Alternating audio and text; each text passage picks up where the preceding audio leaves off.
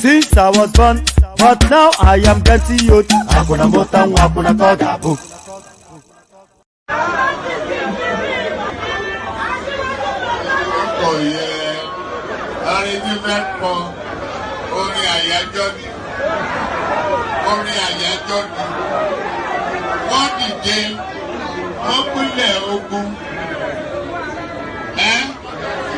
Oye tí mo rí ká bá mi wá yẹn dà.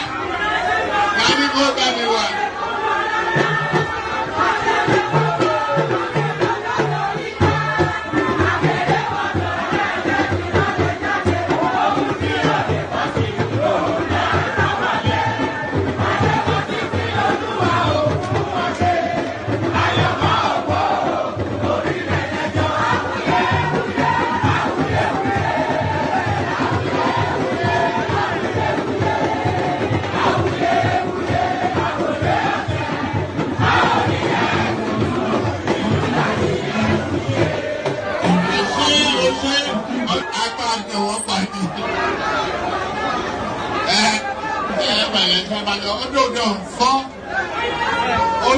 don't fire. I don't tell you, don't tell. I beg you,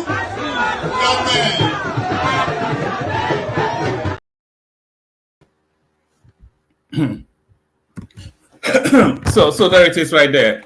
Oh, my skin looks all dried up and everything. And I do drink enough water. I'm not quite sure why I look this way, but well, there it is. It's not a beauty contest, but there it is. So there it is. Here I am. There you are, and here we go. It's freaking me out the way I look somewhat. Yes. Maybe I should put some moisturizer. They say men should be using moisturizers now, so maybe I should join that space. So good to see you. Good to be in your company. And how are you? So good to be in your company. And how are you? Another day, another session. I'm somewhat angered by the first story for this particular session. I'm somewhat angered by it. And the idea of bad behavior being rewarded is something that angers me. But we'll get to that in a moment. Click on the like button just as soon as you're coming in. Subscribe if you... all right, I'll see if I can get that. I'll bookmark that, Babati, and then see if I can get that. So click on the like button just as soon as you're coming in. Subscribe. I think what I really need is more fluid, you know. Click on the like button just as soon as you're coming in. Subscribe if you haven't done that already. Hyperlink that says StreamYard invites you to come join. And the invitation to buy your host cups of coffee is pinned on the comment section.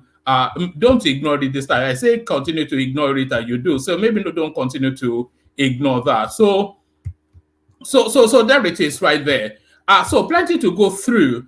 Of course, we did an earlier session where we went through the Atiku Abubakar response to the Supreme Court judgment. It was somewhat predictable, but he landed on two spaces. One thing he said was that it's time for a younger generation to take over. That's the one thing that he did say, which essentially meant some sort of a retirement plan. And he said he was still going to be around, whatever that means. So he can be around all he likes, so long as it doesn't constitute a nuisance to time and space. So that is Atiku Abubakar. So we saw that. So we saw that. But let's go through some of the headlines that we'll be contending with. And there was also one explosive interview between the Arrived TV crew and some element called what's his name again? JESUTEGA ONOKPASA. So JESUTEGA ONOKPASA. So we're going to enjoy that session together. We're going to enjoy watching that together. It's quite explosive, and the comeuppance that a lot of people felt that you will see that RUFAI OSENI is not a journalist after you watch this clip that I'm about to play you in the course of the session. So let's kick it off though with some of the headlines that we will be contending with. So we're back with that vexatious matter again. A girl that forged her WAEC certificate that was then summarily punished by the WAEC space, being put on a 3-year ban in order for her to reflect on her conduct. So that was the punishment that the WAEC space put upon this girl. But it looks as though her clansmen, they have other ideas. Ejikeme Mmesoma secures her international passport, set to travel abroad for university education. So there it is right there. Crime meets its reward. Ejikeme Mmesoma, Mmesoma. Ejikeme Mmesoma is now ready to travel abroad and commence her studies, according to social media.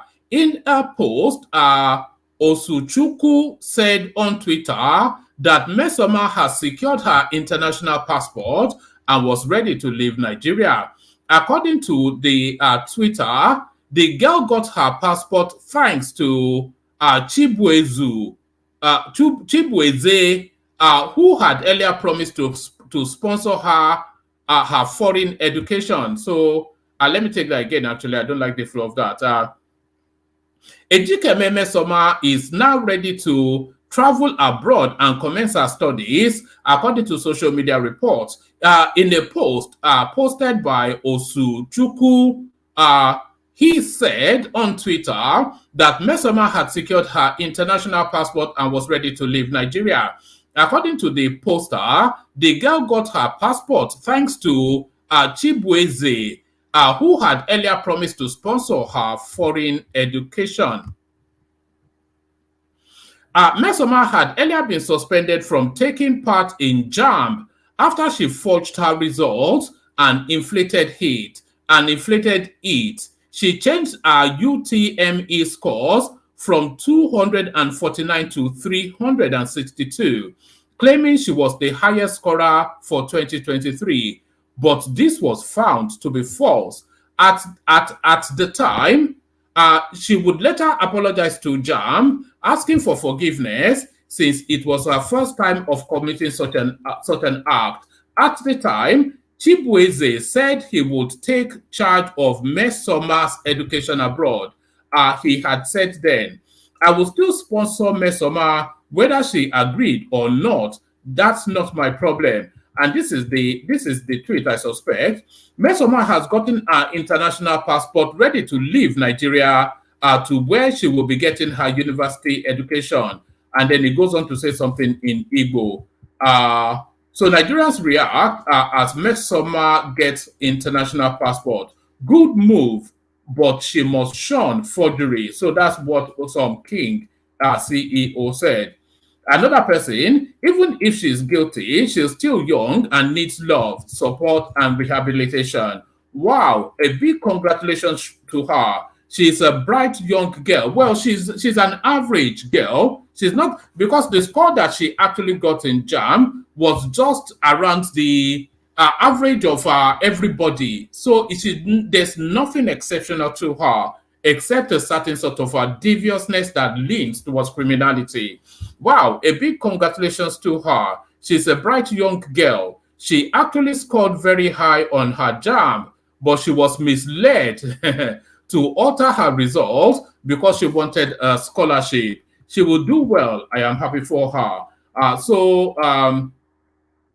In a related story, correspondents reported that 130 students of Deeper Life High School scored 300 and above in their examination. So if they are saying that 130 children from just one school scored over 300, then there is no reason to suggest then that Mmesoma, who scored, what did she score again? There's no reason to suggest, there's nothing to suggest then that Mmesoma, who scored, I'm looking for her score, there's no reason to suggest that Mmesoma, who scored 249, is exceptional or brilliant in any way. She's averagely okay, and that is the sum totality of it. Because if over 130 people in one school are scoring 300 and above, then there is nothing exceptional in somebody that scored to 40.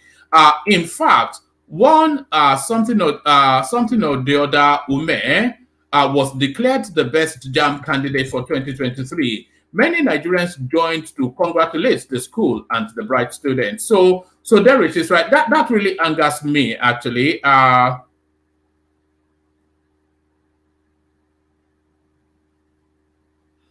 That really angers me, because this girl now, she would then have no understanding that wrongdoing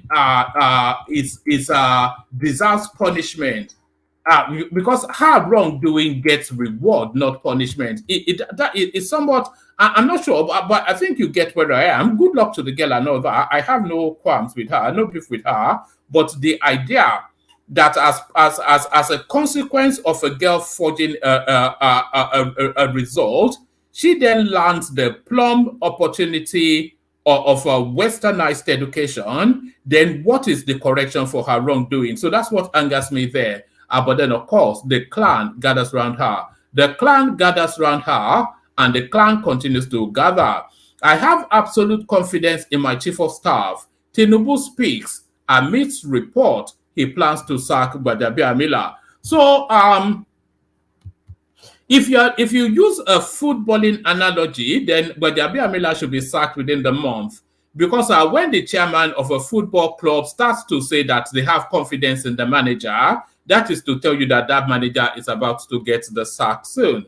I have absolute confidence in my chief of staff. Tinubu speaks amidst report he plans to sack Gbajabiamila.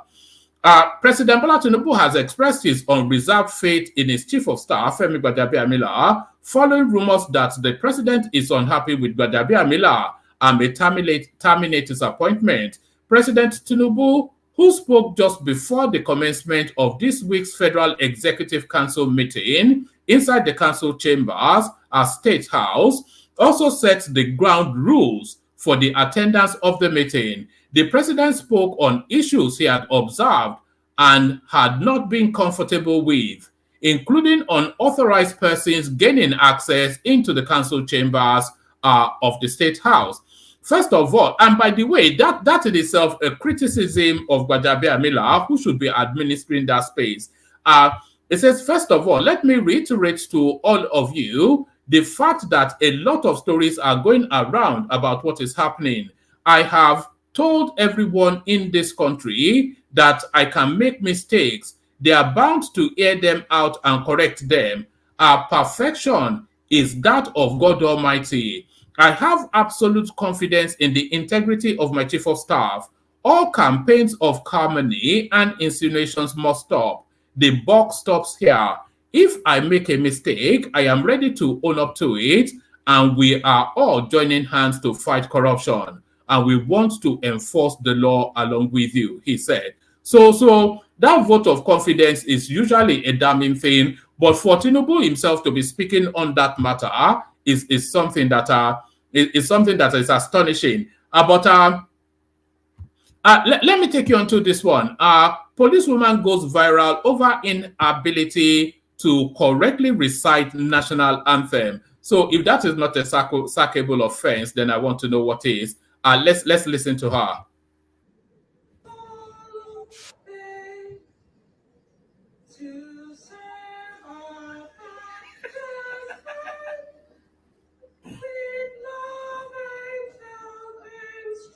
Shit.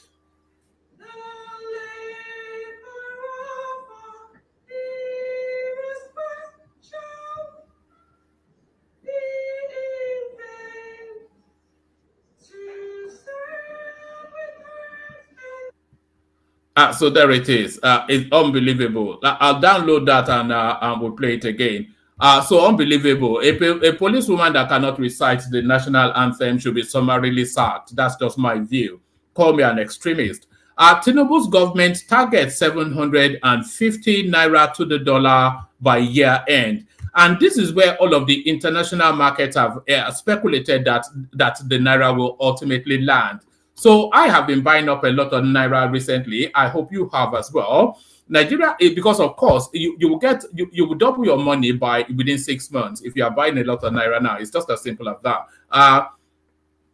Nigeria is introducing a rash of policies, including a crackdown on illegal currency trading, as it seeks to close the more than 45% gap with the unofficial exchange rate of the Naira, with the hope of a fair price of 750 Naira to the dollar by year end, a top official told Bloomberg. The Naira closes at 1,600 and 1,165 to the dollar on Monday, gaining 2.5%. The government plans to clear a backlog of dollar demand, estimated at $6.7 billion, bolster the Naira forward market, and set transparent rules for the operations of the official market. Tayo Oyedele, chair of the Presidential Committee on Fiscal Policy and Tax Reforms, said in an interview with Bloomberg. The plan also includes the expansion to the official market to include all legitimate transactions, whilst snuffing out the illicit black market for foreign exchange, he said. We think all of that will happen before December. So so if they are planning this now, that tells you then by first quarter 2024, Naira will start to gain against foreign currencies again. So just buy Naira now. It's just, that's all I'll tell you. Then come back in January to tell me that I told you so. So come back in January to tell me that I told you so. Let me highlight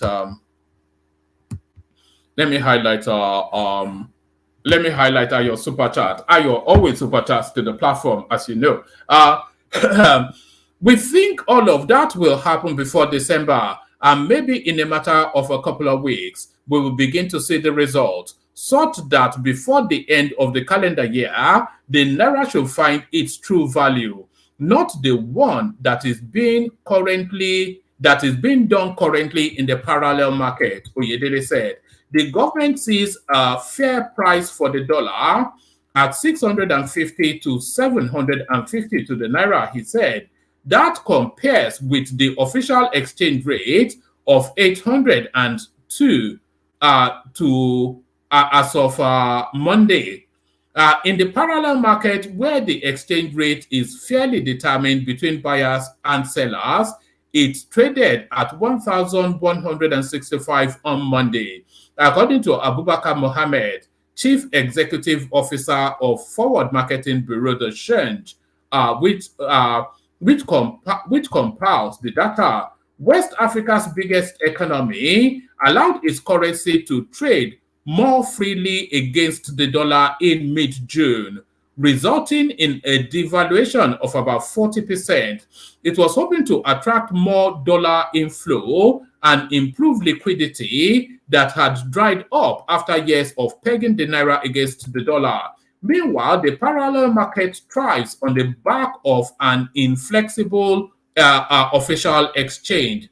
The divergence between the official and parallel market rates means you are sucking liquidity and supply from the official market to the parallel market because everybody wants to make a premium, Oyedele said. And Nigeria expects to receive $10 billion of inflow in the coming weeks to help ease liquidity and clear the backlog of overdue forward contracts weighing on the Naira, the country's finance minister Wale Edun had said. President Tinubu signed 2 executive orders last week to reverse the flow of dollars from the official FX window into the parallel market, Edun said at the summit. One will enable the issuance of dollar-denominated instruments aimed at locals in Nigeria who have dollars, whilst the second is to issue dollar-denominated bonds directed at Nigerians outside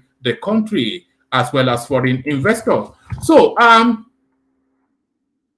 there's still an ambiguity in this, but essentially, this is Tinubu trying to harvest whatever dollars is available within the Nigerian space, both as a geographical entity and as a wider global expression. So it says one will enable the issuance of dollar-denominated instruments to aimed at locals in Nigeria who have dollars. So dollar-denominated instruments is essentially a facilitation for you to bring your dollars, which you're stockpiling in your strong room, into the main market, into mainstream. It's essentially a tool to mainstream illicit money, isn't it? Whilst the second is to issue dollar-denominated bonds directed at Nigerians outside the country, as well as our foreign investors. So there it is right there. You need a brain to run a country, and these people in charge of Nigeria, they have a brain. We just have to say that.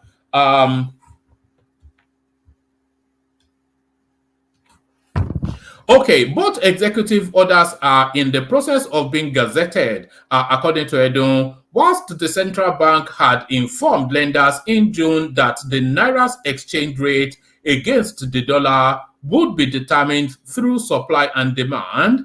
It later appeared to have reintroduced controls to steady the currency after its 40% plunge. So clearly, the Naira is still being subsidized, because if it's trading at the CBN window at 800 and odd, and is trading in the parallel market at 1,165 150 thereabout approximately, then that chasm is a 30 something percent chasm, which is to tell you that the true value of the Naira has still yet not been found. Not the extremity of the parallel market and not the corseted padding out of the CBN, but the value of the Naira essentially as it stands now is between 1,200 to the dollar and 800. So that's where the convergence needs to happen right there.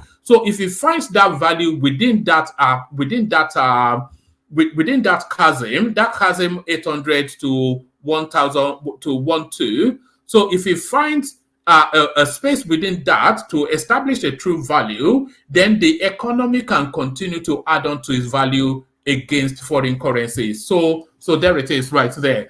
Both executive orders are in the process of being gazetted, according to Edom, whilst the central bank had informed lenders in June that the Naira's exchange rate against the dollar, okay, I think we've done all that. There is a need for clarity on how the market operates, and that is a particular assignment that is in process. Yemi Cardoso, Nigeria CBN governor, who was appointed in September, said in Abuja at a summit. Once that comes out, and people are very clear on what the rules are and what the guidelines are, and they can predict, I think it will go a long way in managing these speculative activities. So a lot of clever people, especially people who have a lot of liquidity, they will make a lot of money within the next 6 months. Tayo Oyedele, federal government to implement new FX rules for fair price by the end of the year. Pardon me, I think we may well have captured that in the previous readout. Tayo Oyedele, chairman of the Presidential Committee on Fiscal Policy and Tax Reforms, says the federal government plans to introduce a new foreign exchange rules, including a crackdown on illicit currency trading. In an interview with Bloomberg, so I think we got all that already in the previous read. So we got all that in the previous read. So hold on, I think the battery is going down on one of my, hold on.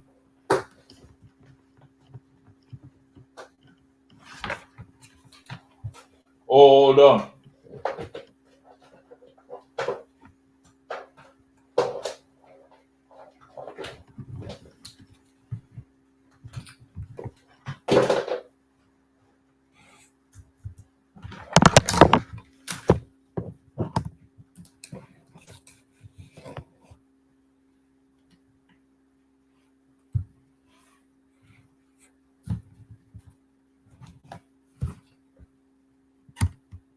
Let me play you a bit of music for a moment. Just for about 10 seconds. Let me sort out this this battery that just went out.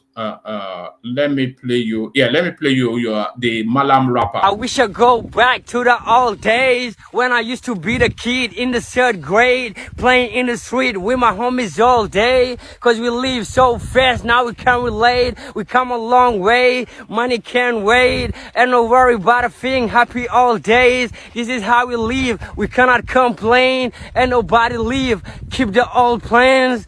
Hey, when I'm better, Mingari Zude Kari Party. Kodomin Moni Domin Darty. Yo, go to phone it, Bonnie Bucket as a party. And when I'm better, Mingari Zude Kari Party. Kodomin Moni Domin Darty. Yo, go to phone it, Bonnie Bucket as a party. Hey, Chua Gamne Welly focus souvenir the film. Hanky Wana Hande Hanky Jamambale Sim. Minyala Fija Nangi Jamaleng in Badatin. On Sahakuran ala Wura Menko Yaro Find. Shifty Namo ala Shifty ala Ind. Idi now will the Iwi. You're shifty Nama. It's quite amazing, actually, the sort of talents that people have. That's a very talented young man right there. But let's go on to... okay, so I think we've captured this, I was saying, in a previous readout. So we skip that, and then we go on to this one. This one is more of a light-hearted one. Those who know would know, but Sheunkuti mocks Jaruma amidst allegations she is in rehab for substance abuse. So I don't have the expectations that a lot of people would know, but this girl right here, she calls herself Jaruma Empire. She's one of those Kaya Mata sort of merchants, but what she is actually, she's a high class to princes globally and all of those sort of everybody's babe, including one of Atiku's babes as well. So this is the person that Shehu is poking fun at. Shehu Kuti has gone on Instagram to mock businesswoman Jaruma amidst reports she's in rehab. In a post shared via his Instagram stories, he wrote that his juju don't catch that prostitute. Then, in a video, he said Jaruma called for him to be jailed when he had an issue with a police officer, and now the sex therapist has been locked up in a mental asylum. So yes, she's never been balanced. Actually, that Jaruma Empire, I have to say that she's never been balanced. So if she's, I don't quite know the backdrop to the whole of the story, but just off the back of that headline, I'm bringing you it. But that Jaruma Empire, she's never been stable. Let's go very, very quickly onto this. If Waziri Atiku Abubakar and Peter Obi both contest again in 2027, President Bola Tinubu will be re-elected, God sparing the life of all three men. The only way Waziri Atiku Abubakar can defeat the incumbent is if Peter Obi does not run. If Waziri Atiku Abubakar does not run, and it is a straight contest between Peter Obi and President Tinubu, because of the Yes Daddy leaked tapes, the president will roundly and soundly defeat Obi. I understand that. I understand this is not what some people want to hear, but they must appreciate that that audio leak has fatally destroyed Peter Obi. The highest he can achieve politically is to be a spoiler at the presidential level. So, of course, RENO OMOKRI, who else but? So that's RENO OMOKRI right there, doing his favorite thing, which is to poke and jibe at the obedience. So we're going to land on this clip next. I wonder if I should just play it now. Actually, let me play the Kegite music, bring the panelists in, and then we'll land on this. So first, let's go to the Kegites,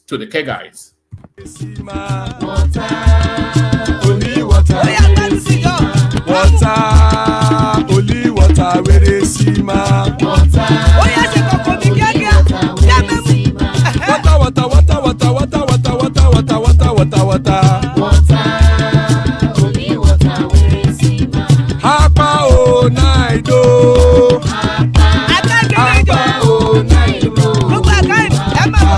Hapa you don't come oh.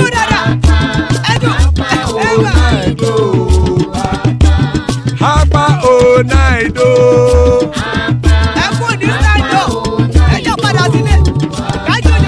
Oro keke elemu ye o.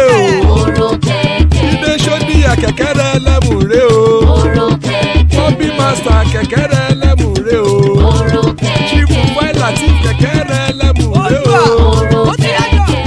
Erukulele elemude. Erukulele egbe elemudodo jare o. Erukulele Ghana ti de egbe ọmọ ẹlẹ́yẹ ẹyẹ o ó dilé o. Odúyẹ̀lá ẹyẹ o ó dilé o. Petrosoname ẹyẹ o ó dilé o. Petrosodunke ẹyẹ rẹ̀ ó dilé o. Ẹlẹ́kọ̀ ọ̀run mú ìní o.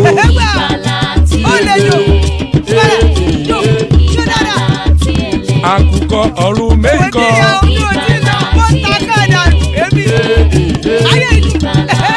Ikú kò ní ríwà àgbéṣe o.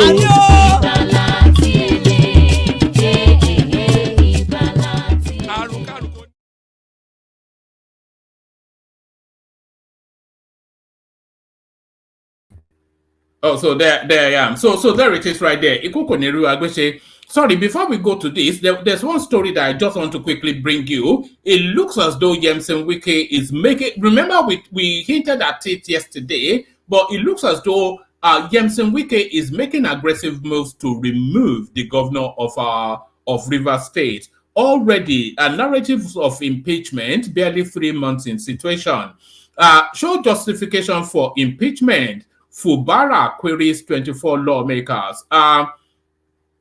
Governor Simi Fubara of Rivers State has asked the 24 lawmakers who commenced a process to impeach him to justify their actions.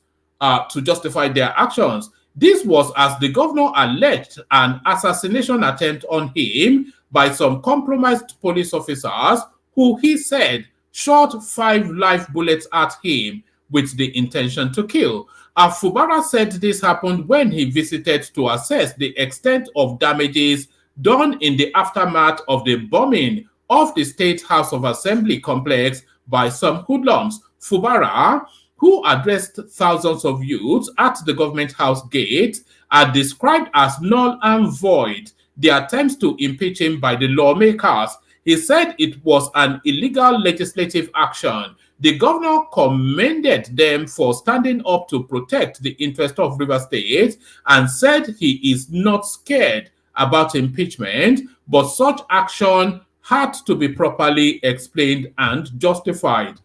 It will be resisted, Fubara said. Let it be on record whoever masterminded the attack at the assembly is trying to divert attention. If Simi Fubara is impeached, I won't be the first, neither will I be the last. But what is important is that any attempt that is not justified will be resisted. Let them come out and tell Rivers people the offense I have committed to warrant impeachment. But my happiness this morning is that the people of River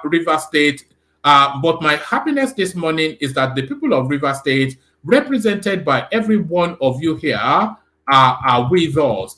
I can go home and sleep. Let me assure Rivers people that we will continue to defend them, protect you, and ensure that they will enjoy the dividends of democracy. Fubara, who visited the complex, accompanied by Rivers youth on Monday, described as unfortunate the attempt by some disgruntled persons to forcefully take over control of the assembly. Also, he condemned the burning of sections of the building of such an important public institution built with taxpayers' money. The truth is that everybody who knows me knows that I am a peaceful person. I can never, ever, even if I am aware that there is a plot to impeach me for whatever reason, be part of such destruction. I am worried that a facility like this that we use taxpayers' money to build will be destroyed for selfish reasons just to please somebody. From what I have seen, even the security is compromised because they were shooting at me directly. The DC operations was shooting at me. So this is Fubara. I'm not quite sure how that story got to this space where they are bombing the state assembly and shooting at their governor in Rivers State.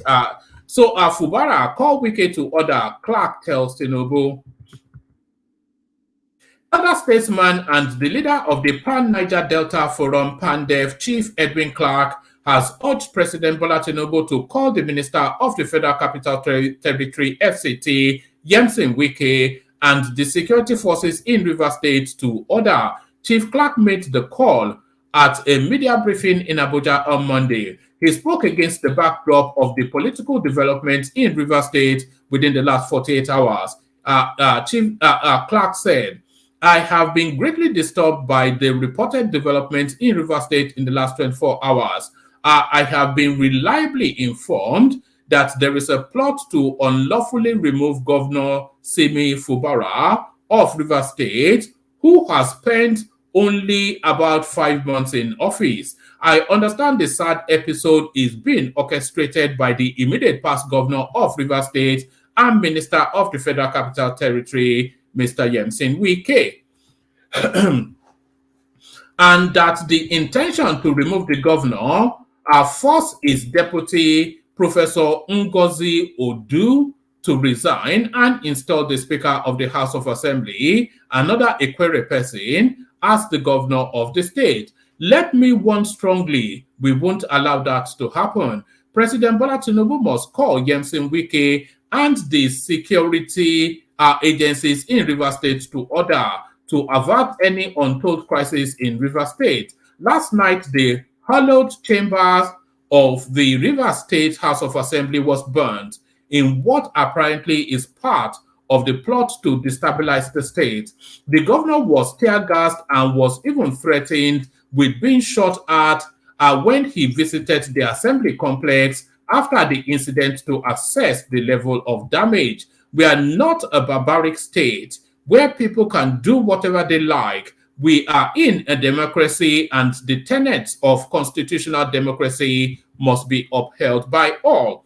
Rivers people have suffered enough political crises. The state should not be allowed to degenerate again into the dark past, and the Niger Delta region by extension. The consequences will be dire for the stability of the region and the national economy. What has Governor Fubara done wrong? Refusing to be further remote controlled. Mr. Yemsin Wike was governor for 8 years. Nobody hassled him.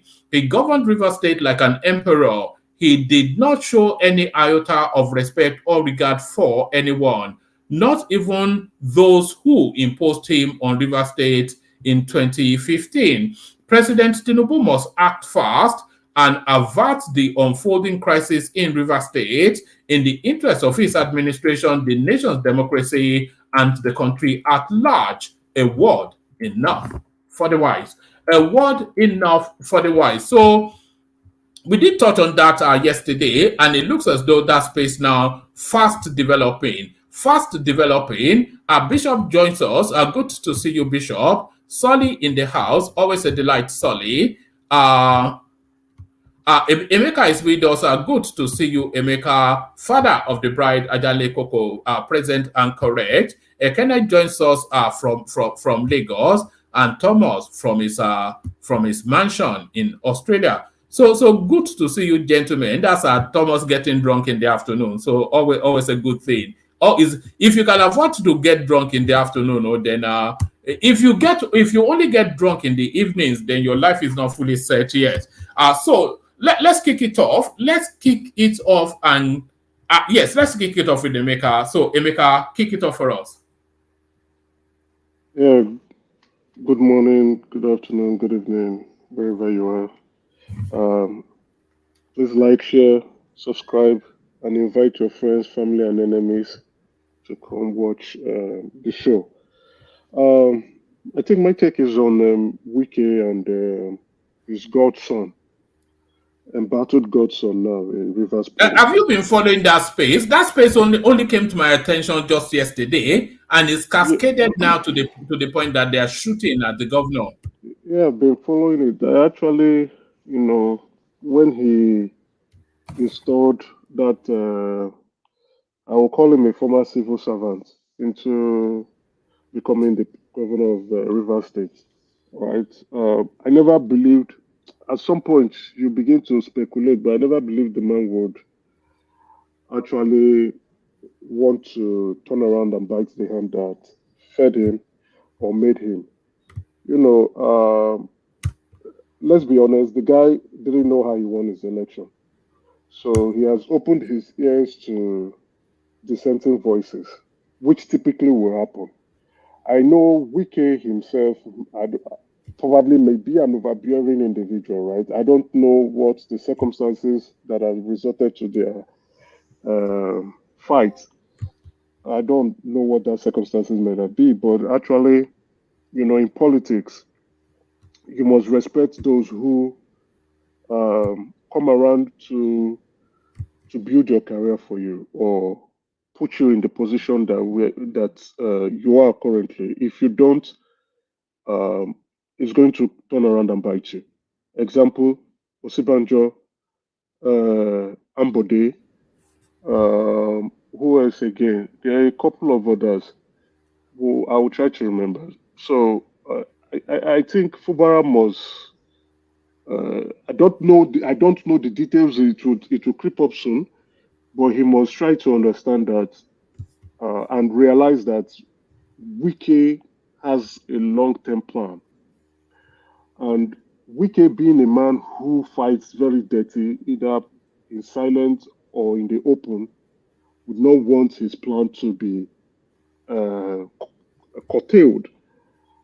And you see, Wike is trying to play the book of Asiwaju, and that the Asiwaju currently our president. And if Fubara does not play ball, it appears Wike's political career in the future may either be short-lived or he may have to find other alternatives. But I think in this battle between Wike and Fubara, there will be only one winner, and that winner will be Wike. But he's moved so quickly and so suddenly, though. The guy is barely 5 months in seat, and they're already looking to impeach him. I mean, what are even the grounds for that impeachment? They're not clear on that yet.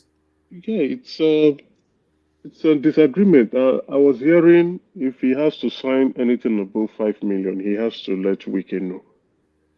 That's one speculation, yeah. But I can't say if that might be the main reason for their disagreement. But for what I can tell is there's a disagreement which is confirmed. That is why you can see the open show of power for the police to be tear gassing and water bombing a current sitting governor. It tells that governor probably does not even understand the security apparatus in the state. So if that's the case, that governor must pick up his phone and begin to call those who can guarantee his safety and security to come into play. I hear the elder statesman Clark calling for the president to intervene. Let's be very honest. Wike is a very strong politician, and the president actually needs Wike. So, in this aspect, let's watch the space and see what happens. It's gone from 0 to 100 very quickly. Burning down the State House of Assembly, shooting at the governor. Yeah, I think the governor people, they are trying to, fight back, and then, Wike, the rumor came out and they are trying to fight back, and Wike now trying to retaliate. What will happen is, when two elephants fight, the grass will be the one to suffer the consequences. The only advice I can give Fubara in politics, he's not a politician. He's a civil servant. He needs re-election again. He needs to be very, very careful. He must humble himself and remove dissenting voices that are creeping into his ears, talking and whispering into his ears. It won't help him in any shape, form, or manner. He must pick up his phone and straighten out all disagreements that he has with his godfather. And even if he has a pushback, explain what those pushbacks are, and he's not like Wike has not been a governor in the past. Wike understands what it means to being a governor. So they can iron out their differences. He must express humility in power for him to have that longevity that he's dreaming of, or else his career will be cut short. He might not get. So you see, if it's Ashwaju will probably just. But really, it's a narrative. A lot of these governors, we're seeing now governors being in seat, not in power. So if he's not in power, then what's the point in him being governor? If he's been oversighted and remote teleguided by Wike in Abuja, then he might as well just pack up his bags and go home. Well, even if he's fully in power, actually you are still serving the people, right? So, and then if he knows how to win an election, then let him go win an election. Politics is about power. This man didn't know how to win an election. He didn't even campaign. It was his predecessor, his godfather, that was campaigning for him and raising his hands at every occasion. I watched his campaigns exercise properly, The man didn't speak much. He barely spoke. He barely spoke. So, does he know how he won his election? No. Somebody did it for him. And if you don't know the road, you must dobale to those who know the road and those who installed you. I hear there's also an advisory council in River State. So he must go to those people and begin to broker the peace, or else there's only one thing that is sure. If he does not sort the peace out, he will leave that place. Wike is not the kind of man you want. And I think the former governor of Ekiti State, Fayoshe, sorry, rather, also gave him an advice. And apparently it appears that that's the same thing that's happening. Wike will fight you dead. Even it probably go spiritual with you. Just because you are not there. And Wike said it. He said it openly. He said it. You know, when you see somebody who is telling you that this is what I will do, and Wike is the kind of person that will tell you what he will do to you. And if you fall by he will do it. So I think the current governor of Rivers State is going to be making a very big political mistake for himself. He must, regardless of whatever anybody is telling me, oh, this is politics. And I like to be realistic with politics. I don't like those echo chambers of people who don't understand politics and begin to speak nonsense and say, why is Wike coming to come? No. Politics is about power. Politics is about broken power. Politics is about understanding power. Politics is about knowing how to use power. So if you do not do that, things will go wrong for you. It's the reality of life that we live in, and we must say what reality is. That man, Fubara, did not know how he won his election. So if he thinks that being governor is important for him, he must humble himself, or else he would lose that seat. Yes, he can go to court and do whatever he wants to do. But once it comes to re-election again, they would not give him that place, except he brokers the peace. Let's be very honest. People can say what they want to say. Wike is overbearing. And what is he trying to do? He wants to control the governor. But that was what he said, technically, when he was campaigning for the governor. He said it openly. So it's like you have a deal. You are obliged to honor the terms and regulation of that deal. And if you can't, then you leave. You see why people, when people are running around for sponsorship, oh, sponsor me, I will do everything. Nigerians can't be trusted with power. That's the problem we're having. Not only that, even if you have a business and you put in Nigeria in that business, operate this business for me while I provide some oversight function, or I'll be coming to check what is going on. You find this individuals stealing from you, misappropriating funds, and not doing the day-to-day operational tasks that is required for them for the survival of that business. It is a Nigerian trait that we have. I don't know where we got that trait from, and it is really bad. Nothing is more sad than when you have entrusted property or trust into someone, and that person violates that trust or begins to behave in a manner that does not conform to the agreement that you've had with this individual. So if you see what happened to Ambode, as soon as you left Ambode re-election, they took him out. If people have gathered together to make you either a public officer or a politician or a statesman or a governor or legislator or whatever, and they have set some agreement for you, please honor that agreement. It is politics. If you want longevity in politics, if it is a career that you have chosen for yourself, you must obey those terms and regulation. Else, then don't go into politics. Step aside and go look for something else to do that will benefit you and your family.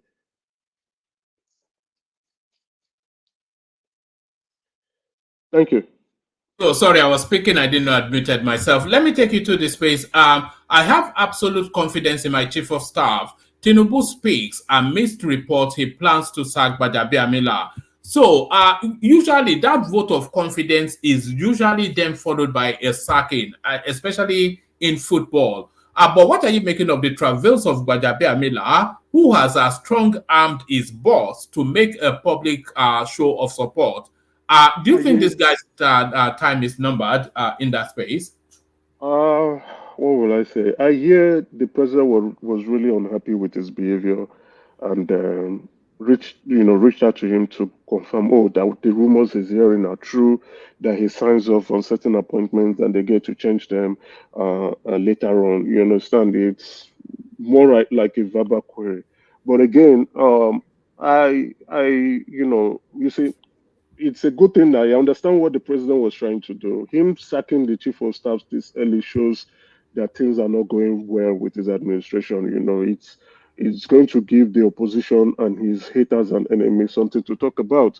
So him expressing vote of confidence shows that whatever, regardless of what you are saying, I still trust my chief of staff, despite the fact in-house he might probably would have given him a tongue lashing and admonish him for his behavior and probably a second chance to tell him you have to curtail all your excesses and stop the nonsense. Else, you're only exposing yourself to me firing you or telling you to go or shipping you off to some ambassadorial appointment in one godforsaken country in the world. So Baja needs to. We've complained about this in this space. There've been some form of weaknesses. There've been some form of some errors that have occurred that that are eye-opening. That you look at it and say, "Come on, what's going on here?" We've also expressed our disappointment in his conduct, and many of us here in this space have called for his sack or removal. And I've been looking at it, and I've been saying probably there's no coordination between him and this Secretary of the Federation. But apparently, it seems like the weakness was deliberate from his end. So he, on his own, due to probably the rumors we're hearing, is trying to embarrass the president. Maybe not deliberately. I don't think they are deliberate, but when we begin to impose ourselves self-interest before the nation's interest, then you begin to see these issues creeping up. So for Baja, I think the rumors were he has been admonished, he has been shredded by the president, and informed not to behave in such manners anymore. So possibly would see some change from him and his own staff, I believe so, and those who might be around him for one form or the other to gain some advantage. And if that behavior or character does not change, I think it only leaves the president with only one option other than to just get him removed or fire him. All right, Emeka, there's a story fast emerging. A lot of people are actually sending it to me via Instagram, and it's flooding the news cycle as well. Let me read it out to you. You give a brief response to it, and then I'll move the conversation on to Bishop, and I'll open Bishop up with the exchange between RUFAI OSENI and JESUTEGA ONOKPASA. So let me bring you this one first. Quite a few people have sent this in already. He has rights. He has privacy rights. FBI CIA rejects request for Tinubu's record. So this is being widely reported. The United States Federal Bureau of Investigation (FBI) and the Central Intelligence Agency (CIA) have declined requests to make information about President Bola Tinubu public. The two U.S. agencies said Tinubu has privacy rights that should be considered. Responding to a motion by Aaron Greenspan, an American who is seeking a reconsideration of an earlier ruling, the law enforcement agency said the plaintiff is merely seeking to re-argue his position on which the court has already ruled. The agency asked the court to deny the plaintiff's motion for reconsideration. The court properly characterized that motion. The court properly characterized that motion as a motion for a temporary restraining order and determined that plaintiff did not satisfy his burden of showing that he will succeed on the merits as to freedom of information exemptions and irreparable injury is likely, and the balance of equity favors him, and granting the motion would further the public interest because Tinubu has privacy interest that should be considered, etc., etc. So it looks as though the FBI now rejecting and the CIA rejecting now this request for them to unlock Tinubu's files. So what do you make of that, Emeka? Yeah, I knew this was never going to see the light of day. Irrespective of whatever information the FBI or the Justice Department might have had or kept for President Tinubu, and even those who are in the United States, or if you've become a matter of interest to the US, the FBI or the CIA opens a record on you, and they begin to store information about you. We don't know the nature of the information that they have, but I knew it was never going to see the light of day due to specific, we've discussed about this. Then, but again, those who are behind, we know those who are behind this ghost chasing adventure and expedition. David Hunde tweeted today again. We know he's behind this through his U.S. contractor Aaron Greenspan, and he said he was moving in silence to see how he can unveil the information. But at some point, it appears some journalists got wind of it and they escalated it out to the public and people, and then the Tinubu officials decided to see what they can do. David Hunde, he thinks too highly of himself. And his asylum claim, all these, I like to look at the end, begin with the end in mind. Why is this person doing this? And I think I was one of the first, but due to information that we got before even Tinubu came into power, right, that David Hunde has been looking for a way to gain asylum in the United States. And there's one thing, if he's listening, or those who are listening who are close to him, let him know. The UK has rejected his asylum. Once the UK rejects his asylum, there's nobody. Australia, United States, Canada, where again, they will never grant him any asylum. He should just mind his business in Ghana, and even the Ghanaian authorities are looking for a way to even cancel his asylum claims. All this he's trying to do is to see how to publish, if he could get the information, publicize it, and then begin to claim that they're after his life. Nobody's after him. The government, I get David Hunde, know this and know this for once. If you with your young cheap brain, the government know you want to claim asylum. They are not coming after you. Nobody is interested in you. The Buhari administration knew way back that is your end goal. Nobody is after your life. Nobody is interested in you, and nobody will grant you that asylum that you are looking for. You will rot in Ghana, and at some point you will come back to Nigeria, and nobody will answer you. So continue your begging on Twitter and on paper. Go and do a GoFundMe so that your fans can begin to sponsor your fictitious writings and claims, or you can write some Nollywood script so that they can play movies on it and pay you off. So forget the nonsense you are saying. The government is aware way back when you release that intelligence report on the military close to Niger. They were aware. If they wanted to pick you, they'll pick you in Hodei. They know where you live in Ghana. They know where you are. They don't want you. They don't need you. So stop this nonsense. Stop feeling that you are too important. You are nothing. You are just a young, hungry journalist. You are nothing. So I knew you. When I read, I just laughed. I knew this was never going to see the light of day. What I just said is, are these people not tired of losing back to back? If they are not tired of losing, maybe it will occur to them that you are wasting your energy, you're wasting your time, and as well, you're wasting the small resources that you have. Go and get a new occupation. If you don't know how to write, go and learn how to write. Do something new with your skill set and move on with life. The president has a country to run, and we have a country to build. So that is the main focus at this point in time. For those who are hating, be my guest. Enjoy the rest and cry for more 8 years. Salon. All right, brilliant. Well put. Thank you. Hold steady, Emeka. Emeka, watch this clip, and then off the back of this clip, Bishop picks up. It was quite an explosive exchange between this character here and RUFAI OSENI. I suspect you've already seen it, but let's watch it together. Totally uncalled for, unpalatable. Okay, Mr. ONOKPASA, I would like to come in here. You know, Mr. ONOKPASA, they are unnecessary.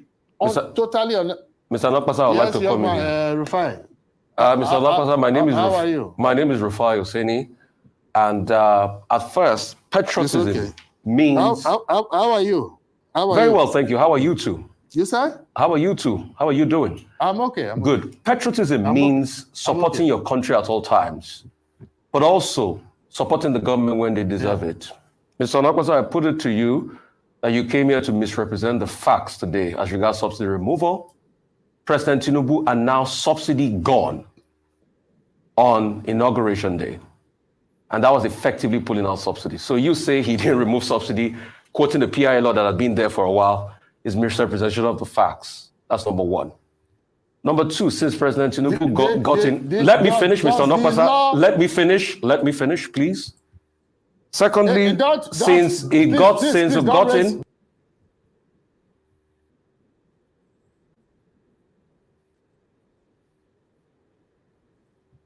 So since President Tinubu got in, since President Tinubu got in, the economy. Out of your studio if you raise your voice at me. Mr. Talk to ONOKPASA, me respectfully. you may will take your decision if you want to. I'm asking a question. You might decide to walk out if you want to. Mr. ONOKPASA, since President Tinubu came in, the economy has tanked. It's at an all-time low as we speak. It has not. It has not. Let me finish my question. Mr. ONOKPASA, let me finish my question. You are a liar. Mr. ONOKPASA, moderate yourself, all right? Moderate yourself. Do you know what you are doing? Good. Listen to me. You're not Secondly, right. Do you know what you are doing? Since President Tinubu came in, the economy has tanked. You are pretending to be a journalist. The indicators are there. What is the matter with you? Since he came in, the indicators are there. Number one, the cost of the dollar to the Naira. What is the matter with you? The cost of the dollar to the Naira has tanked tremendously as a result of the fluctuation of the currency. All right, that's one. Is that Tinubu's fault? Don't you know why Naira tanked? I'm still asking my question. Secondly, Naira it's been an because of your friends. Because it's been an all-time malaise in the economy as we speak. Cost of living gone up tremendously. All right, and things are really, really south for the economy. So in all of this, it's been a slopey downward spiral. What would you have to say about all of this, Mr. ONOKPASA? Thank you very much for that question, RUFAI OSENI. Please, Dr. Ruben Abati and my adorable in-law, Mrs. Mairese, does anybody have a more reasonable question for me to answer? Because I am not dignifying that insulting question from RUFAI with a response. I am not. Mr. ONOKPASA, I will see that you are bailing on my question, and it's all right. It's all right for you to bail out if you don't want to answer it. But I'm not evading your question. Listen, please answer it if you can. RUFAI, listen to me. This is not animal psychology. You see that you see the way he's laughing at a guest who is displeased and upset about his conduct, and this guy purports to be a journalist. It is law, okay? If you want to be a journalist, you can be a journalist, and you should learn the ropes for those ahead of you. Mr. ONOKPASA, answer my question. You can never. Mr. ONOKPASA, answer the question. Dignify yourself. Mr. Jegu says that dignify yourself and answer the question. My God. Dignify yourself. Please, can we have peace? Dignify yourself and answer the question. Can we have peace in the studio? My God. Can we have peace? What's wrong with this badly brought up little boy? Mr. ONOKPASA, disrespect me. Mr. ONOKPASA, please calm down. Mr. ONOKPASA, I didn't disrespect you for the last. I just asked a question. Please, Mr. ONOKPASA. You disrespected me. Okay, do we end this program now? One of you will not allow me to talk. Should we end the program? No, there's a breakdown of law and order. Please, Dr. Basi, go No, ahead. maybe we should just end it. No, we can end it. No. Go ahead, Let's Dr. go Basi. ahead, please. I'm appealing. Call for Okay, we'll take a short break. When we come back, the program will continue.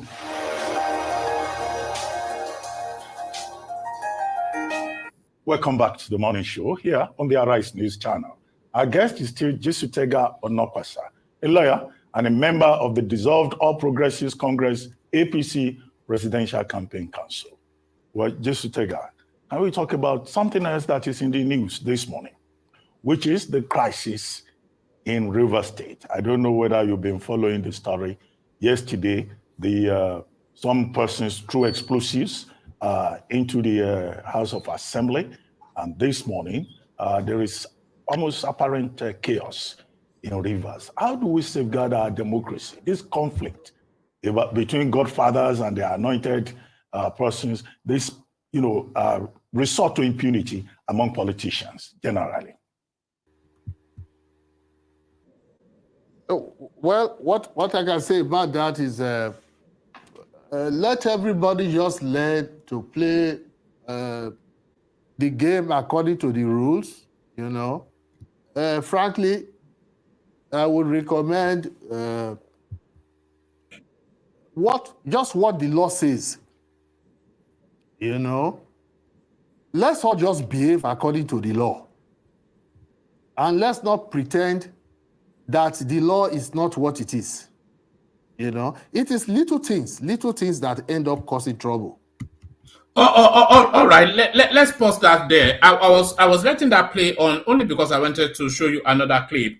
So, Bishop, you would have seen this. I struggle to understand why RUFAI OSENI continues to straddle the studio and continues to be rude to senior members of society. So you might well say this is a one-off. Maybe it's having a bad day. But what days? Two things. Good to see you again, Mr. Peter Fayashe. Oshokomola himself, Peter the Rock. All you have said. Thank you very much. All you have said is a justification of continued illegality in our country. And a lot of people are taken aback because also you yourself have been secretly recorded by an army captain when you were hatching out election fraud plans yourself in 2014. And we all remember that experience. So is it that we should continue in that now? And I also like to ask you this honestly. If another person apart from Bola Ahmed Tinubu you supported won this election, would you come on air and say all of these things that you're saying that people should move on without justice? You try to just rationalize what happened in Lagos. Yes, it happened in other parts of the country, but the killings, the hurts, the laceration of people's body and the likes, that happened in parts of the country, but most importantly, what happened in Lagos. So should we justify this now because it favors people that you were in support of? Can I just correct you there? I take exception to your claim that I was secretly recorded, and I take exception that nobody has proven that. Yes, I can be recorded, but nobody will ever say to you that I said they should go and rig an election. And I want to say to you, I've avoided touching on this area. When you are talking about Nigeria, let us start with the press. And let us start with your person. You recall the incident on the bus lane and you attack on the police. That shows that you, as a journalist, a public analyst, somebody who is supposed to live above board, is not equally living above board. And he that must come to equity must have clean hands. I read a lot and I listen to your comments. I feel, like I said, we need to sit back and correct a lot of things. But you give me a right of rebuttal. Let me go to your question again. You give me a right of rebuttal on the bus lane incident because I put it to you, sir. You don't know the full story of what happened. Excuse me. If you give me a right of rebuttal, and go ahead. If you go that lane, we will not make a sense of this program. I was invited by your station. If you didn't touch something that impugns on my personality, I will not give you an answer to that. So if you're asking a question, I told Ruben about it yesterday, and I specifically complained about you and your attack on the people you don't believe in as a politician. No, I have a right to do my job. You can't complain about me to my colleagues. All right, so Bishop, that's RUFAI OSENI, the nemesis of anybody that is not obedient. Why is this guy still straddling the studios, and why are we being subjected to quote the words of that gentleman, JESUTEGA ONOKPASA? Why are we being subjected to the vagaries of this ill-brought-up boy, as he described him? Bishop. Yeah. Good evening, gentlemen. Good evening, fellow Nigerian compatriots, wherever you may be listening from. Thank you once again for joining this platform. Please click on the like button. That's the least you can do for this platform. You can take a step further to subscribe if you have not already done so. I expect everybody that is listening to have subscribed. Anyway, thank you, one man. It's amusing. I mean, I think, let's say we are starting on a very amusing, pleasantly amusing, even though it's sad, because it happened repeatedly. It happened before, it's happening again, and it will happen again. You know, as you were just playing it, something came to my mind. I'm struggling to remember the name of that the principal character in The Way the Cookies Crumble, by what's this guy's name now? The one that is popularly called James Hadley Chase. Yes. Rene something Bragg or whatever. Remember, there's this guy that was planning that heist. That one that was planning that robbery. The one that Tom Lesky eventually busted. You know, it just the narrow story of the way the cookies crumble. I think that's the part. I mean, pardon me, my story is not adding up because I think it's been over 40 years I read that novel. That's just exactly the trajectory that RUFAI is going. I don't have anything personal, but it's very uncouth and very unprofessional. Yeah, given that he's not a trained journalist, there are 1,001 other persons that are operating in that sphere that are not trained or professional journalists, but they know how to conduct themselves. So apart from not being well trained as a journalist, he's always displayed that he's not well brought up, as Mr. JESUTEGA ONOKPASA rightly pointed out. It's always very too combative, you know, denigrating. Of course, he has his own. Why do you think? Why do you think Arise TV continues to keep him in situation? Why do you think somebody like Ruben Abati, who knows behavior and he knows better behavior and he knows that that guy is not suited, why has Ruben not taken a stance, and why is Arise TV continuing to keep him in situation? See, let me tell you why. I will answer one or two of your whys. I know there are so many whys in your question, but one of the whys is that they have they actually looked at it and weighed it from the crowd is pulling. You know, a lot of people. I mean, we didn't know. So a lot of people is pulling a lot of crowd. What do you call it? Traffic towards them. I mean, look at how many awards he's been given in recent times. Are you sincerely telling me that serious-minded veterans in journalism or veteran journalists will sit down and think there is anything that is worthy of celebration? Oh, here we have people that idolize and celebrating too. So for me, it's just a question of, I'm echoing. I don't know if somebody, hello? Okay, I think it's gone now. So for me, I think I just pray that RUFAI will not fuck himself. Hello, are you there, woman? Can you hear me? Can anybody hear me? Yeah, Bishop. Okay. Sorry for that. So for me, I think it's sad and unfortunate. I expected, and I think I tweeted to Ruben Abati a couple of months ago when he started all this this is misbehavior.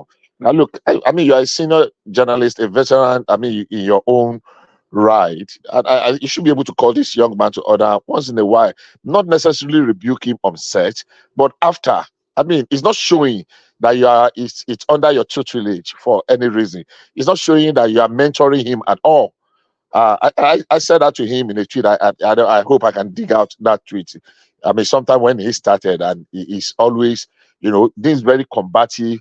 I mean, what is this language? As I put it to you, and you're very, very combative. That's not how to practice journalism.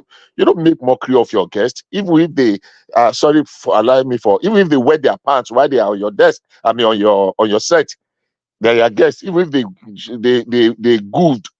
In some instances, it's not in your place to kind of deliberately want to psychologically dismantle them, laughing at them in such an in decorous manner. But hey, like I said, people are celebrating him out there, and I think he's the king of journalism in Nigeria today. Honestly, that's how he feels, irrespective of what you, me, or anybody says, because there are people that will not remove emotion. They will think, well, I saw one. I saw an exception. Somebody that's very obedient. That he said he puts him off. So for me, that's his way. He's very famous for it. His notoriety. He's more famous for his notoriety than anything he does. And the only one that pains me is this: he pretends to be a patriot, but honestly speaking, anything that is evil about Nigeria delights.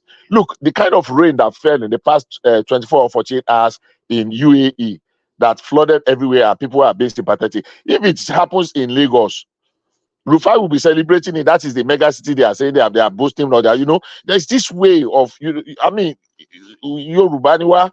So there is the way you will see he very denigrating, very insulting. So, but that's what they are celebrating. So I have no power over that. I'm just amazed that Ruben is associated with the, I don't want to use that word shenanigan, because shenanigan has caused enough trouble for today.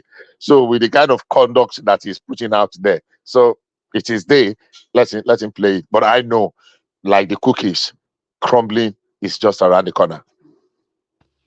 And I, man. Yes, please. Look at his dropout. Okay. Yeah. Can I say? Yes. Go ahead. Okay. So, but if we really want to be fair, I think both of them have to be blamed. Question that RUFAI was asking him was not too much for that guy to react the way he did. He should have, So sorry, hold on, Richard. Stay muted because your thing will feed into the. Let Ajale Koko land, then come in after him. Yeah. Carry on, Ajale Koko. Okay. So I was saying we have to be fair. Both of them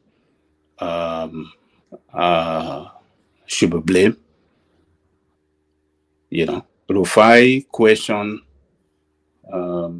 does not warrant the way that guy reacted. He didn't even want him to land. He was interrupting him. Was RUFAI right to be laughing at the guest who was clearly upset? Hold on. Before the laughter, Buhari was posting question to him. He should have acted like... From Daura? Can you hear me? Yeah, we can hear you. Hopefully you can hear me. Carry on. I'm hearing you. I said, Buhari... Is it Buhari from Daura? Oh, okay. Instead of RUFAI, I'm saying Buhari. Yes. Okay. I was wondering what is the Daura in this now. Okay. So RUFAI was the man did not even allow RUFAI to land. He was interrupting him. He didn't want him to land. So he acted immature there. He should have allowed him to land and then answer the question easily, But RUFAI laughter for that man refusal to answer his question, making mockery of that man, that was very, very unprofessional, very, very unethical. So I think both of them should be blamed. Rufai should be blamed for laughing at and mocking that man in the studio, their guests. That is very wrong, unethical, unprofessional. But that man too acted very unprofessional too. A leader of a party didn't want somebody to ask him a question, particularly a very, very sensitive question, a question that really border on what is happening in Nigeria. Hold on, Adale Koko. Adale Koko, can you hear me? Yeah, I'm hearing you. The guest was not actually, it wasn't faced by Rufai's question. He was faced by Rufai's tone, which was loud and somewhat condescending. And Rufai started in a certain tone of voice that already had that man's back up. And that man was inviting him to pull back that tone of voice. But Rufai continued to hammer it and started to mock him and laugh at him. That is where that man acted immaturely. Look at when Rufai was asking questions from Fayose. See the way Fayose was very calm. He was calm. He allowed him to land before he now gave it back to him, punch him in the face. Fayose punched him in the face by referring to the nonsense that he did with the police.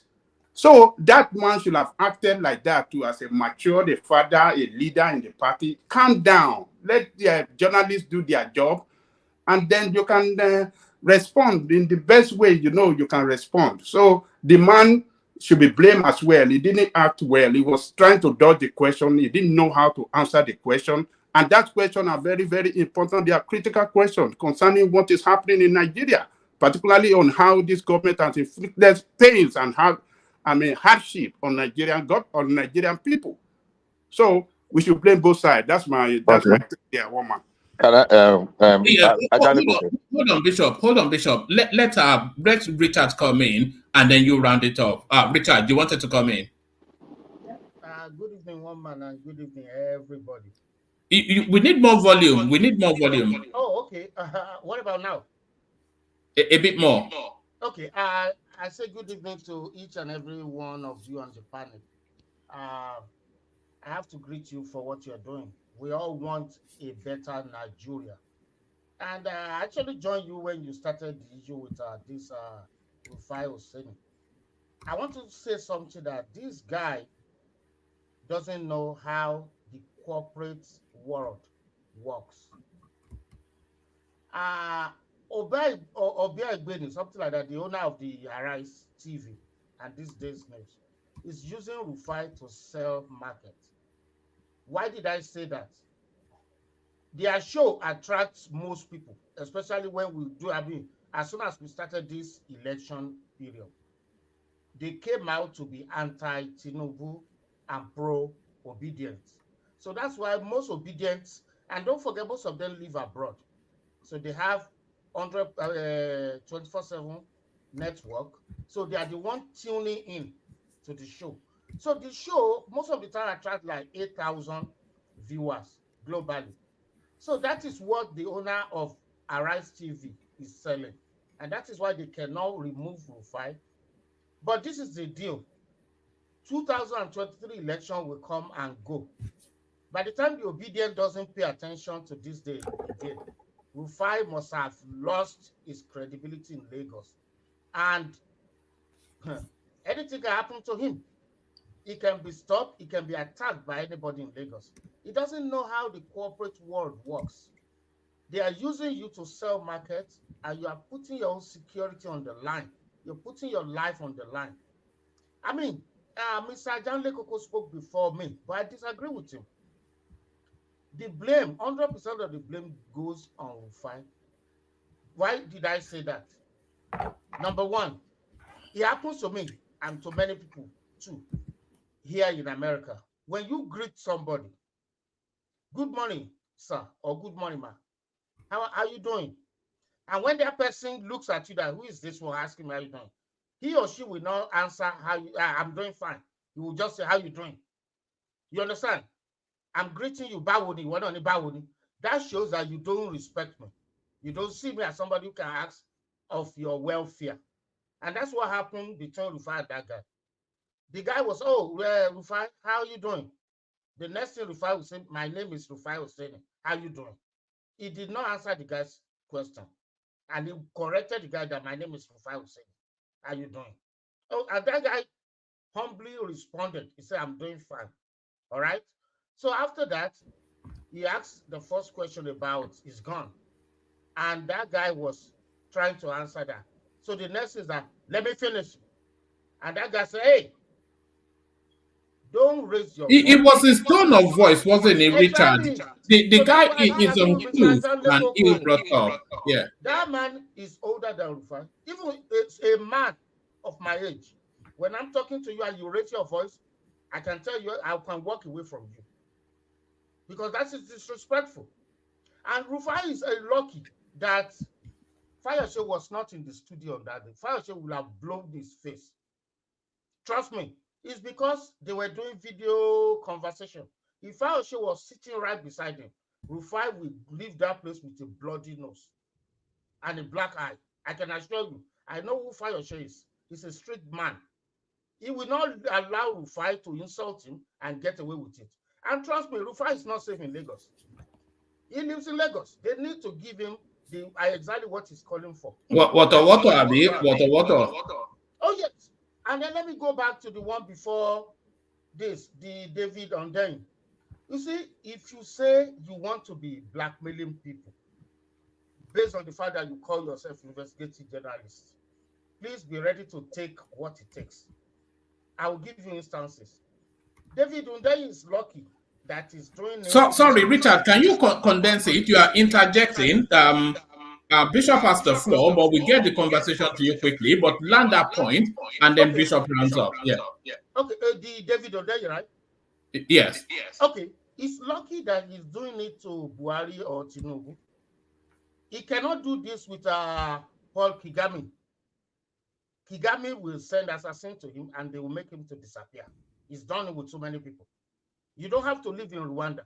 They will follow you to wherever you are, and they will give you the punishment. You cannot say because you have freedom of speech. Where is this guy from Australia, Snowden? They locked him up. They're not going to try him. America will not release him. They will not let him go free. So if you think you can be digging your hands into public things, be ready to take the result that follows. So let me rest for now and watch the other people. Thank you. All right, thank you. So we get back to Bishop to round up that space. But on our way to Bishop, I would invite everybody listening to have a look at the screen.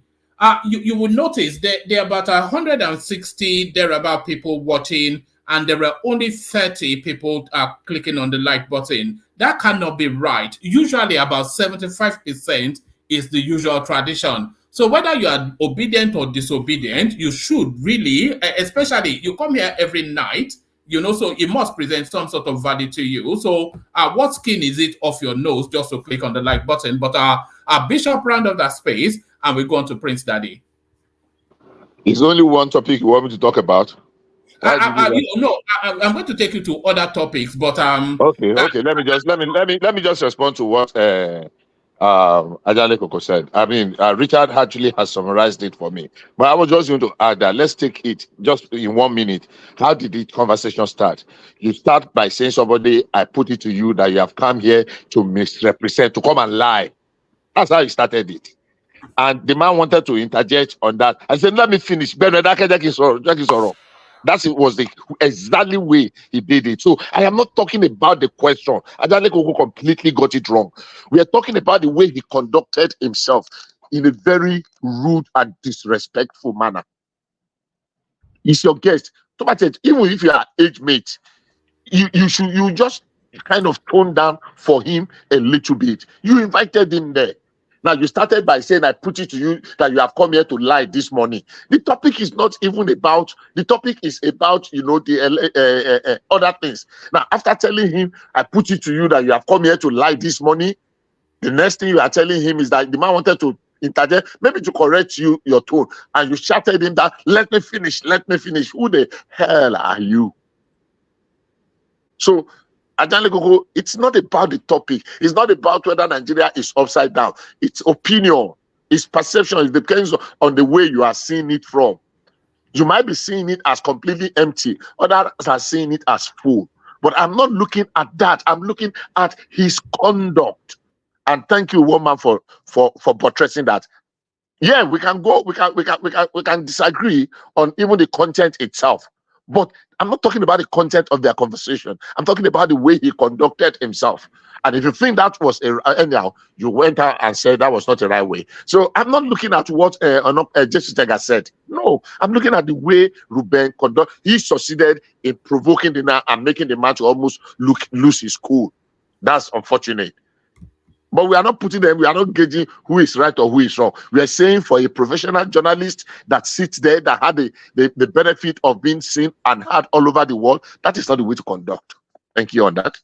All right, brilliant. Bishop, stay steady. I still want to hear from you about the goings on in River State, in Ejikeme Mmesoma, who forged results and get rewarded, and the Naira getting its value back. So a lot of things I still want to talk to you about, Bishop. But as we often try to do, to get round to people so that they're not waiting for too long. Prince Daddy, of course, one of the favorite voices on the platform. So Prince Daddy, you're up next. I don't know if you want to pick it up from this interaction with RUFAI OSENI, another guest, another dissatisfied customer. This guy, of course, animal science or whatever it is, and that's no slight, by the way. He has a PhD, you know. He has a PhD, RUFAI OSENI, apparently, allegedly. But although that doesn't really reflect in his conduct, so it is not enough for you to pass through the education necessarily to pass through you as well. So, Prince Daddy, is there any indication that that education actually passed through RUFAI OSENI? Prince, good to see you. Yeah, hello, one man. Hello, everyone. Like, share, and subscribe, and love the show. It's amazing that people are not clicking on the like button. We encourage them all the time. Even Prince Daddy's bedroom voice, according to Doopsy, is not enough to carry it over. But let's see if your bedroom voice works. So tell them to like, and they will see what happens. Sorry, carry on, Prince. Yeah, woman. Yeah, I think yesterday's show, actually, I saw one of the highest likes ever. Maybe I'm mistaken. It was pretty high, like in the 70s or something. We used to get them in the hundreds, but I think our flogging of Peter Obi is upsetting a lot of people, you know. But what can we do now? We have to flog him now. When he pulls down his trousers, then the correctional whipping has to be applied. So, Ike, make of that what you will. But back to you, Prince. Yeah, to this gentleman right here in the studio with RUFAI and the rest. Obviously, this man's reaction shows that it was not an instance, meaning not the first time. Perhaps directly or indirectly, right? Because the way the man reacted to RUFAI shows as if they have some kind of entanglement prior. But anyways, believe it or not, I'm always, not like I criticize RUFAI, but I kind of like RUFAI. It's a balance in that show. We thank God. Without him on that show, I don't think that show would hold water. And also, without Dr. Batty also to bring that balance, I don't think we're going to have a good show. I think people like him. As much as, you know, I think RUFAI is a lightweight in a lot of ways. He tries to, you know, portray himself as being this eloquent, you know, studious person with so much brilliance, but it's okay. I tell you, one man, RUFAI is doing his job. I cannot. I mean, he's doing his job on that show. For the owner. You mean as a hatchet man, like a hatchet man, sort of a? Yeah. If you want to call him that, you know, people like him. I mean, you hear people all the time say, "Oh, he's the best." The awards that he gets, the way he goes after the guests. They like that kind of a brutish approach to question this criminal politicians and whatnot. So people like him, they enjoy him. And but when it comes to me with RUFAI, it's all about the content of his message or response to things. It feels he knows everything, and it doesn't. But anyways, RUFAI is just like any of us in the sense that, look, we all have three attributes. You want to say that our personality, on job skills, and our background, okay, to get anything done. What we've seen here on display is no more than RUFAI's personality. That's his personality, okay, if you like it or not. Dr. Bati has his own personality also. So we see his personality maybe rubbing people off in the wrong way. But nonetheless, that's RUFAI right there, if you ask me. Of course, it's partial. We know that when Peter B or other obedient leaning guests come on the show, it treats them nicely, and sometimes he pretends to want to get in tough questions, but we know it's all charade. But we can't really point finger at RUFAI, quite frankly, because also on your show, One Man, we have your guests in the studio also. They have their own personality also that rub people off in the wrong way all the time. So are you whipping Rational Mind again? Exactly. Poor Rational Mind, man. No, that's the fact. We rub people off in the wrong way. So it goes both ways. The guest has a responsibility as much as RUFAI does also, but the man is a guest on their show. So perhaps a more respectful way approach to deal with the man. But RUFAI it appears like he doesn't care for the man. So that's RUFAI for you on display. Now, we also in the studio, we have our own responsibility. Well, okay, we're not professional, responding to political question, but nonetheless, we human beings, we have behaviors, morals, and habits, and we know to respect people regardless of their age, the background, or where they're coming from. I think also we should try to inculcate or incorporate that on the show somewhat in a more in a more better way, to put it that way. But nonetheless, RUFAI, I like RUFAI. He's doing his job. He's getting paid. The show's making a lot of money. Attracting a lot of our guests or people to the show. And I think the owner can, of course, get rid of him if he wanted to. But today, I think this is the first time I saw Dr. Batsi, maybe in the past, I don't know, actually call on RUFAI that you two want me to whatever, go on with the show. Or so usually Dr. Bati doesn't call him out. He lets him be because both of them are presenters on the show. So he tries to treat RUFAI as an equal person that has the same right as he does on the show. So interesting, yeah. All right, let me take you to this space. I suspect that this will be the feeding hole, the watering hole of the obedience space for the next 10 days. FBI rule out release of documents on Tinubu. So the maddening train that is the obedient narrative, this was meant to be their next port of call, the FBI files. But it looks as though the FBI are not interested. But do you think the FBI should release whatever they have on Tinubu? Because not releasing it, of course, gives room to all manners of conspiracy theorizing, and that space will go wild. What are you making of this headline, Prince Daddy? This headline continues to percolate. I thought it was a non-story. I didn't think it was real, actually. Is it real? Because it's widely reported, or every platform is saying it. Yeah, I know it's widely reported. It doesn't mean that it's real. Because I'm still thinking, what is the requirement or the reason why the FBI is releasing a report on a sitting president? I still haven't. I don't understand it yet. I don't know the reason why. So to me, if you ask me, I think it's fake news, and they're just trying to push this narrative to continue to get attention, attraction, and placate to their audience. Quite frankly, I don't think it's a real story.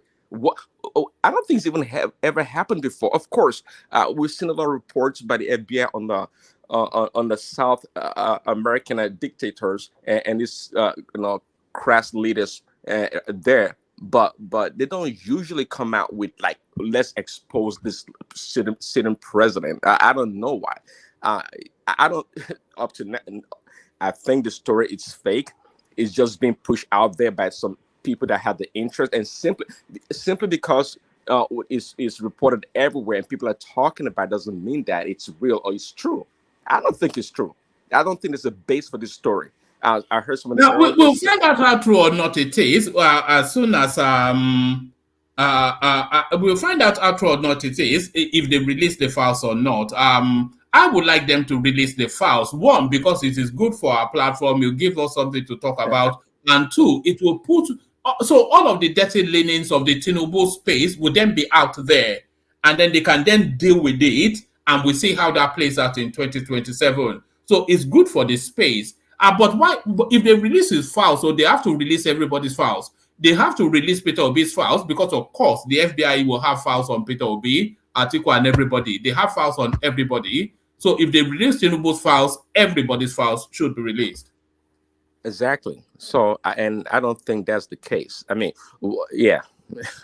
If you ask time my position that it's fake news, until they release the files, I guess then we talk about it. Because again, I don't see the rationale why this file should be made available.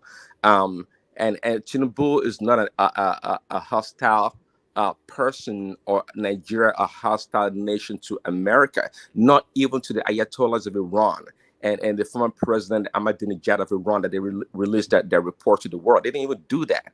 So I mean, it makes it sound like Tinubu is so super powerful person, maybe in the world or in Africa, that they have to expose him. It's a joke. Come on, it's a joke. It's not. It's not. We like him, but he's not that powerful. He doesn't have that much gravitas. He doesn't control anything. Let's keep it real. All right, let me take you to one more space. There's still about 4 more spaces that I want to take you to, but I want to move the conversation quickly, as I said, just so that everybody has a say. But Prince Daddy, if you are ever in Japan and you need consular services, fret no more. Help is at hand. So if you are ever in Japan and you need consular services, fret no more. Biafra flag is up and flying in Japan. The Biafra liaison office in Japan is ready. So this is the building you go to, from the Sublime to the... It's unbelievable, some of these people. What are you making of that, Prince Daddy, the image on the screen? Yeah, I was going to say perhaps War Peace is the consular there, but I think it's from Edo State. Or is that right? Yeah, War Peace, yes. War Peace. If your passport needs renewing, you can go to... look at these people, man. And they put a telephone number to it as well. That's how dumb they are. I will probably call that number. Maybe I should even call it now, see what happens. It's just... we'll never run out of content to discuss with people like this. It's unbelievable. Praise Daddy. Well, it is as unbelievable as, Chimamanda Adichie introducing Peter B as our president at Princeton. I mean, all these people, they live. I don't know if you remember the Seinfeld episode. They live in a bizarre world. They don't they don't face reality in dealing with things. They live their own alternative world and just do things. This is just, to me, this is comical. I'm not sure what to make about this, but to so-called a prominent writer like Adichie introducing somebody that came third, not second, that we can all say, oh yeah, he got cheated by 10,000 votes. This is not the case. But someone that came third, had zero presence pretty much in the northern part of the country, was being introduced as the president of Nigeria. What sense does that make if we do not live in a bizarre world? Well, man, thank you. Let's move on to the next person. All right, brilliant. Stay steady, Prince. I'll whip it around quickly to you. Let's go on to... I was going to go on to Richard, but let me go on to... Let's go on to Solly, who is also with us. Solly, are you ready? Solly. I'm ready. One man has been strategically trying to avoid me, but I'm here. Nonetheless, I don't know who is worse, or you or whoever. Yeah, just who is that guy that is always paranoid in the news? Let me take you to this space. This one rather annoys me somewhat. Because for wrongdoing, there should be some form of punishment. One man, look at the comments, look at the private chats. Why is this guy insulting me? I don't even know who this is. I don't know. Just carry on. Don't be so sensitive. I haven't even said anything. Don't worry. Go to this headline instead. Mmesoma secures. Do you remember the story of Ejikeme Mmesoma, the girl that forged her JAMB result, and her clan, they rallied around her to say that she did nothing wrong? Do you remember that storyline? Yes. Now, not only did they rally around her then, they now reward her. Ejikeme Mmesoma secures her international passport, set to travel abroad for university education. So this is a girl that was suspended by JAM for 3 years for reasons that so this is a girl that was suspended by JAM for 3 years for reasons that she forged results. And for what do you make of that? Is that acceptable? One man, can you smell it in the air? What's that? It's a very familiar smell. What's that? Hypocrisy. Yeah, okay. The hypocrisy is smelling in the air, and I am not surprised. I've been called certificate forger. I've been called supporter of evil. So many names. The worst part, the thing that pains me the most is the person that actually got the highest score is also an Igbo girl. But they didn't plan or prepare anything for her. So is the society promoting a real certificate forger? They should make up their mind. Either they don't want a certificate forger president, like they claim, or they want to support certificate forging. Which one is it? Or is it back to my thief is better than your thief? Like, let's get this clear. Let's really get this clear so that we understand when they insult us. We know it's a place, we know where they are coming from. That okay, it's just a place from hypocrisy. It's not, it doesn't really mean anything. It's just from hatred. Just because it's you doing it, we hate you and you are the bad person. But when we do it, it's not bad. In fact, we glorify it, we send the person abroad, we make it big news, we push and support it. But the ones that we cannot prove of other people, yes, those people are evil. We are the certificate forger, not her. She's exemplified because she's from my side, and she's young. And I've been saying this thing a lot. Most people from the Southeast, they don't like other people from the way they talk, from the insult, from the false allegation. And I won't don't make it too ethnic. They are refusing to give us their likes already. All these our Southeastern brothers. Yes, I won't blame them. It's people like this guy who is paying for this girl to live and glorifying her action. It's people like this guy that teach them false stories, that make them hate other people unnecessarily. They don't even know why they hate these people. They cannot even prove why. It is people like this guy that causes division all the time. They say, okay, this girl, she's young, she needs rehabilitation. When they said these Boko Haram boys needed rehabilitation, what did these same people call them? Did they not call them terrorists? Did they not say the country is crumbling? Did they not say Nigeria is zoo? But when is we need rehabilitation. But when it's other people, they are demons. The hypocrisy is stinking in the air. I can bet money that people will still defend it. Even on this platform, they will defend it. But at least now I have, if they call Tinubu certificate forger, I now have my own reverse UNO card on the floor. So it's 50-50, no cheating. We've seen that all of us, we are the same, right? So if you like insult me, the two of us are the same. You call me certificate forger, you're also a certificate forger. You call the other terrorist, you're also terrorists. All of us in that Nigeria, we're all the same. Doesn't matter what your tribe is, doesn't matter where you're from. If you like continue to insult everybody, you are no better. You are the same too. Every insult is you. All right, Solly. Let me take you to this next headline. This story is slowly making its way into the news cycle, and it looks as though. And by the way, I hope a lot of you saw the Atiku broadcast, which we live streamed. I know we've documented your response, Solly, but anybody that wants to speak to that, speak to it as well. But it looks as though Tinubu has spoken to it. Tinubu calls Atiku Abubakar anarchist, a thief, over comments on Supreme Court ruling. So let's see now what they are alleging that Tinubu said.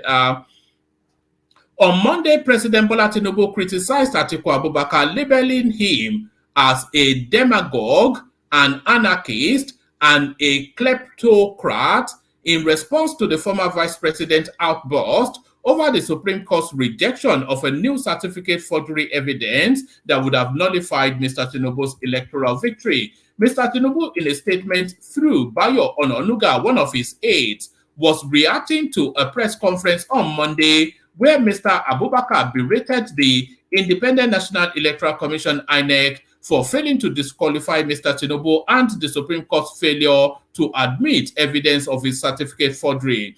We were wrong to expect that Atiku at 77 will play the statesman and sportsman and accept with equanimity the verdict of the highest court and the people of Nigeria, Mr. Tinubu said. Instead, he unashamedly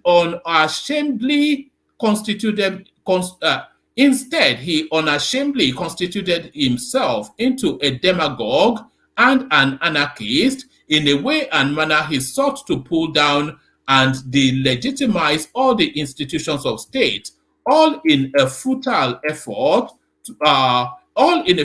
bid to achieve what he could not get via the ballot box. Whilst ignoring his certificate forgery issue raised by Mr. Abubakar, Mr. Tinubu called the opposition candidate a hypocrite, saying Mr. Abubakar is one of Africa's worst kleptocrats. Atiku at Abubakar claims he loves Nigeria and embraces integrity so much. We found such claim to be sheer hypocrisy, as Atiku remains one of the worst examples of kleptocracy in Africa. The U.S. Congress lists Atiku's money laundering as one of the very rare cases of corruption at the highest level of governance in the world. His avarice sent Congressman William Jefferson to jail after the FBI busted a bribery scandal in which Atiku was involved from head to toe, and for which he was marked down by the United States agency, Mr. Tinubu said. Earlier in August, Mr. Abubakar had approached the U.S. court to compel Chicago State University to release Mr. Tinubu's academic record, which has been a subject of controversy and shrouded in secrecy for decades. Last month, and then it goes on to give us all that. So what are you then making then of this clap back by Tinubu? I wish he did not even give him any response. He should have just let his words die out into the shadows of nothing. I don't take Atiku seriously. I see how his family lives in Dubai. You know, I don't take that guy seriously at all. I've been saying it. The guy just wants his money. If you give him his money, he'll shut up and go back to Dubai. I don't know why they are taking this guy serious. There's nothing he can do. It's not a strategist. This guy is a mugu. Doesn't know anything. It's just a dullard that has been given everything on a silver platter all his life. So he thinks he deserves something. Doesn't know anything. He's not dangerous in any form or any way. You know, you shouldn't be giving this kind of guy any reply. Doesn't know anything. He's a dullard. Can't even fight his case well. All these things that he's bringing out now, why didn't he bring it before when election was still going on? Is now, he should get out. I don't even want to talk about him too much. I'm not taking him serious at all. All right, brilliant. Stay steady, Solly. We move the conversation around to one man. There are still some other things I wanted to talk about, though, like that wicked thing. All right. Make a brief commentary on that because you've not spoken for that long. Yeah, carry on. Yeah, so that wicked thing, you know, Wike is just trying to follow what he has seen Tinubu do, and Tinubu do it successfully. I don't know why in that River State they are fighting something like that. If somebody comes and they decide to not, yes, you don't like Godfatherism, but in a developing nation, that's the only way you develop. Continuity. Without continuity, what you have is abandoned projects left and right. Because what this one started, the next one want to come and prove another point and discontinue what is going on. You may say, oh, you want democracy, you want them to change, but how does that favor you? The people don't even know what favors them. Yes, you may have a godfather, you may have somebody that is sending this script to this one, like you are making fun of Sanwo-Olu or everything, but that's the only way you develop. They want development, but they don't like the way development will come. Wherever you go in the world, that's how development was. Continuity. That all the developing nations you are running through, and all the developed nations, that's how they pass through their time. Now, this guy is a typical example of a Nigerian. When you put them in position that they could not put themselves in that first place, they're always trying to play you. They're always trying to sly you. They're always trying to think that they are smarter than you. Simple instruction. Take this position. Report back to me before you do anything. Just simple instruction. You want to prove power. You've been there for how many months? You want to prove power. A position that you don't know how to get to. You want to start fighting the person that put you there. I'm very happy and excited that they are throwing him out. I don't care. I don't care all those ones that people are saying, you cannot do. Lagos is not Rivers. You want to fight federal government. It's like, this is 2023. Nigerians still have not learned. Maybe it's 2030, Nigerians will learn. So, they're just very funny set of people. And I'm happy that this government is not taking any of their nonsense. They know how to really deal with them in some cases. That if it's good, me, I support it. I don't care how you view it. If in the long run it's good for the people, I support it. That's just what I wanted to say. Brief summary. All right, brilliant. Stay steady. There's still a few more topics I want you to speak on, but let me take the conversation to, I'll go to Ejikeme and then to Ajanle Koko. So Ejikeme, you're up next. So a case for the defense. Mmesoma, what says you? One man, thank you very much. Oga kwata kwata. Yeah, well done everyone on the platform. How are they? I would be fine. Everything is cool. Would they manage Nigeria? Do they manage Nigeria? If person like you, they manage Nigeria. Waiting person with the street go come talk. No be you now own Nigeria. You the big boys. No, be we own Nigeria. They manage Nigeria. If we own Nigeria, that Abuja. So, you do you have a presence in Abuja? You get house for Abuja? No, I don't have anything in Abuja. I only have customer in Abuja. You been there before? No, I've not been to Abuja. I've only been there once in my ever, but only for a few weeks as well, but I've not been to Abuja. It's a nice city anyway. It's nice enough. It's better than Lagos in terms of infrastructure, but quite boring, I found. Well, I don't care. The only thing is that even right from when I was in secondary school, I already have Lagos State in my mind. So that's why I feel comfortable staying in Lagos. What sort of reputation does Lagos have in the East? Is it like London to people in the East? Not necessarily like that, because most of the things you think that is in Lagos, we have it more and more beautiful in the East. It's just that I believe that anyway. Yeah, it's just that Lagos. Houses. Yeah, we have better houses. Even the houses we build in Lagos is just like a commercial houses. But when you go to the East, you see all these fine personal houses and all that. You only see them in the East. The only thing about those houses in the East is that nobody lives there. You build it and then you go there for Christmas and then you lock it up. That's the only reason. That's the only thing. And there are a lot of people. That is why you see most of the people, they first build in Lagos before East, because that house in the East is just only for Christmas, not even much. Just at least for almost all the years of your life, you will not be enjoying the house. You just build it just to have a house in the village. So if you are a business person, you should know that your house in Lagos is more valuable than the one you have in the East. So, but people don't see things that way. You have to show that you're achieving something now, and that is by the size of your house. Yeah, that's the only thing why most of the people build in the village, and they mostly now people are building even that commercial houses in the village now. So Lagos is just the only thing we see in Lagos is business. For me, I only see business in Lagos. So, and it's moving. We thank God for Lagos. So that's all.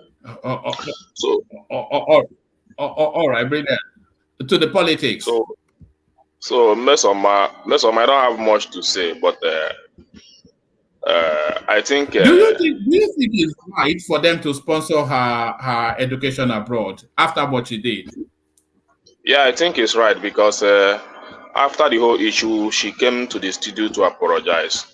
So having done that, you cannot just abandon her. You need things to raise her spirit. So if the people sponsoring her travel find it necessary and rewarding, she's not the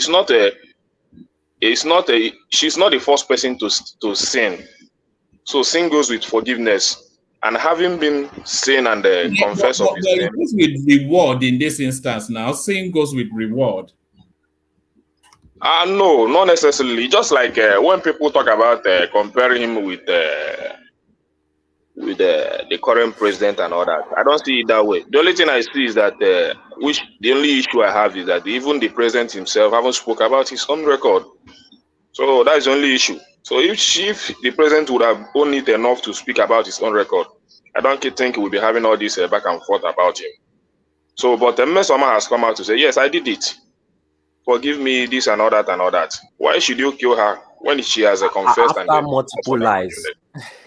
Whether she lied or not, but she has owned her fault. She has owned it. So anything she has achieved or whatever she's earning today, I think she deserves it. It's not a child's play to come out to the public and say, yes, I did this, forgive me for that. It's not a child's play. It's a character that I recommend so much. So whatever she's getting for that as a reward, I think she deserves it. Can I interject? She didn't come out to say that she did it.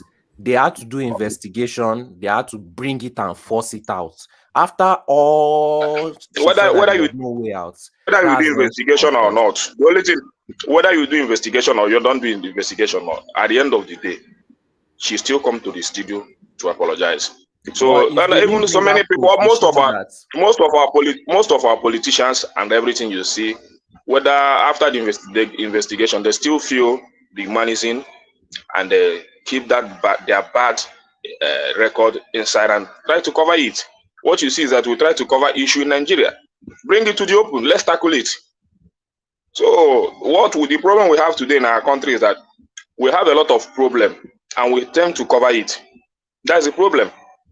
If everybody will come out and be saying, I did this, or when you are caught up with something, you own it. It's not covering it. We do a lot of covering. In Nigeria, in our economy, we do covering. In our education system, we do covering. Everything that is going on in our country, we do covering. So, and we continue to cover that. Just like people are just already covering about the Godfatherism going on in River State today.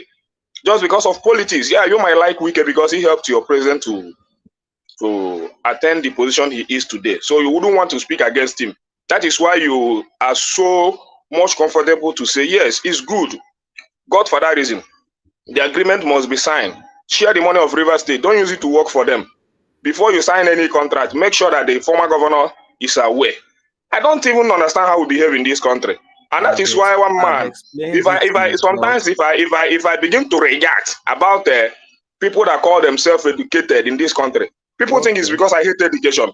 But it's because the type of morality that education you have to expose in them. Just because of politics and all that, you want to tell me that what Wike is doing in River State is good. That you have to. Yeah, I'm very disappointed even with the mega this night. And that is why, and when they come to say they want Nigeria to grow, how do you want Nigeria to grow in that aspect? How do you want it to grow? You want to control, you are in Abuja, you're already a minister in Abuja. What are you doing in River State? What are you doing with River State money? What are you doing? Ekene, what's your understanding of what is going on in River State? Has it been in the front line of the news? Is it something you are watching? Yes, I'm very close to River State because I have a lot of my brothers and sisters are there, and I travel there most of the time. So anything that happens there also affects me so much. I have some little investment there. So it's not River State is a very dear state to me. They said Wike wants to get rid of Fubara because he wants an Ekwere man there, and Fubara, of course, is not Ekwere. So he wants his ethnic stock to be in charge of that state so that he knows his back is covered. There is nothing like that. It's just that Wike, even the same thing that Wike is claiming that is happening today, he did it to his own boss, Amechi. So if he's getting the same treatment from Fubara, he doesn't have to react. How can you don't run a state like that? I know a lot of infrastructure that that Fubara has commissioned. I know the guy. I know that the guy didn't come through the right process, but the guy, in fact, I commend him. But we can install him there now. So why is it? Yeah, I know that we can install him. I know that we can install him, and I commend. I don't recommend the process that he came to that office. Hold on. If we can install him there, is that not then? Is it not implied in that installation that is there to be a puppet to Wike? How can I give you a job? How can I give you a job and then you don't follow my orders? That is what they do in Nigeria, and we cannot continue to legalize it.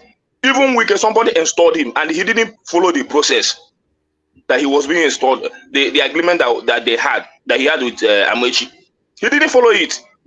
So if the same thing is happening to him, he should go and sit down. People like Mecca coming here and feel educated and coming here to misdirect our people, trying to promote Godfatherism in our state. Just the same thing will still happen to Kogi State now. I see the way Abelo is running about, trying to install his own stooge there. All over the country. All these politicians, they don't want to retire. The money is not enough for them. You are out of office. Instead of you to relax so that the next person can prove his worth. Because I don't see how this government, government of Fubara, will perform if you don't leave him to do his work. You want to always have a chair in a state that you govern. How? Why? What are we doing in this country? And the educated people will come here and they find all sorts of things to commend it. I don't know. I'm really sad. I'm really sad. Especially many people from this platform. I'm really sad about them. The way they want this country to die, the way they want this nation to die, because of politics and selfish interest. I am very sad. If you see evil and call it good, it is a very bad one. When people see evil and call it good, just because of politics. What is politics? Politics, my food. What Wike is doing, whether he help your president to attend the position of presidency today, that doesn't mean that you have to promote the evil he's doing. Hold on, Adele, did you want to come in? I could see a lot of unmuted. I'm trying to tell Ekene that your principle same thing too. The way that politicians, where is that noise coming from? I don't know. I think his Emeka is unmuted. Sorry, carry on. Ekene, Peter Obi did the same thing too. That is the practice in Nigeria. We are not saying it is good, but all of them have a reason for doing that, and particularly for the interests of their political group, political camp.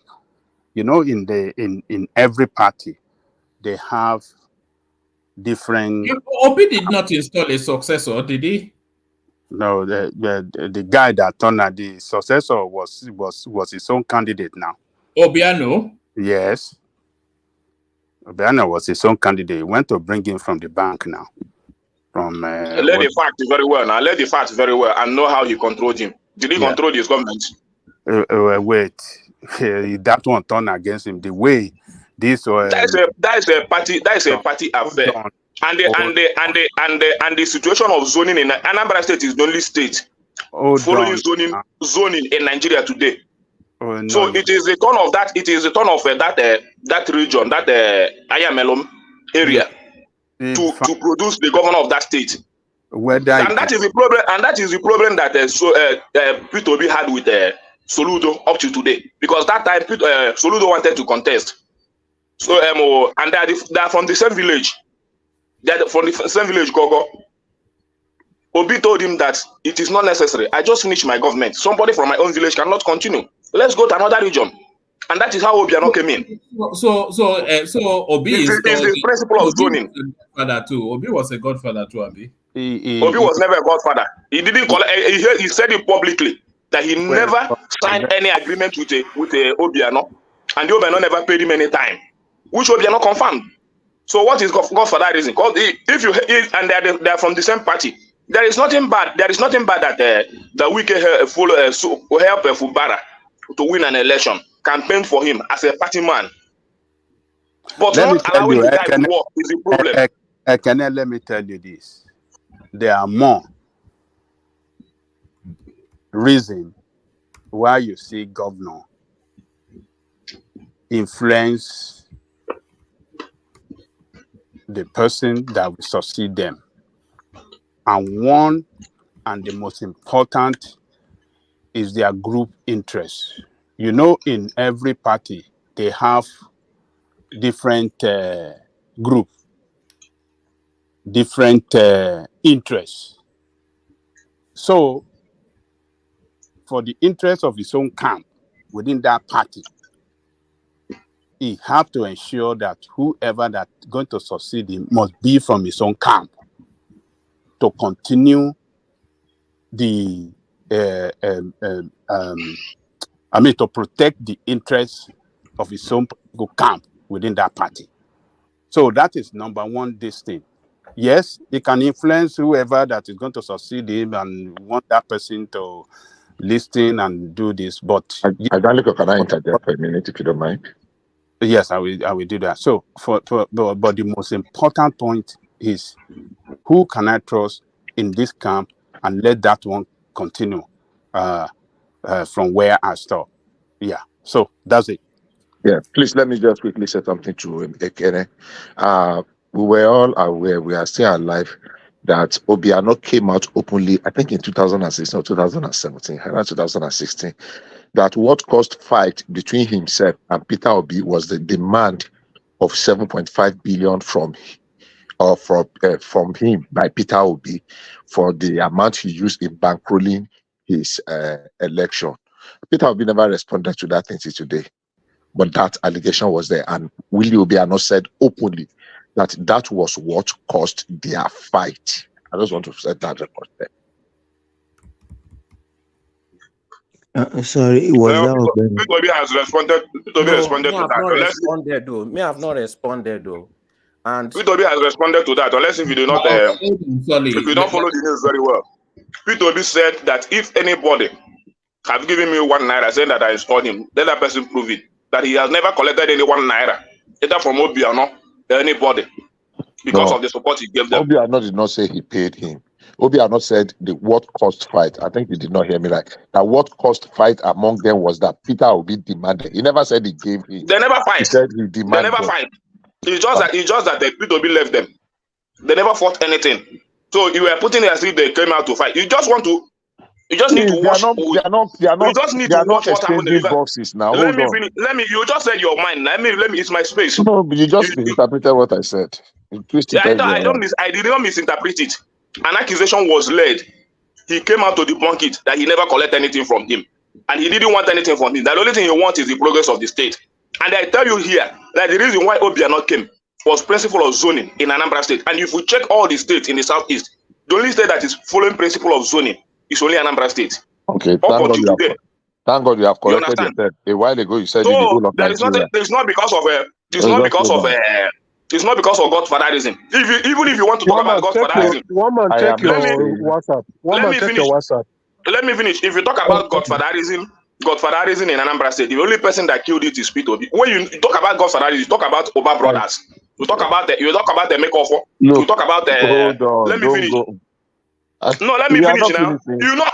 You know when Godfatherism was working in Anambra State, they put Ngige. The only reason why Ngige did not succeed was because of Godfatherism.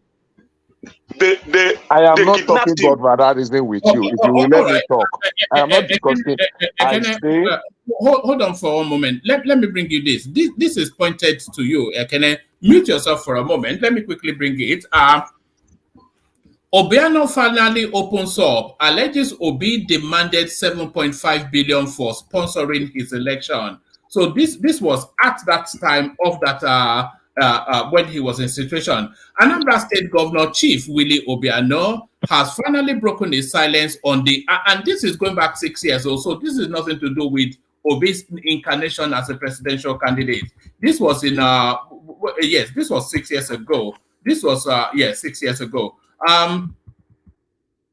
So it says, Anambra State Governor Chief Willie Obiano has finally broken his silence on the allegation on the request of the sum of 7.5 billion naira by his predecessor, Peter Obi, from him for sponsoring his election in 2013. So if you are thinking 7.5 billion naira 6 years ago, that's an awful lot of money. Obiano and his predecessor, Obi, have had a frosty relationship shortly after his swearing in, while most people have said the reason for the trouble was the refusal of the governor to pay back funds used by the former governor to finance his successor's election. Obi had, however, denied ever demanding the sum of 7.5 billion naira from Obiano, saying his problem with him was Obiano's underperformance. Obi said if he needed the said sum, he would have simply taken it from the 7.75 billion naira he left for Obiano's administration at the end of his tenure. But Obiano, while speaking last Wednesday at some primary school in Onitsha, where he inaugurated his re-election campaign, said the clarification has become necessary because of the recent accusations against him by the former governor. He stated that his predecessor had, and I'm going to highlight it so you can read it yourself.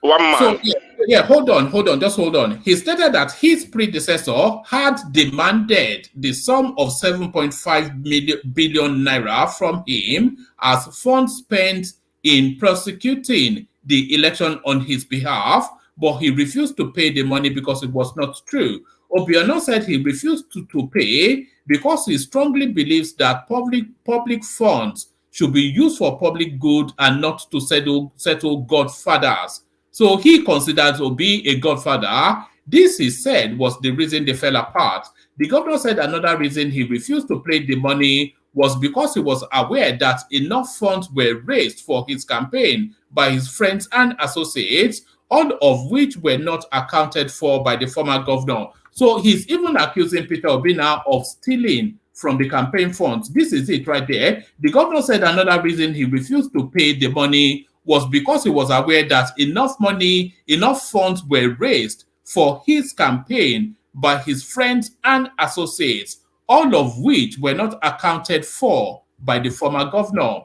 On the actual sum the former governor claimed he left behind, Obiano made it clear that he inherited a liability of about 127 billion naira debt from him in contracts awarded and other responsibilities, which he has been religiously undertaking in the spirit of continuity. He said Obi flagged off several roads, even on the day he was leaving office, and saddled him with the burden of paying for them. Obiano promised the people that he has his eyes on the ball and would not allow anything to distract him from fulfilling his promises to Indi Anambra. So, very much so, Obi was asking for 7.5 billion naira.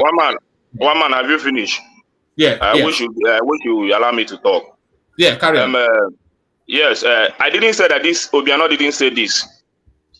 And there was a day I sent you a document of handover of P2B to Obiano, the amount he left with him and everything, the breakdown of everything. And you didn't play it here on the platform. You only choose to play the one you want to play. What I sent about it to your WhatsApp. Did you send me about the debt, the 127? I send it to you on your WhatsApp. The amount, everything, the details of what Obiano left for. I mean, P2B left for Obiano before he left office. The day of his, the day of Obiano inauguration. You didn't play it here on this platform. So that's by the way. But we have treated that before. I don't know. No, I didn't know. I didn't know, but I send it to him so that he will break it down. He will break it down on this platform. That was on the day he was handing over to Obiano. So, but let me go with this thought now. Hold on. You see that one you are talking about, the handover note that Obi did. before you join the platform, we have treated it here. But after then, Obiano came out to say that amount where Oga they claim no be true because Oga don't sign about 3 billion out. Now you consign. Everybody was there. We in Anambra State was there to be present to witness that handover, and that it was the best handover in Nigeria. Yes, no governor have ever done it that way. Hold on, he even invited EFCC. Can you hear me? Hold on one quick second. You still have the floor, but let me play you a 1-minute clip. Did he actually live in the state coffers when he left as governor? And are you willing to publicly publish the bank verified statements to settle the matter once and for all? Yes. Yes. Not talking. Yes. My predecessor left 9 billion cash. And 9 million or 9 billion? 9 billion cash and 25.6 billion in script issues. These are sovereign wealth fund and shares in other banks.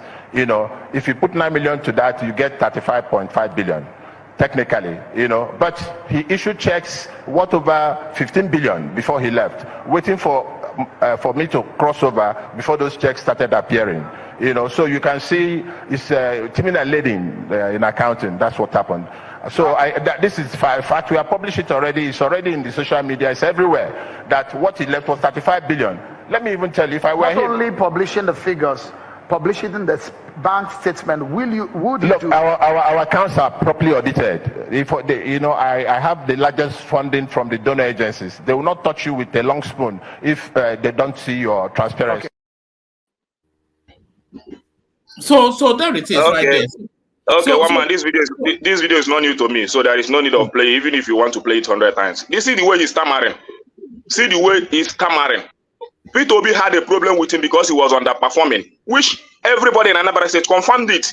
The last election that he wanted to campaign in on a main market, the people threw him bottled water. This will be another that he's talking. What did he hand over to his own, the person that he handed over? What did he hand over? Did he hand the penny? Did he say this is the money I left for you as your predecessor? Somebody left something for you and you have the mouth to come in the public to stammer. He left debts. He left debts. Then he would have published his own record and he show us what he left. What matters is that P2B published his own record. Everything. Invited I don't want to digest. Let me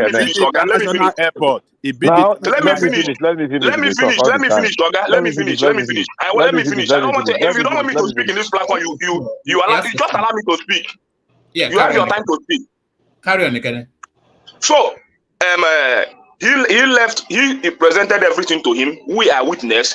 EFCC was there, and he handed him over the document.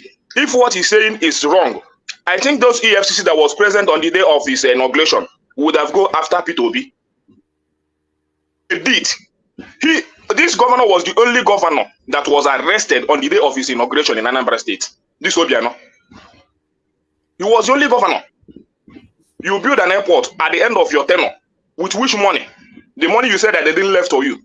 Which you confirmed that P2B left the money they used to build an airport.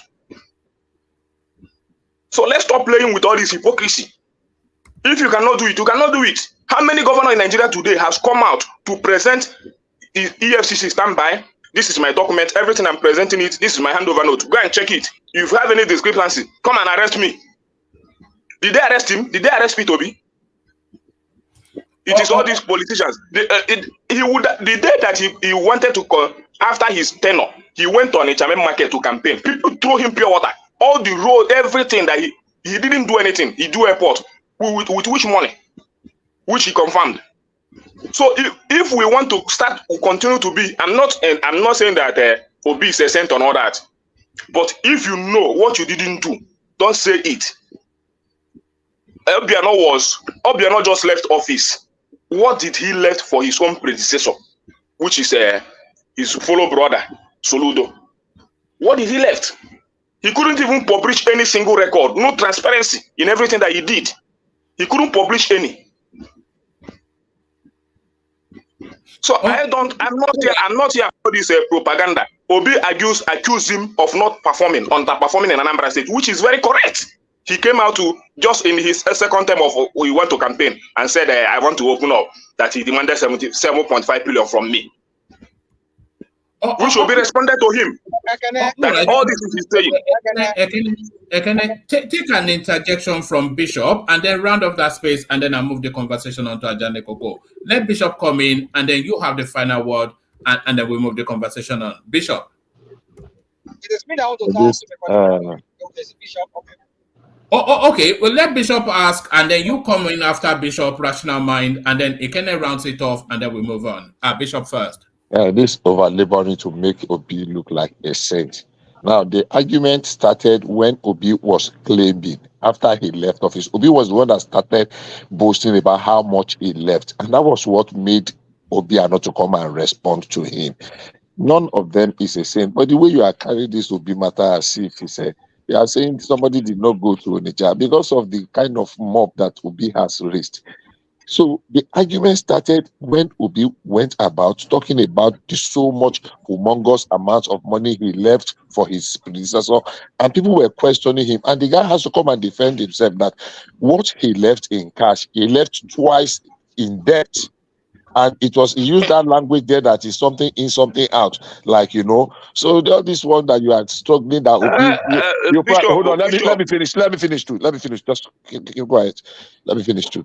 So this idea of like is Obi the only governor that has ruled in Nigeria, every other person. You first said that he was the only person in Nigeria that did something before you now said in the southeast. Yeah, I agree with you. I've not fact checked other ones. I was going to question you on the one that have an audited account in the whole of Nigeria. That's not true, but I don't know about the southeast. Maybe you corrected yourself. But this idea of making it look like Peter Obi is a saint, as is the only thing that has happened to Nigeria, man, it's very. Sometimes I kind of when you say these things. When you say them, sometimes well, it's okay for you. That's fine. Bishop, what I will continue to say. Peter Obi has not come out to deny that he left more in debt than he did in credit. He never denied that. He has said it many times, and he has said it in many forums. And even when this Obiano said that he didn't leave anything, Peter Obi still come out several times to say, I left 75 billion in Anambra coffers, even during this campaign. So and if anybody after that, if anybody has said that it is not true, let them go and check it. Alex Oti came out to confirm it. Let me finish now. Mike just spoke now. Bishop. Let me respond to him now. Okay, go on. Let me respond to him. When after the whole issue, Alex Oti came out and said yes. Obi left this amount of money. I was the chairman of the bank when that happened. And he was the one that even advised him to save this money in dollars. But in the words of Oti, not Soludo and the political jobbers in Anambra State. So if you want to make an argument, bring every side of it. Don't just bring one side of it. In the words of Alex Oti confirmed it. That all this money that Obi said that he left, yes, truly he left them. And they are there. And the only problem that Obiano had is that that money was not signed for him to use immediately. You are repeating yourself somewhat. Let me ask you a question.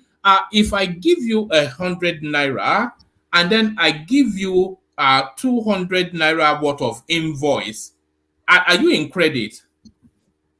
If I give you 100 naira in cash and then I give you 200 naira in invoice, are you in credit?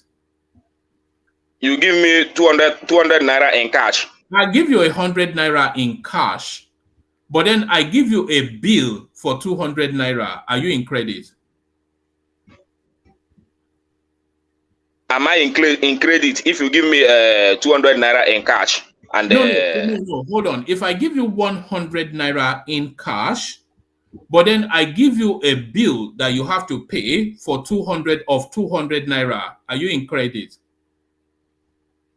Who gave me the bill to pay? The issue is who gave you the bill? Who gave the bill to pay? Did anybody give him any bill to pay? You don't.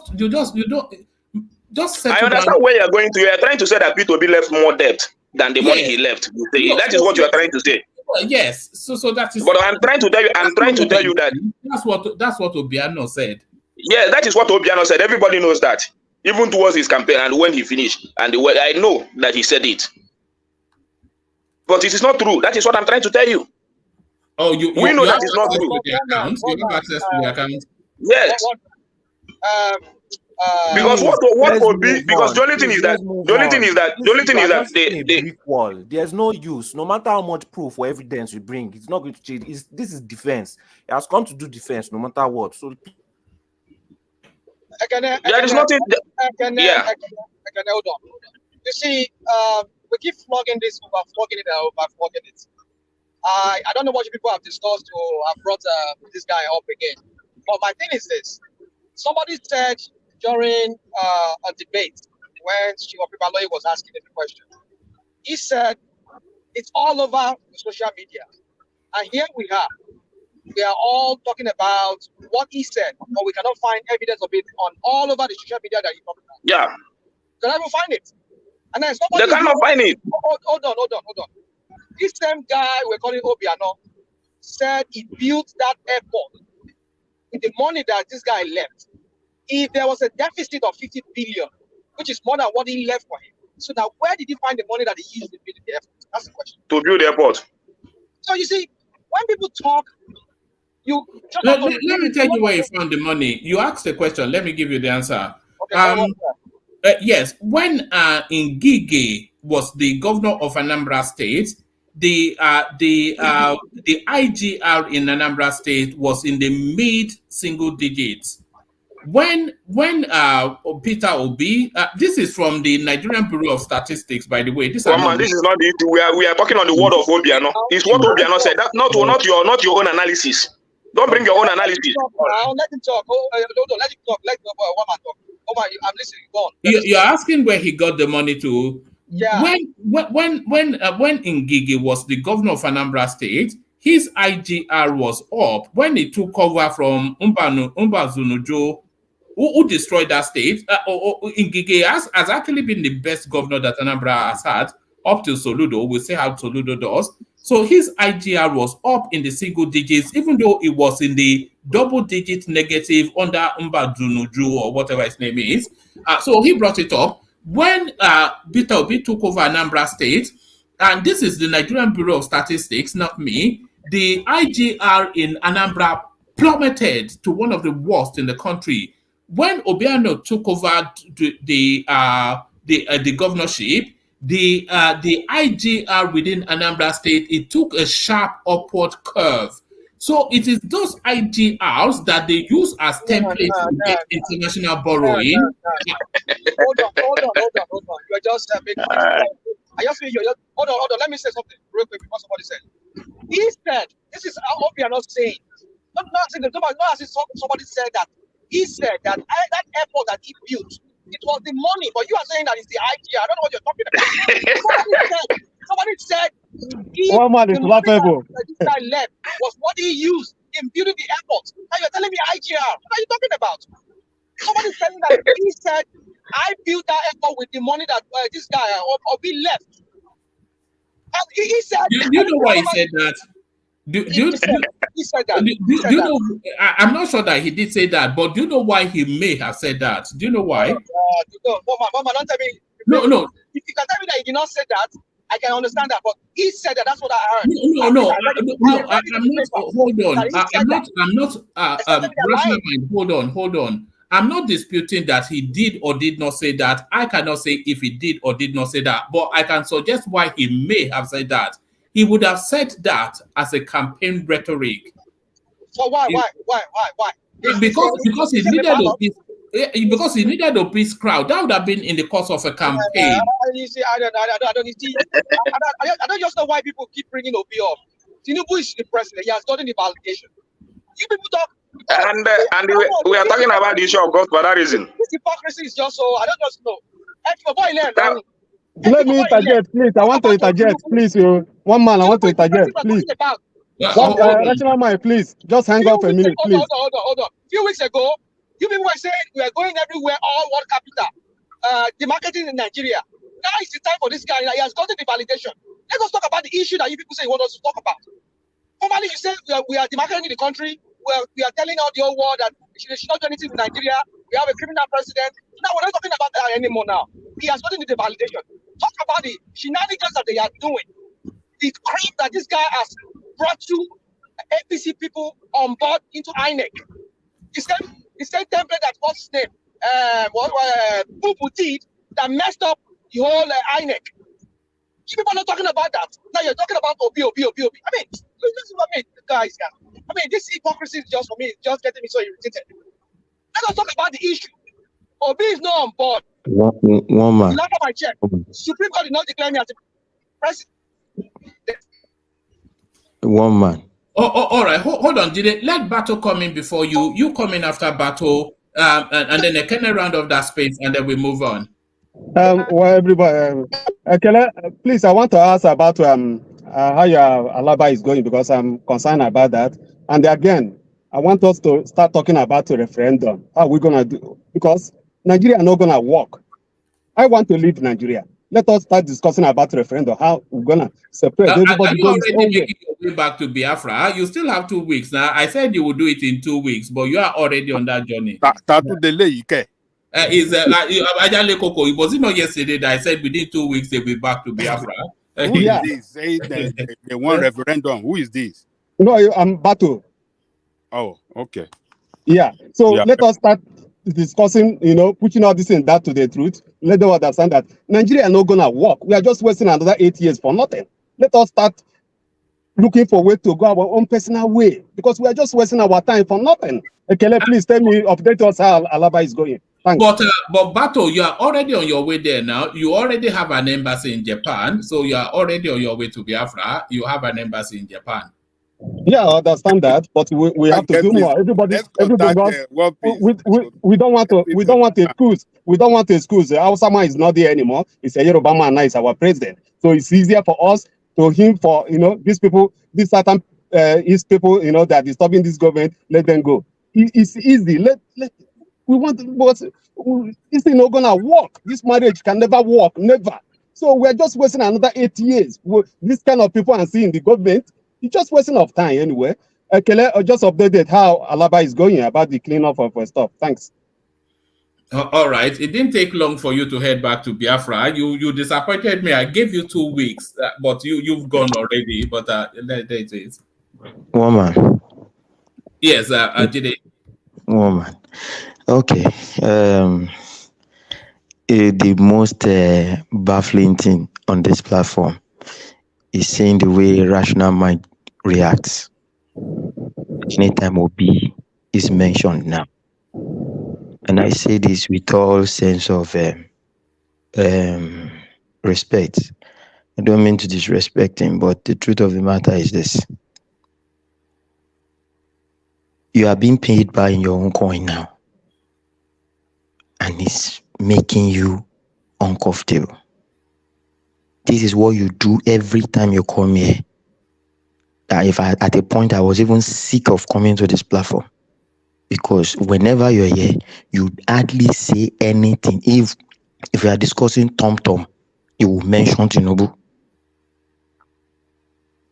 Now, they are paying you back. And you are getting it back now. And it's now making you uncomfortable. I think you should also try to live with it. Because we have lived with you. And we've tried to accommodate you even with your excesses. So if you think we are discussions will go on this platform and Obi will not be mentioned, then you are mistaken, because I will deliberately come here and mention Obi as long as we are still on this platform. And anytime you are here, I will mention him. Obi is not a saint. He's a godfather. He got to become the governor of Anambra through a godfather. He left there, made himself a godfather. So what are we saying? Trying to represent Obi as a righteous person. Obi is not righteous. All these people are the same thing, and that is what is paining me.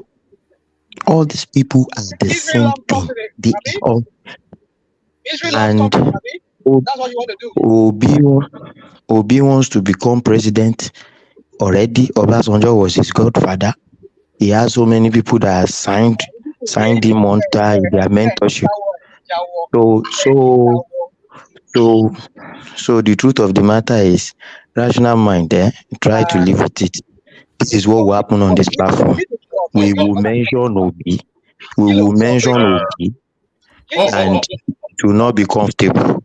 One man, I still want to touch. I want to conclude this because I still want to touch. I want to say something on RUFAI. Can you hold on? Everybody, hold on. Can I take back the floor and then we get back to the sequence? Yeah, back to you. I don't. Anybody can talk about Obi whatever they want to talk, but the truth still remain. If you want to talk about him, what he has done, bring out what your own candidate has done concerning that aspect. I told you everything he left. He did it in a transparent way that we in Anambra recognize it. So anything that Obiano is saying is to defend himself. And I'm not ready to entertain Obiano because as of today in Anambra State... just hang on. What's happening in Alaba? Just tell us. Okay. Yeah, we have opened. Sorry for that. We have opened. We just opened today.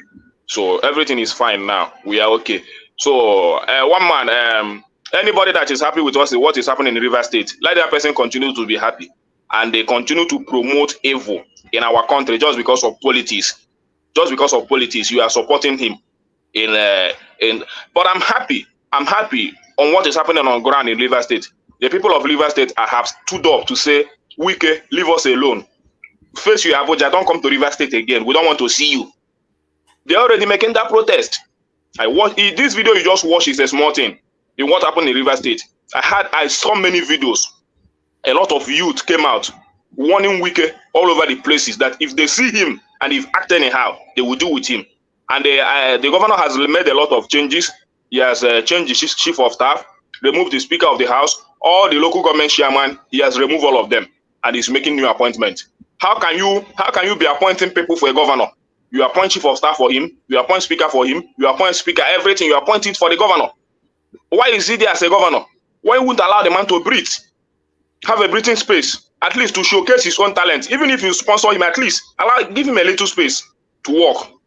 So I'm not in support of how the man come to the seat as a governor, but the right thing has to be done.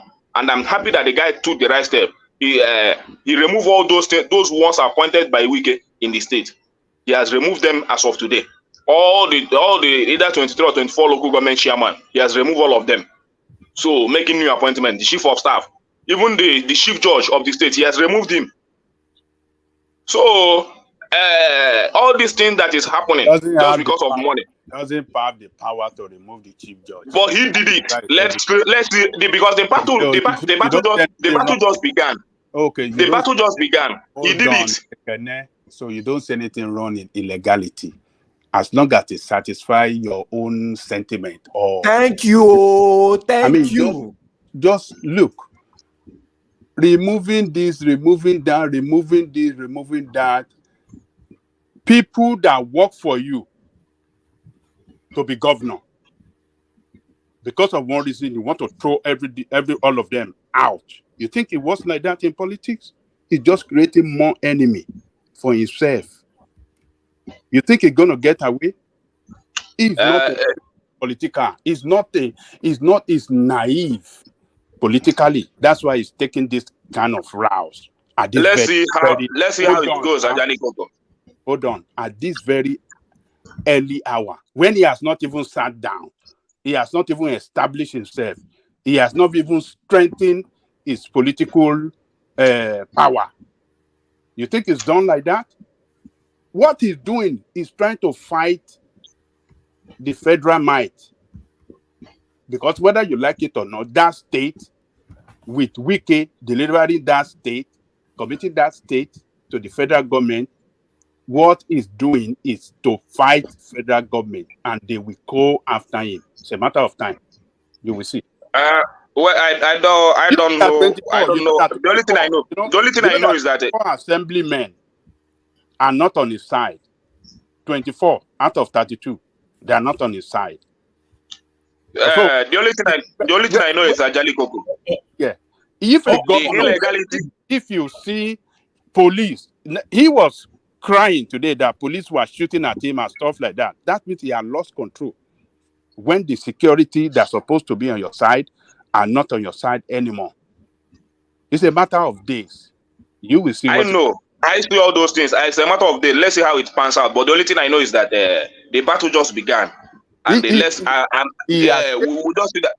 We just sit down to be looking at them. One man. Did you see no, that? No. I want Ekene to round up that space. It's about you, Simon. Yeah. Ekene, bring it home. We need to move on. Yeah. So whatever that is happening there, the battle just began. I'll be following it every day because I have a lot of people on ground, and the people are happy with the governor, and they already came out to 1 week. So, and one man, I just want to shift something on the issue of RUFAI and all that. You see, whenever you have some things to hide in yourself, you will not have that mind to face RUFAI.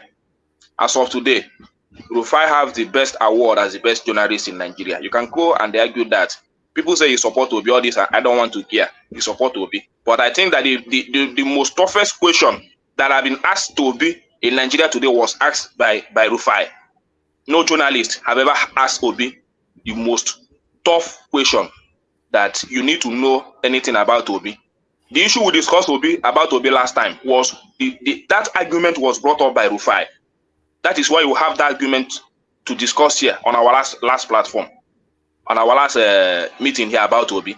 So if you have anything in mind that you cannot stand RUFAI, or you want to cover the evil of your government, look at a beautiful question thrown to a representative of APC, how everything is going about in our country today. A bag of rice is approaching 70,000 naira. I was walking down in the market today. 2 guys were following me on the back. They were shouting, "What is happening in our country? Rice, 2 guys, hefty guys, they were shouting." I just turned around. I said, "Hey, why are these people shouting?" I can see the anger in their face. 2 hefty guys, I can see the anger in their face. What is coming out? Who will lead this protest? Who will come out on the street?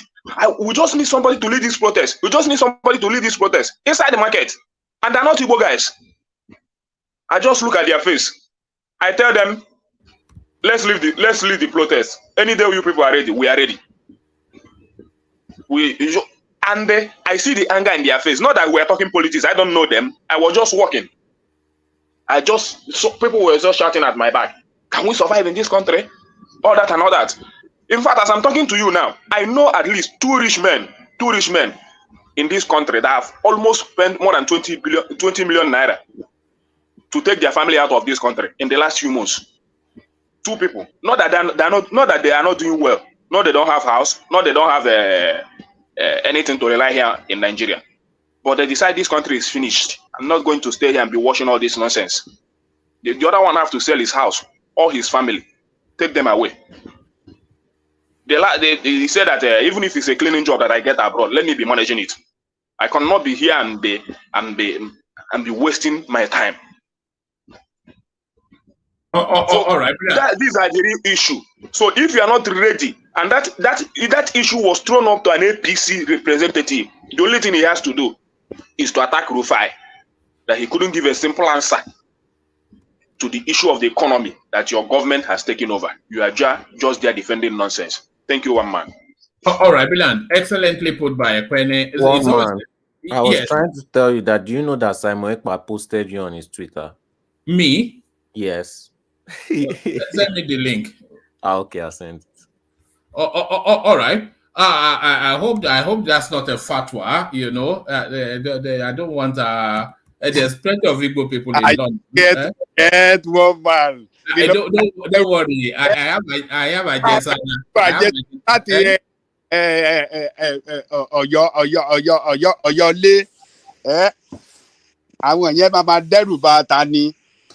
Leave them alone, Sakara. All right. So to you then, Ajanle Koko, and to the conversation, I'm not quite sure where you want to enter it. Allegedly, apparently, Tinubu claps back at Atiku Abubakar. So that will probably develop over the course of the next 24 hours. The government targeting 750 naira to the dollar, which is where all of the big international houses have placed the naira ever since the flotation. So that's to come. I don't even think you have any thought on this space. You probably don't know the characters. Seun Kuti mocks Jaruma against allegations she's in rehab, so that you may want to give a curve. But the goings on in River State call Wike to order, Clark tells Tinubu. So is this guy now trying to undermine the Tinubu administration with his excesses, and the FBI tells the obedience to get lost? So pick a couple and go for it. Adale Koko, good to have you. Thank you, woman. Greetings to our listeners around the world. Click on the like button, share, and subscribe if you haven't done so. Tinubu response to Atiku, I think, is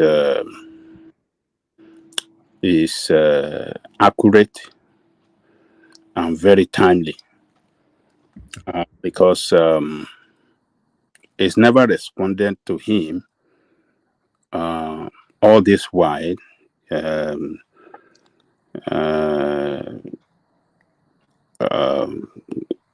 All this while that Atiku has been throwing punches at him, pursuing this certificate issue, went all the way to the United States to pursue court case against Tinubu certificate, and but now that the what do you call it? Supreme Court has ruled in favor of Tinubu, or rather affirmed the victory of Tinubu. And Atiku now came out today to show an act of irresponsibility, an act of how do I describe it? A man that cannot be trusted, a man that cannot, live by his word, a man that, is totally unreliable person. And why I describe him with all those characters is because this man, in about 3 weeks ago, he told us when he was addressing the media that he will abide by Supreme Court ruling.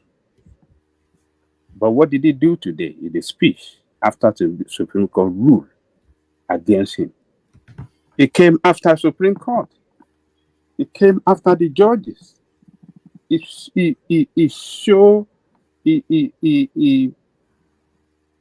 showed disappointment at the system. He was making statement that the system cannot be trusted. He was making statement that the future of the country is in bleak. He said a lot of things that you cannot believe that a statesman like him, who has been in the system, who has been favored by the system, who was once the vice president of the country, who was once, a good friend of Tinubu, long-time friendship between them that existed since 90s, a man that Tinubu gave a platform, an ACM, a political party, to use to contest for presidential election when he was sacked by Obasanjo from PDP. You see, you can't just believe that Atiku could go this far. So it just shows completely that he is a very unreliable person, a person that cannot be trusted, a person that he totally, confirm what his boss said about him.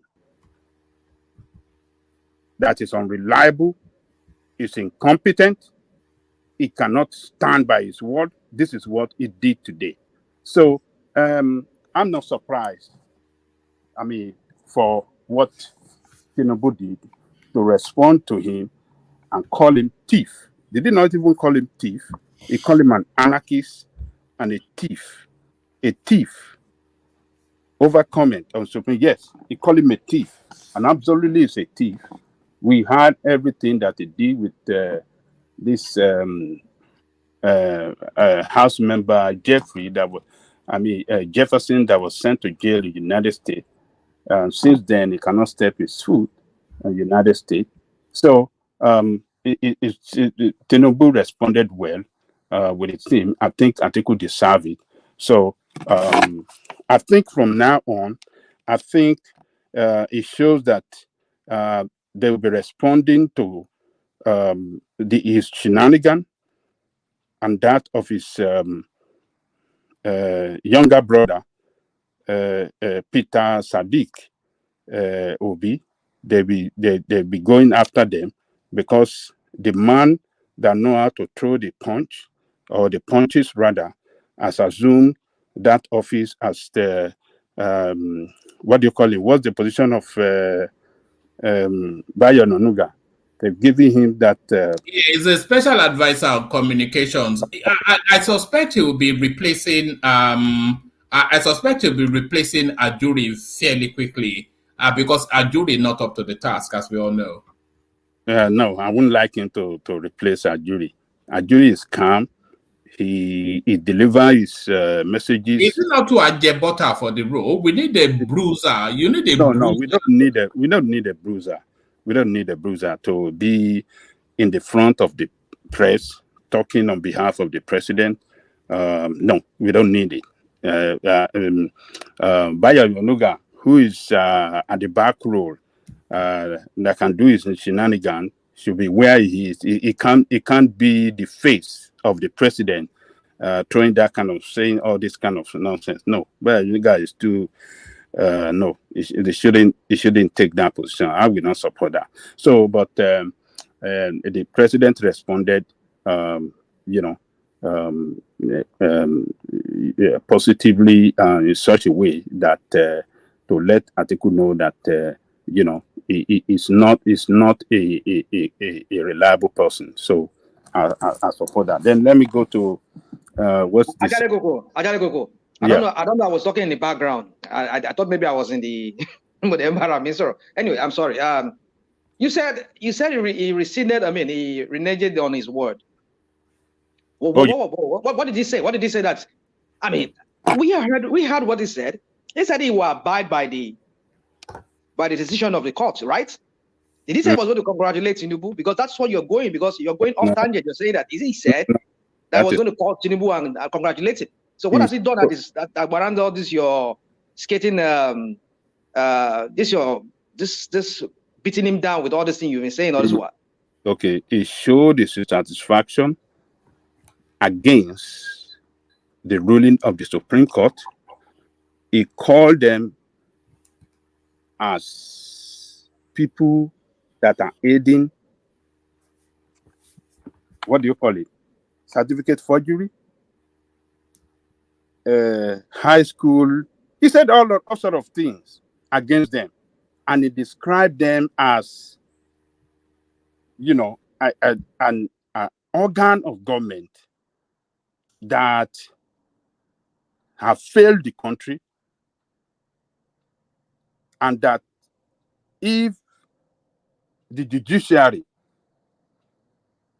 in democracy fail to stand by the people when it really matters most, it means that democracy has failed in that country. That is what you go and listen. Did you listen to him at all, Rest of mine? I did. I watched the whole thing. Did you listen? Hold on. Ajalekoko. I see. I don't know when you've become this. No, hold on. No, don't go after I don't just know you anymore. Hold on. I don't know you anymore. Emotional blackmail. Emotional blackmail. Hold on, Rashid.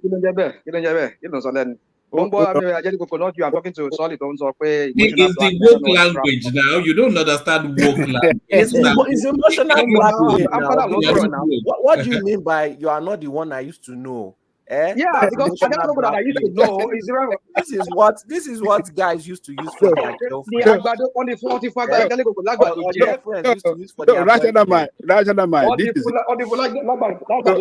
Look, rational mind. This is it. Look, this is it.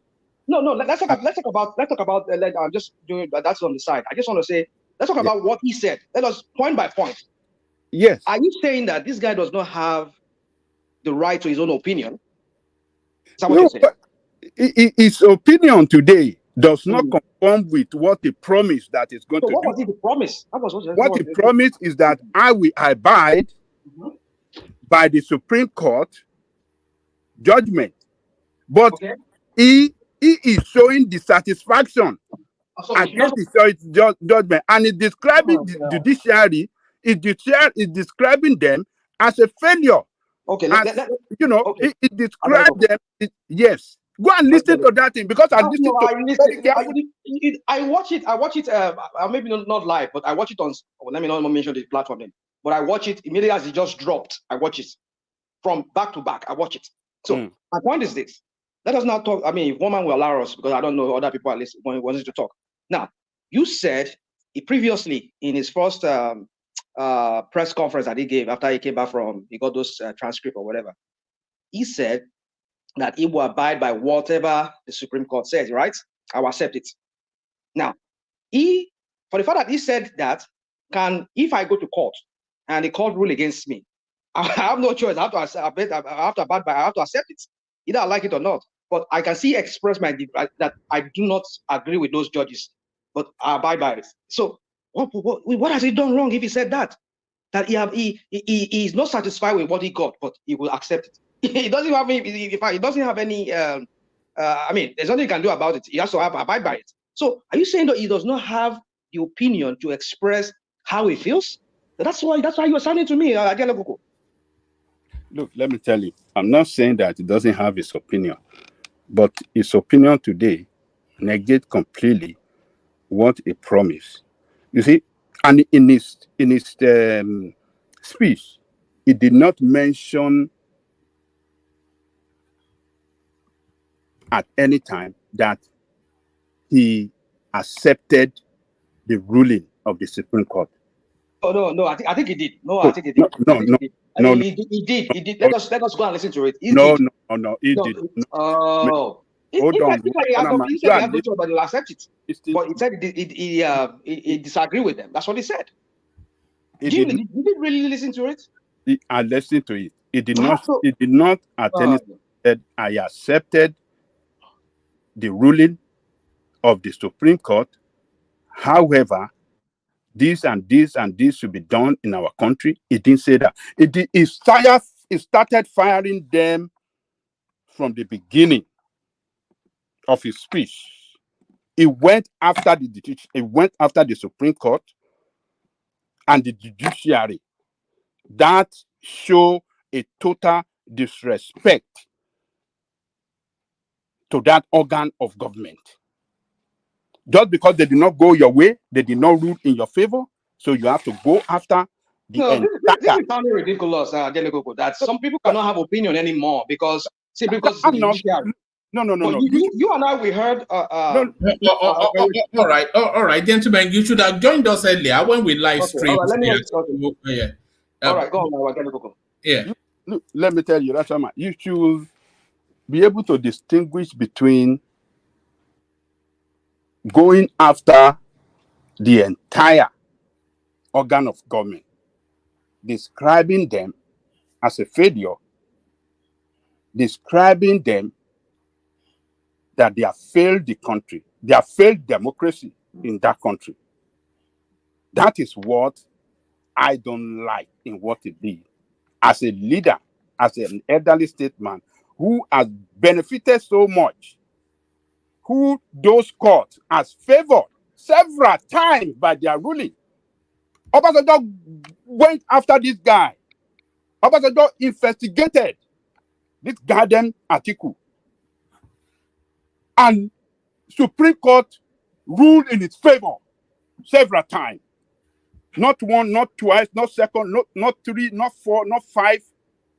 Several cases that Obasanjo took up against him. And this same Supreme Court ruled in his favor. But now, because they rule against you, you think because they didn't give it to you this time, then you have to describe them as complete failure. That shows a man that is ingrate to that country. It shows a man that is a greedy man, a man that want to have it all and want to have it all the time, even when it's wrong. When he is wrong, he want to have its way. It doesn't happen like that all the time. So it should have shown respect to them, and it should have moved on.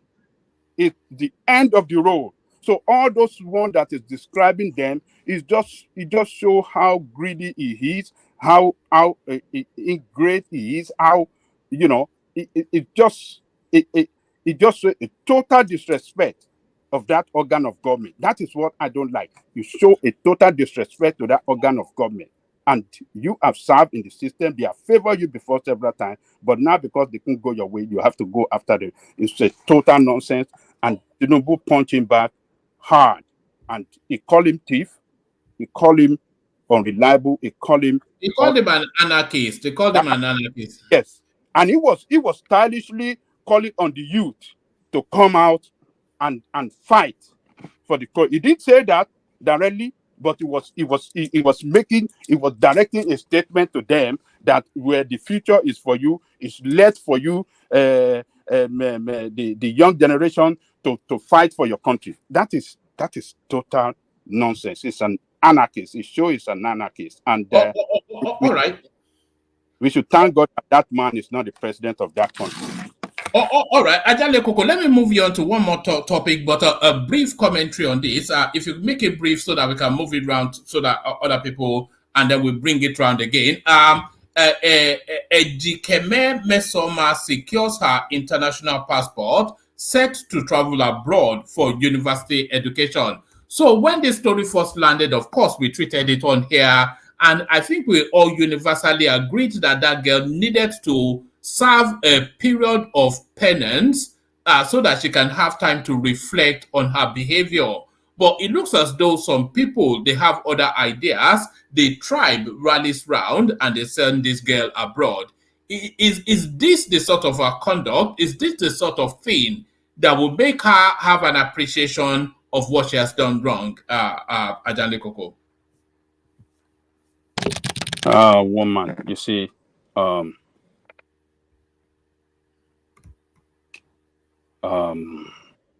you see, young people doesn't think well before they do things sometimes. So that lady was not in her right mind when she committed that forgery. And she was caught. She embarrassed a lot of people because a lot of people celebrated her. Some political leaders from the Southeast. I think the former minister, what's the name of that woman? Is it IPOB? Is it Ekwesele? Ekwesele, yeah, Ekwesele. I mean, what's her name? Yeah. She was celebrating her that, okay, a lady, a young girl from the East came atop others, you know, in the entire federation with her jam score. So, but not knowing that she committed forgery. So she was caught, and later she apologized. You see, it doesn't mean that we have to abandon her. She deserves to be punished. I think the JAMB sanctioned her maybe for 1 or 2 years, not to take JAM examination. But here we are today. Somebody is trying to help her, which to some people help her to go abroad and study, which to some people we interpret as a reward for forgery, a reward for criminality. See, what I don't like is that they brought the issue of this lady to the public.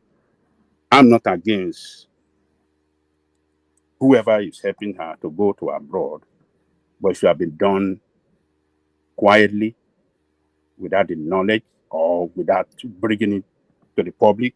It's like they're rubbing it to our face or to the faces of the children across the country that have worked very hard on their JAM examination, that you all just, study hard for nothing. This is a person that cheated, that committed forgery. Look at compensation for her. It's not good. It's not good. Yep, this is not good at all. We shouldn't be showing this kind of thing to our children to see. It tells them, it sends a lot of signal, a lot of messages to them that you can get the reward in Nigeria when you commit atrocity, when you forge your certificate, or when you go through the back door to get things done illegally.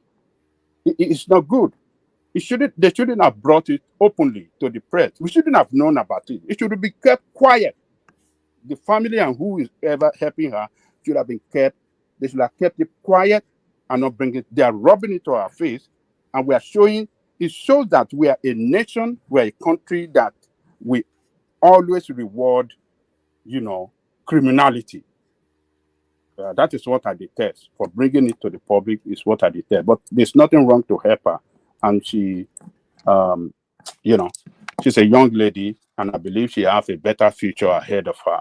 And I pray that God will be with her in her pursuit for. Are you saying you approve of them sending her abroad to go and? Look, let me tell you this. She's a young girl. She's lucky that somebody is coming to her head that, look, you have a potential, I will help you, but don't do this again.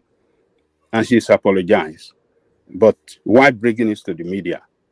It's very bad. That is what I don't know what is wrong to people in that country, people that are even, people that are matured enough to know that this is not good.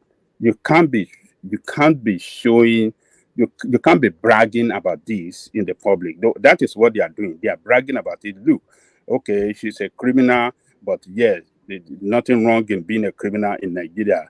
If you commit crime, you can get a reward for it. That is the signal they're sending to other young Nigerians, and that is not good. That is what I don't like. But yes. I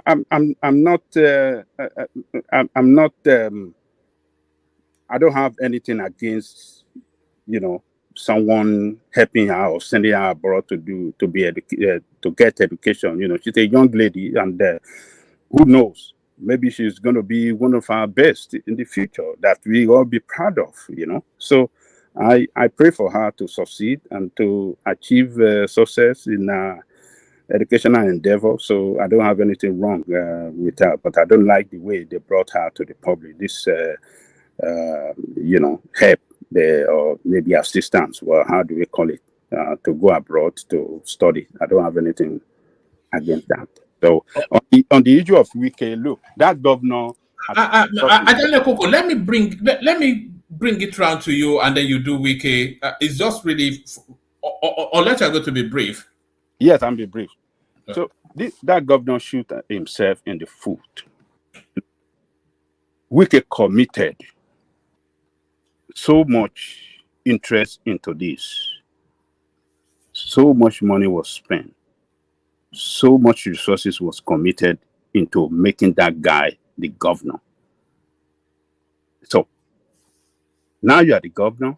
Even if you believe that, this guy is controlling you, it should. This is not the time for him to have reacted or tried to fight back. It should have played along, continue to play along. It's too early, for God's sake. 5 months you're trying to fight. It's too early. It is not. It shows that it's not a politician. Politicians will not do that. Politicians will come and maybe second time in office when he has already established himself, already have his own people, build his own political camp, and by then, if he's fighting his boss, he will have some energy and some backbone, to fight. But at this early time, I think who knows? We don't know. He might win, but I doubt it if it's going to win, because Wike will surely have the backing of the federal might, because to the federal government, to the Tinubu and co, they see Wike as part of them now, and River State as part of where they have invested, and they will be planning for 2027. So if Wike, if they should abandon Wike now, that means their victory in River State for 2027 is not guaranteed. So they want to do everything to support Wike so that Wike can retain that place for them for 2027. And the assembly, majority of them are on the side of Wike, 24 of them out of 32. How is he going to win? And those ones went to have their proceeding done in another hall somewhere after they burned down. I think the governor as a group are the one responsible for burning down the assembly of the state, because in order to prevent the Wike group, a majority in the assembly, to carry out that impeachment against him. So that is what they did. And it's not showing good for Wike.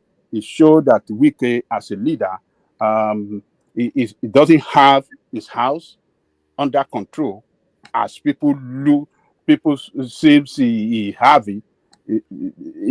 And for the governor, it shows that he doesn't show appreciation as well to person that committed so much, contributed immensely to his victory to be governor of the state.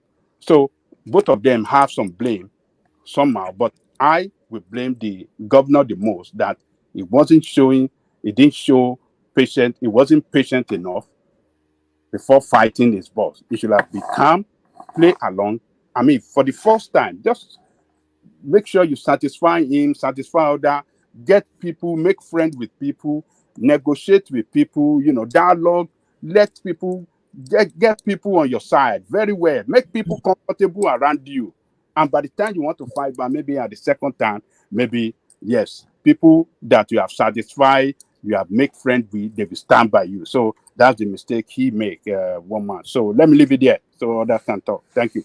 All right, brilliant. We'll still come round to you, because I think you've not fully expanded on that space. But let's move the conversation on and bring Zita on board. I think Zita especially came in regarding this Mmesoma narrative.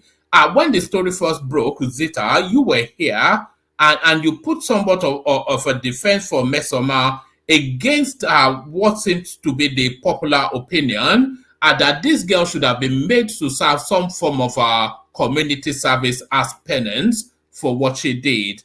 But crime and punishment, something completely alien within the Nigerian space, crime and reward. This girl now, and by the way, somebody was commenting in the comment section that the girl that actually did score the highest in JAM, she's not near any this opportunity that Mmesoma has been afforded. So what are you then making then of Mmesoma packing her bags and heading to some Ivy League university in the United States? Zita.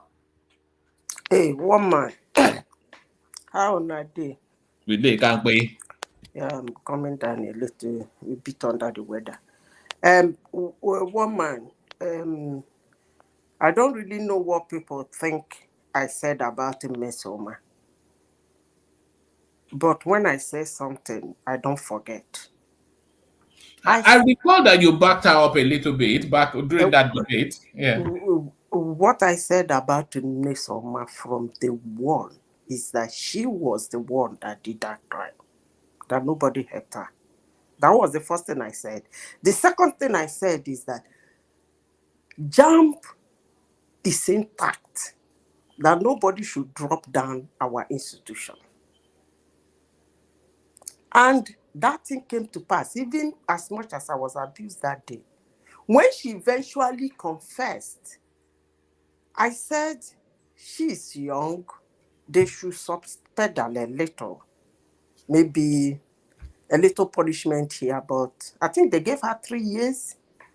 I said that 3 years maybe probably is too much, coupled with her age.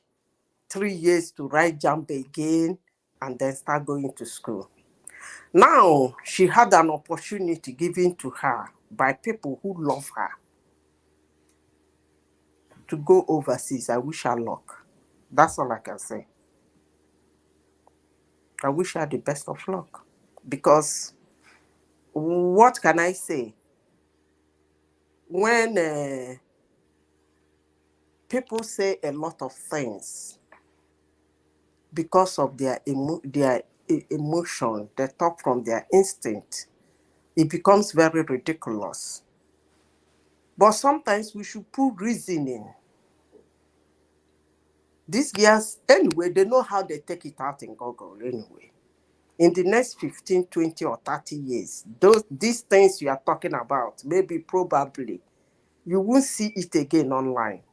They know how they pay for all those informations to be taken out so that the Mmesoma will be the cleanest girl on earth.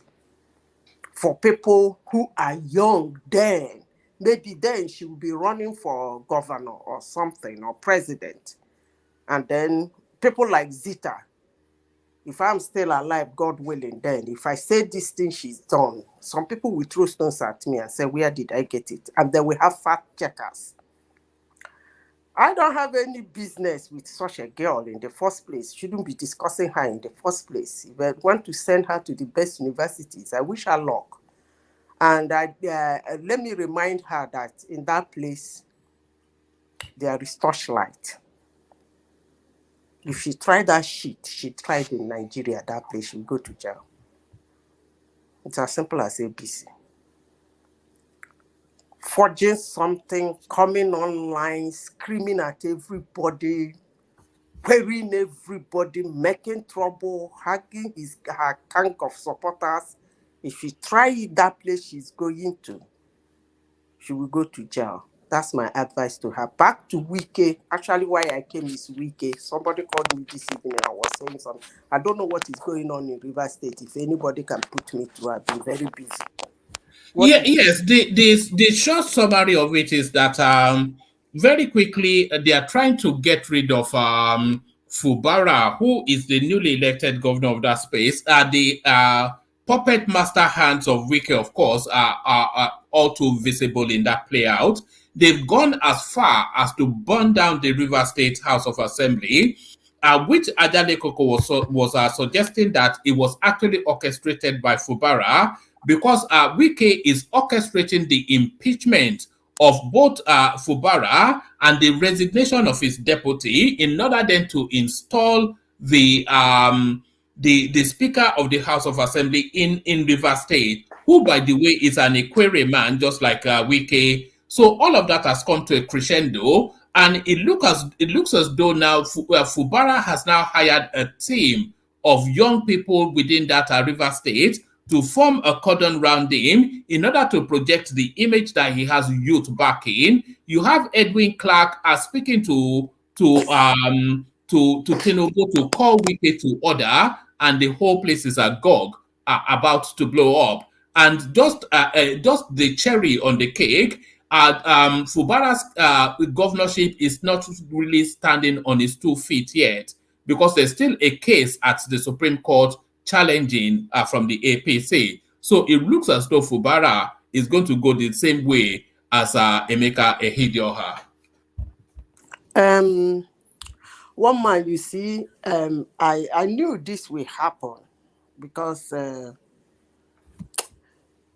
but Fubara is not smart enough. Just as Ajani Koko said, I was expecting him to do that in his second term. Yeah, it moved too early, didn't it? It moved too early. I hope whatsoever that is beating the drum for him is strong enough. Because you see, when people talk, I do listen to them very well. Wike has been playing this Lagos politics for Lagos-style politics for some years now, counting 3 years. Or will I say for the past 4 years or 5 years? Because he has secretly met Tinubu severally. Before the 2019 election, after the 2019 election. And he made a comment. Not once, not 2 times, not 3 times he made that comment. But let me remind us of the last one he made that is still very fresh, that anybody can go back to watch. When they invited him to Lagos, when he came and endorsed Showolu, he made a comment. He gave the women 300 million naira. And he said, and I quote, that he is learning Lagos-style politics. People might not like it. People might hate it. People don't like it. But when you look around you in the whole of Nigeria, apart from some northern cities that are doing well. Okay, let me not talk about the whole of Nigeria. Let's leave north. Let's talk about the whole of south. Lagos is the only city that is working. I must say, it's supposed to be Lagos, Calabar, Rivers, Port Harcourt, and Asaba. But for some reasons, it's only Lagos. Everybody is rushing to Lagos. Yeah, people do make excuses around it. But truth to be told, no matter the excuse you want to make around it, there must be a human face to it. People are pushing something, doing something, breaking down something, working there. No matter the excuses, if there is no human face to it, it will be abandoned. He said he came to learn. And that was why he fought for Fubara to be there. He wanted that sort of continuity. Fubara is not nobody in River State. Nobody knew him. He worked under Wike. Wike picked him and he worked under his accountant general or something like that. That's who he is. But he picked him. He wanted that kind of Lagos-style politics. But I knew, looking at Fubara, if you're somebody who reads somebody's facial expression, you find out that Fubara think we have so much power as a governor. I would understand that when all those campaigns are going on, he'll be saying, let him put me first. Let him put me first. All I can tell him is that I hope and I believe that whatever power he has is strong enough to fight Wike.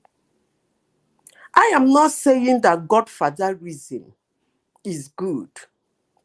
But what I am saying, if you don't want Godfatherism, don't be part of Godfatherism. That's my thinking. If you believe that you don't like somebody to be a godfather to you, when you are called upon to take the position of a subordinate for somebody to godfather you, don't accept. Don't accept it, then come back to tell me you will fight Godfatherism. I don't even know where people get that thing. They said that they fought Godfatherism. I don't know where they get it from anyway.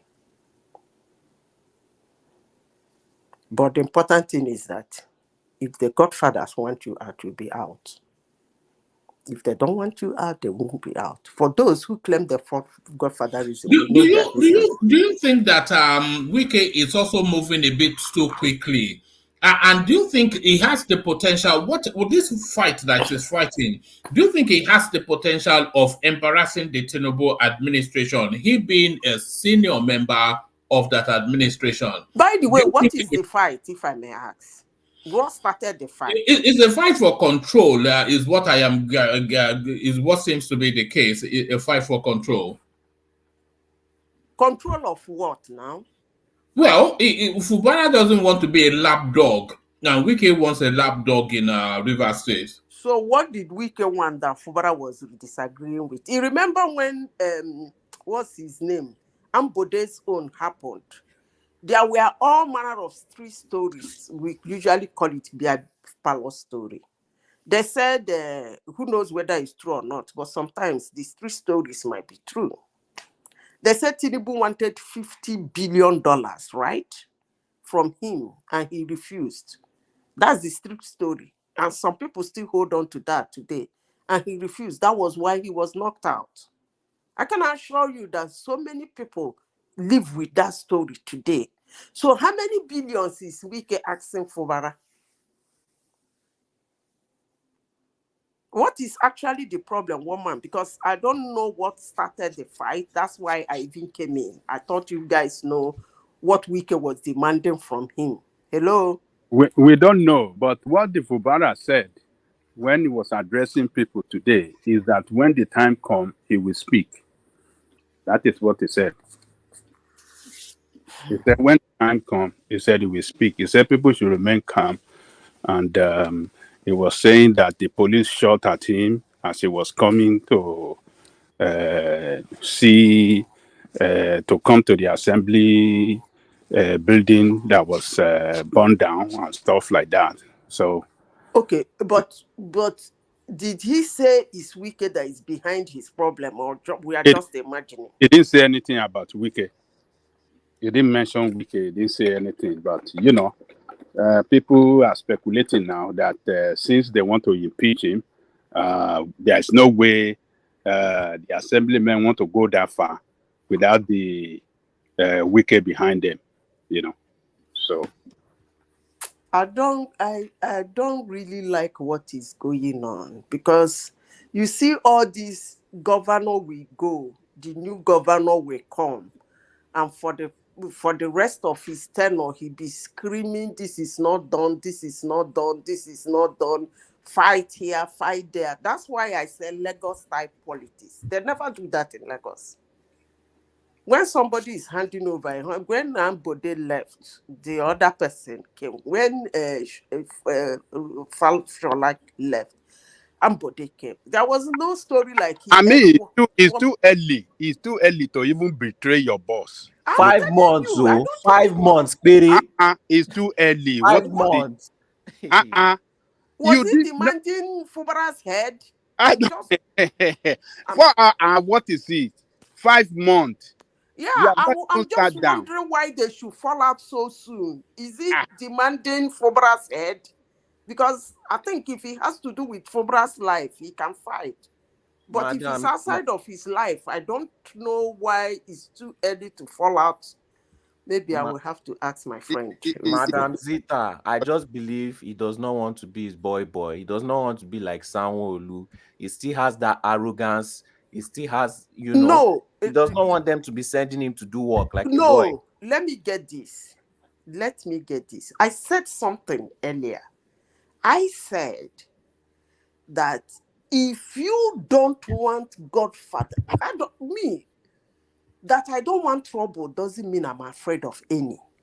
That's the kind of life I live. I don't want trouble doesn't mean that I am afraid of any.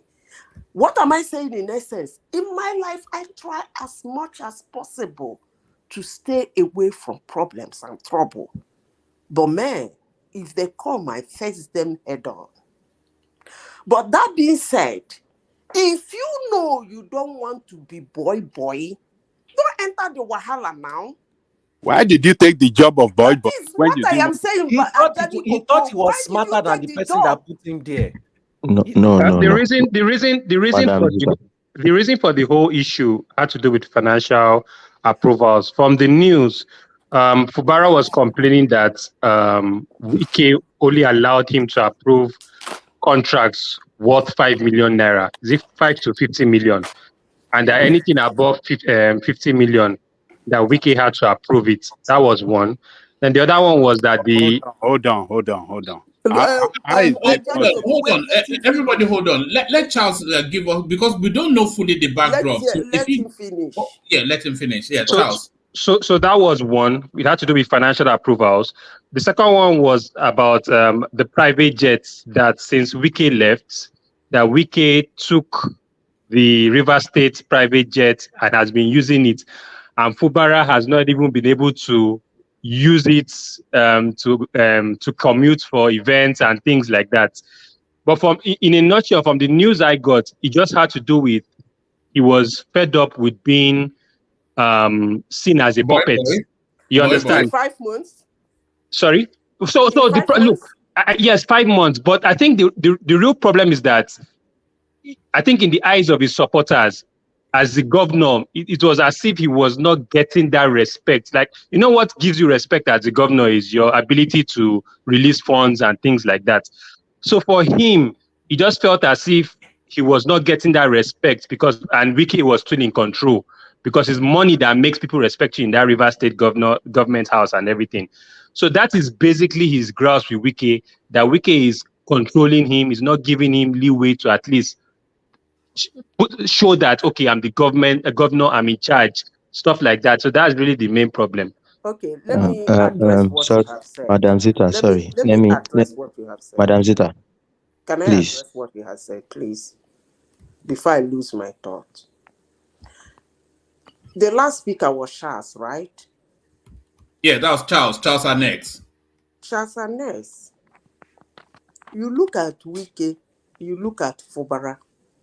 Two of them look like people who Wike will just pick Fubara without any conditions.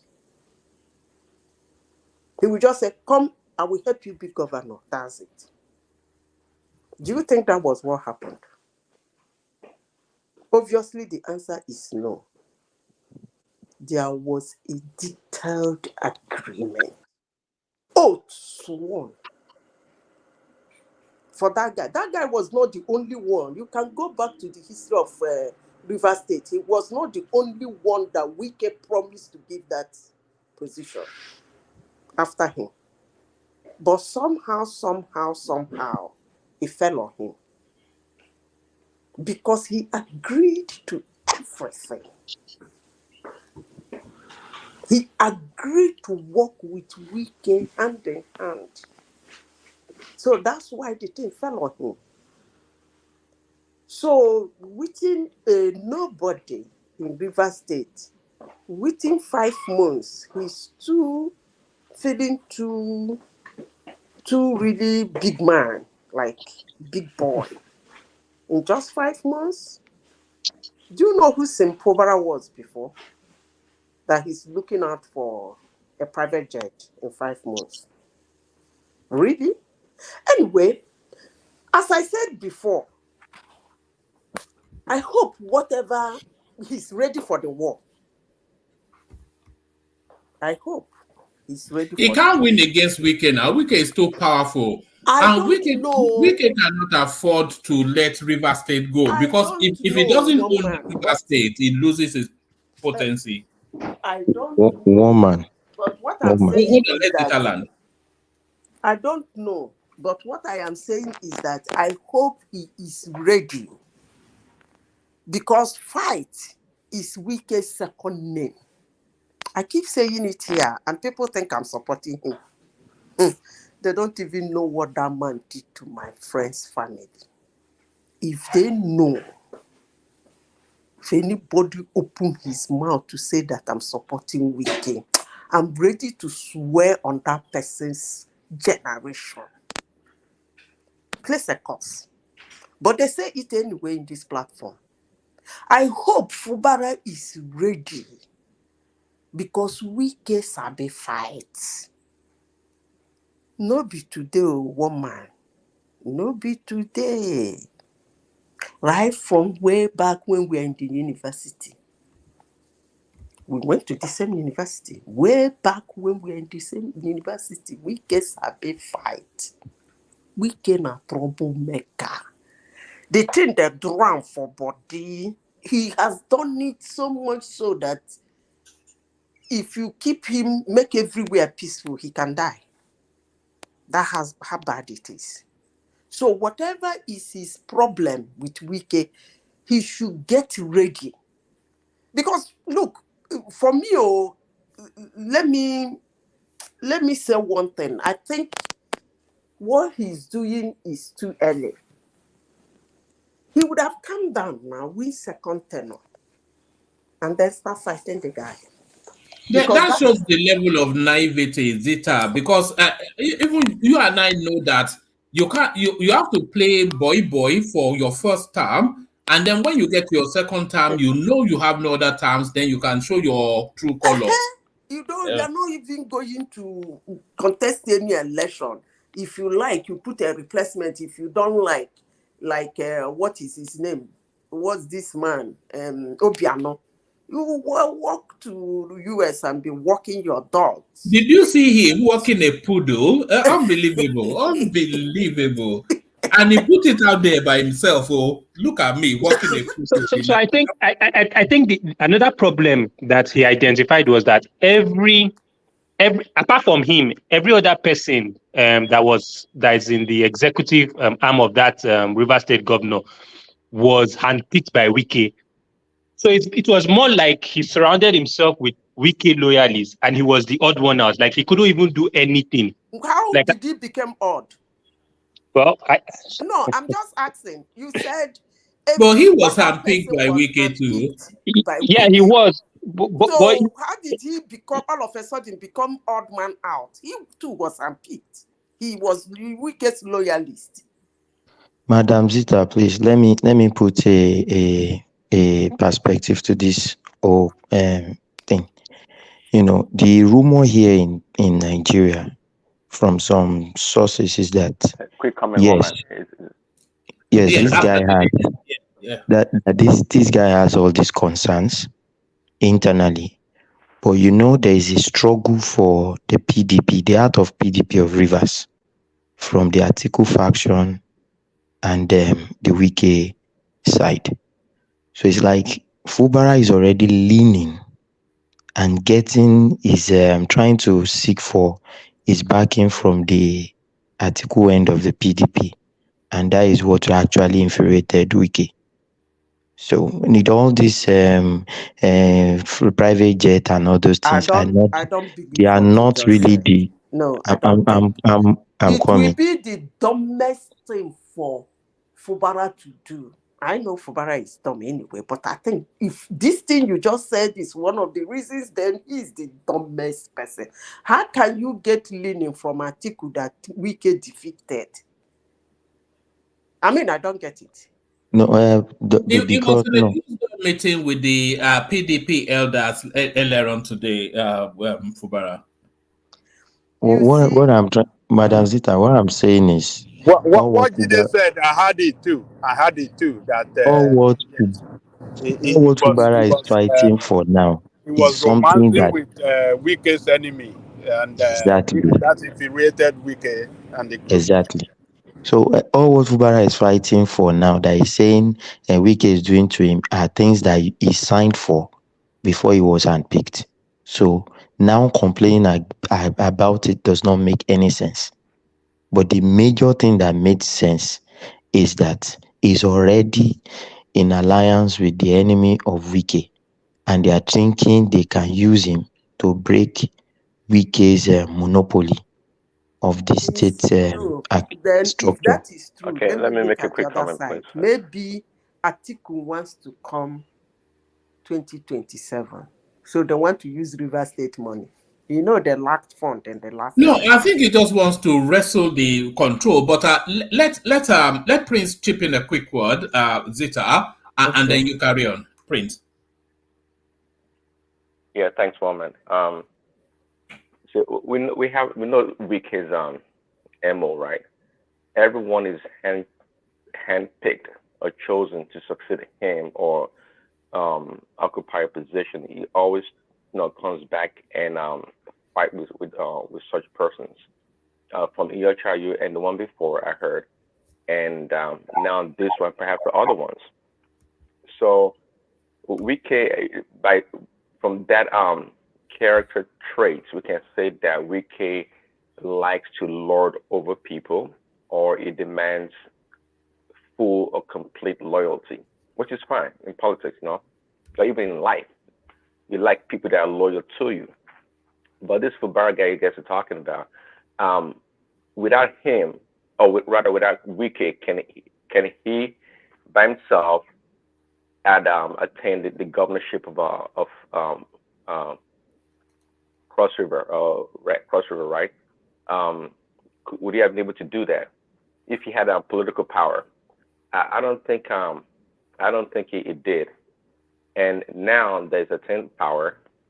You should know by now that Wike's behavior, if truly was around Wike and the way he behaved, what Wike is displaying is no more than himself or what we know him to be. Okay, it seems he tends to go overboard a lot of ways, and people, he likes people to submit to him, and this guy should already know that. Now, if he doesn't want to play ball anymore, that is fine. He can quit and go form his own political alliance or whatever he wants to do. But this is typical of people that are disloyal, and disloyal people are the worst people in the world. If that's the case, you got to play by the ball. You got to play by the tune of Wike's tune.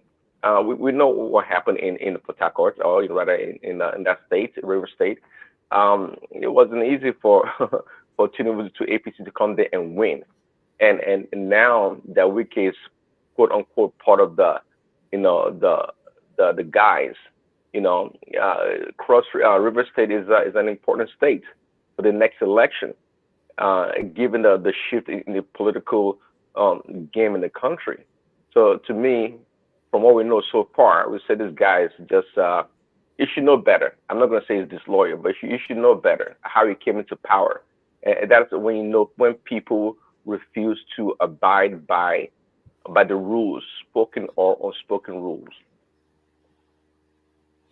All right, back to you, Zita. And by the way, Solly, I've seen the clip that Simon Ikwa put out about me. It was my clash with him on Rudolph's Space, wasn't it? When he was accusing me of speaking from it. But yes, that's nothing. He didn't even let you talk. He was so scared. He was so intimidated. Yes, he was intimidated by the language, wasn't he? Yes, I saw that. No, I think you said he had put out a fatwa on me. Yeah, that's what no. He's not that intelligent. He saw an intelligent question coming in, and he didn't give you any chance to ask the question. Yes. Because I was okay. Let's get back to Zita. So I just went to quickly check Zita, back to you. According to Wike says agreement is agreement, yo. You people remember when he sings that song? Yendeba. Agreement is different from Yendeba. When you agree with him, you agree with him. He has one kind of character.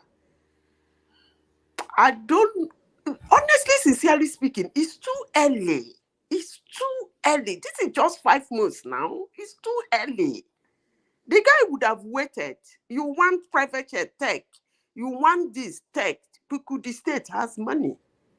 Then in your second term, you can do what you want to do. We can a spender. That guy is a spender. I hope Fubara is ready, but it's just sad that they are trying to find. It doesn't have political structure. It doesn't have anything. It doesn't have nothing. And you want to fight your godfather that have everything.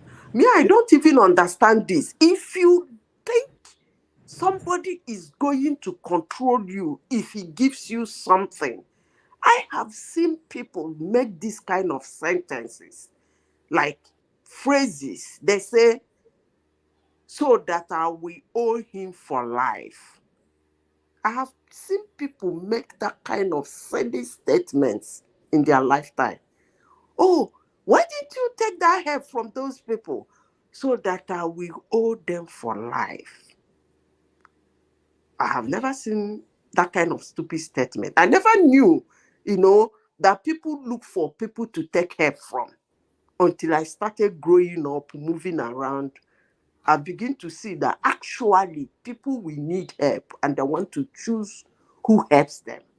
But Madam Zita, as the accountant general of River State, don't you think maybe the guy has some debt on Wiki that he knows that he has him by the balls, that if he releases... And where will he take it to? Well, because where this will person... to Supreme Court. All right, Zita, bring it home so I can move the conversation on to other contributors who are also be waiting. But stay with us so that we can look proud to you again. Bring it home, Zita. One man, there is nothing to bring home. Go and hold Fubara. That's all I can say. He's gone now. He has only 6 weeks. Within 6 weeks, he's gone. He's gone. Go and hold him. I don't know. Yeah, I don't know what debt he has on Wiki, where he's going to take it to. Is it to Supreme Court or to EFCC or to Tinubu? I don't know. But I wonder if Wiki took his band to Abuja, although he seems to be cooking now. He's coming to us from the kitchen now. Everybody's cooking for everybody. Oh man, let me leave you people to continue. I'll be shipping 1 or 2 things from time to time. All right. Zita, before you go, a new voice joins us, so let's document that voice. So you can be here as well. Top Thoughts. He joins us for the first time. Speak to us. Top Thoughts. Hi everyone. This is actually not my first time. This is like my second time of joining the family. I'm an ardent follower. I listen all the time. But tonight I just choose to just drop some few words of mine for the second time actually as a member. When I look at the political scenario in a River State, it's like a dog-eat-dog situation whereby we all complain of Godfatherism, but that's all we all want to do ourselves. We think we are better than other people, but when it gets to our turn, we all do the same thing. The issue in River State is like an issue of somebody that feels you can eat your cake at the same time you can have it. River State, as we know, is a toxic city, and we know what and what could happen in that city for a very long time. We see how things happen there, and we see what and what everybody tries to do. Even in the past, people have complained about Tinubu's system of Godfatherism. But we all see again and again, everyone who are bagging the same thing. And we all complain of Tinubu as being a wrong person or is the foreign Godfather. I don't want to go into details of finances, how we use the state money or use the private. We don't even know what the cost is yet. But from what we know, what I read today when I followed the story was, according to the government, was trying to make some appointment, 4 new appointments, I guess, without Wike's approval. That's part of what caused the problem. Was trying to make some appointment. I read that story today, and it was very funny. I said, well, that shouldn't be the root cause of this problem. But he has forgotten that who owns the house owns everything in the city. So long as UK controls the House of Assembly, he controls the state. He has federal might, so he can still do whatever he wants to do, regardless of what anybody says. But the only problem there is this: if Fubara goes to align with Abechi in River State, it becomes more problem. It becomes a very toxic city, and the people, when 2 elephants fight, it's the grass that will suffer. The people of that state are going to suffer for it. So it's better for them to find a meeting point, sit down, discuss it, and find a way forward because of Rivers people, not because of Wike or Fubara or Amechi or Atiku or everybody, but for the good of the people. Now, on the other story of Mmesoma, well, Nigeria, my country, how do we, when somebody has done something, rather than correct or say, look, this is what we have done, we should need to be punished. But like we always do, now she's being rewarded. Even if you want to help her, tell her she has to be what? Reprimanded for lose 1 year. Sit down at home for 1 year. Next year you get admission to an institution. She should be punished one way or the other. Don't forget we have Gen Zs outside that believe whatever they do, they will go scot-free. We have just passed the wrong information. We have just passed the wrong idea to these young kids that will still do the same thing because they will think they'll be rewarded for doing what is wrong.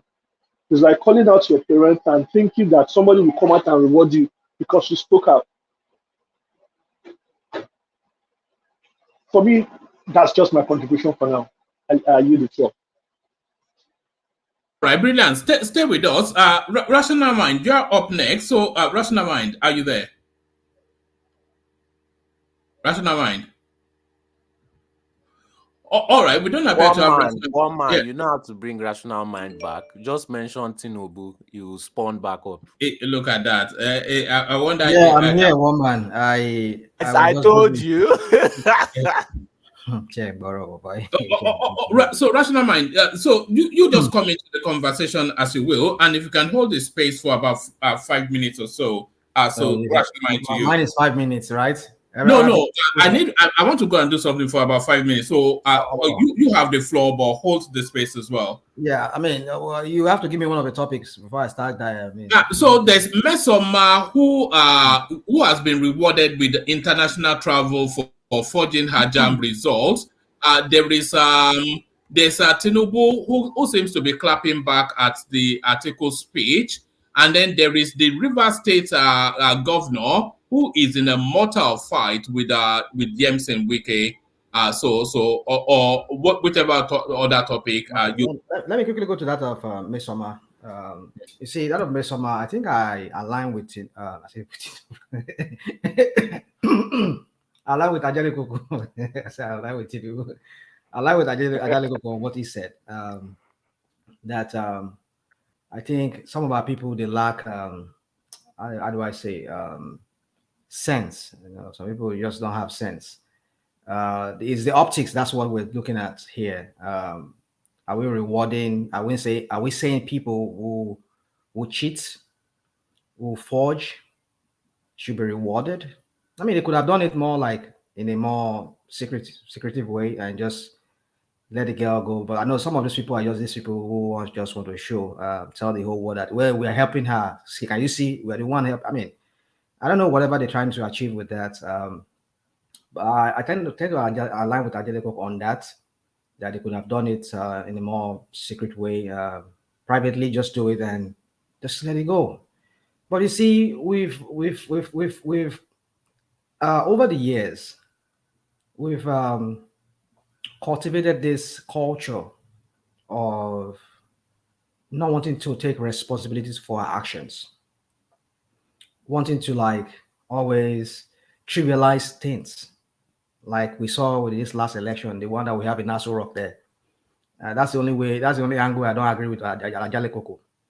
Ajale Koko is quick to call somebody a certificate forger, a cheat, and then we have somebody in Nassau Rock who did the same thing, and we are here justifying it, rationalizing it in any way possible. I beg, who is this somebody? Can I? It's not we. Me, I not rationalize it. I mean, I'm asking who is this somebody? Just a question. The Agado people here, they know themselves. It's not we. No, they say somebody in the Nassau Rock. I was not saying anything. Can somebody forge certificate that he owns? Is it possible to forge? Okay. Good. In fact, you even remind me something. You just remind me of something. Who is that somebody in the After Rock? Rational Mind. Tell us now. What's his name? You just rightly remind me. I wanted to use this girl's. No, I want to answer you, Ajale Koko. After the school even confirmed that this guy graduated from the school, and you are saying that the first certificate on. No. I mean, Rational, who's the person that After Rock now? Tell us. Would you people allow me? You see, I mustn't say anything like this. I don't want to go to that. Rational, you are the moderator right now. You are the moderator. You shall allow us to speak. Come on, you're the moderator. No, because I'm also speaking for myself. Before one man comes, I'm not the moderator. You only gave me 5 minutes, so don't try to shut me down. Well, you are either way. You are. Come on. I just go past put the position to me. Let me just quickly talk. I'm not here to talk about Tinubu. I'm just only making a side comment about people the hypocrisy that some of us we do here, we can the same way we make side comment about Obi that gets you. You know, me further. I don't understand. Like maybe I have you in mind. The last time you and I talked here, you said I was trying to interject you. Didn't allow me to interject you. Now why are you interjecting me now? Don't worry, you can interject me, no problem. I'm only joking. It's okay. You can interject, no problem. I don't have any problem. So any problem? Yeah. So my point is this. You see, it's just a side comment about Tinubu. However, we want to take it, it's up to us. But my point is this. I agree with you, Adelikoko, that they should have done it privately. Let this guy just go. I mean, what's the optics? What are you trying to tell the younger ones, our kids, the grandkids, the ones coming behind? What are you trying to tell them? That they can, although we have somebody who did it to Otomuje, is sitting in Aso Rock there, you know. So that's a good false allegations. False allegations. You are justifying. So you can always go and obtain an rational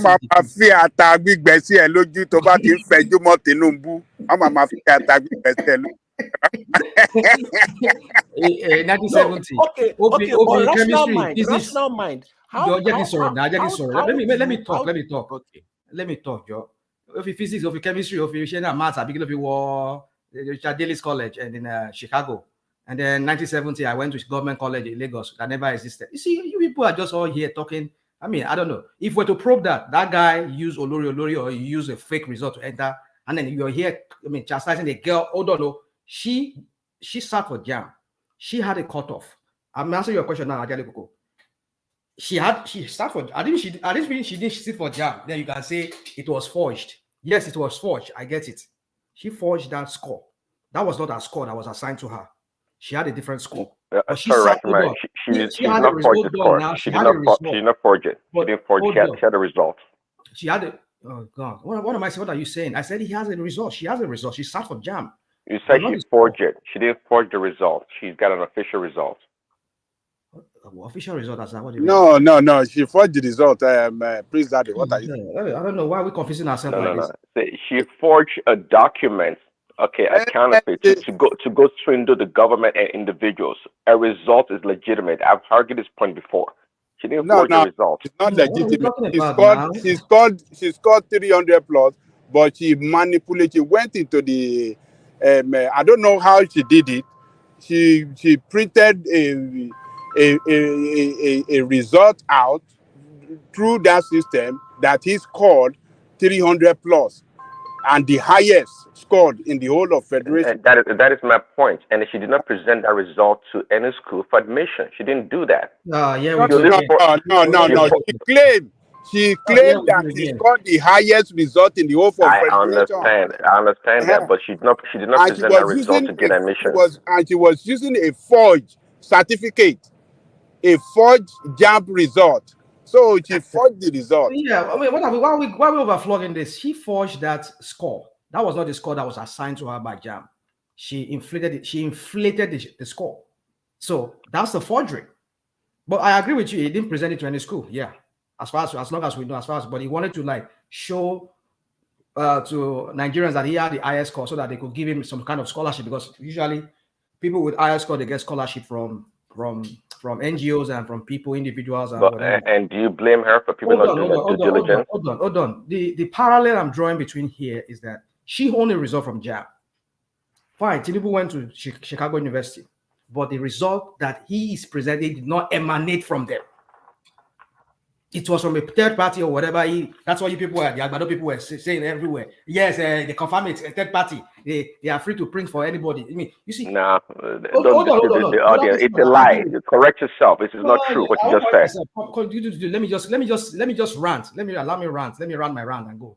Because at least the other day I had this conversation with what's his name, Emeka here, before we started going off tangent, and then he confirmed that yes, it never came from the school. He accepted it. I think you were here. Even you, Prince Daddy, you were here. I remember that very day. I could recall you were silent here that very day. He said it was from a third party, not from the school. So Mmesoma also had a result that did not emanate from JAM. He sat for the JAM, but not that score. But Rashomai, that is here. Hold on. See, No, the result no, Tinubu never presented a result from a different third party. He did not do that. He only presented a certificate. You did Hold on. not read that thing. Let's not. Let me. No. I'm not here to talk Tinubu about result. Hold on. I'm only trying to talk in person. Please. Okay. I just want to draw a parallel here with what Mmesoma did and what Tinubu did. However you want to look at it, it's up to you. I'm not here to talk about those things anymore. I know we have a criminal in Aso Rock. That's what I know. We have not just criminals in Aso Rock. We have. Rashima, I take exception to that. I take exception to that. Now, listen. Hold on, dude. But now, many APC are asking Tinubu to remove him because they said he has been collecting money, assigning people's name that were not even approved by Tinubu, taking their name off, putting other people's name. We know this is a guy who has. Why are you saying this, rational man? When the president himself said that is not right, and that Gbajabiamila is a trusted one, and he will still continue his job with him, that all those information that some people are carrying around, that it's not. I'm so surprised. I mean, I'm not so surprised because I mean, the president spoke about. Hold on. But don't I used to know. No, don't. You're even more Agbado than even the Agbado people say. No, hold on. His president has spoken on this thing, and the president said all the information they have been peddling around that is not true of Gbajabiamila. And you are still saying that he was taking money to get to appointment. I had this conversation. Was it with you were here now when me and Bishop were going back and forth. I go by what I hear. I did not make it up. Did I make it up? It's there in the news. Go and look at Sarah reporters. Go and look at the Gazette. Go and look at that premium. They all reported that there is grumbling. Did you watch I watched the video when Tinubu was speaking? Hold on, let me talk. Hold on. I don't want to go by what Sarah reporter or anything said. No, I am going by the video where Tinubu spoke at their federal executive meeting today. And he specifically addressed that issue.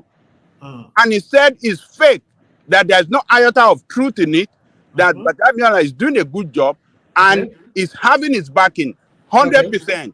Okay. And you are still going back and come and spread propaganda. You are spreading propaganda against Tinubu now. I mean, against Gbajabiamila. You are spreading propaganda against Gbajabiamila. Babajanle Koko. I think we should ask rational mind. Okay, so just 1 minute, rational mind. I want to just ask you a question. Please, after doing Tinubu versus Mmesoma, please do Peter Obi versus Mmesoma. No problem. I heard when you were talking about crying over Peter Obi. I mean, I don't care, but the thing is, let me not open that because you people have a way of taking my mind off what I was talking. Let me go back to what I'm talking. I will address that maybe later if time permits. So my point is this: I did not make it up. I read the news like you read the news. Sahara reporters, other dailies, they all reported this. I did not cook it up. So I took those news that there's a grumbling within the APC rank that Gbajabiamila is doing anyhow. He's collecting money, and why would I not believe that? This is somebody who has had a history of trust issue. Your client gave you money, you took the money, you ran away, and then you're showing. You see, once a thief, you see, they always say something. Once somebody has formed a pattern, and that's what we see in Tinubu himself too. So what do you expect? Do I expect him to say anything less about you know how Gbajabiamila, what some top secret that Gbajabiamila has about him, that if he lets him go, that could even ruin his presidency? What do you expect him to say? These are APC people saying that Gbajabiamila is acting anyhow. He's doing some shady things. I mean, why should I believe them less when I've seen this guy have done one in the past? So you see, people just, I mean, when I make my analysis here, I don't just make things up. I make my analysis based on antecedent and precedence, or whatever they call it, precedence. I look at all these things and all these factors and I put them together. Fine, Tinubu can say it like, What's his name was saying? Why are you not using the same antecedent of Obi's Pandora's issue? You know me now. You see, Ajale Koko. You know my stand. You know my. What is your stand? What is your stand? I do not mind. I have criticized him here. You remember? I've said he's the lesser evil among the three evils. I don't remember. Okay, if you don't remember, let me remind you this phrase. He's the lesser of the three evils. He's the lesser of the three evils. I believe he's a evil. Obi is a evil. He's not a saint. He himself said he's not a saint. So I know he has his own evil. But who's the number one evil person among the three? You go and figure out that yourself. I won't tell you. I don't want to go off tangent here. Let me go back to Mmesoma. So the point is this, guys. I don't just make things up. I read what everybody reads, and I draw my own conclusion on that, and I draw antecedent, precedent, whatever. I put everything together, and I make my submission. That's what I do here. Like when we were talking about yesterday here, I'm talking about if Jega said this, did not say this. There was a quote, a citation, a quote of him giving at one forum at the Calabar or whatever, or is it Akwa Ibom, or I don't know, maybe it's Bayero University, where he said it. They quoted it, two different papers, quoted it. Even the one they gave me yesterday, quoted it too. But it's now denying. So the statement from Tinubu, you can't trust it. That is what you are telling us. No, I will not trust it. I don't trust it. Okay. So it is clear. Everybody leave Baratana man alone. Yeah, familiar. So I don't trust it because he will always defend anything because you don't know how how far they've come together. I mean, how far they've been, the all shenanigans they do together. But you know. Well, am I worried? Very soon. When we see the way they lead the country to. I just hope they don't lead the country off the cliff. We shall all be here. We should need power. So let me say this. So in my own, that's just my own parallel I'm drawing there. Mmesoma, what they did is, but I agree with you, Ajale Koko, the way and manner they went about it. They should have not publicized it.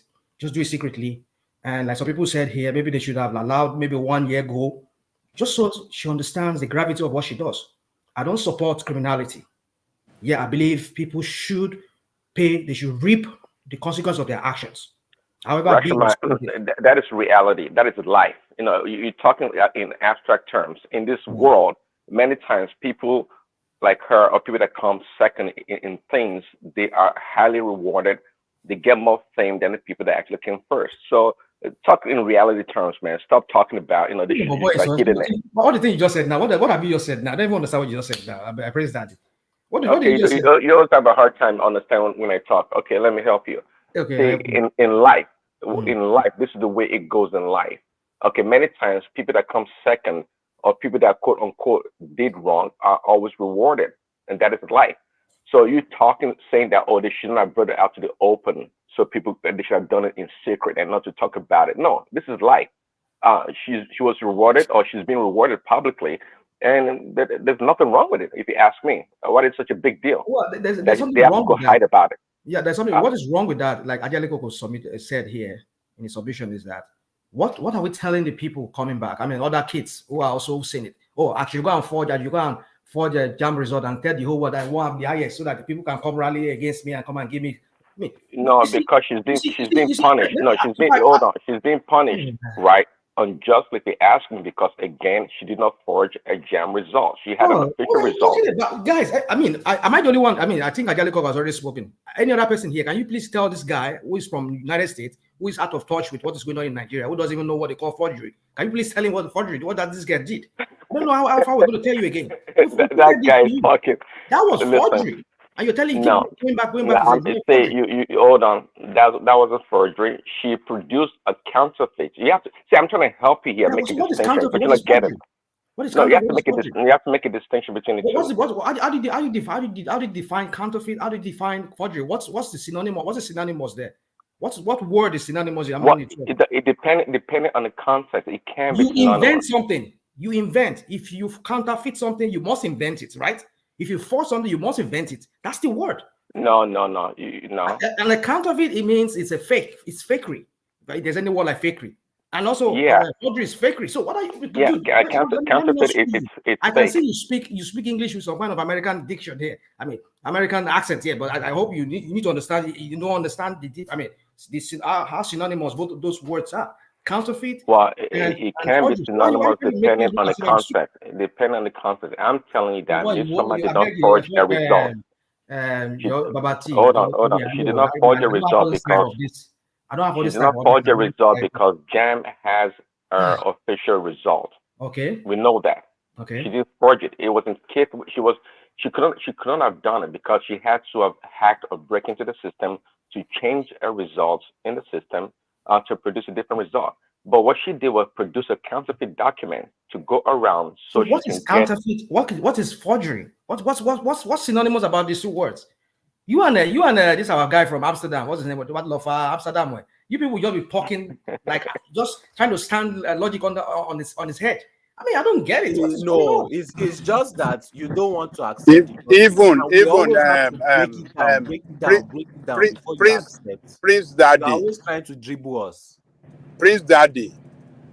That lady was accused of forgery by JAM.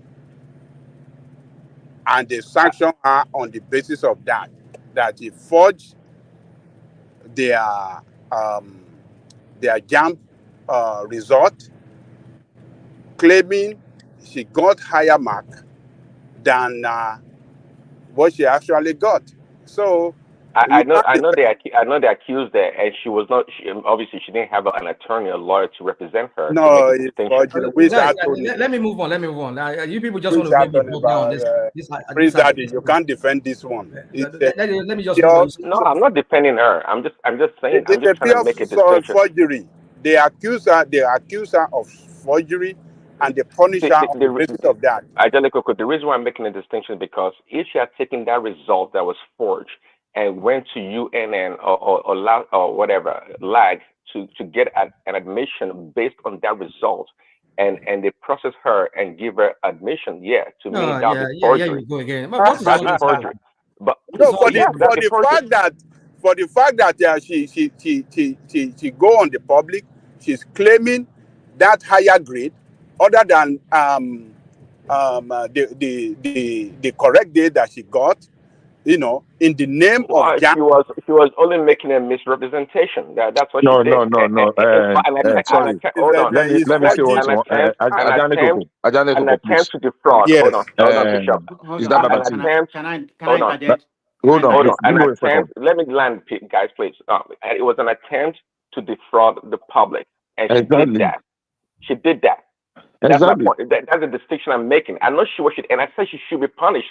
So if the Attorney General or the state or the governor or the governor wants to punish her, they should do so. But when it comes to her academics, gaining admission into a school, university with a JAM result, to me, she did not do any forgery. She has an official result that was pretty good, an okay result to get admission. That's my point. Was he present something for you before you say forgery? Hold on. I'm sorry. Hold on. Rational, hold on. Look, the fact was that the fact that you called me immoral already, so you can have the fact that she's getting. Let Prince land. Prince land. It's landed. Oh, thank you.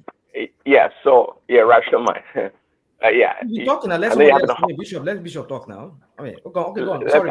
Let me land. I know you don't want to hear me speak. I don't understand what you're saying because you just keep going round and round in this stuff. Okay, I'm not going around because you can understand me doesn't mean that I'm not saying anything that doesn't make any sense. That's your problem, Russian mind. I'm making a distinction here, and my distinction is: look, I don't think she forged a result. Why? Because JAM has a result officially. Now, if she was able to hack into the system and change the result somehow, some way, that'll be a different case. But all she did was a public, you can call it corruption because she counterfeit a JAM certificate and presented it to public officials or business individuals like I think Innocent Motors, and she got money from that. She got paid from doing that. But when it came to admission, JAM has not proved that she went out there to get admission based on a forged result. That's my point. Well, you keep using the word forged result. Did you just use the word forged now? This America you stay. Other way that make you lose touch with what is. I don't know. You're right. You're not more in touch than I am. I say if JAM was able to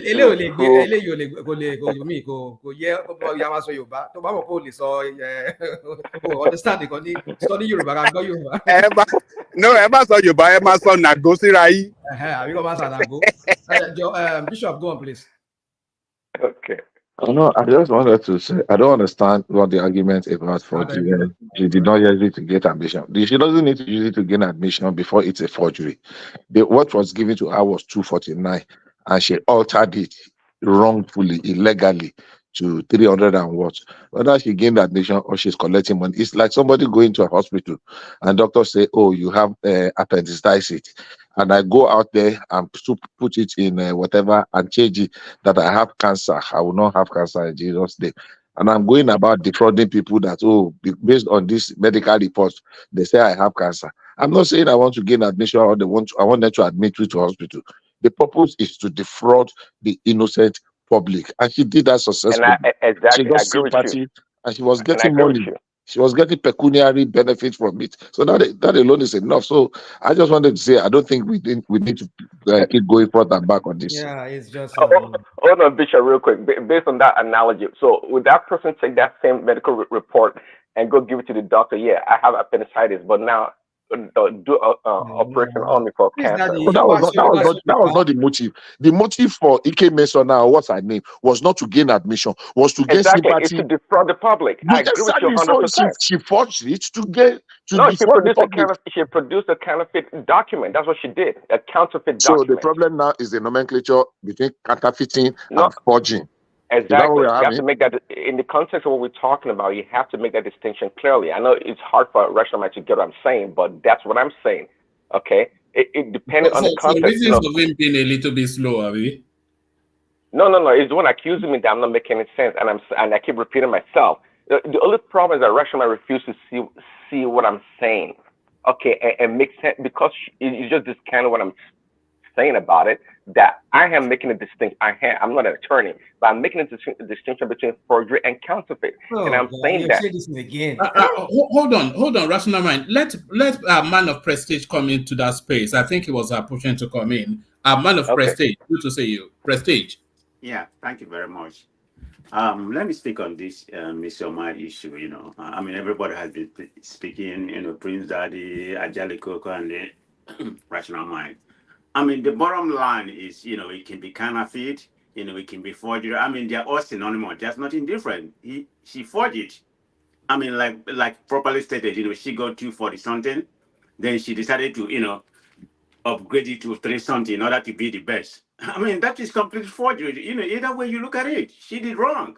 And I'm not in support of them rewarding her to go into university, because what you are perpetuating in that country that somebody else can, any young person can do the same thing. I'm totally against it. I don't know why they did it, but like Prince Daddy said, people who do bad sometimes get rewarded. I mean, we have seen it in all angles, even in this country. People have used their bad evil, to become rich and all that kind of thing. So that's just the way the world is. But am I just, am I for it? No, but it's wrong. What she did was wrong. So she should have paid for it at least 2 years or 3 years, and at least stay home and think about what she did. Now she's gonna go to USA or wherever she's gonna go. I mean, nothing. She may do it again. Because I tell you, if people know what university she's going, I think people should write petition against her. Yeah, that's wrong. They should write petition because this was the girl. Because that's when people get away with something. This is what we call impunity. They should petition the school that this girl was caught in a forgery and in back home and blah blah blah. I think they will take her. No, you guys are pushing. You're pushing it too far. You're pushing it too far. Yeah, I know. Because I'm just saying, for her to get admission to whatever school she's going. For her to get admission to whatever school she's going to the U.S. would be she represents. Your point of view that counterfeit is different from forgery. There's nothing. I mean, it's still forgery. That way you look at it. Okay, minor prestige. Answer me. So is she taking that 301 score to whatever school she's going in the U.S. or wherever she's going to get admission? Is that what you're saying? No, she's not using JAM now. I mean, who knows JAM? Nobody knows JAM. Who cares about JAM in America? You know that. Nobody cares about JAM. Yeah, who cares about JAM? Okay, so she's gonna be getting admission legally, right? Or is it legal way she's gonna do it? Okay. So why do you want to write a petition to ruin her life? I'm not supporting about that. I'm not saying that's rational mind opinion. I mean, I know that's what I'm asking. Why he doesn't want to ruin her life? I don't know. I'm not sure why he said that. I mean, I don't believe people need to be held accountable for whatever they do. You reap what you sow. But then I understand that she's a young I'm just woman. saying it's kind of perpetuating criminality. That's my opinion. Yeah, about that's that. just it. So yeah, maybe when people learn that the school denied her admission, next time everybody will sit up. They want to work harder. Daddy, do you know somebody may do it again in Nigeria because because she got They'll a do it again, and they're doing it right now. So I mean, what do you mean? Okay. Bishop, Mama, want to comment before I take over the floor? I want to. Yeah, I wanted to say, unfortunately, my what I said then was that I wish they rehabilitate her, they cancel her, and give her the necessary support so that she can turn out to be a better person. If they have done that, oh well, that's fine. We cannot just say her life should end because she made a mistake. I mean, all of us. Good point, Bishop. Excellent. That was The only problem I have is that that was an excellent point. The only problem I have is this attitude sometimes of some people wanting to do show off by rewarding bad behavior. I mean, it's really not going to help. It's not going to help us in any way. Look at these two boys. I learned they are back in Nigeria now. Whatever name they call them, those dancing boys that were doing something in Lagos that they sacked, and this pastor man sent them abroad. You know, rewarding bad behavior by saying that was in Dubai. Yeah, no, send them to somewhere. I think Turkey or something. Oh, okay. Now, Turkey. Alan, they have been deported back to Nigeria now. I mean, that's what happens when you reward bad behavior. So that's just I wanted to add to it. All right, thanks so much. So in conclusion, let's just leave that of Mmesoma. It's up to him, or rather her, to figure out life. I hope she learns a lesson. If she does, maybe like Bishop said, who knows? Maybe whatever happened to those two guys also might happen to her.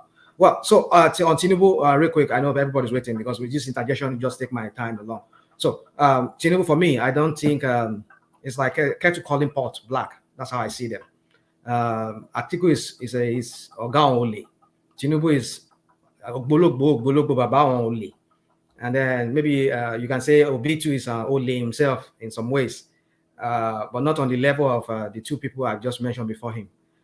So that's why I refer to him as a lesser evil. I hope that answers the question to people like Jide, and people can go on and talk about him, and we'll leave Tinubu that you people were talking about that we should be talking about. That we are demarketing Nigeria. You people should stop all this thing. Now Tinubu has gotten the validation, and now you want to continue talking about Obi that is not your president. Well, I wish you the best on that.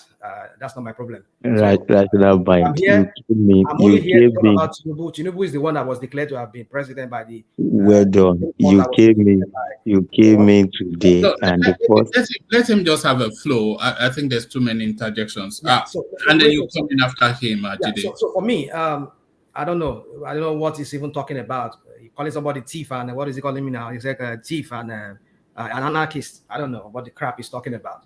I mean, you see, well, woman, give me another topic. I beg. You know, me and Tinubu on this matter. So they let them go and dig themselves. But what Adeleko is saying that I mean, I listen from A to Z. That what's it called? Even when the acting chairman of the of PDP introduced him, I was there. I was there. I mean, I saw it. That's what I'm saying. Trying to say, I saw it. So my point is this: that I listened to all what he said. He was just only giving a press conference just to express his own how he sees the whole case that went at Supreme Court, and he has the right to his opinion. I will not criticize him for that. Do I think he's also part of the problem? Yes, he's part of the problem. But I won't go off that tangent of. You didn't find some of the his speech. You didn't find that there was elements of incitement in it. I won't, as long as he didn't say people should go out and rally. It's just saying like maybe, Nigerians will have to figure it out going forward from here. He has shown to the world that Tinubu is not who he claims to be, that he forged his certificate. In fact, he even went as far as even maybe identity theft here and all of that. So he said, well, it's up to Nigeria to make whatever they want. I think that's the word he said. It's up to Nigeria to make whatever they want to make with it. So I don't know where the inciting here is. You see, everything seems to like just everything. Yeah, kind of like everything. Maybe you one man to you, or maybe you are becoming an Agbado because a lot of the Agbado people are here. They've been giving you Agbado, you and Agalekoko that once I used to see as balance people. You both of you now eating agbado like the other rest agbado people. So I think that's why people speak like them now. I mean, like every little thing, you just want to lash on it and spin it and make it look like, I mean, come on, let's give these guys a break. I mean, he has the right to his own opinion. Let him talk. I accept it, but I don't agree with what they said. Yeah, everybody can say that. Did Obi not say? I mean, I don't know if Obi said it, but I think it's some of his spokespeople they said it. Like Kenneth Okonkwo, he said, well, he will abide by it, he will take it, but I mean, he doesn't agree with them. Yeah, so people have the right to speak. We're in democracy. If Tinubu says really he's a Democrat, like he claims to be, which I don't believe he is, let people speak.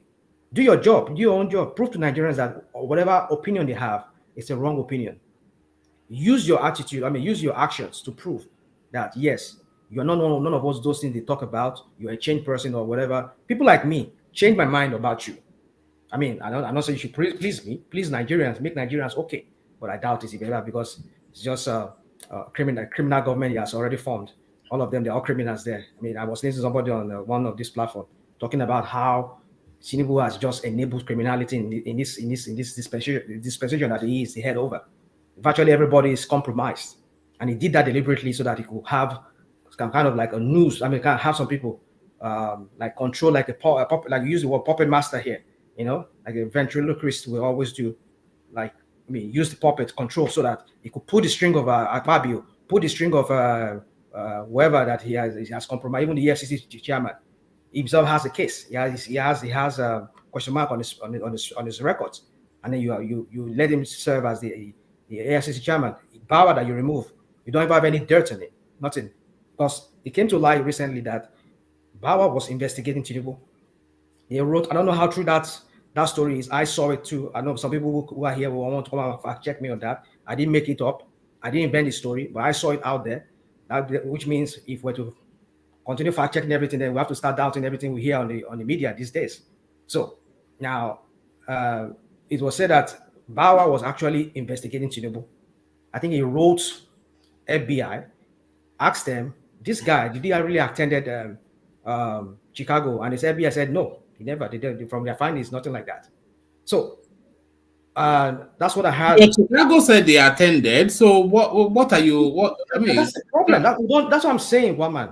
I don't know what to. So are you saying then that he paid Chicago off to say that he attended? Well, that's what you see. Nothing beyond Tinubu. Woman, you see, I don't want. And when Pius Akinyu Lori, his boss, that one. Yeah, it's ridiculous, isn't it? What you're saying? Yeah, it's okay. I'm a woman. I'm just saying what is out there that causes skepticism, that makes you doubt whatever you've heard previously or you're hearing later. So my point is, Power will make a phone call to FBI and then they will tell him they work together. They are also working. You must be joking. Yeah, they do. Yeah, if you don't know, they do. They work with other agencies they share intelligence. Yeah. So, with the FCC. Yeah, they do. Yeah. You must be joking. They do. What are you talking about? They do. What case was that? There was one case like that somebody came. They came to arrest the person, a Yahoo boy, in Nigeria. It was through EFCC, and it was an FBI case. What are you talking about? Yeah, they do. They work together. They have to work together. They work. So, and I mean, they said it has been investigated. Okay, the first few days Tinubu entered, after he was sworn in. What happened to EFCC? We heard that DSS, they went there. They were beating up all the agents there, and they took up files. They took away files. And then Tinubu never said anything until finally some few days after. He was not saying, "Oh, you people should stop your crap." Blah blah blah blah. After they taken out the file, they want to take, so that they could not really find out. I don't know whatever dirt they had on him or whoever they said they are investigating. So you see, when you look at all these scenarios and all these stories, it paints a picture. This guy, he has a criminal government, because all the people that is serving with him, they are all criminals. They are compromised people. So what do you expect? Well, let him prove us wrong. That a criminal can also turn a new leaf. Yeah, let's see if he's going to do that. But this Atiku case, for me, I don't know anything about it. I mean, I don't see. It's just like to call him Port Black, and people should allow Atiku live and let him speak. I believe everybody has a right, even though I know he's a criminal himself. But I believe everybody has the voice to speak. Let them speak. So that's how I see it, woman. If you want me to talk about something, we're fine. All right, brief commentaries on RUFAI OSENI and as it continues to attack all of the guests that are invited to Arise TV. So RUFAI OSENI strikes again. Yeah, I watched RUFAI, but I mean, this very one I've not watched it. I watched him this morning when he was making comments on when they interviewed Agbakoba. I watched that. When they were making comments on Fubara issue, I watched that too. But this very one I did not. But I would just want to say something about RUFAI. You know me about RUFAI. It's one of those journalists that I respect. But however, I will still say to him, there are some behaviors I see with him. You just need to tone it down. I think I don't know. He's not a young man. I think he should be like in his late 40s or. Yes, it should be close to 50. 50, yeah, late 40s or early 50s, yeah. But I could see maybe somebody like me who has this kind of how do I call it, young mind, even though he has a young person in a old man body, something like me. I think that's what it is. But sometimes I just believe you need to just tone things down. You are before the world. Everybody's looking at you. Don't interject people much. Just let them speak. Even though I know you have ideas that you feel, like when he was talking to Agbakoba this morning, there was a way I see like he rubbed me off like, are you trying to show off? Like, but hey, well, I know he's just trying to put a position to him, but so sometimes he overdoes things that make me look like, kind of wonder, are you trying to show off? But just take it easy. Like, we know you have this knowledge, we know you know these things, but just take it easy. But then I don't know this very one. I don't know. Maybe I said you want to brief me on it. If not, let me just go to that Fubara matter, because that was one of the things I want to talk about. But then I think somebody said about this guy, and it says, I just know that. Okay, go to the Fubara matter. Just to manage the time, and then we go on to GD. Yeah. So because maybe I want to go and sleep right now because I need to go to work in a few hours. Anyway, so yeah. So talking about Fubara matter, you see, I think like is it Charles Anek or the other guy said that was what they said this morning. In fact, before Arise even mentioned it, I saw it on one other platform where the guy was talking about what happened. I was like, whoa, what's going on? Is this just some kind of? But I say I want to reserve my comment for now. I don't believe they're acting comedy. That's what I think it is. There's something going on, and they're trying to create. I think they're trying to confuse us. That's what I'm thinking. That's what I'm reading here. It's not really what I think most of us have said. I might be wrong, but for me, why I'm saying all of this is because it's too early. Why won't you be challenging somebody who brought you in? Why now? Why now this time? And even the way he even gave when he was asked, even in fact when he was going, you can see some recording. You can say, "Oh, they're shooting at the governor. They're shooting at the governor." I was like, "This is comedy. Like, how can you be shooting?" He has his own police escort and guards and everything. Why would you be shooting? Can't they stand them down, stand the other police down? And you could see this water cannon also. They were just shooting it around. I was like, in front of a governor? Doesn't he have his own convoy and all that kind of his own security that will stand other people down? So I just you mean they should have shot it out like a American Western movie? No, that's not what I'm saying. I'm saying it looks so fake. That's what I'm saying. It looks like an RNG thing, just to create some kind of commotion. Something is going on. I don't know maybe they're trying to distract our attention from some things that is going on. But what I heard was, they said, they burned down they were trying to impeach him. They burned down the State House of Assembly and blah, blah, blah. What is wrong with Tinubu? I want to say Wike. I said Wike is been demanding so much from this guy. In fact, I heard that he has changed his chief of staff now, and he has sacked so many people within his cabinet. He has replaced them because all of these people are Wike's stooges, people that Wike appoint and give to him to work with. So, but the question is, why at this time? That's the question.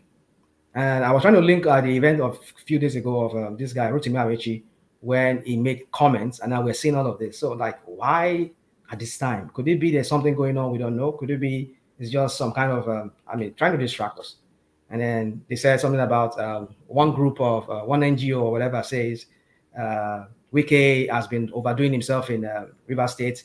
He has turned River State to his mini, whatever, fiefdom, and he wants to control everybody and control, so I don't know. So we just have to wait and see how this drama plays out. But for me, I just think it's just too fake.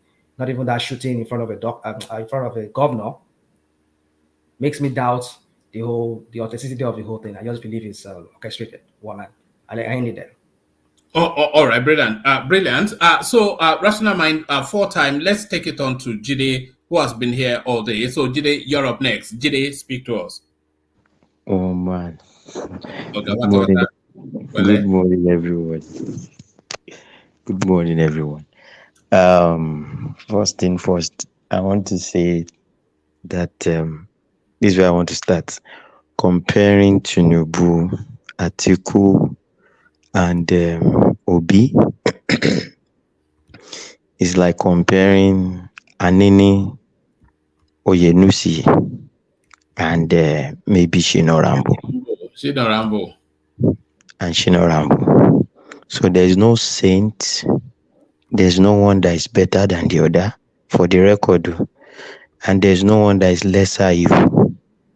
All of them are evil, born from the evil system, made everything they made from the evil system, became everything they became from the evil system, and they are still in the evil system.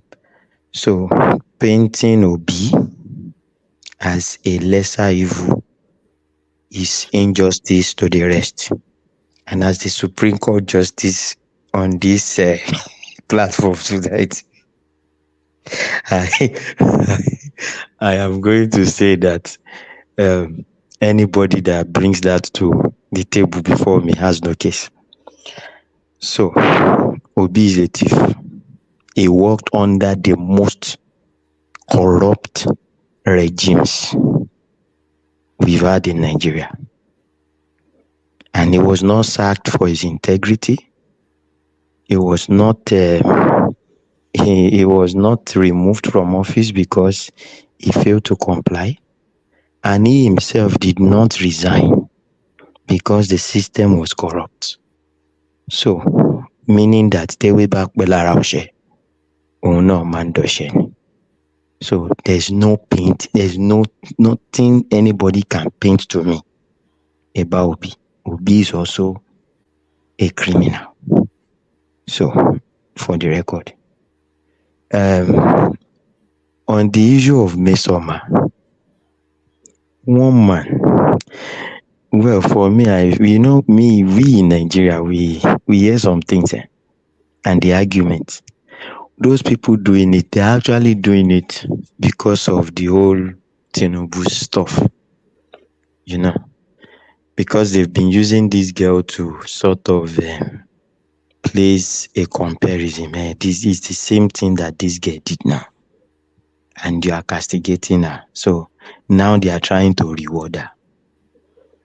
They are not helping the girl. They are not helping her future. They are not helping the next generation by doing this.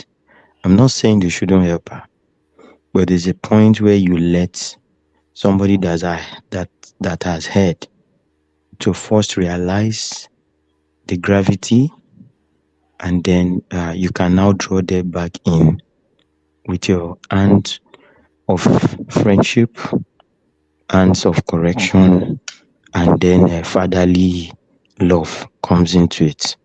But this girl has not even seen anything, and she's already a superstar. And the girl that scored the highest score now in JAMB is in Nigeria. While the one that has done everything wrong for the wrong reasons is going abroad. That is the kind of society we find ourselves. And I want to borrow Madam Sita's word. When people that are headless mobs are doing things, because they are headless, they don't think, and they don't know what they are doing. They just act. And that is why what they have done to them is glorifying, but they don't know what they have done to the future of these young people, and giving them the example that criminality is it has reward and is gainful. So that's for Mmesoma. For me, the wicked thing, I've said it, align with your principal's enemy. It's like you are drawing a line and you are making yourself an enemy to your principal. We say we don't want to play the politics of Godfatherism in this country. But everywhere in the world, there is Godfatherism. You cannot separate Godfatherism and politics because know how somebody will bring you in. Somebody would bring you in. Even in the religious sector of our society, there is mentorship. You call some people your mentors, and they refer to them as spiritual fathers. And these people, their advice are sorted and respected, revered, and obeyed. That is how even the religious sector is structured. Now, in the political sector, it is also the same thing. But my own is I want to toe the line of Madam Zita. If you know you are going to come back and fight Godfatherism, why did you first sign up as a student under a godfather? But because of this guy's selfish ambition, just to make sure that he becomes the governor, he took it. Everything Wike was doing then was right. He was a yes man that time. And he was saying, I know you will be hyping Wike even when the man is wrong and when the man was right. For Wike to have picked him, maybe he was one of those people that never questions Wike. And now, you now got there. Now want to change the status quo. It doesn't work like that. And that's why what the advice Baba Janle Koko gave to him would have been the best for him. He should have laid low, enjoy his first tenure, gain his re-election, and then by that time he would even have gotten the strength to, if not, remove himself from the control of Wike completely, but wrestle some level of control and authority off the hands of Wike. And they will still be together. There's no big deal about it.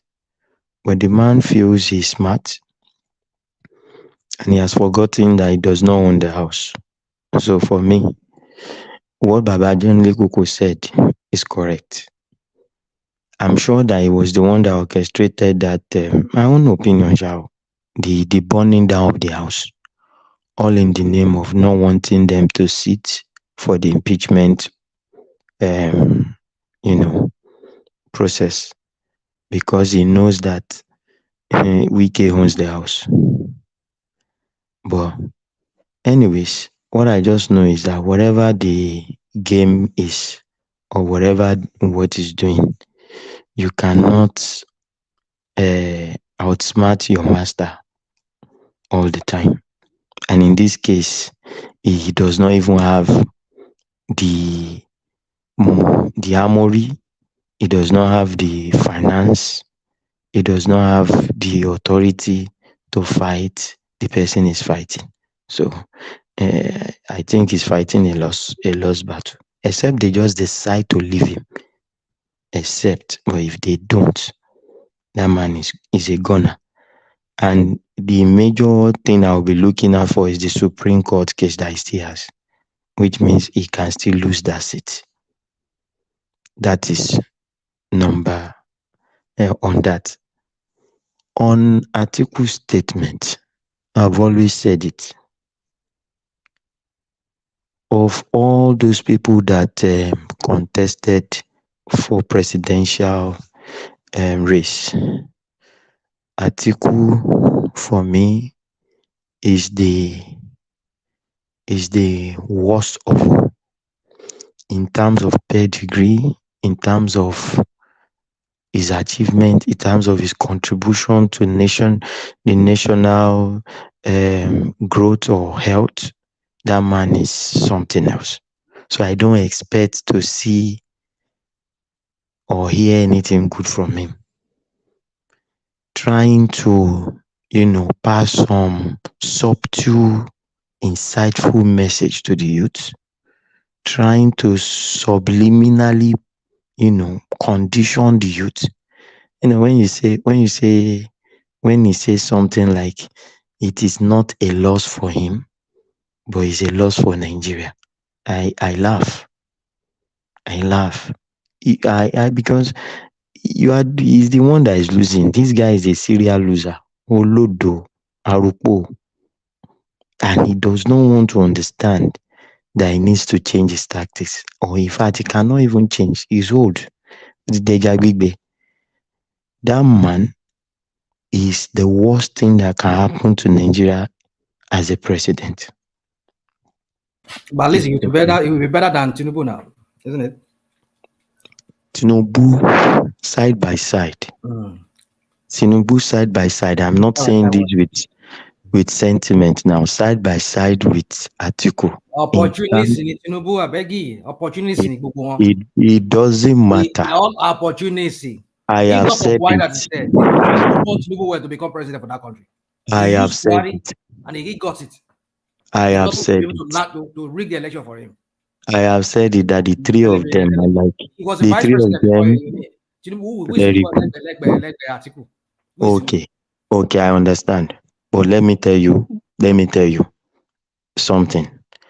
I have said it that the three of them are like comparing Anini, Shinorambo, and Oyenusi. So they fall into the same category. So which Oyenusi, which Anini among the two of them? For me, the greatest of all, Oli. The greatest of all, Oli out of them is Atiku. So because I will tell into his pocket. I will tell you why. Okay, tell us. I'll tell you why. This is somebody that is not even ashamed to come out on national TV to say it.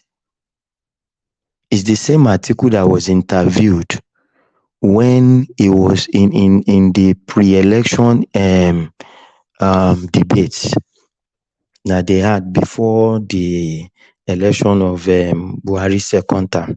Was it not the same Atiku that said when he becomes president, his friends and his cronies, his colleagues will laugh, they will smile? Was it not the same Atiku? But at least he tell you what he's going to do. Oh no, that is it now. That is hiding everything. And we're all getting everything now. How about that? Let us take it one after the other. Okay, go on. Rational mind. The impact what impact has Atiku had on Nigeria that you can point to? Give me one. I can give you many, not just one. No, give me one impact. Hold on. He was the head of the economic team during Obasanjo. He brought about those reforms that you're saying. He was the arrowhead of it, or at least he had it. Hold on, he had a team that gave him all those ideas, and which he implemented. That is why to this very day, Obasanjo, by the standard of this crappy Nigeria that we have, Obasanjo is the best president so far, ever since. And I'm not talking about his brutality towards people, all of that. I'm talking about when it comes to economic reforms and all of that, that springboard that country to a growth of. If anybody that has built on that, Nigeria would not have been where we are today. Okay. And it was this guy that would have headed it. Let's forget that he's corrupt. I'm not disputing the fact that he's not corrupt. Okay, But thank you. when it comes to economy, he's very good at that. He knows how to assemble the team to work with it. Thank you very much. Thank you very much. And he does not have worse results. Thank you very much. Thank you. Now, Atiku is what you have described, but the same principal that installed Atiku and picked him as vice president said that he never knew that Atiku was a vagabond in his own biography. And he said this live on CNN too. He said that he was chasing Atiku, begging Atiku not to steal. He said it's live on CNN. You can not the word. Just rational mind. You ask yourself. YouTube it is there. That's how I knew about Atiku. That was the first time I ever heard about Obasanjo. Sorry, let me learn now. Obasanjo said it live on national TV. That what is Soli said, let's only repeat what he said. That Obasanjo said about Atiku. Obasanjo, they were accusing him of stealing live on CNN, and Obasanjo said that he has been chasing Atiku, that he has been trying to stop Atiku from stealing, and there's nothing he can do. Atiku just keeps on stealing. You can exactly. It was a CNN interview. I think it was live. That's why Obasanjo just. I'm not saying I'm not disputing that it's corrupt, it's stole. I'm not saying that, but I'm saying when it comes to economy, the like of which we've seen since 1999, it was under Atiku's chairmanship that all those reforms that you saw in the banking, he brought Soludo. I think he brought Soludo. He brought even I think Ezekiel Isi. I think he was one who brought her too. So he brought a lot of people. Can I land? The point is, can you compare that to your Tinubu, who just only manages states and has been making that state turn into a capital venture for himself that makes money for himself and his cronies? Very good, very good. Rational mind. I want to address your argument tonight. I want to address it. Very good. In that description of Atiku. All right, start to bring it home, Jide. Address it, but start to bring it home so that Mr. Bayo, Patrosky, yeah. Okay, one man. Let me be fast now, please. Rational mind. For the sake of rounding up, I would not want to be interjected. So now, Atiku, Obasanjo described Atiku in that interview as somebody, a sort of a klepto, if you understand the way he described him. And everything you are attributing to Atiku is not Atiku. Atiku was only chosen as the head, as by virtue of his position as vice president, which is what Shetima is also doing now.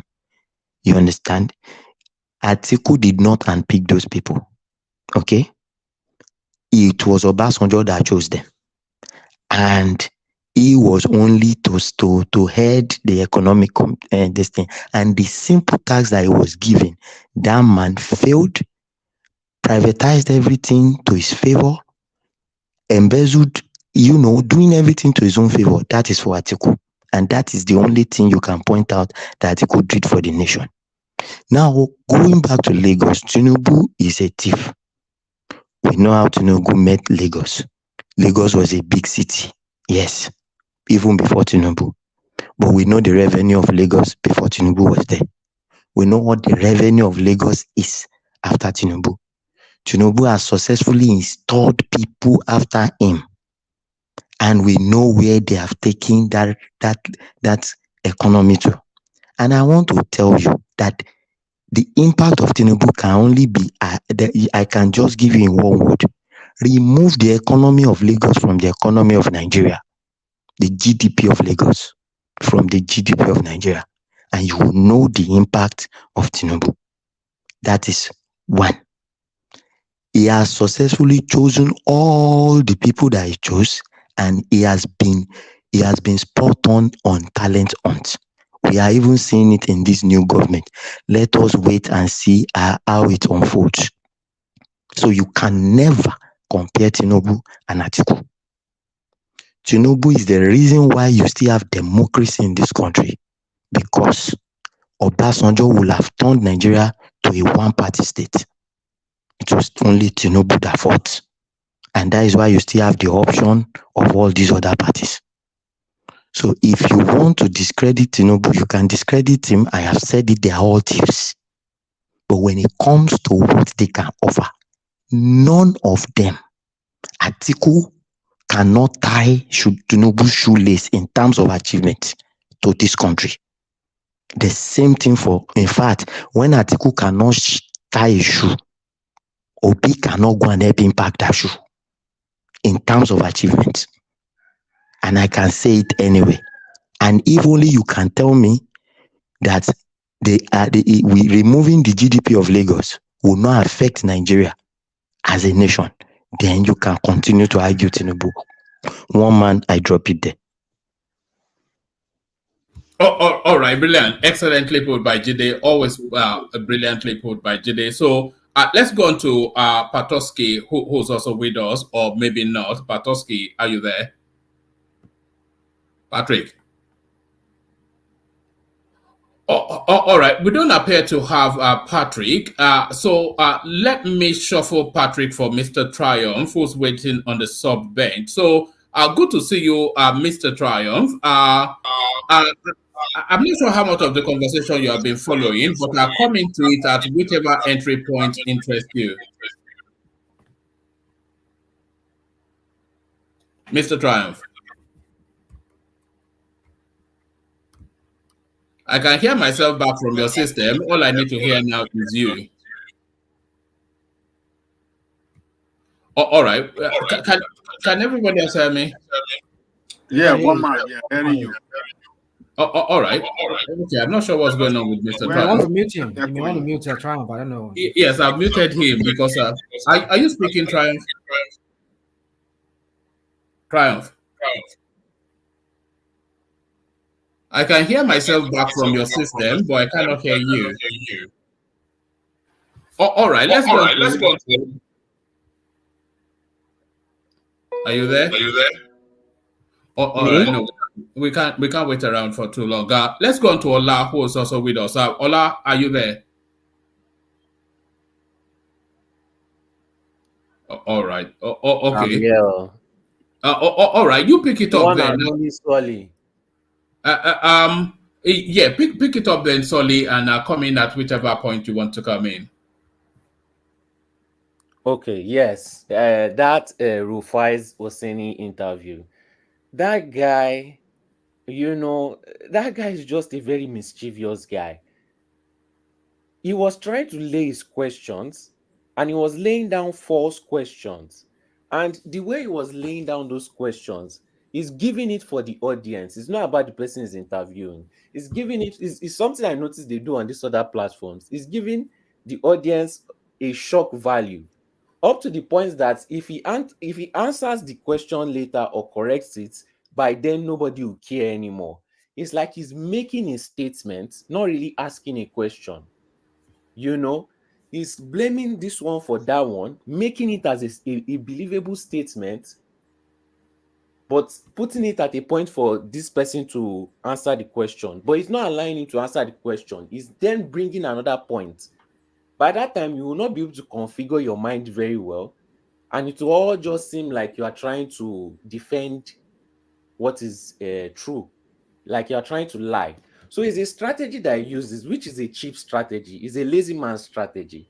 This is the same guy that was on the street. I'll never forget that clip. This is the same guy that was on the street, passing one way, and when police stopped him, he said, "Do you know who I am? I have the governor's phone number. I will call the governor." So he wanted to use the governor as a way to commit crime. This same guy, such a hypocrite, and he's not a good journalist because he has let his personal interests, get into it. Somebody is telling you their frustration and you are laughing at them. Are you trying to tell me that this guy is empathic? This guy doesn't have any empathy, but he pretends to have empathy. Somebody is complaining because you are frustrating them and your response is laughter. That is very psychopathic. That's very psycho. So I don't buy his crap. I just say for who he is. But to people with low IQ, they'll eat it up, and people already, their mindset is already towards that side. So they'll eat up anything he has to say too. You know, it reminds me of the kind of strategy that I don't want to mention their names, but I feel like you know some of these people I'm talking about. Hello? Yeah, no, we're listening. Yeah. Bring it home, and then I want to go back to Emeka, and if Emeka is not available, Prince Daddy, because they didn't get the chance to speak much as we're rushing through to capture everybody. But no, Rufai OSENI is not long of being on television for too much longer. I think after. You know, I'm not even sure anybody is interested in whatever Peter Obi has to say anymore. That's just the thing. You know, they say, no, yes, now Obi has to make, he can make a speech or not make a speech. There's nothing he has to say that would affect anything about the journey of the country for the next few years. So he is somewhat of an irrelevance now. And as Peter Obi becomes irrelevant, then Rufai OSENI becomes a busted flush because the whole of Rufai OSENI's narrative is that Obi leaning, as a rational man likes to put it, sort of a commentary. So if Obi is no longer potent, then Rufai OSENI is of no value. You latch on to something else. It's always in the news. You will always be trying out and testing different things. My own concern is, why have they not sacked him? That's a very curious thing.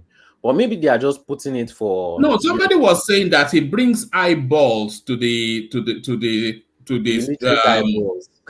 Huh? Illiterate and low IQ eyeballs. It doesn't matter now. They are numbers now. They are numbers. That's the most important thing. That's business for you, eh? So now, so we see. If you look at some of the anyway, let me not say all that. But no, it's just about numbers. You know, it's just about numbers in that game. And one man, I've told you to chop these people's money. You and Solly are one of those numbers, right?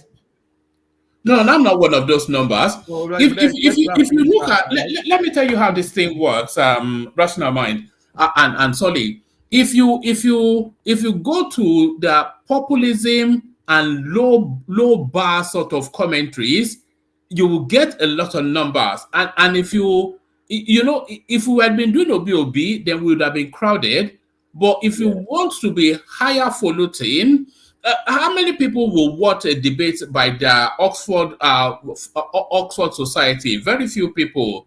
But go to Jerry Springer, everybody is there. So that's just how it works, isn't it? Well, I've told one man to, if they are putting themselves on a platter of gold, take a piece of the pie. You know, even if it's just an afternoon section to bring in anything you want to do, Sha. But like I said, they are offering themselves on a platter of gold. The Nigerian audience is very, very large, and they are just coming into internet. You should see them on TikTok. One man, I told you to join TikTok too. You'll get plenty viewers very fast. That thing is so powerful. I don't know quite how that TikTok works, but I was looking into Twitter Space today to see if I can hook it up so we can multi-stream there. You can just have a phone by you, right? And you can point it to the YouTube channel. No, that's too that sounds too silly. If it doesn't plug into my StreamYard, no, then that's TikTok for you. They didn't make their system like that. It can only work on phone. So and people gifts, and when the only other place that plugs into this space is actually Twitch, but Nigerians are not on Twitch because Twitch is for gamers. But one man, the point of TikTok is to gain the audience and bring them to YouTube, not for them to. Yeah, but it's a short attention. Is TikTok not just 1 minute or under? I don't. No, you can live stream. That's what I'm saying. When you are doing your platform here, you live stream. The people that come on TikTok, because YouTube grabs audience. Yeah, but TikTok is not for this sort of they are more for light-hearted, salacious sort of one man, there are programs like this on TikTok that used to get 300, 400, 700 viewers. Even this Maegu is on TikTok. Are you that sure? One is always from every social media. He wants to chop from there. He wants, So you use that one to grab the audience to YouTube. They will come, they will see you live, then they will move to the original place. Yeah, but do I want people from TikTok, the smellies from TikTok? They have money to don't want the donate. smellies now. Huh? They have money to donate. Like I said, one man, we've had worse people on the comment section that were just commenting, for free. This ones, they will comment and pay. So it's business. It depends on how you want to run. No. I'm not sure I like people on TikTok. They're a bit too smelly. No, they are not smelly. Do you know? One man, the amount of money they are dropping there is far more than what people drop on the amount of abuse that they also drop. I mean, we also chop the same amount of abuse here too. I've gotten, when I first came, I was always complaining, but now I don't even care anymore. I'm not sure that it's the man more sensitive than you, Solly. No, I care when it's a lie, but if it's true, and then you barely ache about it for 2 weeks. Just some minor comment, you barely ache about it for 2 weeks. Solly. Maybe it's the Hollands that have been in so long. No, is that something now? No. No. That's if I don't smoke, But one man, there's another topic I wanted to bring. This FEC, I sent it to you. FEC approves 2.1 trillion naira as 2023 supplementary budget. You said that you will be able to tell what they are up to if they release their budget. Are you talking about for 2024 or? Yes, a full year cycle. When they present a full year cycle budget, then you can know the direction. So they will tell you what goes to capital and what goes to recurrent. And then within that capital spend, they will tell you where they are leaning their capital spending. So if they are leaning their capital spending towards infrastructural things, then you look into that space. And then if you are able to identify the infrastructures that they are looking to, that is it going to be of mass benefit, the greatest good to the greatest amount of people sort of thing. So all of those things, their first budget will tell us the sort of government they are going to be. How much are you expecting? Somebody is cracking.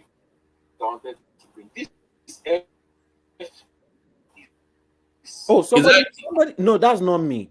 No, I think that's Triumph trying to come in. Triumph, we can't hear you. It's just playing the YouTube video. It's the YouTube video feedback. Triumph. Triumph, if you are not speaking to us, then you have to stay muted. Otherwise, your background noise interferes with the stream. Triumph. All these French people, yeah? Triumph. All right, carry on, Solly. Yeah, so how much are you expecting? I'm expecting them to have to roll out the biggest budget ever in Nigeria's history. But you said Buhari borrows the most. More than yes, Buhari. but Buhari borrowed the most based on the cranial functioning of his administration, but they don't know how to access money because they're just northerners, aren't they? Yeah, that's true. That's true. But Tinubu, you see all of them. Tinubu has widened the tax bracket. He has opened up forward forward selling of Nigerian assets. He's taken out the pork belly fat from the gas space already. All of this, they are tapping into sovereign wealth of states. But so all of this, elegant sort of financial structurings that can only be capacitated by minds like Cardoso and Wale Edwin. Who is the finance minister? Is it not some Hadiza Hadas or something or the other under Buhari? They don't know anything. They just know there is oil. They know they have guns, and that is all they. That was just that 8 years. One man. This regime. One man. This regime is going to have resources. You know that this guy, Dele Alake, is the one there. You know how many concession licenses they've given out to some, I think I was looking at, is it Reuters or is it AP News? A few days ago, they said they gave 3 licenses to some new companies to start mining lithium. And that's a bad thing? No, I'm not saying it's a bad thing. Oh, yeah, no, that's what I'm saying. We're not hearing anything from that.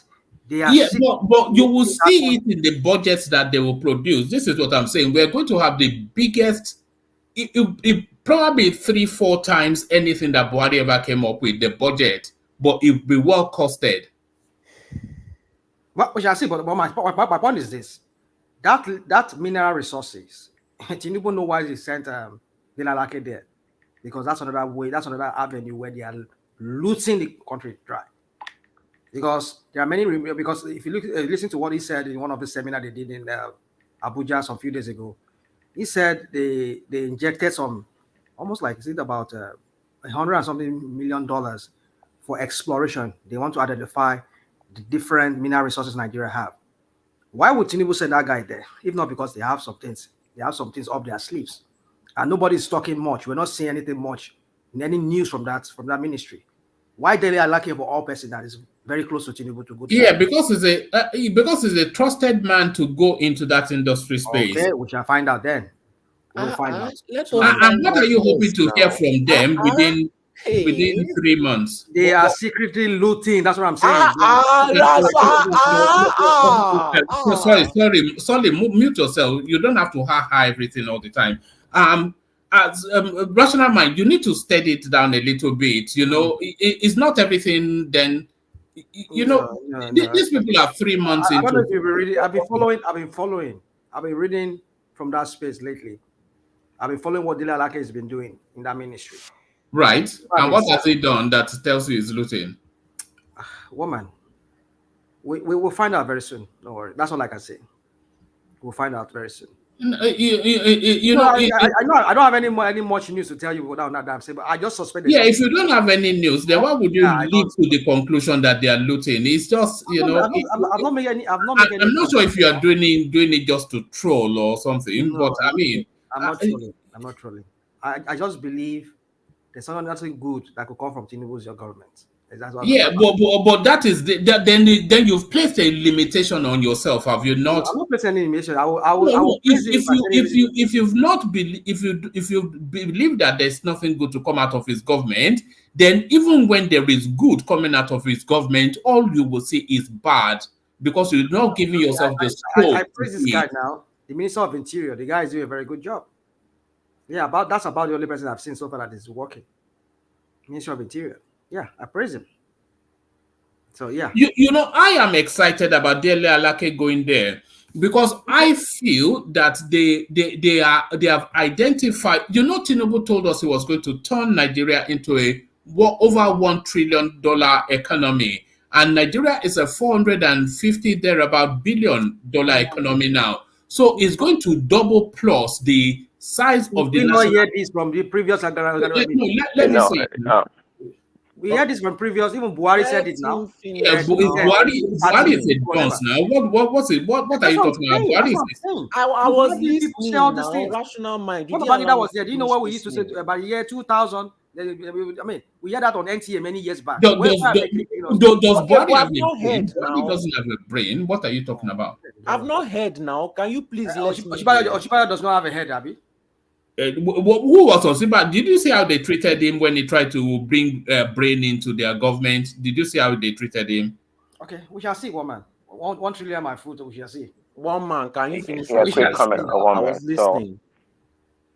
Yeah. So come in, Prince. Yeah. Yeah, I just heard Rational Mind say is impressed with I guess the Interior Minister. Well, all the I think I can't remember his name. All he did was showed leadership and organized the place and bought a couple of printers. So I don't know why you're so impressed about that. You only showed leadership. but you're mocking Dollar-denominated. You're mocking Dollar-denominated that requires millions and millions of dollars in order to be productive or bring about any real meaningful profit to that space. So you gotta take things in the right proportion. All I'm saying I don't know what you're impressed about. All the extra print is just there is no transparency. That's what I'm saying. No, it just shows how lazy. Well, I don't know if it's lazy. Three concession was 3 licenses. I think I saw. Was it that AP or Reuters? I saw it recently. when I was going through, I just saw it. I read the article. Three licenses were given to 3 companies. And a woman asked, "Is that bad? What is the point there? Is that a bad thing?" What is wrong with that? No, I'm not saying there's nothing wrong with that. But the minister of transparency. What transparency? What transparency? Good. If you go on any I don't like using the example from here. Go to the Department of Trade. You will see latest happenings. Guy, man. That's the point. When we don't know who are these people, it gets weird. Sharogi brothers, hold on. Maybe it's the Shogori brothers that are having those companies. Who knows? Yeah. So what? What if it is? That's the question. What? Yeah. No. What if it is? Woman. What if it's the Jagori brothers or whichever brothers it is? What does that mean? There's no transparency. These people can. No, you're a conspiracy. They can move our resources and pay nothing, and at the end of the day, some people get the money into their own pockets. Yeah, but that's your assumption, though. You don't know the nature of the deal. You don't know how those deals were arrived at. You don't know what processes they went through to arrive there, and you are saying there's no transparency. Yeah, there's no transparency because there's no much information out there as to how they arrive at that. Who are these people? When is there ever information? How much information do we actually get about government processes anywhere in the world, really? No, you see here. I don't know where you live. Here in America, you get it. You can find out if you want to find out. That's why why you people information act in Nigeria? What are you, guy, man? No. It's okay if you don't want to believe, but I'm saying no. I'm happy to believe if it makes sense. I'm happy to believe you just leap to it and then you make just spurious, very very thin little comments and then you latch it onto a high land like they gave out concessions to mine minerals. Can you dig that because I'm hold on, woman. Dig out that article if I can find it. Because right now I'm already laying down. I want to sleep. But if you dig out that information, you will see it. I'm saying that they gave out 3 concession licenses to one of them. I think one of them was a Chinese company, and there's no much information more than that. That's what I'm saying. Yes. What information? We should be on the Ministry of Trade. Ministry of Mineral Resources. They should have a website. Whereby we can read about all these latest. Have you attempted to look for their website and you did not find it? Well, I've not. Oh, there you are. So why are you saying they should have rational mind, man? Rational mind is a conspiracy. No, it just goes around in circles. Yes, you are rational mind. Yes, you are. But I bet you just make up all this thing. Hold on, I bet you go there, you don't go see anything. I tell you. But I've used the question. Okay, you talk. Let me look at it. I'll look it up here. You see. Even every state has its own websites, and they always update it. Yeah, so where is the one on the Ministry of you said you check. Can you guys hear me now? Yeah, we can hear you now. Triumph. What happened? Okay, thank you. I did some stuff with my family this weekend. So that was the problem. That's why the children got hold of the computer. What? I said, did the children get hold of the computer? I was the one. We did a test on YouTuber. We did the test together. So that was just to make them happy. That's what I did. So they can make videos through my computer. So they were all happy. So that's what I did. But sorry to cut you guys to interject. Rational mind. I'm happy to see you back, because I thought that you won't come back again. How are you? Je suis là. Vous êtes là. Je suis très content pour vous voir. I thought you won't come back. I was worried. Hans, Thomas, and Ola, they told me you would come back. I said no. You were angry that you won't come back again. They said I shouldn't worry. So I'm happy to see you. Okay. I'm happy to see you. You see, your fan club, they won't allow you to leave now. It's not, don't worry, I have his number, so he's not going anywhere. I can hunt him down. I will chase him down anywhere. No, there's nothing I accept what he just said. There's no website that they have a website that's in Nigeria that give the list of all the mineral resources of every state, but they don't give an account what goes out and what comes in on the state. So Rashinama is right on this area because I've checked it myself. You understand? Because I have an uncle that mine also in Nigeria. I'm looking for everything. I can't even find any right now. No, you can get the list of all the mineral resources of every state, but you cannot have in each state you cannot have the somebody that gives information about what goes out from the country, how much revenue, things like that. Don't even have all the things. Yeah, I mean, like, no, this one is right. Triumph, we're getting feedback from you. We can hear ourselves back from you. Really? Only mines and still. Yeah. I don't hope that there's an echo in my place anymore. Yeah. I think you have to. You must have to. You know what it is? You probably have YouTube open on the side. I've got it. Is it better now? Let's see. Yeah, no, dear. Yeah, okay, yes, better now. Okay, it's better now. It was my fault. I'm sorry, you guys. No, it's all right. You don't have to say sorry. Yeah, no friends. I had what you guys were saying concerning the forgery of this young Hebrew girl in Nigeria, which is not acceptable. You understand? It's like she was just making the image of the country a bit as if we're all corrupt. You understand? Because I remember when I did my jam, when I scored very high, the first and the second year I did it, I scored low. You understand? So that's it. And again, I had also when you guys were talking about the crimes, but the only thing that I want to talk about that I saw you discussing was last week Saturday, concerning Omoye that she's just making mouth. You understand? Making a false allegation on the internet. What do you think about that woman? And you guys who's that? Omoye. No, I don't want to talk about those sort of people. Okay.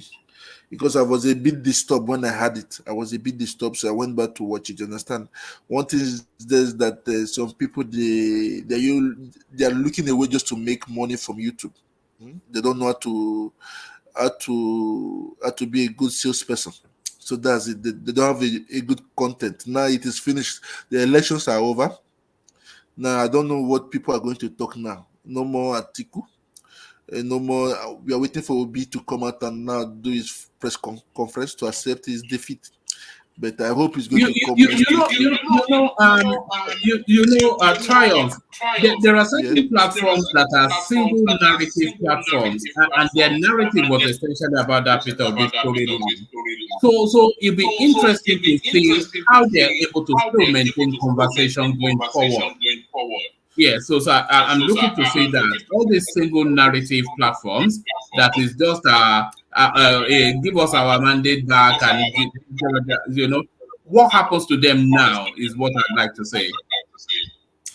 Yes, I even see that even in Dr. Damage's platform, they use your sentence that you were calling Tinubu a corrupt man.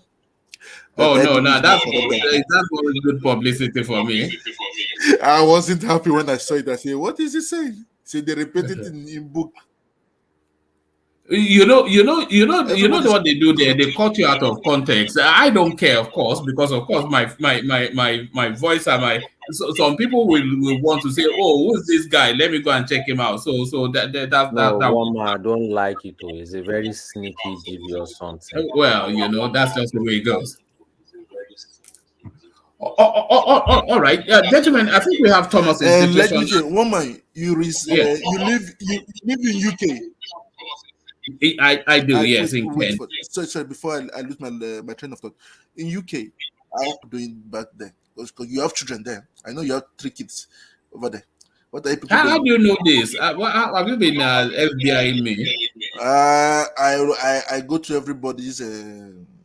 I watch everybody online. When I ask you a question, I have to do a background search on everyone. Everybody, I know their life history. There's everything on the internet now. On everybody. Don't know me. Don't worry. There is something you've written with already that is connected to you. So that was it. So, Mr. Woman, what are you people doing? Because here in France, in the city I live, they call me grand frère. Grand frère. What did they say? Grand frère, big brother. They call me big brother here. I talk to young black children because many of us here, we have problem that many of our women, their men are not staying with them. That's the problem in the Western world, which is very, very bad. They are not able to keep a man, but they can make children. Sorry to say, you women back that you are listening to me. I'm not criticizing you guys. I'm just saying. Are they chasing after white friends? I'm just being real. Hold on. Let him land that point. Sorry, carry on. Yeah. Okay. I see that if we, the men that are reasonable, responsible, can start helping those children. Because I remember I spoke to a little guy. He has a very big problem in UK. He told me that the father is never around for him. I cried. Now the guys, now many guys, many of them are in prison in a young age. Even their mother are not capable. You can see what is going on in America is now coming down to UK. I was for the past 3 days I was watching only just the crime. It looks like UK is falling. It's over. Even London is over. It's over.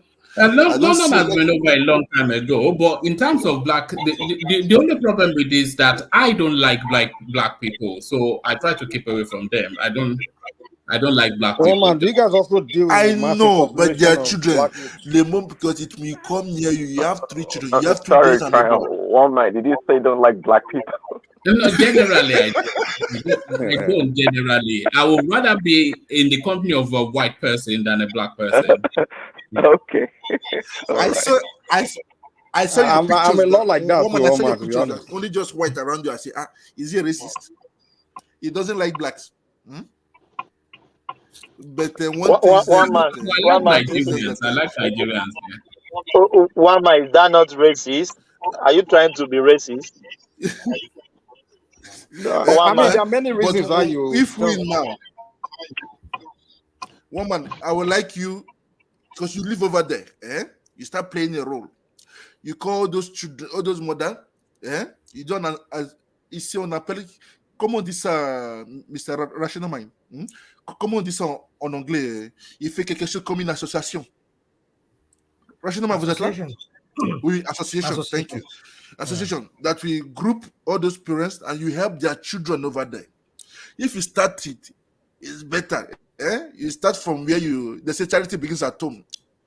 If we can start taking care of the children over here, forget about them in Africa, later they'll be great. Because if you watch what is going on, they're staining our names.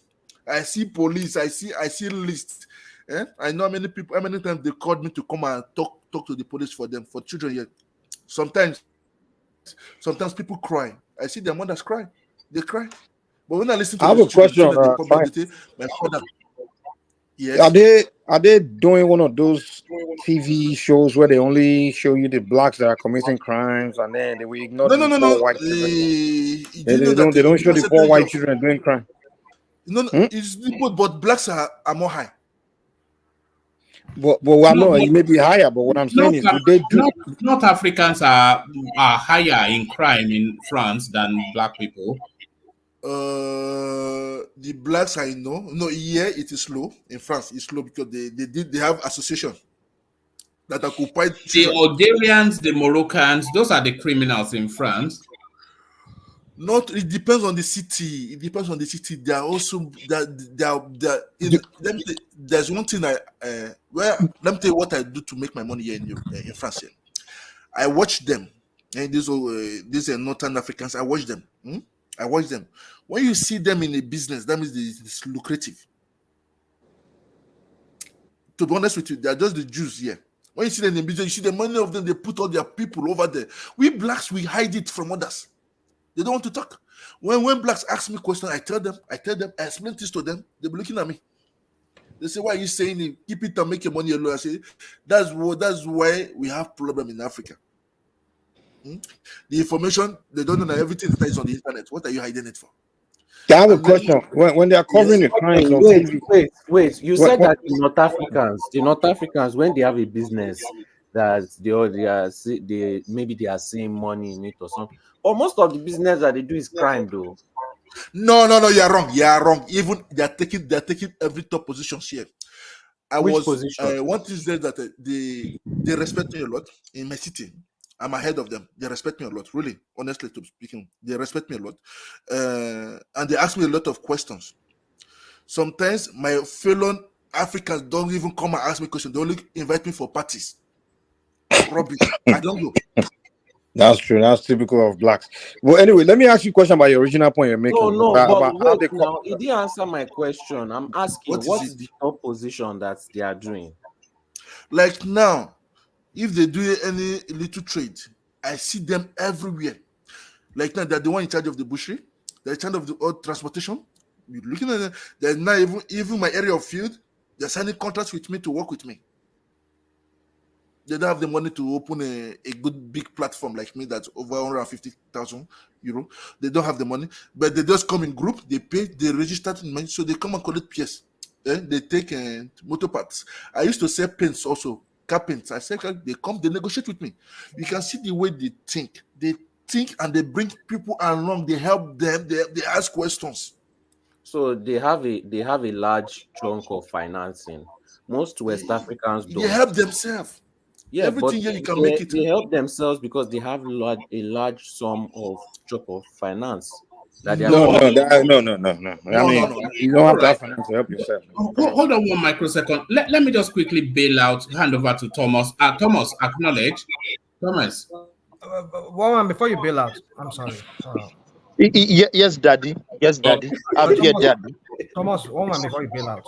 Let's just say something. Let me clarify something real quick, please. On what we're discussing, I just want to say this, but I think I want to go myself. I posted something in the private link. I cannot do that on the public account so that everybody who have been commenting like Duke and all of them can read that article. Now, if you go to the Nigerian Ministry of Mines and Steel, I think Henry Dalake is the minister. You will see those mineral resources that they say Nigeria has mapped out our exports. Now, if you go on Bloomberg, you go on Yahoo News, go on Punch, and you see it. Nigeria they are mining lithium, but on the Ministry of Mines and Steel, it's not one of those resources that were listed. So one man.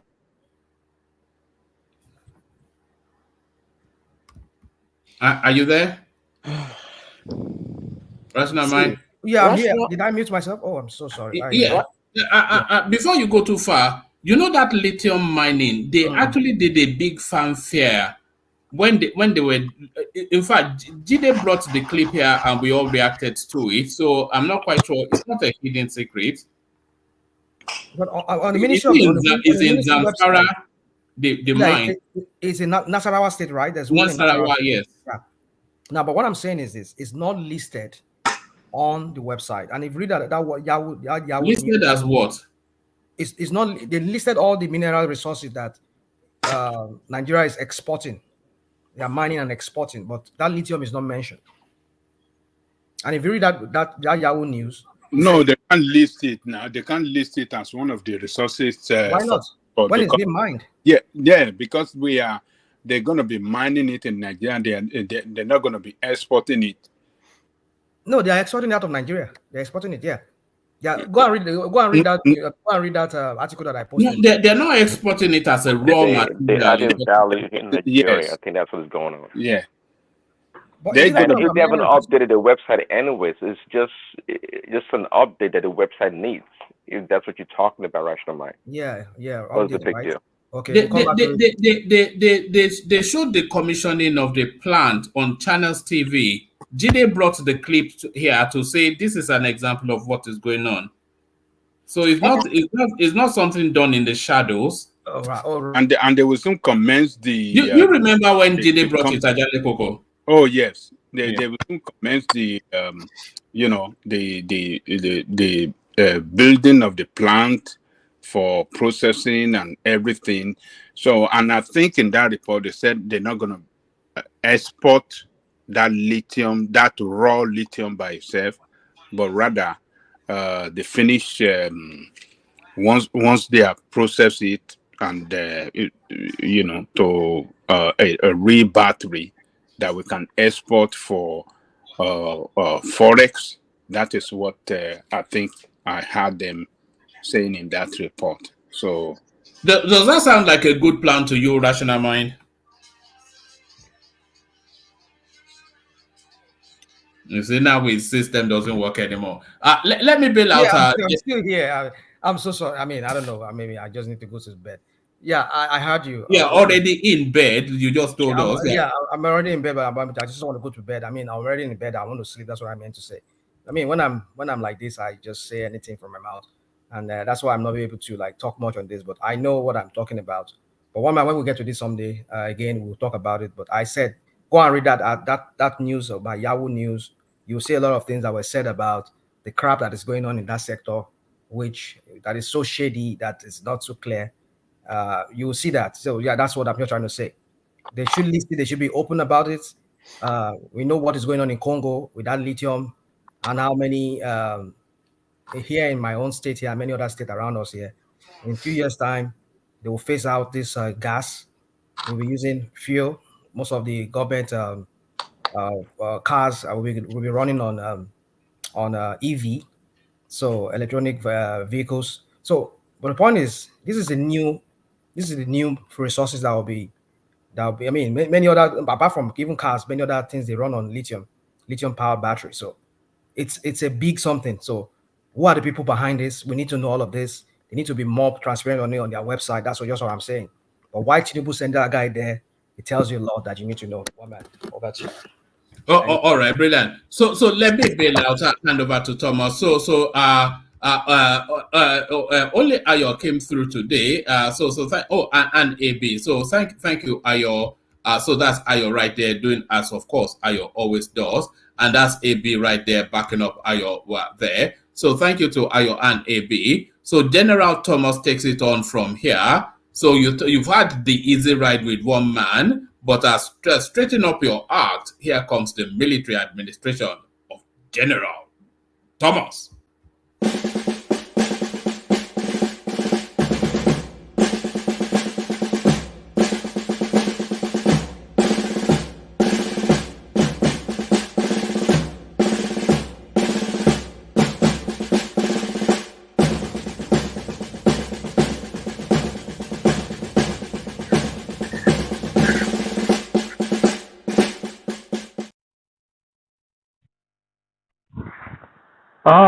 Hello guys. I hope you guys are hearing me. Can you guys hear me? Yes, we can hear you. You can. Oh yes. Yeah. Thank you. Yeah. Sorry guys. I haven't said anything about. I think we should go back to RUFAI. It's just one statement that the guest made. The guest said, Dr. Ruben, I will walk out of this platform if RUFAI continues. I think the response of RUFAI is, you can walk out. What do you guys think about saying that to a guest that you invite? I think everybody hasn't said anything about that, and the laughing part. So anybody wants to come in, let's kick it off with Mike. Mike, what do you think? What did you say? What do you think about? I didn't see the video. Yeah, what do you think about RUFAI? Did you see the video? No. I came in late, so I think I missed it. Let me refresh you guys' brain. Let's have a feel of it again. This guy needs. Don't let me say what is on my mind. Let me see the video again. Yeah. Where did one man? Yes, I got it. Very well, thank you. How are you two? Yes, sir. How are you two? How are you doing? I'm okay. I'm good. Okay. Patriotism means supporting your country at all times, but also supporting the government when they deserve it. Mr. ONOKPASA, I put it to you that you came here to misrepresent the facts today as regards subsidy removal, President Tinubu announced subsidy gone on Inauguration Day. And that was effectively pulling out subsidy. So you say he didn't remove subsidy, quoting the PIA law that had been there for a while, is misrepresentation of the facts. That's number one. Number two, since President Tinubu got in... Let me finish, Mr. ONOKPASA. Let me finish, please. Secondly, since he got in... Don't raise your voice at me, young man. Don't raise your voice at me. Let me finish, Mr. ONOKPASA. Let me finish. I'm your guest. So since President Tinubu got in... respect me. Since President Tinubu got in, I will the walk out of economy... your studio if you raise your voice at me. Mr. Talk to me ONOKPASA, respectfully. you may will take your decision if you want to. I'm asking a question. You might decide to walk out if you want to. Mr. ONOKPASA, since President Tinubu came in, the economy has tanked. It's at an all-time low as we speak. It has not. Let me finish my question. Mr. ONOKPASA, let me finish my question. You are a liar. Mr. ONOKPASA, moderate yourself, all right? Moderate yourself. Do you know what you are doing? Good. Listen to me. Young man. Secondly, do you know what you are doing? Since President Tinubu came in, the economy has tanked. You are pretending to be a journalist. The indicators are there. What is the matter with you? Since he came in, the indicators are there. Number one, the cost of the dollar to the Naira. What is the matter with you? The cost of the dollar to the Naira has tanked tremendously as a result of the fluctuation of the currency. All right, that's one. Is that Tinubu's fault? Don't you know why Naira tanked? I'm still asking my question. Secondly, it's been because of your friends. Because it's been an all-time malaise in the economy as we speak. Cost of living gone up tremendously. All right, and things are really, really south for the economy. So, in all of this, it's been a slopey downward spiral. What would you have to say about all of this, Mr. ONOKPASA? Thank you very much for that question, RUFAI OSENI. Please, Dr. Ruben Abati and my adorable in-law, Mrs. Mairese, does anybody have a more reasonable question for me to answer? Because I am not dignifying that insulting question from RUFAI with a response. I am not. Mr. ONOKPASA, I will see that you're bailing on my question, and it's all right. It's all right for you to bail out if you don't want to answer it. But I'm it's not all right. evading your question. Listen. Please RUFAI, answer it if you can. RUFAI, listen to me. This is not animal psychology. It is law. Okay? If you want to be a journalist, you can be a journalist. And you should learn the ropes for those ahead of you. Mr. ONOKPASA, answer my question. My mate. You can never. Mr. ONOKPASA, answer the question. Dignify yourself. Mr. Jegud says that dignify yourself and answer the question. My God. Dignify yourself Please, and answer the question. can we have peace? Dignify yourself and answer the question. Can we have peace in the studio? My God. Can we have peace? What's wrong with this badly brought up little boy? Mr. ONOKPASA, Mr. ONOKPASA, disrespect me. Mr. ONOKPASA, please calm down. Mr. ONOKPASA, I didn't disrespect you for the last. I just asked the question. Please, Mr. ONOKPASA. Dr. Basi, let him answer the question. Okay, do we end this program now? Both of you will not allow me to talk. Should we end the program? No, there's a breakdown of law and order. Please, Dr. Basi, go No, ahead. maybe we should just end it. No, we can end it. No, go ahead, Dr. Let's go ahead, please. I'm appealing. Okay, we'll take a short break. Yeah, RUFAI guy, man. The guy is I mean, come on, man. He's not. The guy is not a professional at all. There's nowhere in the world where that kind of standard is. I mean, you are a journalist. You're supposed. I mean, the guy is not completely unprofessional, man. There's nowhere else in the world you can do that. Any company will fire you, man. But you're laughing. Yeah, the fact that he's even laughing. I mean, that's just completely unprofessional. Why is he laughing? Exactly. There's nothing wrong with, at least maybe you want to push your guests to, whatever, having different, opposing view and opinion or even whatever. But that's completely unprofessional. You're laughing at come on. Are you kidding? Mr. Mike, there's something the guy did also, the guest. They say that body approach. He doesn't want to talk to RUFAI. You saw it, I think. He doesn't want to talk to him.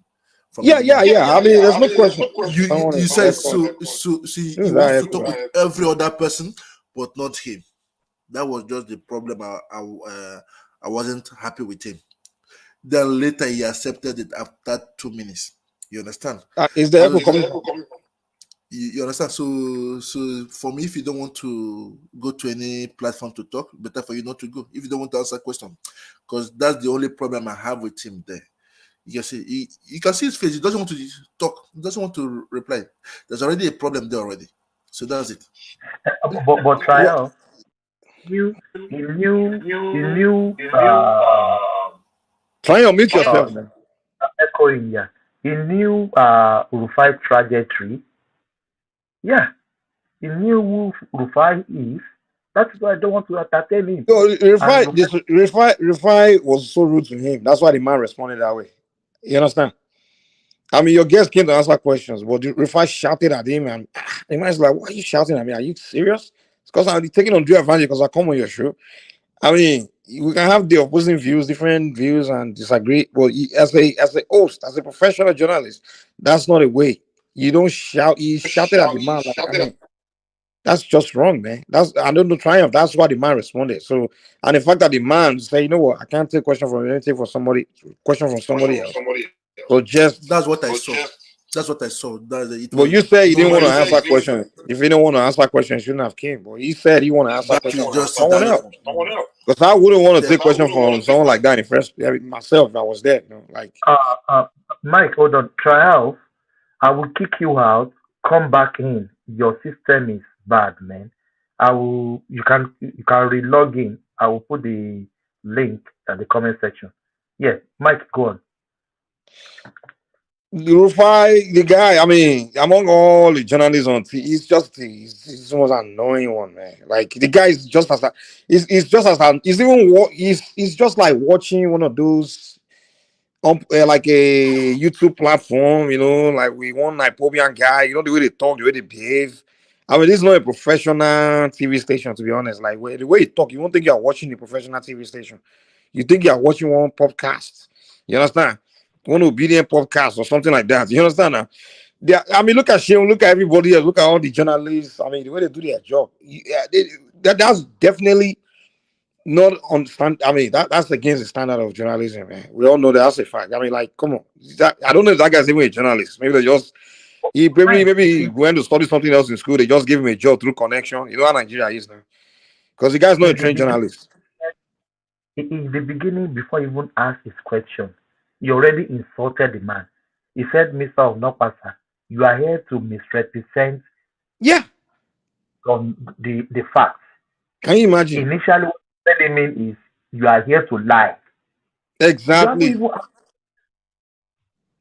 And he didn't even say, he's not even saying, oh, there's where you lie or here's where you something. He just said you are here to misrepresent the fact. It's very insulting.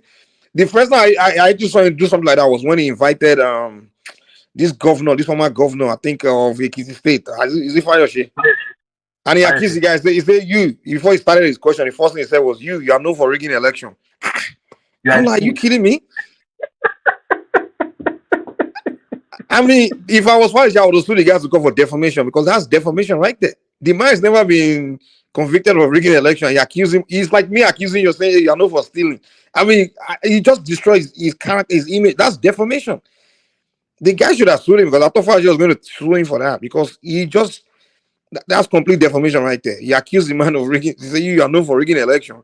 And the thing that they discuss about has nothing to do with it. It was about the presidential election. He invited him to come and give his opinion. And the first thing he said to him was, okay, Mr. Fayoshe, you are known for rigging the election. And I'm like, what kind of, is this guy a journalist? He will first of all greet them. How are you, sir? This guy is so cunning, man. So cunning, man. I mean, the thing is, he has his own podcast that he hosts. I mean, if he does it on his podcast, I can take that. But you're doing it on this is a TV station as a professional journalist. This is not a podcast. You're a journalist. Like licensed, this TV station is licensed. You understand?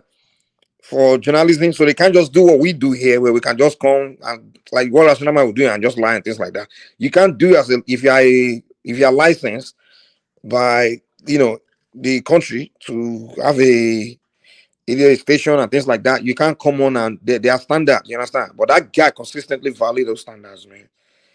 Like But completely what do you unprofessional. think is the end game of this? What is the end game? It's crowd chasing, man. That's what it is, man. Everybody's cashing out on that.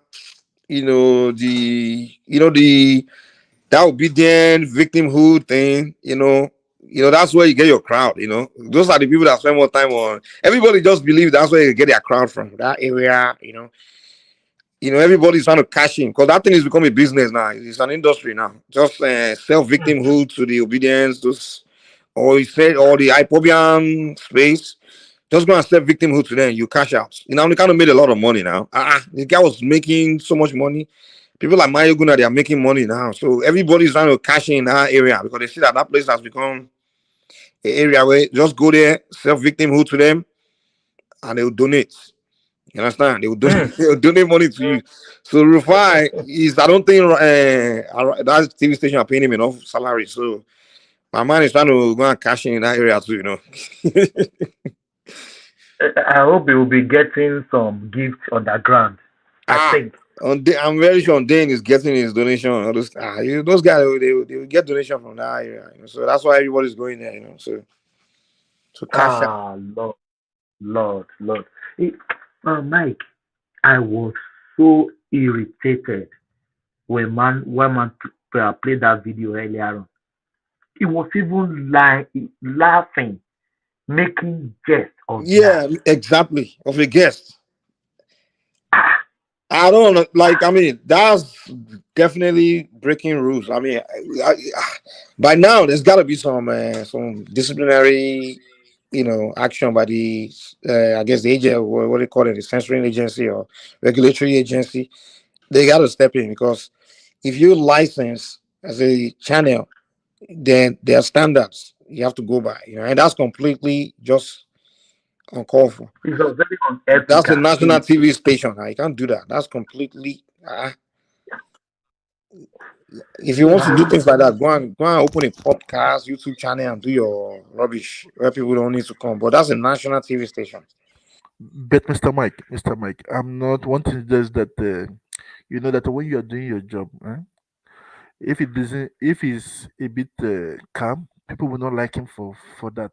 It's just his way of selling himself. You understand? His own character. I don't think you listen to me. If you want to sell yourself, you go and create an informal platform like YouTube channel or your own podcast and do that. But you can't be a licensed. You can't be operating as a licensed channel, right? Nationally, that means you are a national station in a country and do that. Can they do that in France? Yes, in France they don't have respect, and you know that very well now. They don't have respect for their president. There was somebody that slapped the president and came out in the he slapped the president. No, you're talking about private citizens. I'm not talking about private citizens, or I'm talking about licensed TV channels in France. It's even worse. Breaking rules. Mike, what rule did RUFAI break? I don't think he broke defamation. He was just doing his job, Mike. I understand he was doing his job, but Jonathan, the only problem I have there. And the man can throw him. Language. I don't think he's broken. Well, you're right. Maybe the guys should take in the court, I guess. But I know there are standards. If you're gonna open or just, I guess the guys if you accuse someone of, rigging election. To me, I just think that's definitely out of order. That's what I think. If he's doing it on his own podcast, I don't have problem. On his own private thing, but on the national TV station where you're licensed. Come on, you just the guy. I really can't stand the guy. Now RUFAI guy, he's very irritating. Mike, the guy said I will walk out, and he said you can take decision, walk out. No, he said the guy should have walked out to me. I think that guy should have just walked away. He did it. He said he repeated with respect. They call it a mode of communication. He said if you may, remember that he gave him condition because that's English language. Because you cannot use it against him too. Let us be honest. Because I listened to it, said thank you, Mr. Thomas. You just replayed it and I listened now very well. what you just said. Earlier, no, I did not understand. I said, why did they say that? Now, the second time, I understood why. One thing is that in journalism, their job is to make you uncomfortable. Like now, the way you treat rational mind there.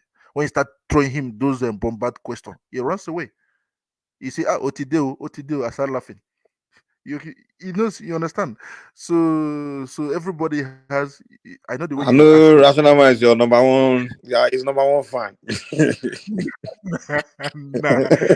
The moment you just came in, he said Otideo. Even Mr. Ola. The moment Mr. Ola started actually say, Otideo, and I start laughing and say, that means that he knows that he's going to. When I walk in the room, obedience, they piss in your pants now.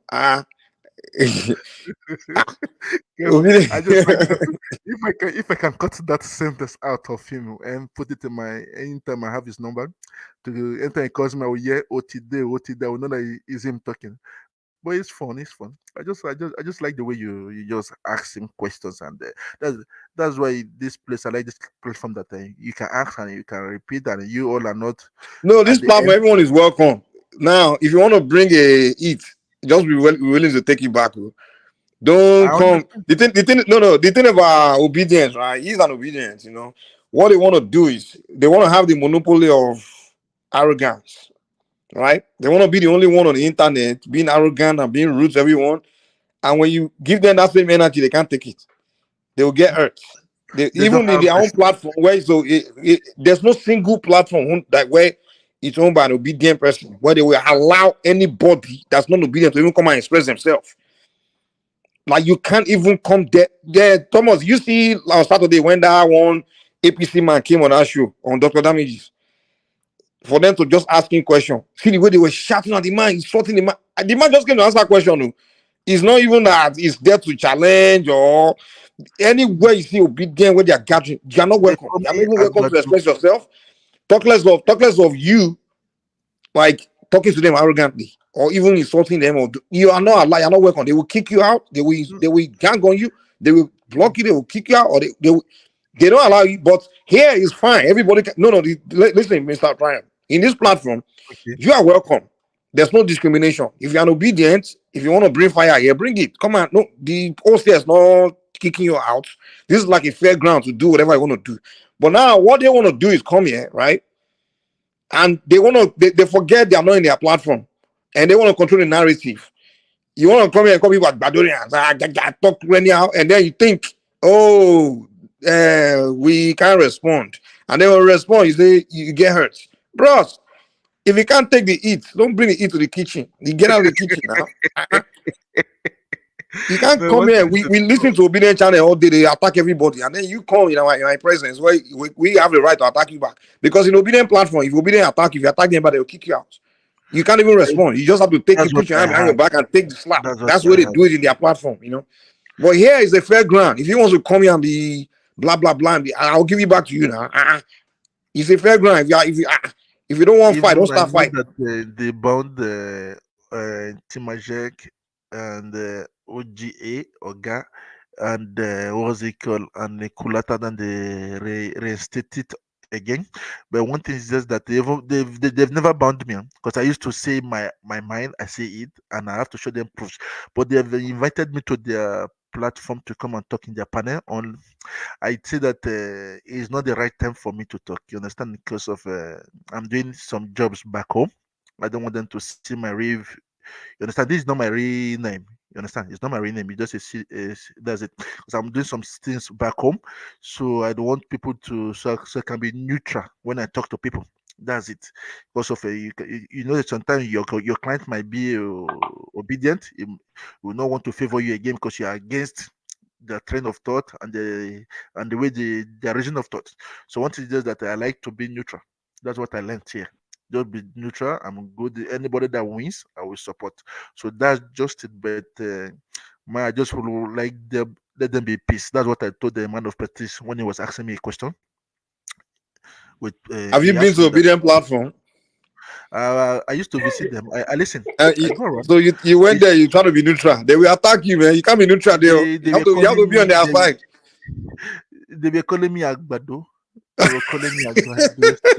I swear, when you just say something logical that doesn't support the illogical propaganda, they just push everything to Agbadu. The man said he wanted to be neutral. It doesn't even You make can't be sense. neutral. So you can't even argue. You can't even say the truth. You can't even be neutral there. You can't be neutral. You can't say anything. Then the person that I would like to talk to face is this man called Electricity. Because of him, I would like to go to the platform and talk to him just to correct him some certain things. You understand? One thing is that you know that the internet covers each and every one of us. Nobody know who is who. You understand? So one thing is that I heard that he's in somewhere in the states. I'm planning to go to the state next year. Understand? Just pay them a visit. I wanted to say appearance shows who you are really. You understand? Just to see you once and everybody keeps Don't let them quiet. don't let them poison you. Don't let them poison you. No. Make it I don't eat outside. I don't drink. I don't eat outside. Really, I don't eat. I don't drink. I say when I went to Nigeria, I was just eating them biscuits. kidnap you. They can kidnap you. No, Don't let them kidnap nobody will kidnap you. No. Even as I'm going this few weeks from now, nobody know that I'm going to Nigeria either. I just go spend 2 to 3 days and I come back. That's it. And I come back. That's it. Nobody know that. Nobody knows. I use my Nigerian passport. This is when there is problem, I bring out my European passport. That's what I do when there's problem. But as for now, I use my Nigerian. No problem now. The moment you start opening your mouth, being so loud, they know that there's a problem. Even I remember the last time I went to the Nigerian embassy, they were asking me that where have I been? I said, I'm friend. That they don't hear problem. I said that it's only the empty ones that make large that make noise. Understand? Empty bottles make noise. When you have substance, you just hide yourself. Because here in France, the moment they know who you are, they will tax the hell out of you. So you cannot beg. And again they go to your I don't have Facebook. They start looking for you on Facebook and anything to see pictures. That's why they used to catch people with when you come, they want Hey, to forgive you. what is They look at the you. what is it like to be black in France? What's the race relationship like that? I can't hear you.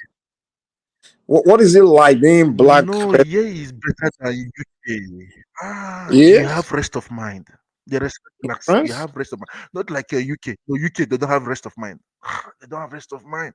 Police beat them now in UK. But there was, I remember one of the immigrant officer was talking to me, want to talk to me, and then I have to play my card. He said, "I'm sorry, sir. I'm sorry, sir." I said, "Not every black is black. I'm ultra black." Then he smiled. You know why? Because the UK black, those children, they want to be behaving like black Americans. They want to be doing hip I hop don't know and why. I don't know why. There's that's why. problem with their parents. I hold their parents responsible. For me, I hold their parents responsible. Yeah, they want to emulate. The problem with them is they want to emulate the American blacks. So they start doing their behavior. They too want to be doing gangster. Or they watch black American hip hop. That's the And they are, problem. that's the problem. So you, the Because I French have a ones, daughter. you guys more like more African. You know, you got when you the kind of they, music you guys do more. There's more like African music. they don't want to accept to be white here. They don't want to accept. Yeah. One thing is that they don't accept it. Even though they seem, they just say, "Brother," I just smile. Even they come to interview with me, "Hey brother," I just that's how they've already anchored me. You understand? I cannot go. They say, I say okay. Then if I don't want to employ them, I give them a reference letter. Reference letter. Hey, another question. Your French national team, everybody's black. How does the French society, how do they look at that? How do they No, view? they don't Are there look at color. are there people that have problem with that? No. Moment you're French. Moment you are French, white or black, you are equal. Really? Equal. It is then that they call the equality. Later is the money that separates the big boys and the little boys. You understand? That's the class. But everybody's equal. I go to the bank and they can't, even though you say just keep quiet. That's the law. You can't touch them. That's why when my former job was offering me, he said, "Do you want the what did I put it, the residence, or the residence is very difficult to have, or to become French, to become a national?" I said, "Why not national?" They gave it to me after 3 months. They gave it to me. Because they look at my record now. I don't do anything stupid. they say my parents brought me up. You understand? I took good beatings when I was back home in Nigeria now, so I don't open my mouth till date. How did you learn French so quick? I caught all my Nigerian friends. I caught all the English speaking people. So I only speak with French. I was there for good 6 months with them. Then later I understand, I read. So we did a debate that I said that every morning I will read a page of every book. I read newspaper, the whole newspaper the day before I eat breakfast. So you understand. So Good technique. That's a good way to now, learn. like now, if I want to do, if like there's something I want to do now, I have to punish myself. You understand? That's the way of thinking. Sometimes I do my things. I leave myself. I isolate myself from You everyone. even develop French accent. That's the funny one. That's the problem I have in Nigerian embassy. They say no, you're from Cameroon. They tell, Yeah, I won't even believe you're Nigerian at all. Like you so I have develop, like you lost your Nigerian before they, accent. Yeah. before they gave me the passport, Nigerian passport, I have to call my parents back home. My mother said, "Is our son? Is my son?" They say, "Are you sure? He did not pay you money." They thought I googled my city. I said, "I'm born and brought up in Lagos." Are you sure? Are you sure? I said, How long did you live in Lagos before you went to France? Over 20 years. What? Over 20 In years. Lagos?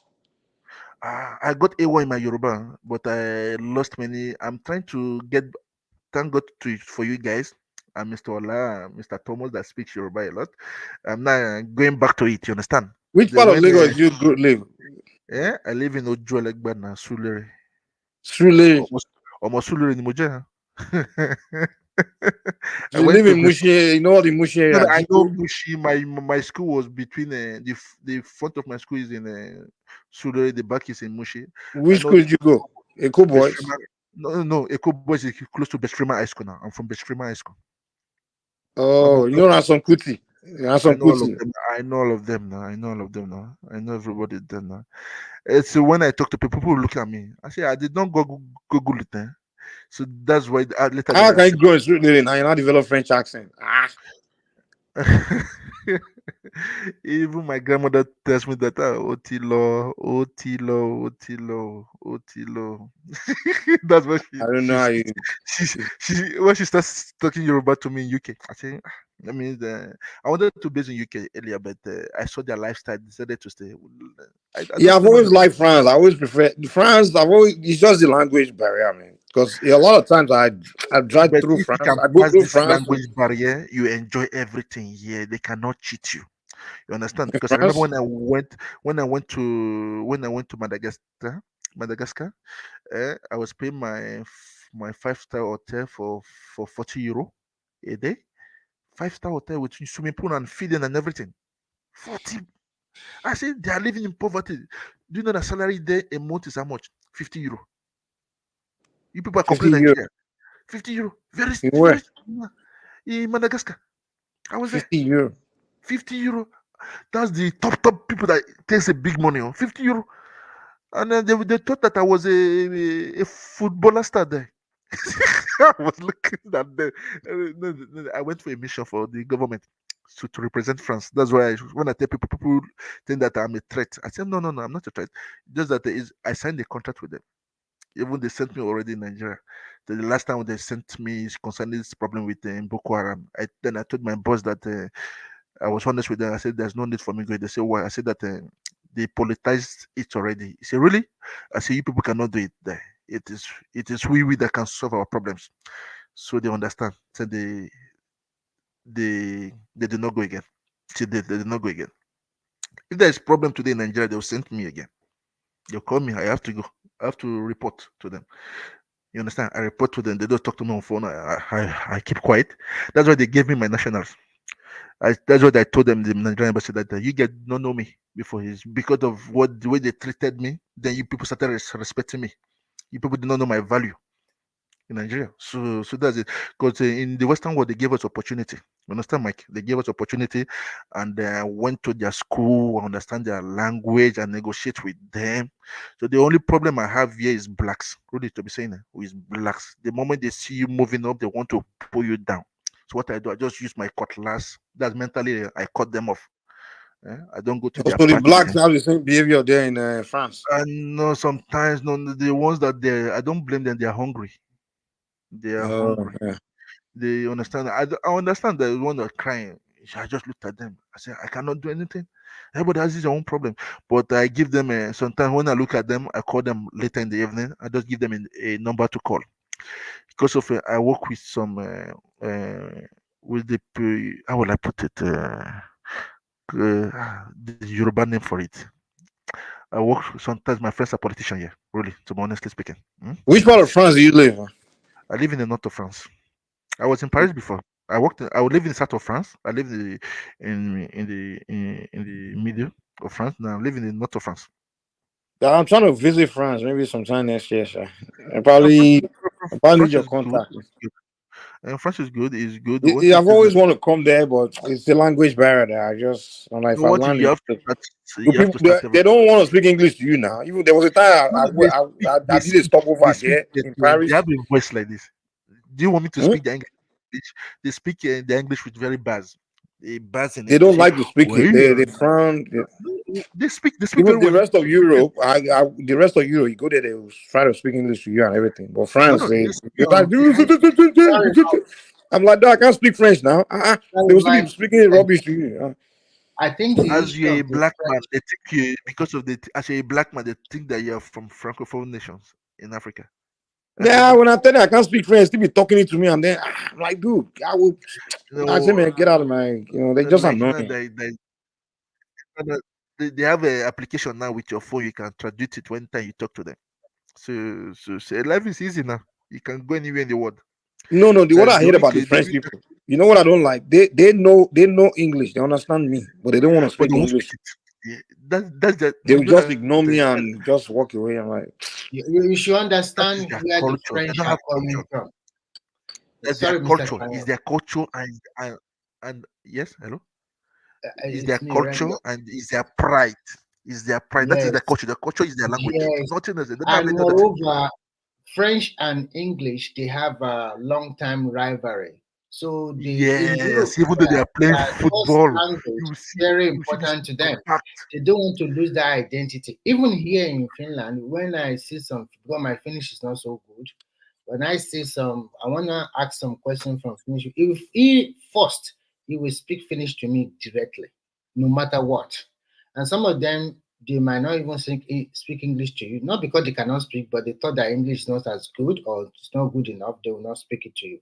But majority of them can speak. It's their pride in Europe. We are not proud of. We instead of us to speak our Yoruba, Igbo, Yoruba to everybody, we start speaking English. I said, when I'm with them home, when I'm in my hotel, they start to take us. I speak broken pidgin English. I say, who in are they talk to? What could come level? So their gate man, all of them start laughing. I say, no, talk to me normal now. Talk to me normal. Forget English. It's not my language. So that's it. When I'm out of the country, then I play my game and speak their language. That's it. But for me, I'm proud to be a Nigerian. All my friends know that when they talk, I say, I'm a Nigerian. Even last week, I was with my family, we are just talking. They say they had that problem back home in Nigeria, things like that. I say they do selective news now. Understand? I tell them that in France there are problems, there are dirty place, there's poverty, but not like that because government help them also. Do you know what the government do here? They give them money to go and drink and die. Let me use it this way. In France, they cheat them. I ask them how they pay them 8,000 to person that doesn't do anything. Why were they rioting there? No, one thing that because of they increase the number of years of their retirement with 2 years, and they are complaining. When they don't work half of the time. No, they don't do they don't joke with their hours. When their hours is finished, you tell them to come and help you. They say no. My workers don't send it to me. They say no. I pay more. I pay them. That is what European call work-life balance. Yeah. They tell me no. They say no. It's not no. It is when they're in a break post. That's break. They say no. They have 2 hours break. I give them 2 hours break every day. 2 hours. They start from 8:45. They start from 8:45, but they have to be there 8:30. Then 8:45. Then when it's 15, they finish their work. You understand? They have their 2 hours break and they go. I pay them I pay them 7 hours, but they work 6 hours a day with me. Because it's just a few something the road difference. You understand? So that's it. They're strict with that. Even Belgium is even worse. Here in Finland, do you know that here in Finland they have what they call is it tea break or cigarette break that you want Yes, to go and smoke? You have, can take like 6 times, 10 minutes. I was like, oh my yes. gosh. I see. They're lazy. For me, I call them lazy. In America, if you're lazy, America. lazy One thing about ones, America is it's a very productive country, man. If you're lazy, you'll fire you. People.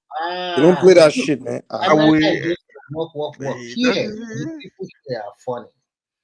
America, they envy Europe. Just like Europe, you guys say you get this vacation. America, you only get 2 weeks vacation. That's it. Like now, year. You work 6 weeks. 6 weeks. And they only in America they only give you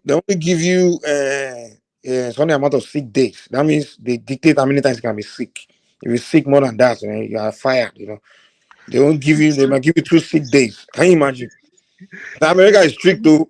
They are all about their money here. They are big. That is why they call it the capital of the headquarters of capitalism now. It's strong capital. There's no social rubbish here. It's capitalism. Even the little bit of welfare that they do. If you say for example, listen, in Europe, when you guys get all these social welfare, in America, their welfare is called netting system. Netting is called netting. The only time they give welfare is if you are reaching rock bottom. And when they give you that welfare, they'll put you in a condition where you yourself want to get out of that welfare quick. Because they will put you in a government house in a worst neighborhood.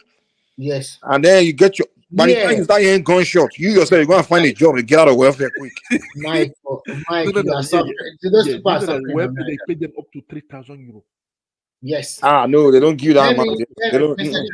Some people touch 5,000 euro. 5,000 doing nothing. That's why many of our women they only do nothing that make children. In America, they don't give you that kind of welfare. Their welfare here is more like it's full stamp. They just to keep you alive. That's it. Their welfare here is full stamp.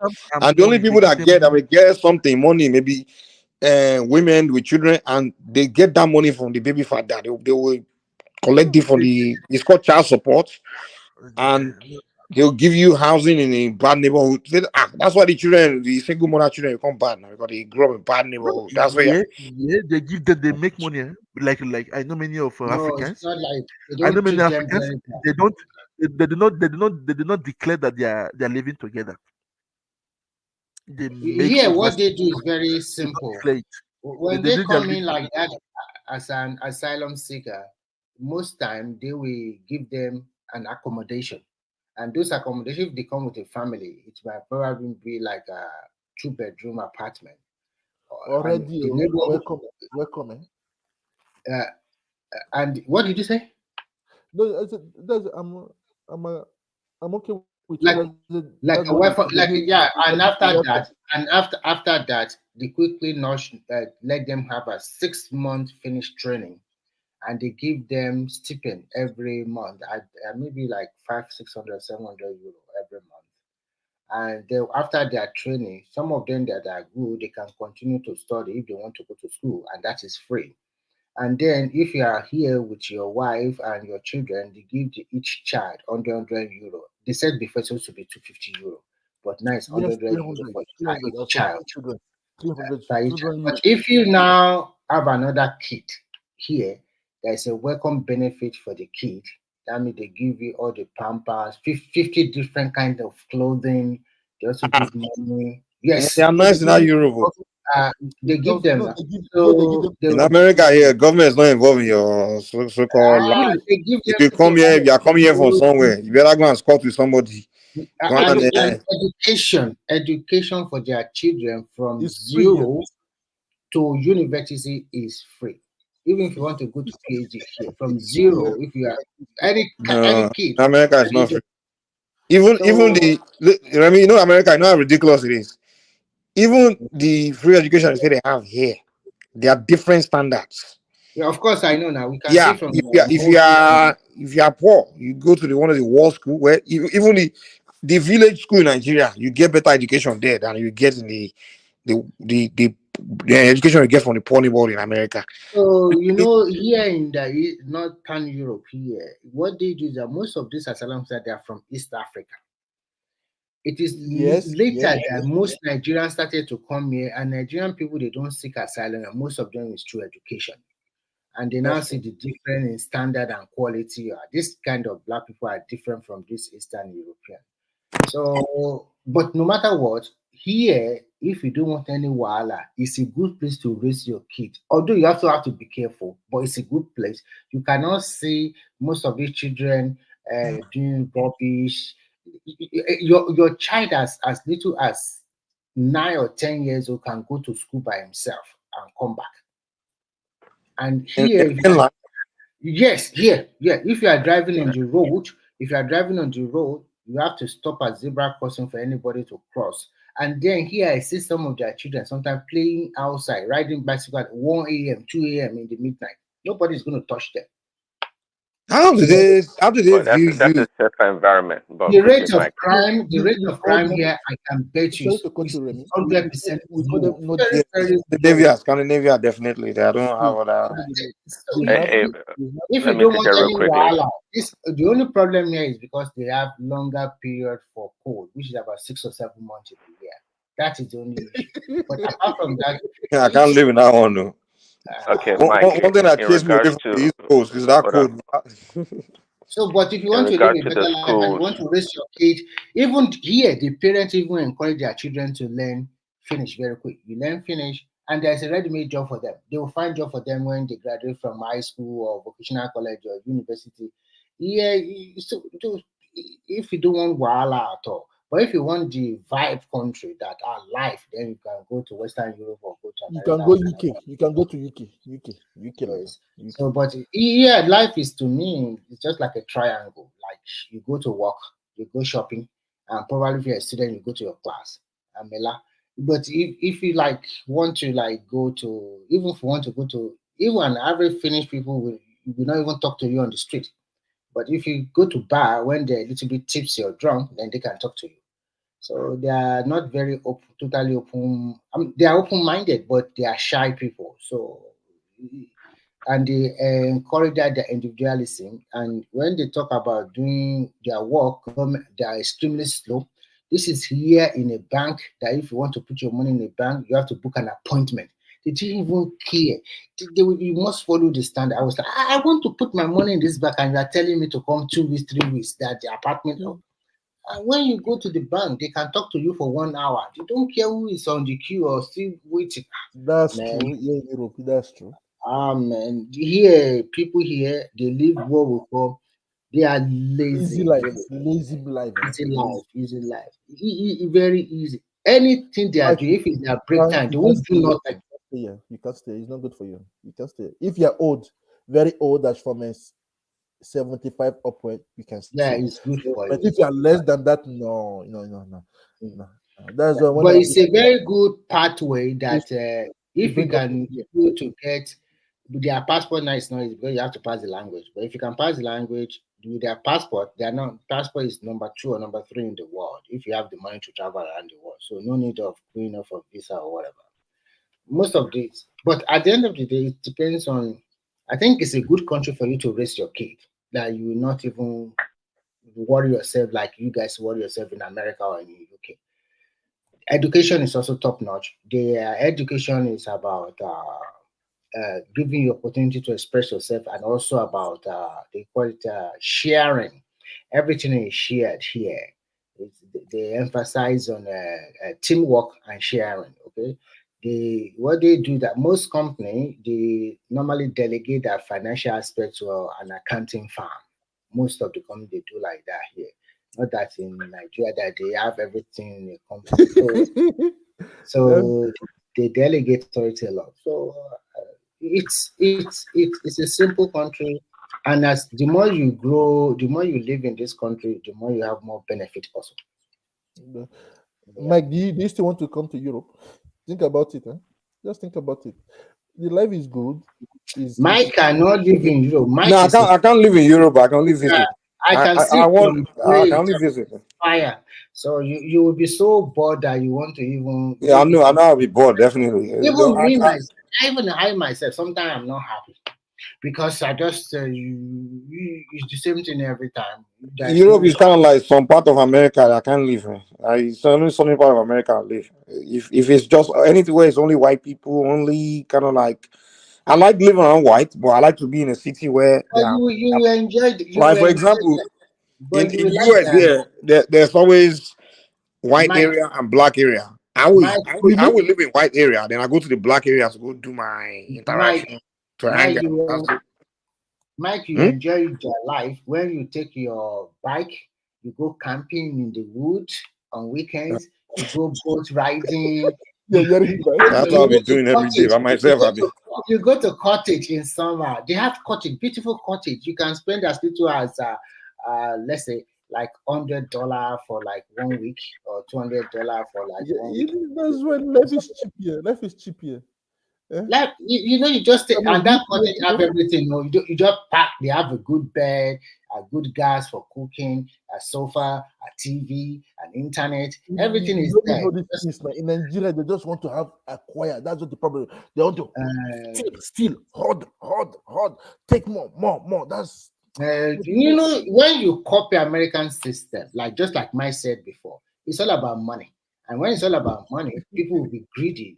Little will not be enough for them, because the gap between the rich and the poor in America is also wide. But when you come here, the gap and the poor is so close. It's so close. As a doctor, you can be handing 4,000, and as a simple delivery guy can be handing almost the same amount of money you are handing. Wow. Almost a mechanic. I think it's a socialist society. It's a socialist society. It's a socialist society. That's what America. No, they will. That is why in nobody will pay you. All those rich guys like Trump and the rebels. A lot of tax. In America, you have to negotiate your pay. Some people are so dumb. They don't even know that they have to. They don't know that. So they'll be working. The person will be paying them the same amount, whatever, and they'll be making more money for the guy. The guy just. You have to. It was last time. Smart people will now tell you that, dude, why don't you tell your boss to pay you more now? You are making all the money for him. You have to approach your boss and say you want a raise. You have to apply. They call it applying for a raise. You have to know when you are being productive and when you're producing a lot, and you have to tell yourself, like, okay, I think they should be paying me this. And then you have to approach them and say, hey, I want a raise. First, they'll tell you no. And then you have to threaten to quit. And then they will now say, okay, we'll give you a raise. Now, here's the gamble. If they tell you no, and they really don't need you, and you say you quit, they will just, okay, quit. You can't go back to them and say, okay, I want to keep working. You look stupid. Mike, let me show you. Mike, let me show here. If you work for under like 9 months, and then you find another job, and you give them a week notice or 2 weeks notice that you want to resign, you know that they will pay you full salary. Yes, so that you are leaving. Yes, that's what I do. I cry. They pay you full salary. Oh my God! Just 9 months. In America, they don't pay you salary. They pay you per hour.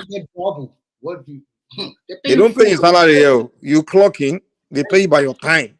If you don't work, you don't get paid. That is time too. It is time. You are paid them by they time. Have here too. They have they respect their time. Yeah. If they say if when their time clock, they stop. They leave everything. Here it's easy. It's easy to employ people, but it's difficult to fire them. Yes, so I fired somebody, 2 people, they took me to court. They are asking me for the most difficult thing the employer wants to fire. 10K each. Oh, so if you fire them, they will sue you. They will sue you, and government can also sanction you heavily. If you just fire them on the government excuse that came to work late, the government will pay their lawyer against me. Me that fire people. Me, I always fire people quick, man. I don't even waste time. Your company would have run a grant. They told me to go to America. They told me to go to America. I don't even hire blacks anymore, man. The 2 people I don't hire anymore. I hire blacks, but these 2 people I don't hire anymore is my fellow Nigerians and Black Americans. The Black Americans, those ones, they don't respect. You can be their guy, pata pata. If you're a black man and you're a foreigner, they don't like you. They don't respect you. They will start. The thing is, they will come and beg you for a job. Once you employ them, you can't talk to them anyhow. They will start threatening you. Those ones, their ego is so big. They will be working in a company, and they will be behaving like they are the CEO. You are an employee here. I'm your boss. And the only boss they respect is a white man. If you are a boss and you are especially you are African, they'll be looking at you like, how dare you, an African, talk to me? Because they think you are beneath them. You mean the black? You mean The black Americans? Yeah, they think they are just superior to. They have this mentality that they are superior to an African. Sentiment to you that at least you are Nigerian now. Why do you treat me this way? But no, let me learn now. The reason why I mentioned those two, the Nigerian and the black American. The black American, those ones, when you are an African, you are their boss. They don't respect you because they think you are supposed to be beneath them, and you are just maybe a white man help you to get to where you are. They just believe they still have slave mentality. They believe only a white man can make you who you are. So some of them think it's a white man that make my business for me, and the white man favored me. That's why I'm where I am. I'm like, okay, you're stupid. But then that's what then the Nigerian, even the most hardworking Nigerian, if he's working for another Nigerian, he doesn't want to work. He hates the fact that he's working for a Nigerian. That's the problem with Nigerians. When they go work for a Nigerian business, they don't want to do, they won't perform well, they're not happy, their ego is so hurt that they see themselves like, why would I be working for a Nigerian? Like, wow, yeah. But when they go work for somebody else, maybe a white man or another person, they work hard. They don't see any problem with that, working for that person. But they don't, if you go to a Nigerian business where they hire Nigerians, they don't serve well, they don't want to do their job, they don't want to be there, even though they need the money. They are the one that came to beg you, give me a job. But when they are working for you, the fact that you are in Nigeria, they are working for another Nigerian, they don't like it. That's why I'm like, Mike, can you hear me? Yeah, I can hear you. Yeah. So quickly, what do you think? What are the ways you think we can change that mentality amongst the Nigerians working for other Nigerians? It is unchangeable. It's a community thing. Like the thing is, we are living in Nigeria. We're coming to America, so we get here, right? And we look at each other like, okay, yeah, no one is above anyone anymore. You are nobody to me. Like the only people I respect now is the authority of the country, people of that country. But you are just a Nigerian. We look down. We start to see each other. They start to look down on each other the way we look down on Nigeria. So now, for you to see yourself like, I'm in America and I'm not working under a Nigerian, it's like, what? They don't want to accept that reality. You understand now? Like they feel like they have stepped low, they have stood low, because they think if I'm going to work under somebody, it should be under white man or another race of people or another group of people. But the fact that I'm working under another Nigerian in America, they don't like it. And here Nigerians like to show off for each other and things like that. So that's the thing about them. But they're empty. They're empty. I'm sorry to say that they're empty. Sometimes when I talk to them, look at them. Why people just carrying up your shoulder? You humble yourself. The one I can't even stand is the one that come here without documents, without paper. And then the only people now, your fellow Nigerian now do you a favor, he now give you a job. I'm not even supposed to hire you because you don't have paper. Because if government father hire you, they will find me. Now I'm looking out for you, give you a job. Of course, I can't pay you the same amount I'll pay an American. I can't pay you that. You got to work something out, And then you are working and you are upset. You don't want to perform. You don't want to work out. Dude, it's either you work or you get out, man. Dude, there's no time for this. Even the Mexican, the illegal Mexican, they won't pay them even less, and they will still perform. I mean, if you don't want a job, don't take the job. It's not like you start working for me, you start frowning your face and you're treating my client like trash. Disrespecting my customers. You won't bother my business. No. No. If you don't want, why did you come for me for a job? If you are not happy, if you're not going to be happy, they are not happy that's where they are, and that's okay.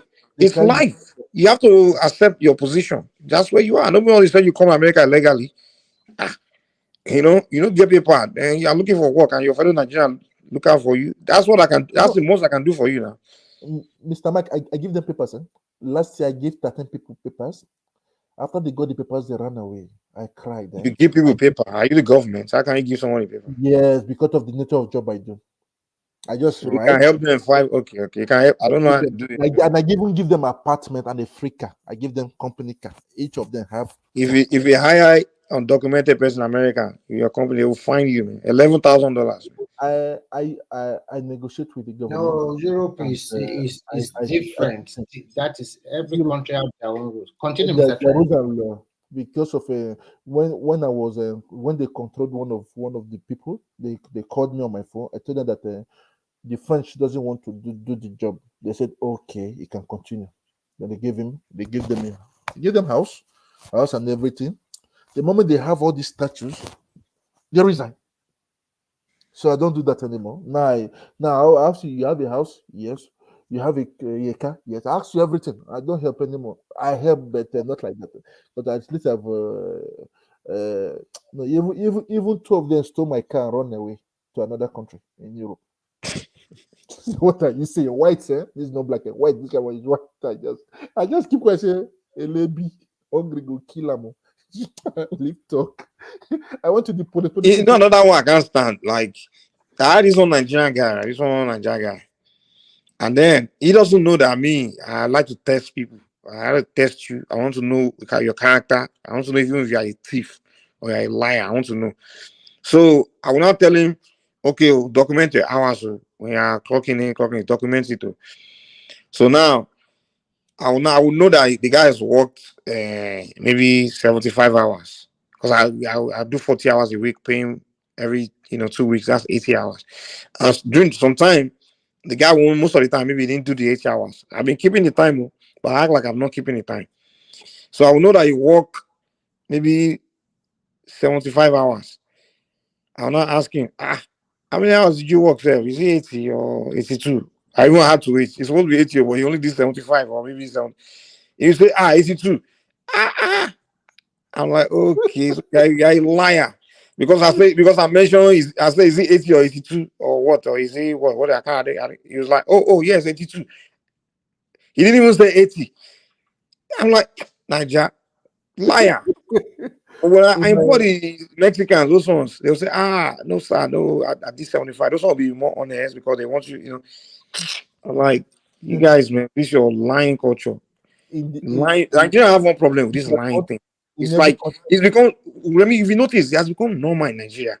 And people, someone will lie, right? And everybody knows it's lying, and everybody just ignore it like it's normal. I'm like, we can't continue to, if we are tolerating a bad habit like this, it will become something, like they'll be hard to get rid of after a while. It becomes addictive. We have to, when we know someone is lying, just correct him. Lie should not be something acceptable. Yeah, human being are going to lie, but when someone is caught lying, let's not just say, hey, guy, you're not saying the truth. Cut it out. We can't be this dishonesty culture and think and wonder why society is going backward. It's that some people have become it's become normal to them to just lie. Like this one Nigeria guy that just came to Yankee now. So we're working in one company. And we just be lying to the point where the whole company is like, dude, you lie too much. The Igbo people, they're not they're not used to that now. Like you even lie to your obvious lie, and you think it's normal. And I have to call into society, guy, listen. In this society, it's not just normal for you to lie. Lying is something we understand. If you're going to lie, make sure they don't know you're lying. But your own is, they will ask you a question, you don't even know the answer, and you just tell a lie. It's even unnecessary lie. Like they will ask you, do you know what happened here? But you don't know. Just say you don't know. You just tell them, you just give them an answer, random answer. When you don't know the answer, I'm like, dude, man. He's doing bad job. In my company, there's a motto. There's a motto. Yes, there's a statement on the walls that says, "No stealing, no lying. You can spoil anything, break anything. The moment they ask you, I'm the one. They will leave you. I won't say anything. I pay. You understand? The moment you steal and lie, that trust is gone in every relationship. Also, when like now, if somebody is asking me a question, for me to lie, I keep quiet. This is what I learned here. I keep quiet. Especially when you are in an important place, like where you don't want to, when you're within a company. Yes, and when you have live outside for a long time, most of the developed country, sometimes it's very difficult for you to lie. So exactly why sometimes in this platform, when some people are economical with the truth, it makes you feel hot inside. It made me uncomfortable. Like that's why I tend to lose it. People always wonder why I get uncomfortable around Nigerians. I get uncomfortable with that thing. Are you like one man that doesn't like blacks? No, it maybe because I get very uncomfortable. Maybe because I haven't been around Nigerians that much like that. I'll do business like nowadays when I hang around Nigeria, I just get very uncomfortable because they just sit around lying to each other. I'm like, and even the platforms, like somebody just gonna lie like that, and I'm like, why you guys keep it quiet? I can't let this guy. He annoys me. Like sometimes he just lets this person continue, and I'm like, no, you can't let this guy lie now. I mean, the thing is, it's very dangerous because the lie he just told, somebody may be watching and consume that information. I think he has learned something. he just be misinformed. So we have to develop a culture of not just accepting lies, man. Like people just tell lie. At least correct the person. I'm not saying we have to fight, but at least just correct that person. I know. And it's so common among these obedient channels, obedient platform, and they just like some of these channels, you watch them, and they just like 80% of everything they said that day is a bunch of fallacies, lies. And no single person correct it. They just accept it, just allow it to flow. And I'm like, okay, this is rubbish here, man. Come on now. Are you guys serious? In the name of, because the lie favors your narrative, you just let the guy say it. You know? Propaganda. For me, I just sometimes what I do, I just laugh. I laugh a lot. Sometimes I just keep them all quiet and I listen to them. When I see somebody's lying, I start laughing. I'll let you to talk everything. That's why before I ask you question, I already know the answer. That's the way I deal with my friends back home in Africa. So when they start talking, I've known that I've already sent some people to go and spy and do other things for me. So when I start asking that question, one start lying, because I put them in conference call. When they start lying, they will say, don't lie, he knows already. He say, I'm sorry. I say, no, continue. I'm enjoying it. When you finish, I correct you. I say, why? What's the need? The moment you lie, there's two things: don't steal, don't lie. Like now, because my workers, they do clean my car every time, every evening before I go home. What they do? So I was just looking at them laughing. I kept one of my watches inside. My watch got disappeared. Then I have to fire the guy. Today he took my watch. I said, hey. Only. But then when I tell my grandma, because I'm very close to my grandma, I say that, why steals, huh? He said, what do you do? I say, later I let them to clean the whole office first, then I fire them. They clean everywhere. Then I fire them. So that's it. But with me, I'm resistant to whites, you understand? Do you guys think in Nigeria, maybe we should do what they do in these advanced countries where they invest a lot, like in the welfare of children? You understand? Like in these countries, like when a child is born, they quickly. UK is after Mr. Mike. If one man can start it in UK, I will come there once in a month. I will volunteer to come and speak to them. Because I remember when I was. I'm not even talking about children, those things that run astray children. No, I'm talking about. If we can help them here, back home, because many of those ladies that are talking on the net. No, it's not what I'm saying. That's not even. I'm not talking about volunteering things. I'm talking about maybe I'm saying like a system when a child is born, right? In these countries, the government makes sure that whether the parents are rich or poor, no, don't have anything, that welfare of that child is taken care of. I'm doing it with my family, but I'm doing it with my family. Hold on. Whereby the way they fund it, of course, it's not free now. The way they fund it is like in America, for example, in every neighborhood, they have what they call property tax. They tax every property in that community, and that money they raise from that property tax is what they use to fund the children's education, the primary school education, everything. So, like when a child is born, you are not born into like where if your parent can't feed you, you just go hungry. If they can't put you in school, like if your parents are screwed, that means you are screwed. In Africa, it's kind of like that. I'm saying, but in Europe, in America, even if they are born and they are dumped in dumpster, government will take you and the children, what they call child's right to life, to welfare. Maybe I'm saying maybe if Africa we should focus on that. Like I think Mike, it's a good direction, but the problem with Nigeria is that with our current situation, how many kids with government support from one family? Is it going to be all if you have 8 children? No, the way you do it is this. Let me tell you. Maybe I didn't go all the way through with what I'm thinking.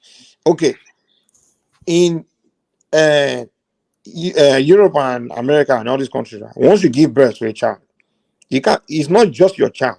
It's also the government child, the government's child, right? Meaning that you can't say, okay, I can just neglect this child, I can or kill this child if I want. In Nigeria, some people kill their children and bury them or something like that, or even the children can be missing or dead or whatever. Government will not know. There's no one to they can account to. You understand? You know, but in America, once you give birth to a child, you are accountable to government. You can't just say my child is dead or something, or they will investigate. Or they find out that it's from your own neglect. You go to trial. They charge you for murder. For they don't see it as if your child is dead. No, if a child died in your hand as an act of your neglect, they can charge you for murder or manslaughter, whatever. If that child has a right, so it's not just your child, and also the welfare of the child also tied to your pockets. Like the government will see, okay, what are you earning? You understand? And they will take from you to take care of the child. So you understand now? They give you, for example, in America, it's by law that you must pay for. You must have healthcare insurance for the child. You are paying for it. You must have a certain this thing for the child. And if you can't afford it, it's when the government will see what your income, see whatever, and then maybe the government can cover it for you. So that's what I'm saying. Like in Nigeria now, if government say, okay, you give birth to a child, it's not just your picking, though. It's the picking, the government, it's also the government's child. You understand? Yeah. So Here, I think what you are saying, I understand. So but let me tell you, but if they are doing that in Nigeria, do you think one idiot will say he wants to go and have 8 children or 9 children when government will force? You know that government will come in. I will tell you something. I will tell you something later. Finish, Mr. Remy. Finish what you want to say. Okay, what I want to say is that there must be a cap, because if there is no cap, Nigeria will shoot their shot to 10 women all over the world. They will continue to shoot this shot everywhere because they know that the government will take care of the child. I think what the government should do is that education in all. No, hold on, Remy. Are you saying if government in Nigeria they are holding every parent responsible for their children, you'll be shooting around? When Nigerian people will now tell you that I don't have job to pay that money you are talking about. We'll create a situation for you where everywhere you go, as long as they will be asking, okay, how are you feeling? Well, we will create a situation where if you earn money anywhere, you must pay certain percent. Government will take. That means our database should be very strong to capture everybody. You have to by now you already have this database. That is the key word. That everybody in that country called Nigeria, you have your database with the government. Every day about and even without database, if you are reaching anywhere, it will be difficult. So you know that when you look at the culture and religion in Nigeria, they will tell you, only people well. Short are not married until 1 people be 37. It has about 30 something children. Do you know if Atiku did that in the United States, we broke by now? Of course. Even they are celebrities. You know that in America they are celebrities. They don't like to have. They don't. They are. I'm not even sure the guy also know all his children. All the taxes. That's the problem. I don't know all their names. Okay, Remy. Do you think if government practice that thing, like when a child is born, the government it's not just that father's child, it's government's child. Government focus that, okay, who gave birth to this child? How much is that person earning? And that person must provide this amount for based on what you are earning. Someone like Atiku, government will go for his pocket. You understand? Yes.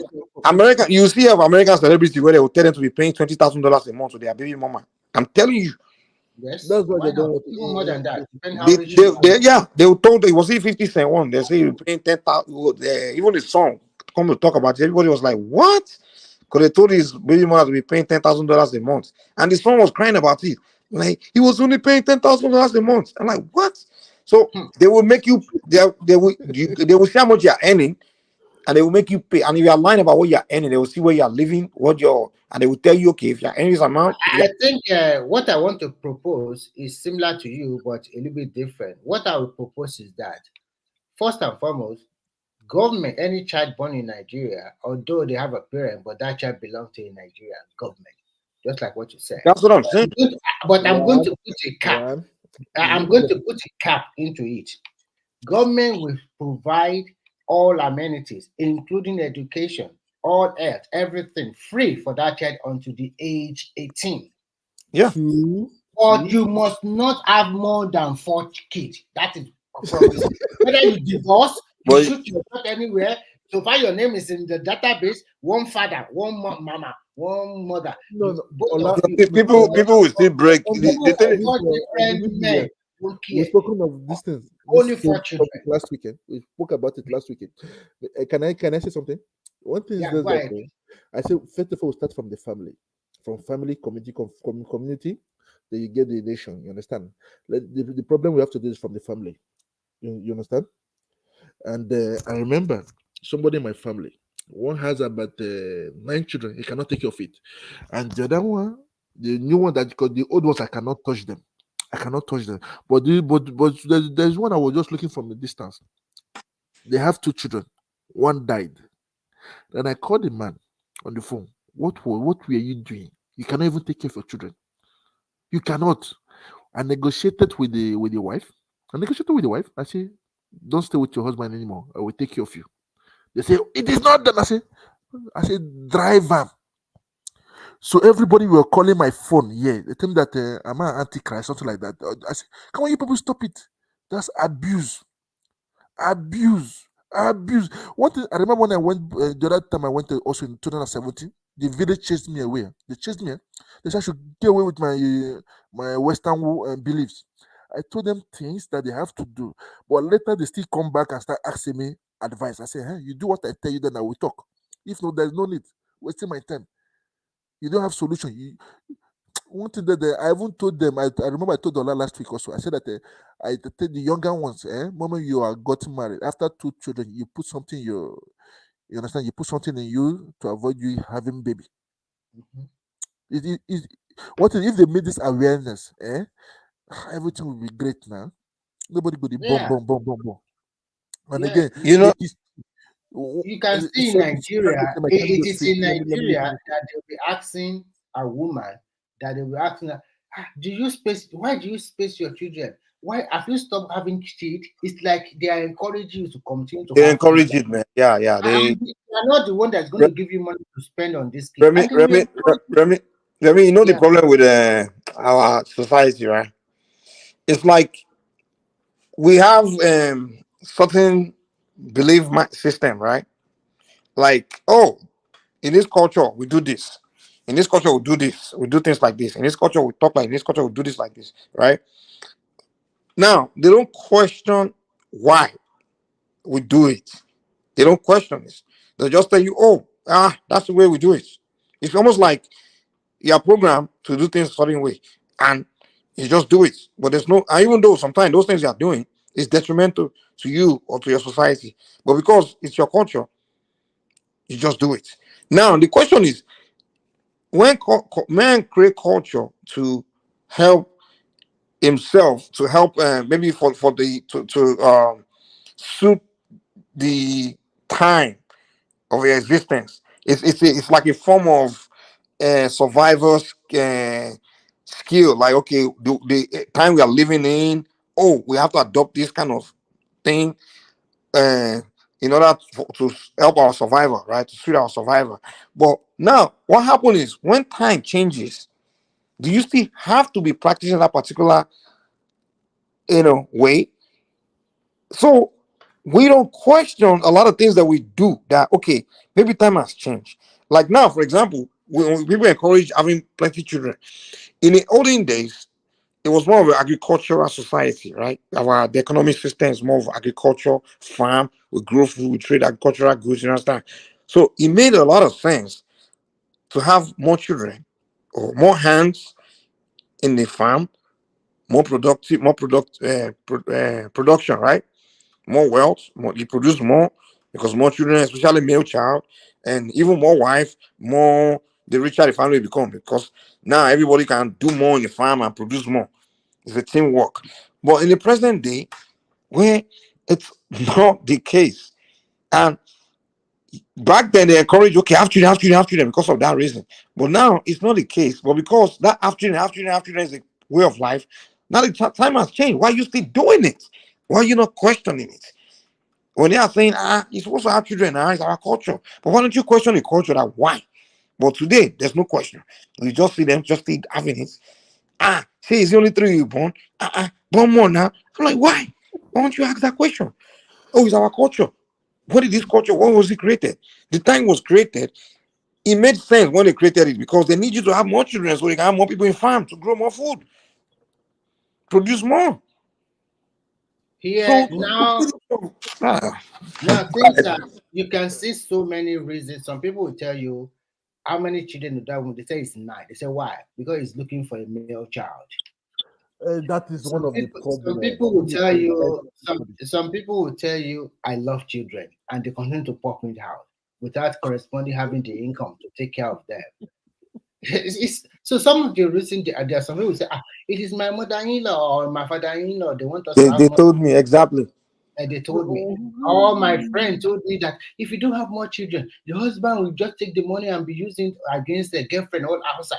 But if you have a lot of They use children, all kinds of ridiculous things except anything productive. so many of these reasons that is very funny that they will give. But now Nigeria, no matter what you do, Nigeria is not an exception. We all live in this world together. Now in Nigeria, you can see that even to have 2 children, to give them sound education, to give everything, it takes a lot from a father.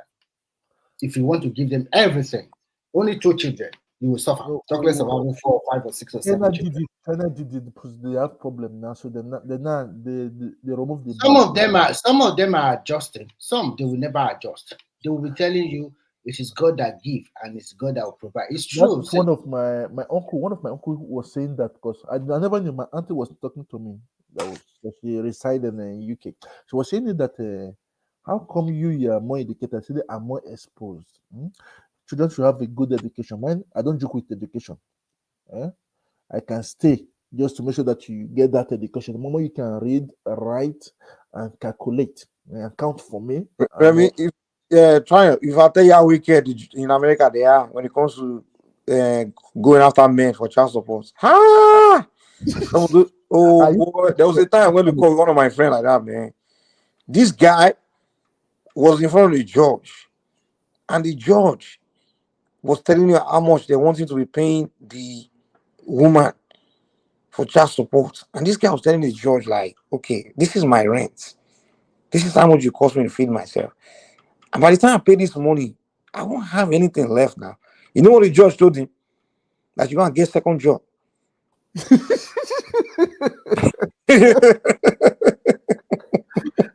At least they should, for me, You're telling this guy, like for the next, you have to pay child support to the child turn 18, and that picking was about maybe 5 or so. And they will still increase that money later because as they get, more older now, the more they will increase. So now you're telling this guy to go and work 2 jobs for the next 15 years. So every day of his life for that 15 years, he'll be working twice a day. I mean, so what do you have in life? You've taken his life away now. So I won't cry for that guy. I said, man, this guy, he don't go feed the wrong, he go pregnant the wrong girl. The chick took this guy to court and she, I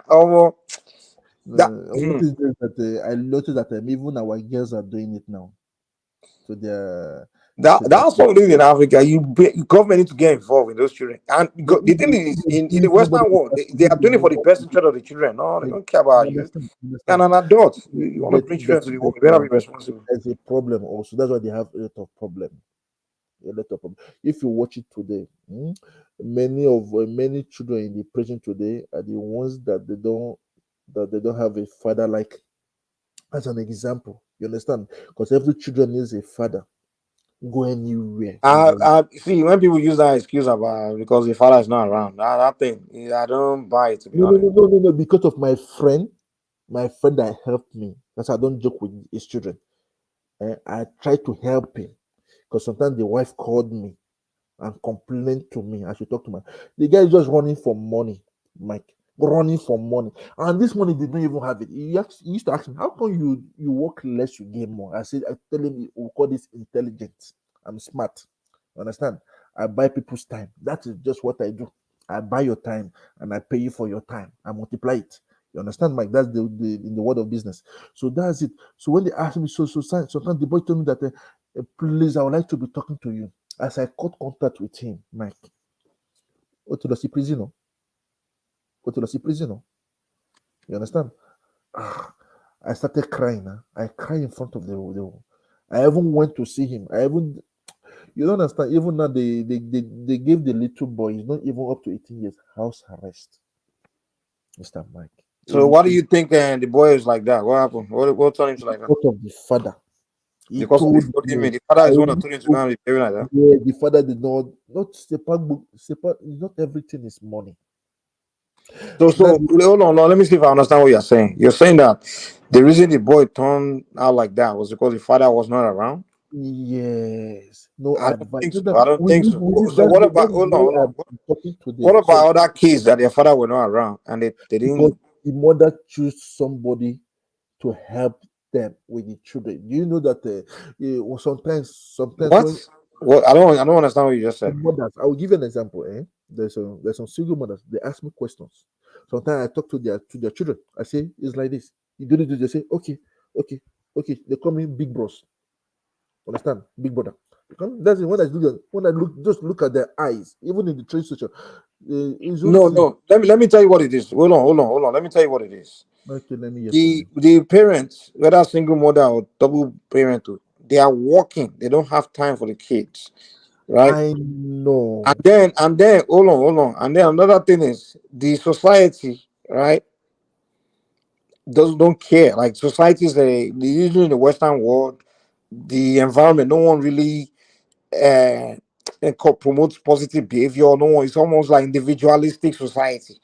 So they don't have much of norms. And then the black children, they typically just want to. They don't connect with Africa. They just connect with. They come to America. They want to be, especially UK children. They connect with Black Americanism, all those things, Western culture, which is bad attitude and just criminality. So it's those things that turn them to criminals. It's not just because the father is not there.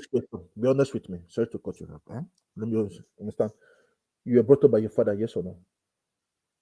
No, I know my power was not around most of the time.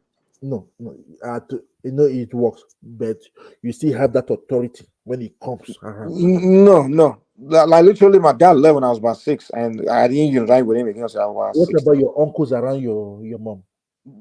They help. They once in a while they come around, but most of the time it was just my mom, to be honest. Like, so it was the Nigerian environment. Okay, quick interjection. So maybe Mike is an exception, and that is true. Some people do. No. Some people In Nigeria, like a lot of us are raised by our mom alone.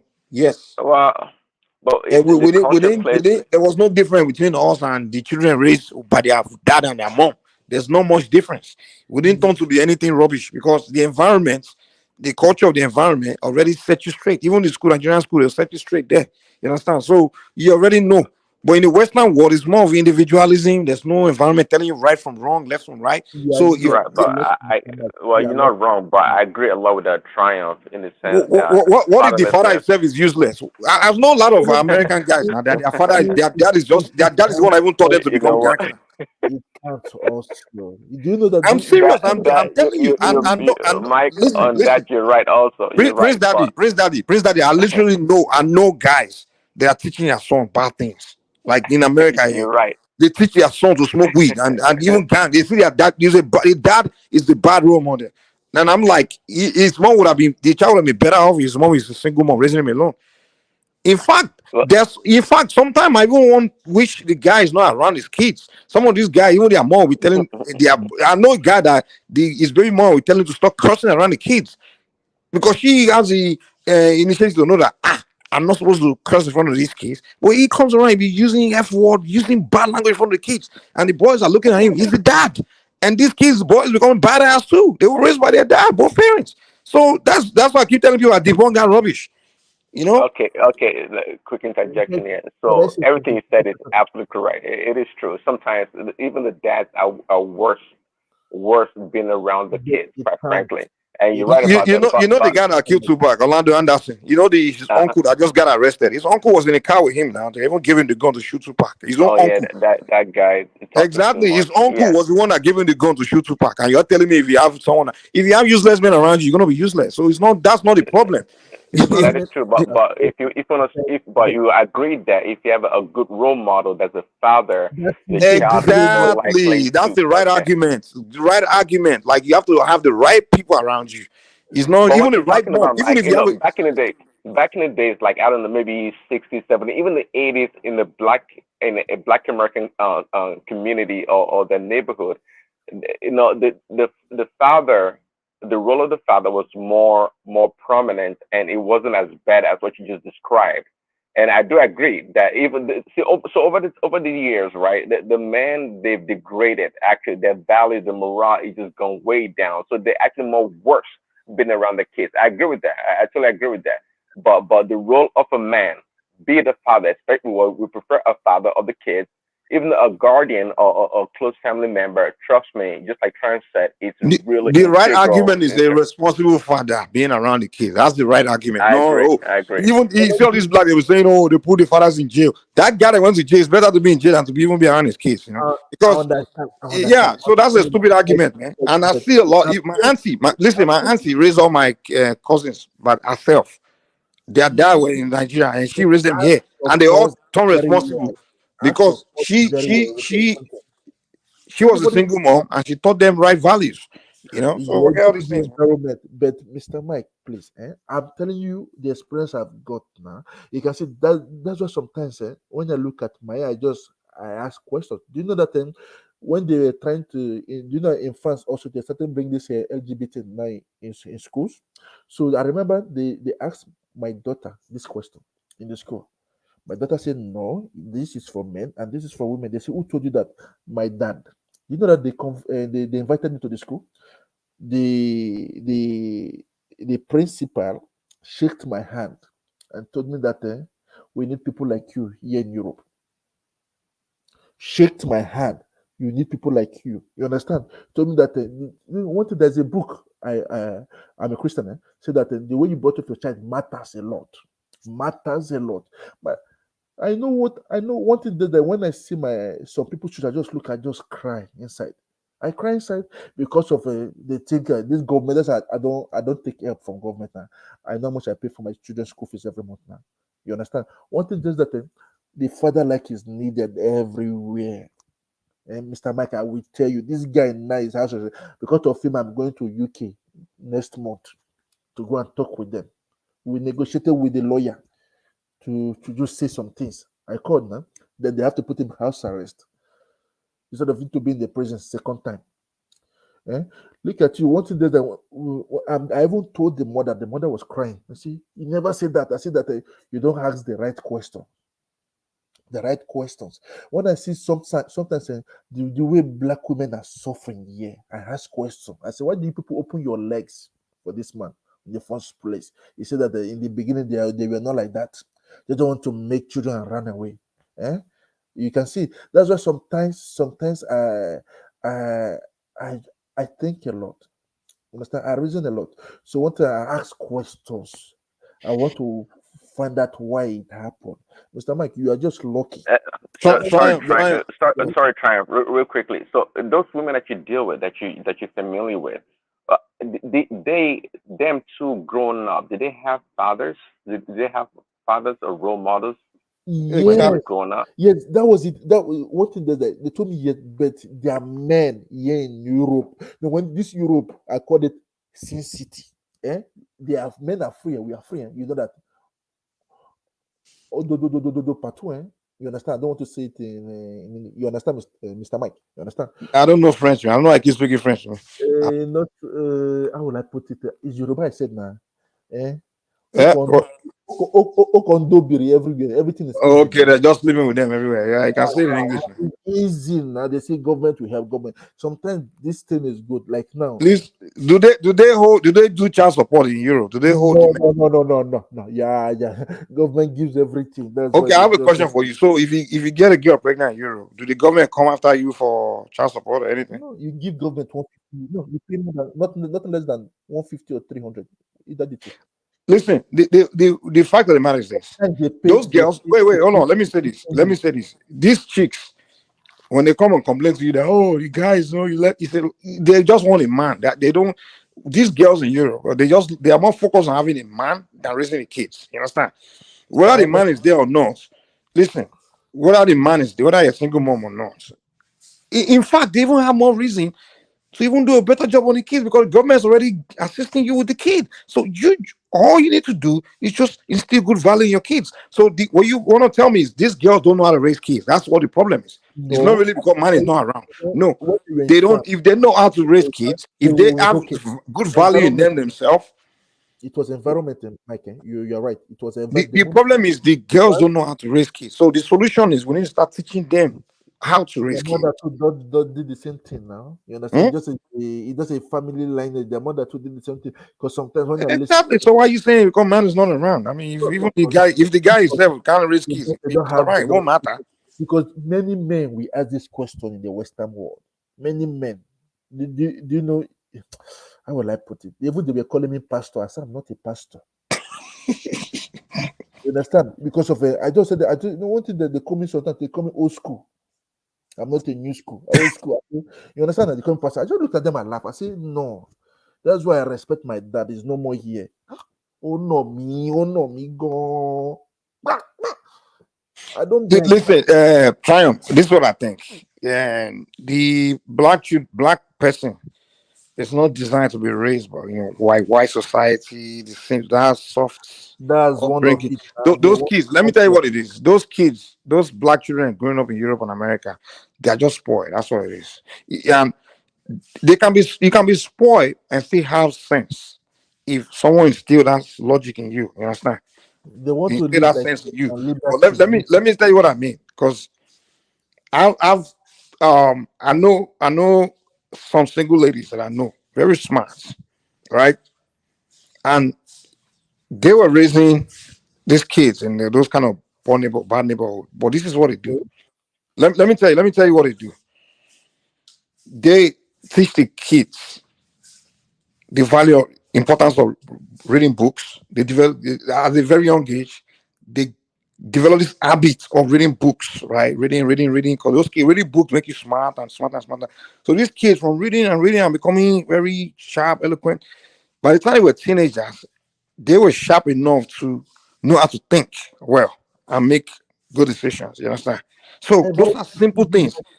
Environment. You understand? It was here I learned to be just commence à sortir avec but the point I'm making to you, Triumph, is we point at the wrong reasons why the boys are behaving like they are going to jail acting stupid. Not because Papi is not around. Forget that Papi bullshit, man. Just face it. Mike, can you just take charge? I'll be back in 45 minutes or 30 That's minutes. what you said last time. 3 hours later, you didn't come back. No, you know what? Do this. Send the. I mean, I don't know if you can email it to me, so that way I can have people. Sometimes people like just like now. I will bring people in. Don't worry, I'm here. Okay. I'll bring. All right. Okay. Triumph, continue. Okay, because of it, if you watch things, because of they come in big on sometimes I used to tell them that when the police invite me, I say, they are not my children. They say, why are you helping them? I say that when I listen, when they start talking, they your place in America, they stroll with guns. Here in Europe, they stroll with knife in their pocket. Even sometimes when they start run, I just say, stop. I even talk to them. I remember in my former job, when they come like this, they just my boss put me in the front, calm them down. I started negotiating. You understand? I say, keep quiet. They start talking to me. I sit down. I say, take coffee.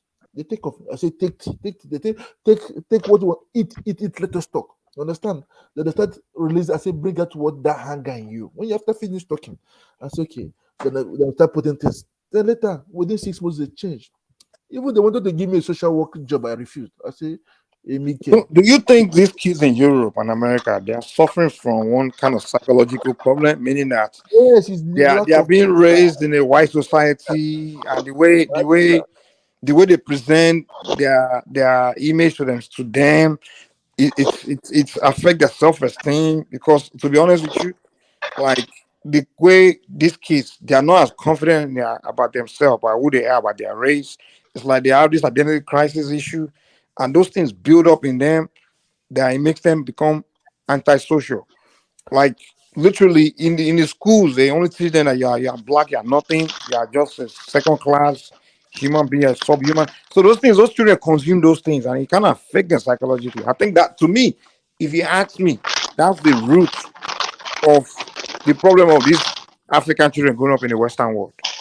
And these African parents, some of them will be teaching their children Hold that, on, when they come, they but don't teach them. only Wait, not hold on, give me a only second. African kids migrate to America or the West.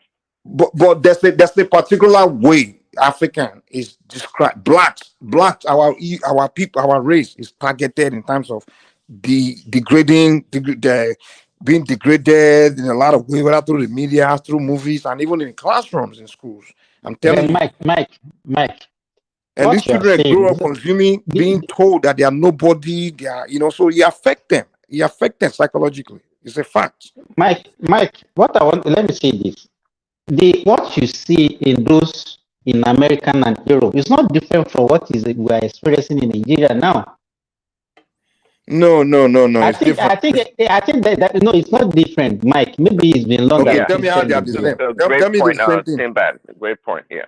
No, you can say maybe if you're talking about immoral behavior like fornication or those things. Yeah, I get that. But what I'm saying is this antisocial behavior now. We are talking about social behavior. These kids, they do it. You see them around now. They smoke, they carry guns, they carry knives, they carry everything that you have been seeing is happening in Nigeria.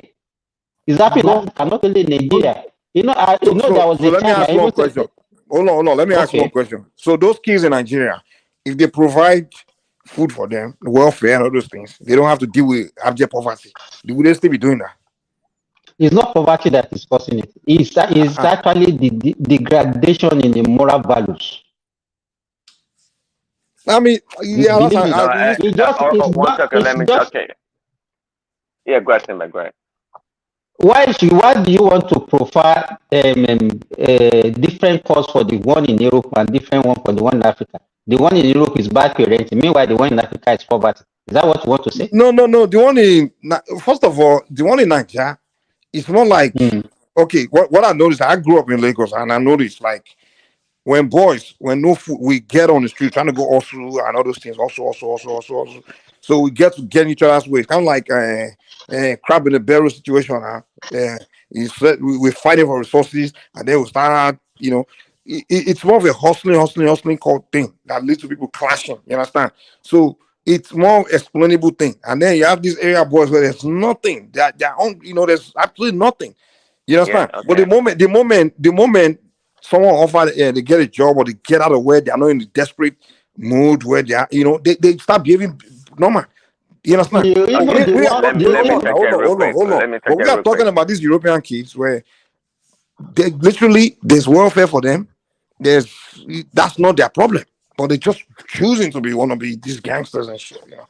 Okay, Mike. Just like you give a really good example earlier about when culture not changing and adapting to things as we progress in life. What you just described right there also.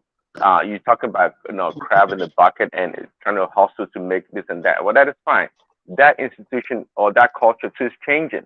So what somebody's telling you, quite frankly, is that moral degradation that you're talking about in the West is also affecting us back home in Nigeria and Africa, which is true. I do agree with that. So we can't say just because they don't have money in their pocket to buy food. No, the culture is degrading. I don't think you know that. You I talk agree about with baby you. I mama. agree with you. Yeah. Okay. If you talk about baby mama here, there's baby mama in Nigeria and in Africa too. It's Yeah, I growing. agree. It's becoming epidemic. I never said baby mama is a problem. There's no problem. I agree with No, I'm just giving an example of how our society Mike, is going down also. Yeah, but exactly. what I'm saying is that I'm not saying the baby single people motherhood is the only, reason. Yeah. people has only been poor. I remember even in the 80s when we were in secondary school, I have colleagues that have to go to farm, go and do menial job on their own to pay their school fees, to buy uniform, to do. People take pride in fending for themselves. You understand? And the society itself that time repelled those people with bad behavior. You don't encourage it. In fact, if people don't know your source of income that time, you are ostracized in the society. They even ask you not to go near to you.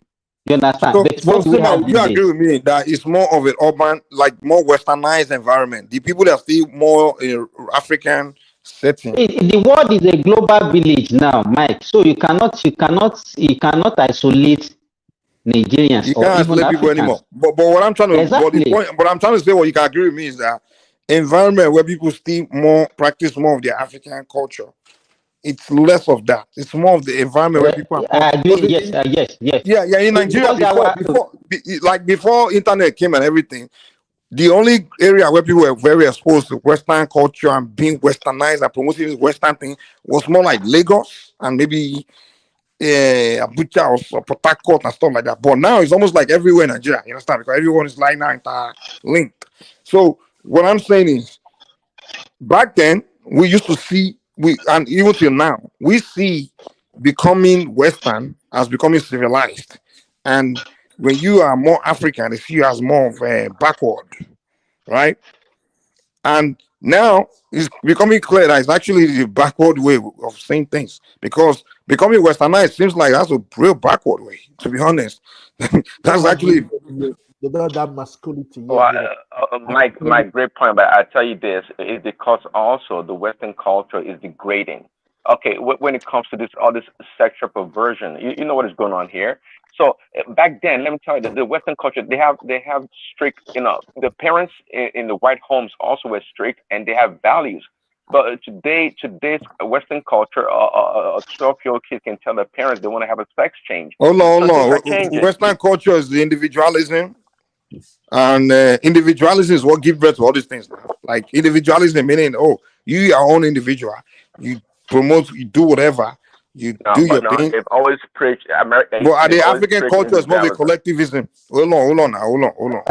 African, Simba is giving you an example. Like in the community, right? You start doing something back in the days, like the community will shape you like this. But now, which is African culture, is more of a village setting. Like there's a rule, there's a norm. We all have to do things this way, in this order, right? When in Western society, there's no such thing as community doing things in this order. No, it's individual. Hold on. It's individual. No, I don't know anywhere in America in society where it's individualism. There's no cultural. It doesn't exist. Sorry to say. Particularly America. First of all, America is a country of different people. We just all come together and you do your own thing. Mike, let me say, I got it. Give me 2 seconds, a few seconds here. So what you said about individualism, Mike, you're right. But let me tell you, the white people, as individual as they are, they've been able to organize that society. And to organize the society, you have to come together. You have to come together and put ideas together. That's not true. They don't organize their society. It's a lie. If you're talking about rich, no. Let me tell you. Wait. Hold on. Let me finish. Hold on. Okay, finish. Let me finish. In African culture, yes, we have this communal or community settings in a lot of ways, but that's at the roots level, at the very lowest level. But when we go up in the ladder, we are unable to organize as good as the Western cultures do. Plain as fact. That's just a fact. And that's why the Western in what sense? When you say go up the ladder, in what sense? I don't understand.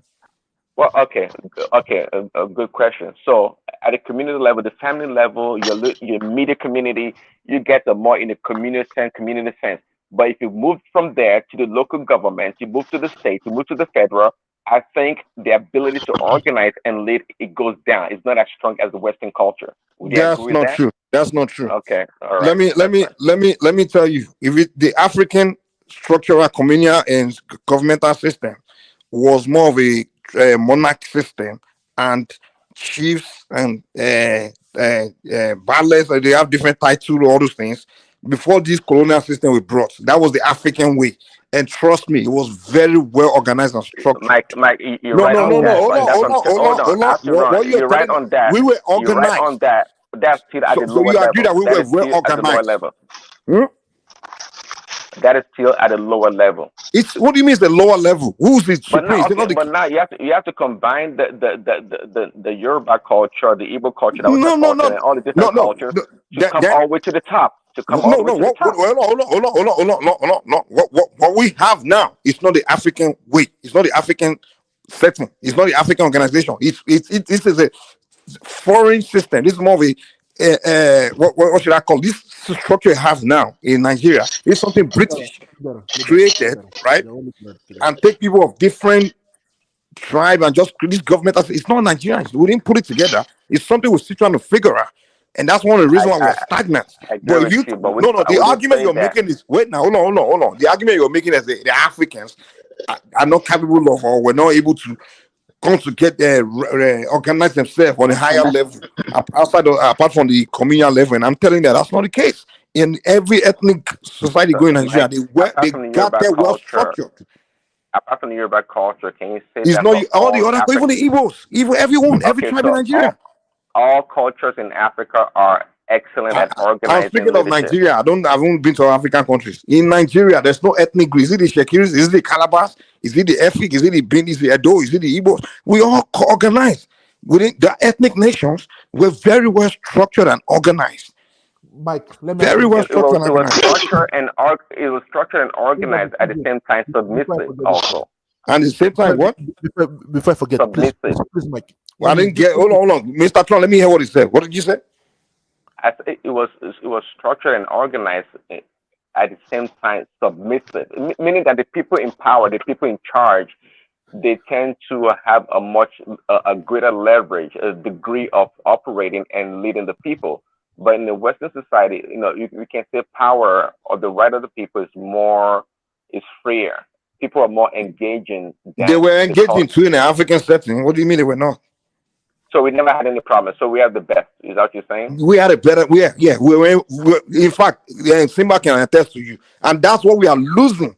We were very organized, structural society with like I'm talking about proper norms, and that's what we are complaining about. We are losing all these things gradually from 1960, when this new structure was created. This European structure was created for us, where you just take bunch of ethnic group. They are no longer their own nation. Wait, hold on. They are a new nation. And we have this British system, president, governors, and just everybody just there to loot. So is this not African system? The white culture also from Europe to America, whatever, they had the same system almost in a different way that we do in Africa. They all didn't start as one nation, just like Germany. Maybe they were back then, but they're no longer like that. I mean, what we have now is a Western culture. No, we're not saying German culture, French culture. Maybe they had French culture, German culture before, but now what they have now is a Western culture, which is individualism. They've changed and they're spreading across the world, and it's just destroying everybody. Society that refuses to drop the pace, maybe some part of Eastern Europe didn't adopt Western culture, and like Scandinavian or I don't know, maybe Scandinavia and Russia. Russia are repelling the Western culture. I don't want the Western value. This is rubbish. It's something born in America, and then the Western Europeans started adopting it, and then it became a Western culture. And they're now trying to teach the rest of the world. Mike, I think one of the problems we have in Africa is that we see this Western culture that we are talking about, the standard. As a standard, exactly.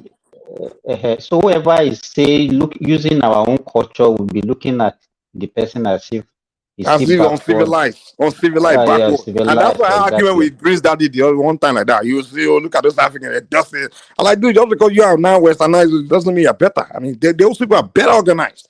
They are family oriented. No. Okay, before I run, I heard what you said, Mike. But what I was saying though, and I think 1 or 2 was kind of backing me on that, was that that day we were talking about this thing going around the circle. I was talking more about innovation and being able to be a much productive society. And I was making the argument that the Western culture society has been able to build more stuff than we have. That's undeniable. I don't know why we will argue about that. No. So, The scientists have been able to build things, not culture. Is that not part of the Culture Western is not what build society? things. Hmm? Oh no. Well, that's what you say. No, you talk to yourself. No. What you were saying, no. What That's you what said it that is. day, you look at those people and started insulting them. Look at them, they are dusty, they are this, they are. Look at that. You can't even explain what they were doing there. To even No, conclude that what they are doing is. I wasn't insulting them. Nor do I insult people. But what I was saying that look, I see this thing going around the circle. To me, I don't see any value in that. And you say, oh, it's all about their How culture. can you say They don't do see once a value year. in something you can't explain? Really? What kind of mind are you using? If your white man sees something you can't explain, you see big value in it. Like this thing here, if I can figure it out, maybe you can lead me to some advancement. The argument we're making, the value to help a larger society. But you don't know. Going around this. That Okay. thing going around the circle only helps that community, that family, the people. But how do you come to the conclusion, though? But Mike, because we're Africans. Okay, why are you talking like? Hey, I don't know what I'm talking. What do you mean? Because we are no. You can't. Hold on. Wait. You saw people. I'll let you guys come in, please. Okay, you saw a people, right, in an environment, and they display something to you that you cannot explain what it is, and you concluded that thing there's no value in it. And I'm telling you, to the larger society. No, you got to put me right. Whether to larger society or to anything, there's no way you can draw that conclusion. You have to be able to explain that thing first before you can conclude whether there's no value in it. But you can't even explain it now. But allow me, I've seen a variation. I've seen a variation of such things. That's not the first time I've seen such a thing. That's not the first time. Where else did you I've see seen it? a variation of such. I'm telling you, I've seen it on television. I've seen it on different places. I also give on an television. example of You see a film trick in movies, right? No. I'm talking about the cultures. Okay, let's let other people come here. We and you will continue. Let's give you all that chance to talk. Go ahead. What was that? I was trying to say something earlier, Mr. Mike. One thing is that I used to say it every day. If you see our women here, I don't want to say this particular tribe. I don't want them to come after me tomorrow here. You understand? Because I know people listen to this program later in the day, during the day. That's what I used to do. If I did not come to the panel, I listen at the background. That I listen it again. I have to be careful. There's a certain group of women here. Their husband works in another country. We are all in Europe, and them with another country. I won't say the name because we know them. We know ourselves. I see them on the panel opening their big mouth, but they are nothing. You understand? Then if you see, because they have children, and when you talk to their children, they say three things: either they want to be a footballer, or a basketer, or a musician. You understand? And they say, why don't you think another thing? That's the problem today. They told me that nobody to show them the way. And there is one I know. The father sees the children out of the work, until give me. Oh, sorry. They say work. You see them every holiday, once in a year, every 2 weeks. What do you want to tell the children? I was talking to the boy the other day. The boy was saying that I don't. My father. I see. What they just call their father as if I can never talk to my dad. He's dead. I can't talk about my dad that way. I say no, he's never yet. All of them the same thing, Mr. Mike. I know what I'm saying. I'm in the ground. I talk. But don't you think is children pick whatever in the environment they feel that is more promoted in the environment, right? Wait now. But in the black environment, we need them to promote those things more. Entertainers and being an entertainer, being a ball player, Mbappe, that's what we promote. So the kids look at it like, oh wow, this is what's cool. This is what's, so that's what they will tell you. Okay, I want to be Mbappe. But if we start doing more promoting doctors, lawyers, careers, and have more conversation about that, and when the kids listen to us, they're like, oh, we want to be that. Because I remember in Nigeria, when we were kids now, they always talk about doctors, lawyers, engineers. I even remember when this one girl, Tosin Jagede, I don't know if you're old enough to know the girl, she sang a song about if you read your books, your shoes are going to sound good when you become adult. So all of us started taking our education serious. We want to become doctors, lawyer, engineer. But it's an environment, so it has nothing to do with daddy being around. You know, even if daddy's around, it's still going to be Mbappe because When are all dropouts, Mr. Mike. I know what I'm saying, Mr. Mike. no one is promoting educational value. That's what you guys should be doing in the black community in Europe and America. Like now, the mother is working. What they say that anyway, they used to say that Papa no deal. They just when I start talking. I just told you my own papa wasn't around too. But I still learned that hey, I need to read my books and brought up here in Nigeria. because that's what they were promoting in Nigeria at that time. So that's why I took school world, serious. The Western world.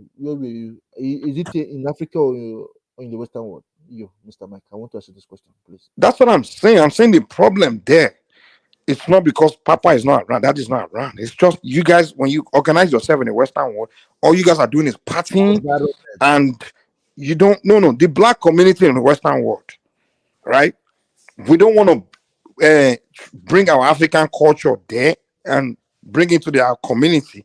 When we go there, we want to leave African culture behind and start to practice individualism and party. All we want to do in the Western world is party, have fun. And then our children growing up there, they don't learn any value from Africa. They're confused. Do you know that 90% of the black men in American prison are fatherless? Do you know that, Mr. Mike? You live in America. You know that? 90% of grown men in prison. Oh, yes, grown men. Ask Prince Daddy. He will confirm it too. Because I don't know what you mean by that. Because of when you are brought up in the children that are brought up in the that not brought up in the father's home, you have to go to prison. That's what I had. That's the statistic. That's not true. That's those people saying those things. Listen, in the black neighborhood, I even listen, even in the black neighborhood, even with father, right? If you live in the poor neighborhood, those neighborhoods, even with your father, you can still go to prison. You can still make bad choices. And then there are some even without father, they still make good choices. All depends on who you are around. Yeah, if you are it depends on friends you are making and things and what you are consuming and who's mentoring you. That's what it is. Because I told you earlier, even if your father, you say just if you only most of them, even the one that their fathers are criminal, they're gonna be criminals too. Come on now. Like now, my father drinks. He drinks, but I don't drink. Me, I don't drink alcohol. I don't drink alcohol. I don't drink alcohol. You can see, and I don't smoke. But I'm with friends, everybody that does it. It's just a matter of choice. One thing is that education matters. Education matters. By the time say, as I drink, you must not drink. You put that one in my head. And today, no one of my brothers too drinks. And they don't smoke too. So that is it. But I know what it takes. If you ask any woman today, any woman will say, I know one thing is that I'm a serious guy. If not, I will enjoy many things now. But I don't practice rubbish. I don't take advantage of people. So I know what they are facing now. They tell me now. They tell me too. That's why even back home in Africa, I adopted 5 children just to assist them in education. And anytime they call me, they call me daddy. I say, I'm not your daddy. You can call me uncle. So that is it. I talk to them once in a week. They have pocket money from me. They have birthday gifts, and I pay their school fees, and I pay their transportation to school every day, and I pay their feeding also. They are not my children, Mr. Mike. They are not my children. That's why I only copy the good part, but the negative part I do not copy it. I do not copy it here in the Western world. That's why sometimes when I like a woman to do something back, I'm talking about UK, and for America is gone. It is except there's miracle in America. But okay, because when I look for the past 5 years, I'm still studying it. It has been degrading in the UK.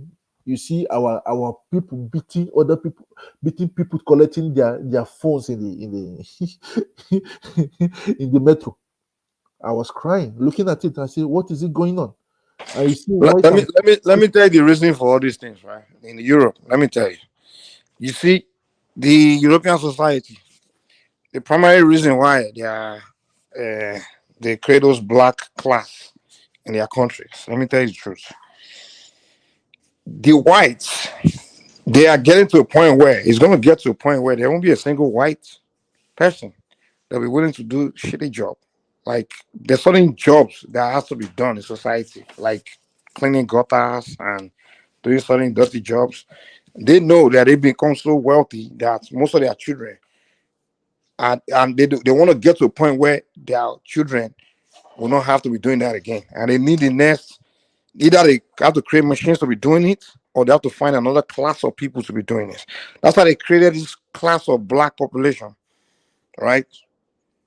And then they will use all kinds of means to keep at least a good bunch of them to be in that lower class. So they'll be the one doing those dirty jobs. And one of the way they do it is to criminalize their youth, give them criminal records so they can never get decent job and they can only get those dirty jobs. So it's the game they're playing with you guys. It's not that they want you guys to be living in a society. Blacks. That's the game they're playing. They want to create this population of blacks to be the slave class. That's what it is. That's what these Europeans are doing to you guys there in Europe. Lower class. No, one thing does, Mr. Mike, sorry to cut you off. Huh? It's not that, because they have everything already. Their father makes money, everything. You understand? But I know that accent. I know where I'm going to, because I spoke with 100 people last month. The other people I spoke with, all of them said the same thing. Number one thing, Mr. Mike. All of them repeated the same thing. Look, I'm studying in the UK because of the business I'm going to open there very soon. I don't want to open my business in a city that they will come and empty my goods before I come back. You understand? Because I'm not digitalizing everything. I don't need to have somebody there working. These countries are so expensive to live in, and then they create a class of people that can't really earn a high enough income, and then they can't go to agricultural farm. So what are they going to be doing? You're going to create a class of people. You see that they do. See the way London, all these countries in Europe is struck. Everything is very expensive, right? They keep expensive. Now you have this class of blacks. They have to discriminate against them because every good job they have to give it to the white first, unless you are this exceptional black. You understand? They will take care of their white population first, get all decent jobs, and then do you think? Wait. Let me ask you a question. Okay. In those European societies, if they have two jobs available, two openings, one is a clean job and one is a dirty job. Yes. And some black people are looking for a job. A black person is looking for a job and a white person is looking for a job, and they are both equal on resume, right? Yes. And they have to give one on the clean job to one of them and the dirty job to the other one. Who would they give the clean jobs and the dirty jobs? Yeah, in Europe, the way they practice it, because I'm in their board of meeting here. Understand? They will give the clean job to the white guy and give the dirty one to the black. No. It's the person that has experience. Yeah, they did it like now. When no, somebody I said the same level. I'm telling you what we do here. It's not America. America is another way of life. You understand? I'm talking about France here. France. If you watch our people here, sorry to say, blacks here, they go for security and money at night and cleaning jobs. The women doing cleaning. Sometimes I ask questions. What are you? Sometimes when I spoke with one, they were telling that. Was telling me the other day that me I'm well placed. I say I went to school now. When they come, they don't want to pay the price. You pay the price, you get when you get the diploma. All the whole that I see blacks in big offices now. We talk together. We change our number quickly. We talk together. We understand, but we're gonna start talking about the other ones that are lazy. Sorry to say that when they come and say they are doing job. Well, I'm doing job. What are you doing? Cleaning. What are you doing? Security. That's the two things. I'm sorry to say. When I spoke with and now UK is healthcare. That's what they do now. Healthcare, just to do. And I watched one on the internet. The what they did was spitting on her. Sorry to. I wasn't happy. You resign. He said that. They said I cannot resign. I need money to send back home to take care of myself. I said I can't take shit. Let me ask you a question. Who are the people cleaning the gutters in Europe and cleaning the sewers? You know, like where shit goes and all those things. It is the one that did not go to school, that did not know. The whites? Are they whites there? White, so I can take picture today and send it to you if you want it. I will send But it to it's you. more, but you see more foreigners there, right? Gentlemen of the press, how are you? Can I say something? Okay, Mr. Ejiro, you can come in. You're welcome. Okay. Thank you very much. Mike, you are very correct. You are very, very correct. I'm just listening for at the background for a long time, so as I decided to comment. I live in Europe. I live in Dublin, Ireland. You know. Okay. Okay. You see, what Mike just described now. You see, that's what is really happening in Europe. They kind of like what the whites are doing. I don't want to box them, but I have to say this. They kind of like separate the dark kids from the white kids.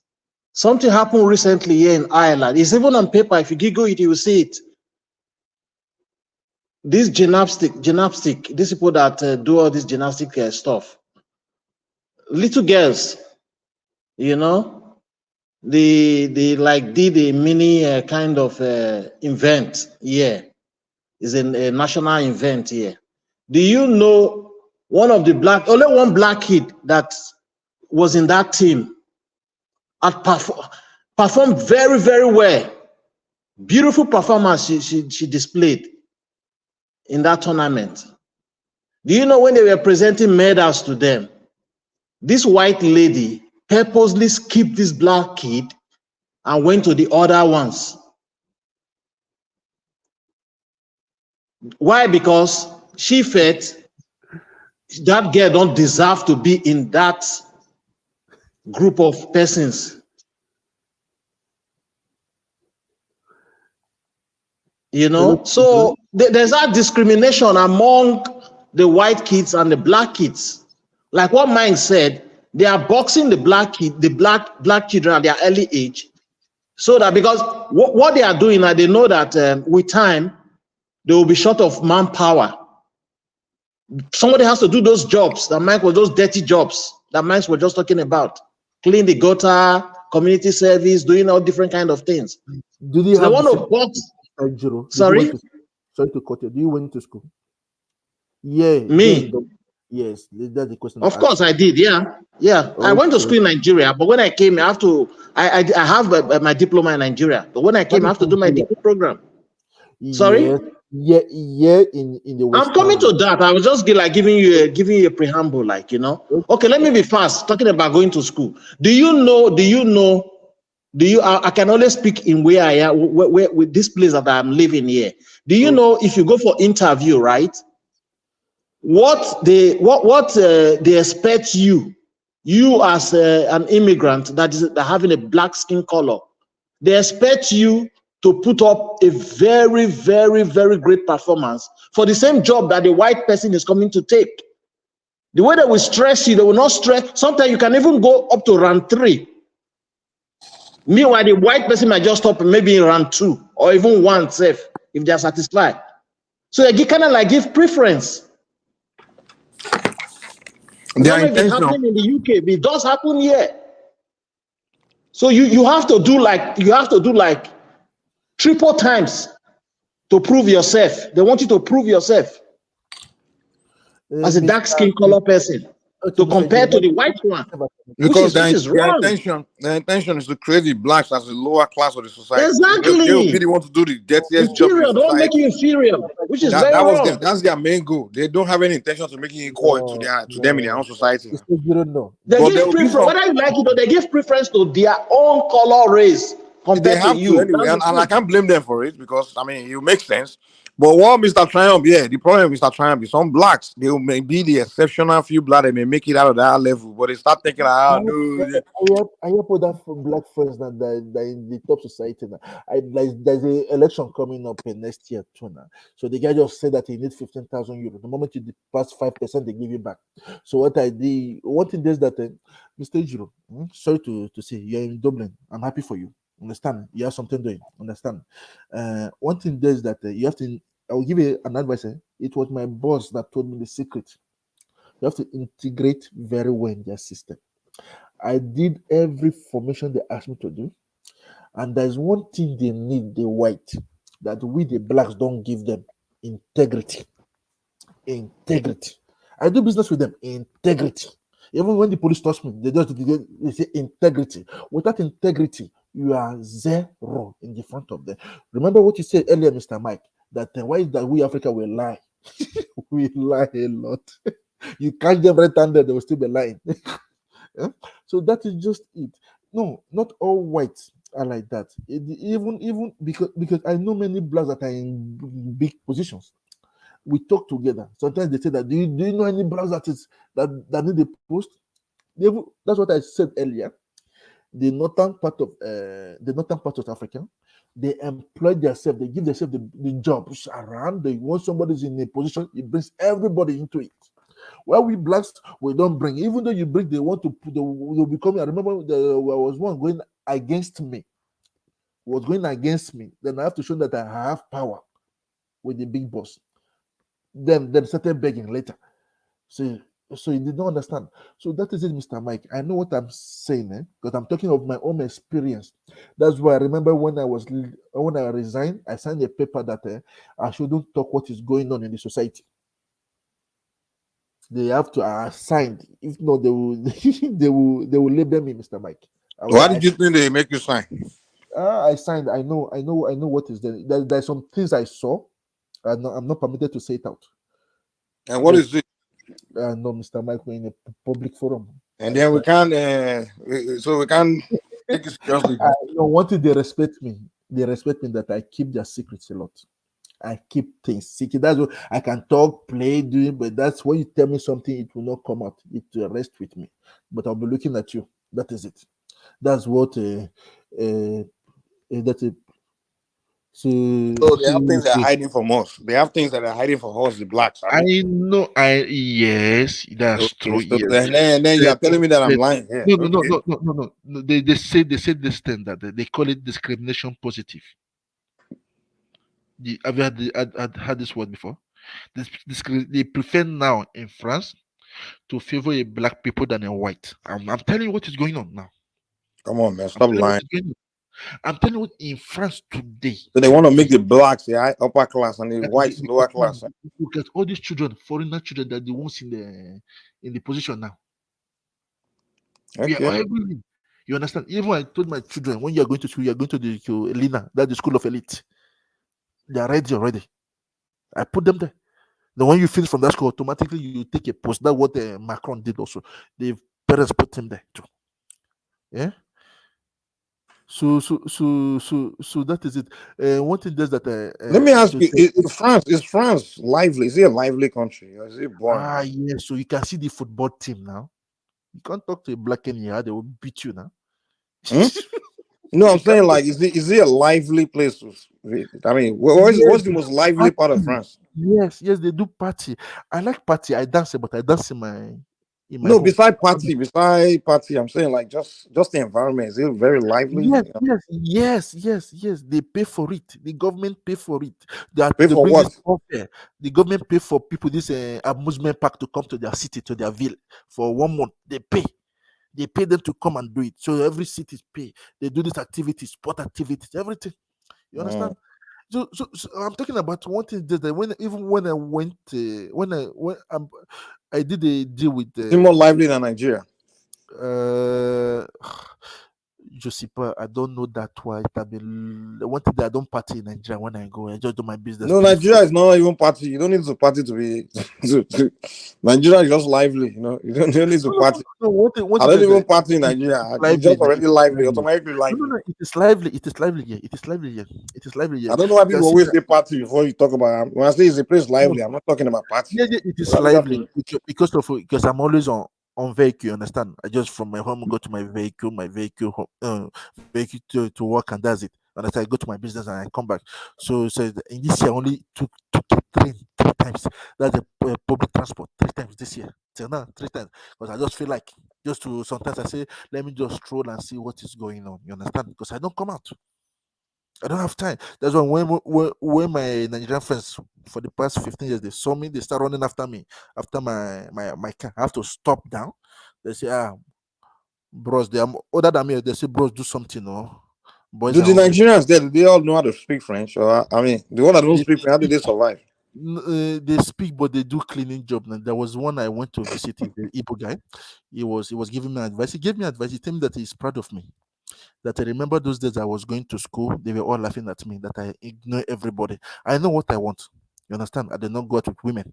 I just want to have that. Say, So those ones that don't speak French, how do they survive there? no, they speak. They understand. They say they speak bad French. Like Like people that if I let's say I come to live in France now, I don't understand French at all. Can I survive? yes, you can survive now. You will do petty How? jobs. Yes, you can survive.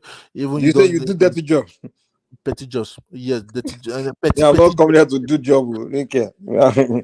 Oh, that is it because No, that I just wanna come and spend like maybe what I want to start doing. I want to start traveling and living in some different countries, maybe for a few months, and not to work, but just to spend time there.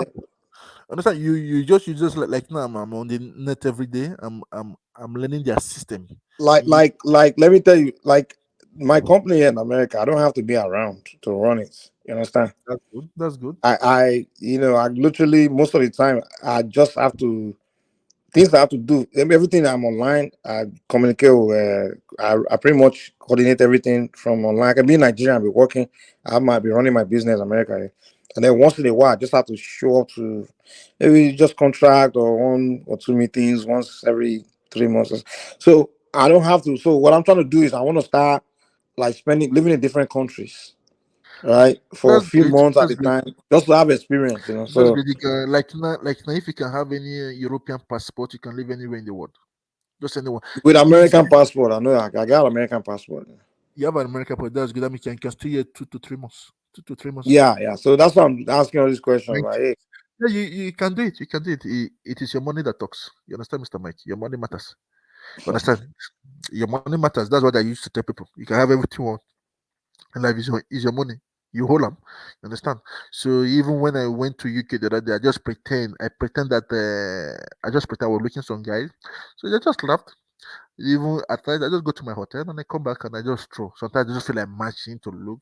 I go to their business places. I look at the places. Sometimes police stopped and see there's somebody working. I just laugh at them in the rural village where there's only white, no blacks there. I'm not looking at the place. They tell me say when, and I have to tell them who I am, that I'm studying. They say, okay, you continue. The police still tells me this. Continue, continue, continue. I say I want to come and invest. They say, okay, that's good, that's good. We talk, we talk, we just talk. So what is that our people here they want to go for the money, and the money they don't have it.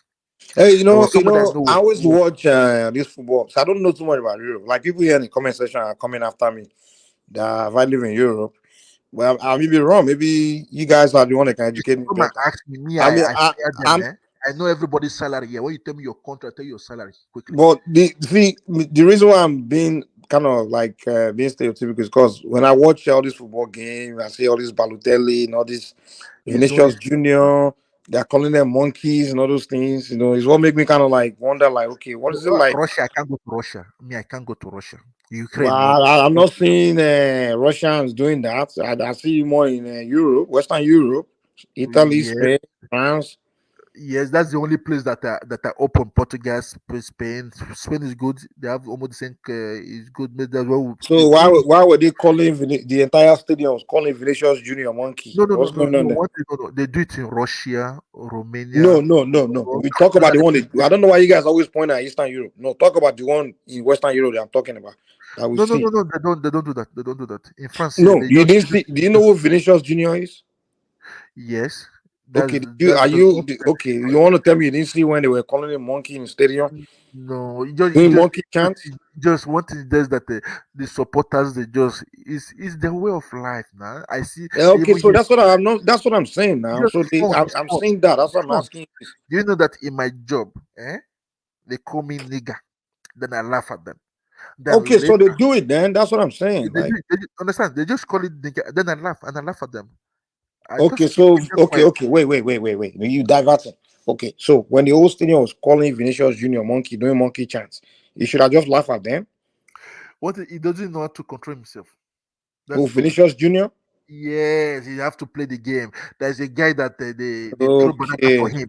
You understand? They throw banana because they want you to blend. The moment you blend, they like you, they increase your money.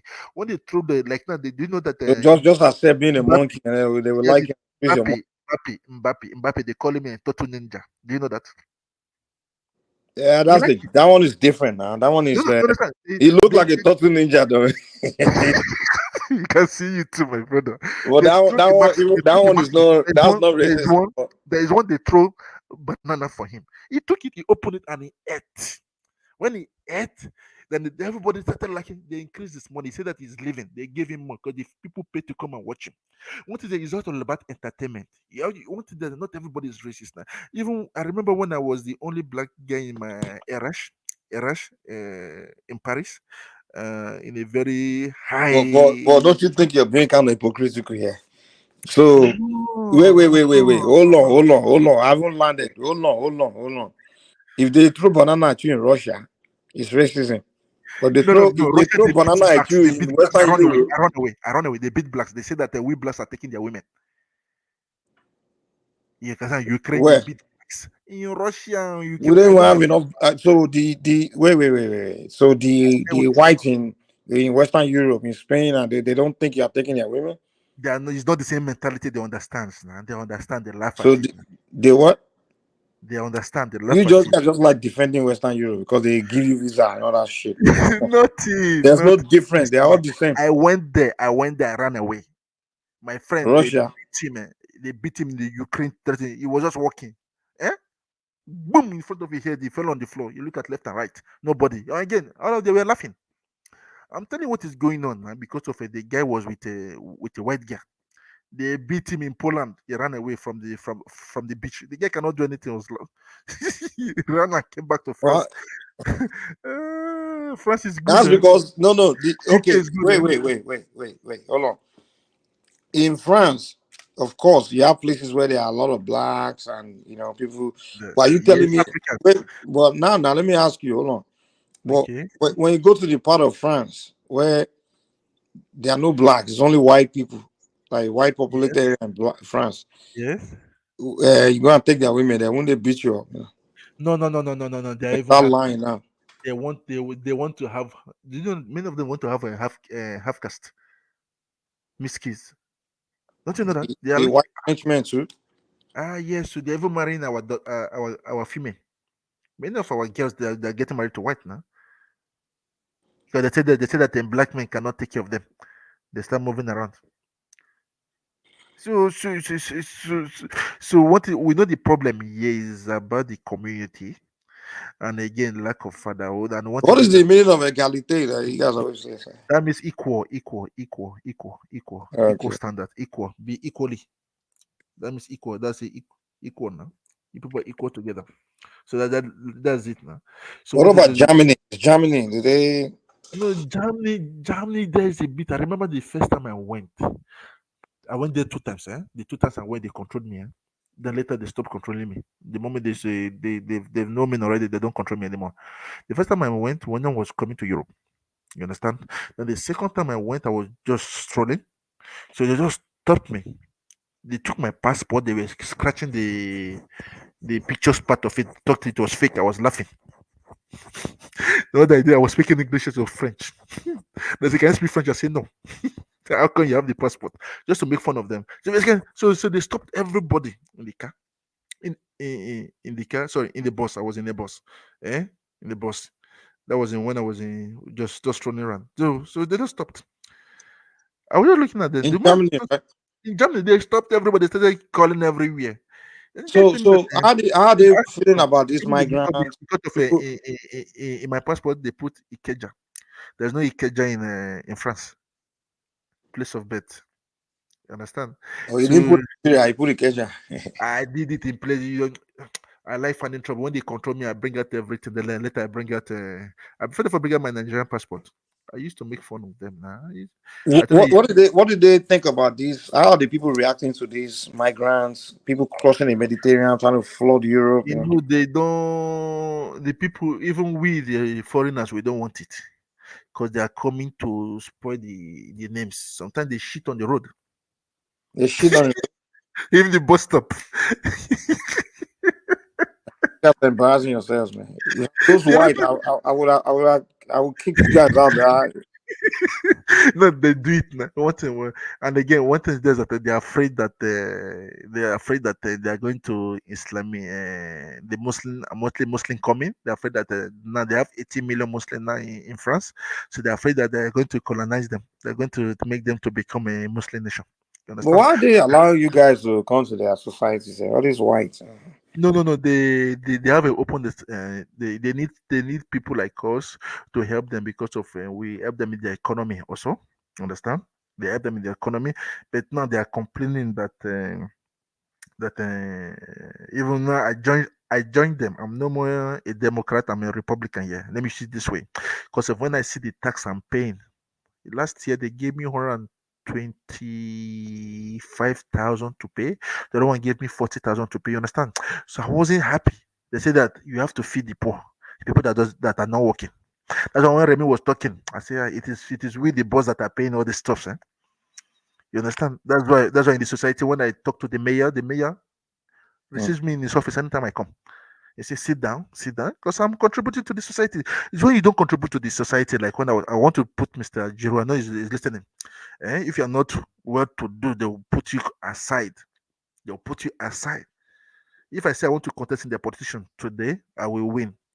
I'll use the card of discrimination positive. You touch me, I will call you a racist. You say anything bad, I'll call you and I will win. I know how to play the game, but I don't want to go into that. There's no need if I want to, I know how much they pay because I won't have time. What do you think about this Russia-Ukraine war? Ukraine war is just politics, you understand? Because of the mineral resources there. That's why they're fighting. Mineral resources in where? In Ukraine. They have many. They have mineral resources in Ukraine? Many. Check it now. Check it. One of the largest in the world now. Not only feeding food. They have it on. That's why Russia is interested in it. So Russia want to break the back of European Union. That's why America is helping them too. Understand? And Ukraine is very corrupt. We know that very well. Just even worse than Nigeria. They're collecting the money. Nigeria they hide and take it out. This is how they were taking it. You'll be seeing you cannot say anything. So you see, so we know what to do, but I don't like going into their stuff. What I'm interested in is how to make Nigeria great. When Nigeria is great, Otilo, triumph. Because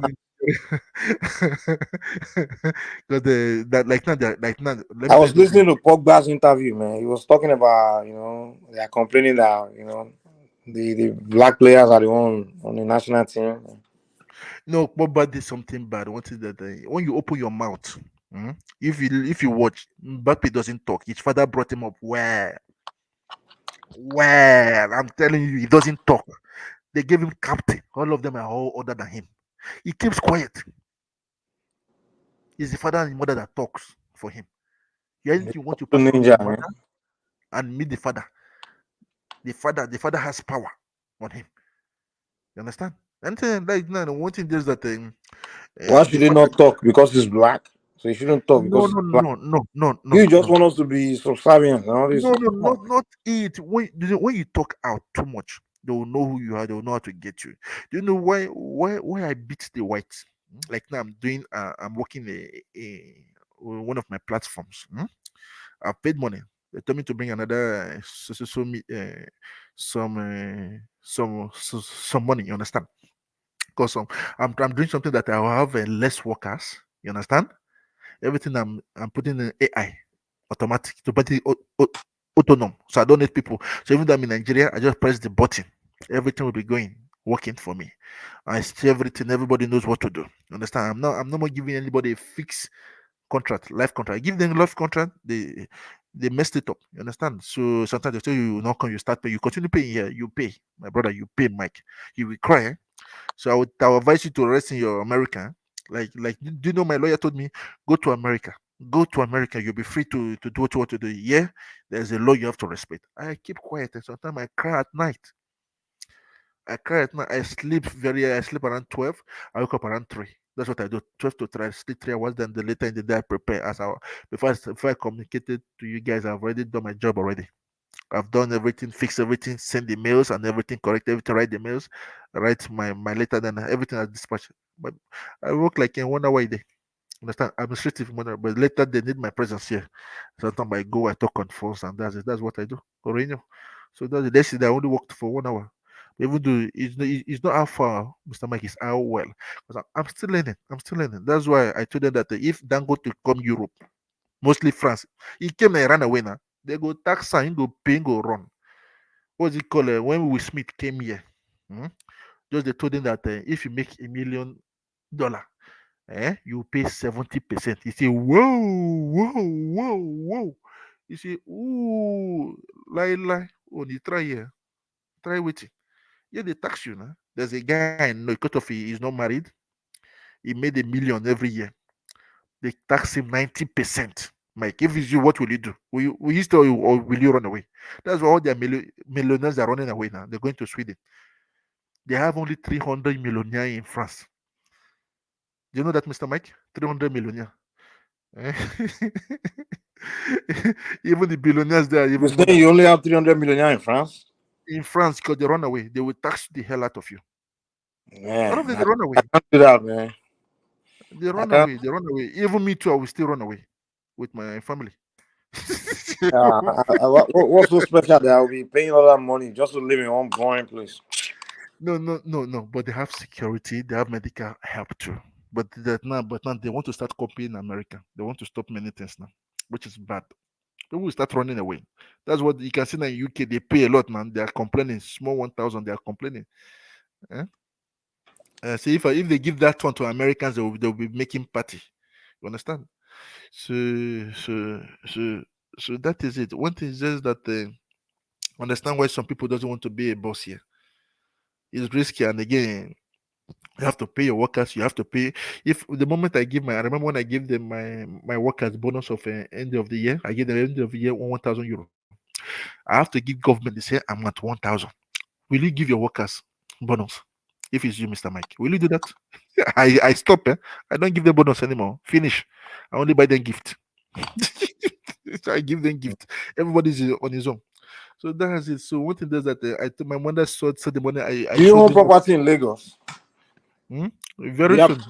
I don't have anything in Lagos. Only just business. So I would like to do something in Lagos very soon. But when they tell me the prices of houses, I just smiled. It's about they told me the one I saw. They told me in a Keja. They told me if I'm interested, about 700 euro just a duplex. Have you seen the new ones that properties are building in Lekki? I say, but in Sunday, they fill it up now. I see many houses now. They're now. It starts sinking. I prefer a dry land, Mr. Mike. I prefer a dry land. You understand? And again, even though I want to build something, I bring foreign tractors to come, like what I'm doing now in Nigeria. I say I'm bringing. Sorry to say, I'm bringing whites to come. It's still there. I'm bringing whites. I'm bringing whites to come and work for me there, and I just paid in a ratio of 1 times 5. One vehicle 5 in it. So that is it. If I'm paying them 2,000 a year, I pay them in Nigeria 4,000. At least the work is done. Because of back home, I found out that they steal a lot. They steal a lot, and they will be like, how much? Our property price in France are they expensive? No, it's not expensive. It's not expensive. Really, it's not expensive. It's not expensive. That's why. Now, what I want to do, I want to find a rural area. No, but the moment they know you that you are from Europe or Western world in Nigeria, they start taxing you. I went to a restaurant the other day in Nigeria. I paid triple that same price. I saw somebody paying 2,000 naira. I pay 6,000 the same food. After they told me that I'm not here, that I have to pay. I kept quiet and I pay and I move away. How did they know? How did they know? How did they know? Why did you allow them to know? My accent. They told me that you are not from here. The way you talk. I started looking at Why you say you grew up in Lagos now? You don't talk like Lagosian. This guy, I don't even understand. Really, this guy said he lived in Lagos. He was 20-something. Everything ran away now because all my friends here. There's no way you grew up in Nigeria till 20-something. Mike. Let me tell you what happened to Mr. Trial. We have this inferiority complex is embedded in all of us. So when we get to Europe or America, the first thing we drop is our culture, is our everything, want to change everything to suit them. And that's what I've noticed in what your presentation says. You have dropped everything for your life in France. Believe me. Even You adopted their culture, you adopted their way of life, you adopted everything to suit them. No. That's it. To the point where he returned to Nigeria, I didn't even know him again. The guy can't even speak And you know, for you, you were born in Nigeria, you grew up, you became an adult before you left. Before you left, then what will not what will not become of your children? Forget that one, no. That one don't go. No, that's it. You have lost it all. Even my you brother have that lost came it to America all. at the age of 4, he still has Nigerian accent. No. You So people, this guy, yeah. you're making fun of me like my family too. That's No, I'm not making fun of you, but how can you say you grew up in Nigeria, in Lagos of all places, till 20 something, and then you lost the accent? I don't believe you. You know, I don't, Mr. Town. Yes. I don't know how old are you and how old are your children. I think the only way you can salvage something is to send them to Nigeria to go and school. Probably secondary school. For me, no, not now. When they are above 18, they can go. For me, above 18, they will not go because there's no attachment. You don't have anything. You understand? At that time, when you know, it's only when they are still malleable that you can. At 18, they are already formed. There's nothing you can do about them again. They used to tell everybody that they are from Nigeria. Nah? They say it out every time. It's not. It's just a word of mouth. Where did they know in Nigeria? They know me. They know Nigeria. Now it's okay now. That's what I do. But now, thanks to you guys, now I'm not getting back my fluent English. Formerly, when I speak English, I stammer. I start looking for ways to talk. You understand? Sometimes I say, what is it? Because not that I integrated now. That's why when I talk to them, they just put me aside. They don't talk to me the way they talk to other blacks. You understand? Sometimes your children, they speak English. No, I pay money for them to learn English every week because I don't have time. That's of my job. You are not an African again. Forget it. No, you are lost. You are lost. You are lost. You're talking like my grandma now. Don't say that, please. I'm not lost. That's how you have sold your birthright to the France. You don't adopt egalite. God. And you grew up in Nigeria. Yes. Only you say grew up, he was 20 something in Ujuelegba.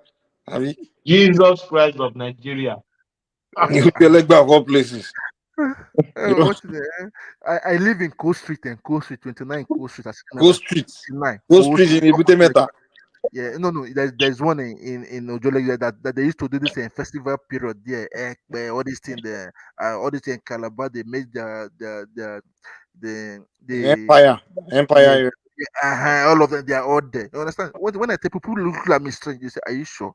I say, "I'm sure." Sometimes I show my children where I grew up now. I show them now. I try to know that. Have you ever taken them to Nigeria? No. No. See you. Become completely I pay the family to come and visit them. They come and visit them. They go what do you mean? What would they see? They see family. Your children, they are French. You will see them. You will become people like Siden, all those Turam, all those. You understand? All those Thierry. It doesn't matter now. It doesn't matter. The world is a global place now. You understand? It's just because of security now. That's why all the security of the thing. Wait, Mr. Trump, wait. You know, let me tell you, you are living abroad. All those things that you hear, they're exaggerated. I know. They're exaggerated. Like me now, my children, my wife, they're in Nigeria. You understand what I'm saying? Why do you do that, And man? so, It's not good, man. The long distance now. It's not good, though. It's risky. why do you say that? That means that you have What an is Simba, risky Simba, about? let me tell you what will shock you. Do you know that I feel safer in Nigeria than in America? because of your I'm serious. I'm dead serious. Like That's literally true. in America here, I can't really walk around at night, or even like just go to some Why? places I don't know like that. Sometimes I come in Especially 2 some 3 o'clock in the cities. morning. Like literally, you in America here. Even every American is afraid. They always watch their back. Like that's how unsafe America feels, man. Because Mike, do you have a gun? of course now, yeah, you go leave America, you will get gone. Yeah, so what's your problem? But you can't walk on the street with gun. The only way you So, feel so comfortable. what you mean, Babati? So, is you who shot first, have you? Even with your gun, you're still afraid now because Can your gun protect you? How can you be carry gun? Can your gun protect you don't mind from being killed?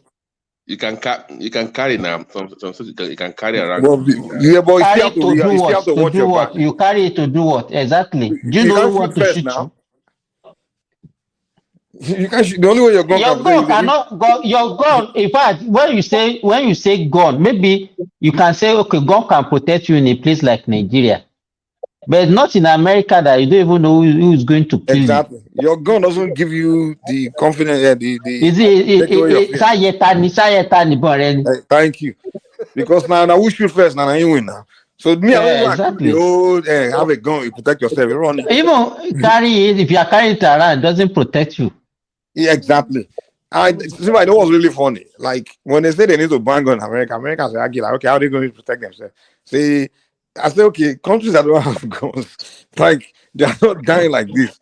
You know? And Mike, what I detect in this your America is even the bad guys thought everybody has gun. So before you even if you don't have gun, they will even think that you have gun. So it's the first shooter Yeah, that that's why the Yeah. bad guy, when they invade the house, they kill the person quick before they do their robbery because they think you have a gun. You come out. because they think you have a gun and you don't even have a knife. Even a lot of people that shoot each other, they always say they thought the other person was trying to shoot them. That's what they Was will say. armed. Yeah, that's Yeah, it. that's what most of the killing. The person say, I thought the other person was trying to shoot him. Even I have a license, so I have a license. so the Mike, way I salute you guys living in the US. So I'm coming from holiday next year. I'm still thinking about it. Get a shotgun is very good. Thank All you this very much. propaganda. Babati, I can't remember the last time I saw a gun. I can't even remember the last time I saw a gun, and we are living peacefully. I don't lock my doors. Nigeria, where everybody look out for I everybody. work at any time of the day. So what are you talking about? Simba, I know the problem. You know the problem in America. See, in Nigeria, right? Everybody know your own neighbor. We all know each other. We want to be next door to your makini, my sister kini, the children they all play together.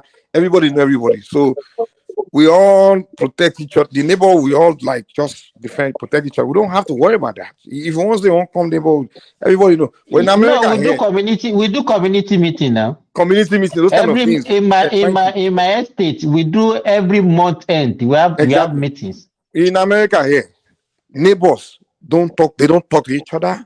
They don't greet each other. Somebody can be living there, so you won't know for 10 years. You won't know his name.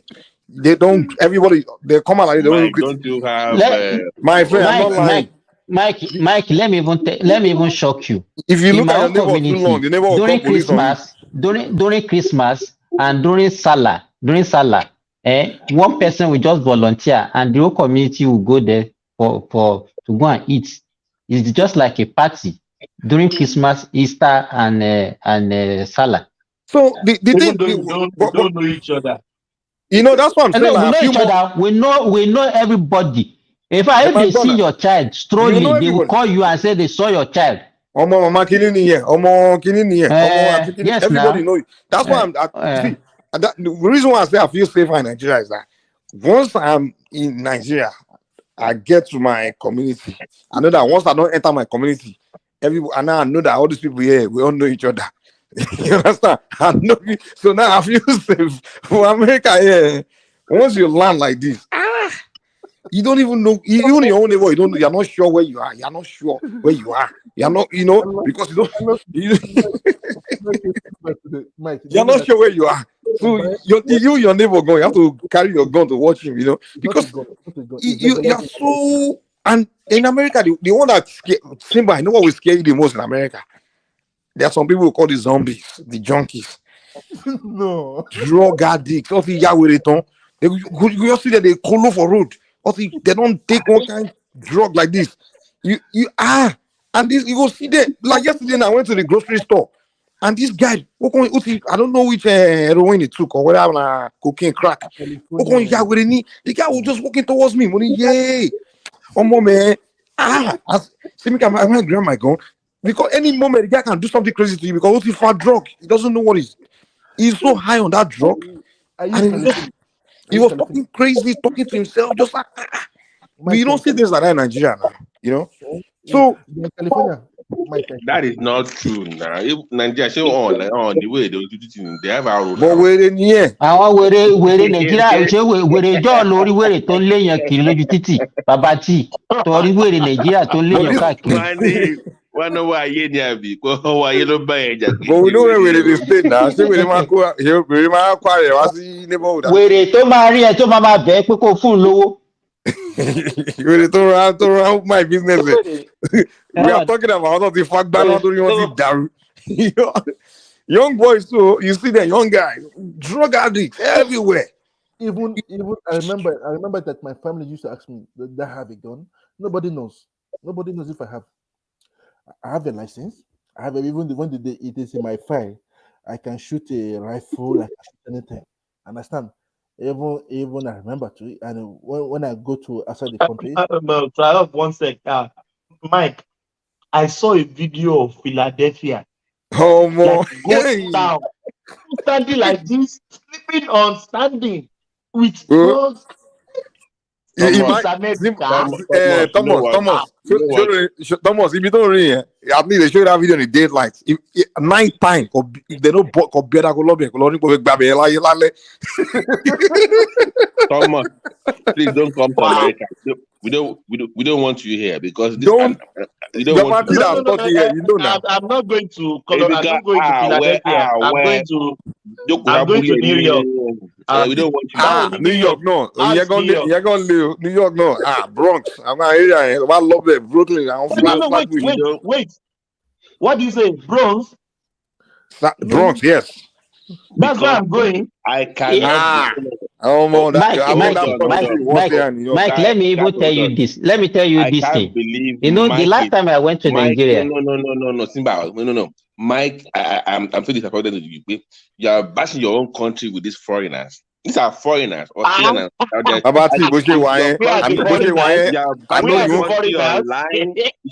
want the foreigner, Babati. The foreigners. You're the foreigner. You are calling Nigerians. Me, I'm Nigerian. I like. Oh, serious. We are Americans. We are. I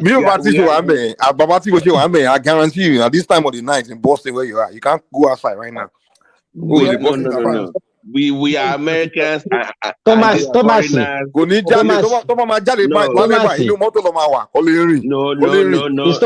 can't walk at night. You have to get in your car. You can't walk. Hold on, Mike. And when your car breaks, you have to call police because you step out. You can't allow these foreigners to bash our country. These are which country? We tell you stay of the American. I'm in Nigeria. All these foreigners bashing the God's own country. We can't Thomas, le Babati ko lórí platform now. Le kuro just put him backstage. We are the foreigners, really? He's calling us foreigners. We are foreigners.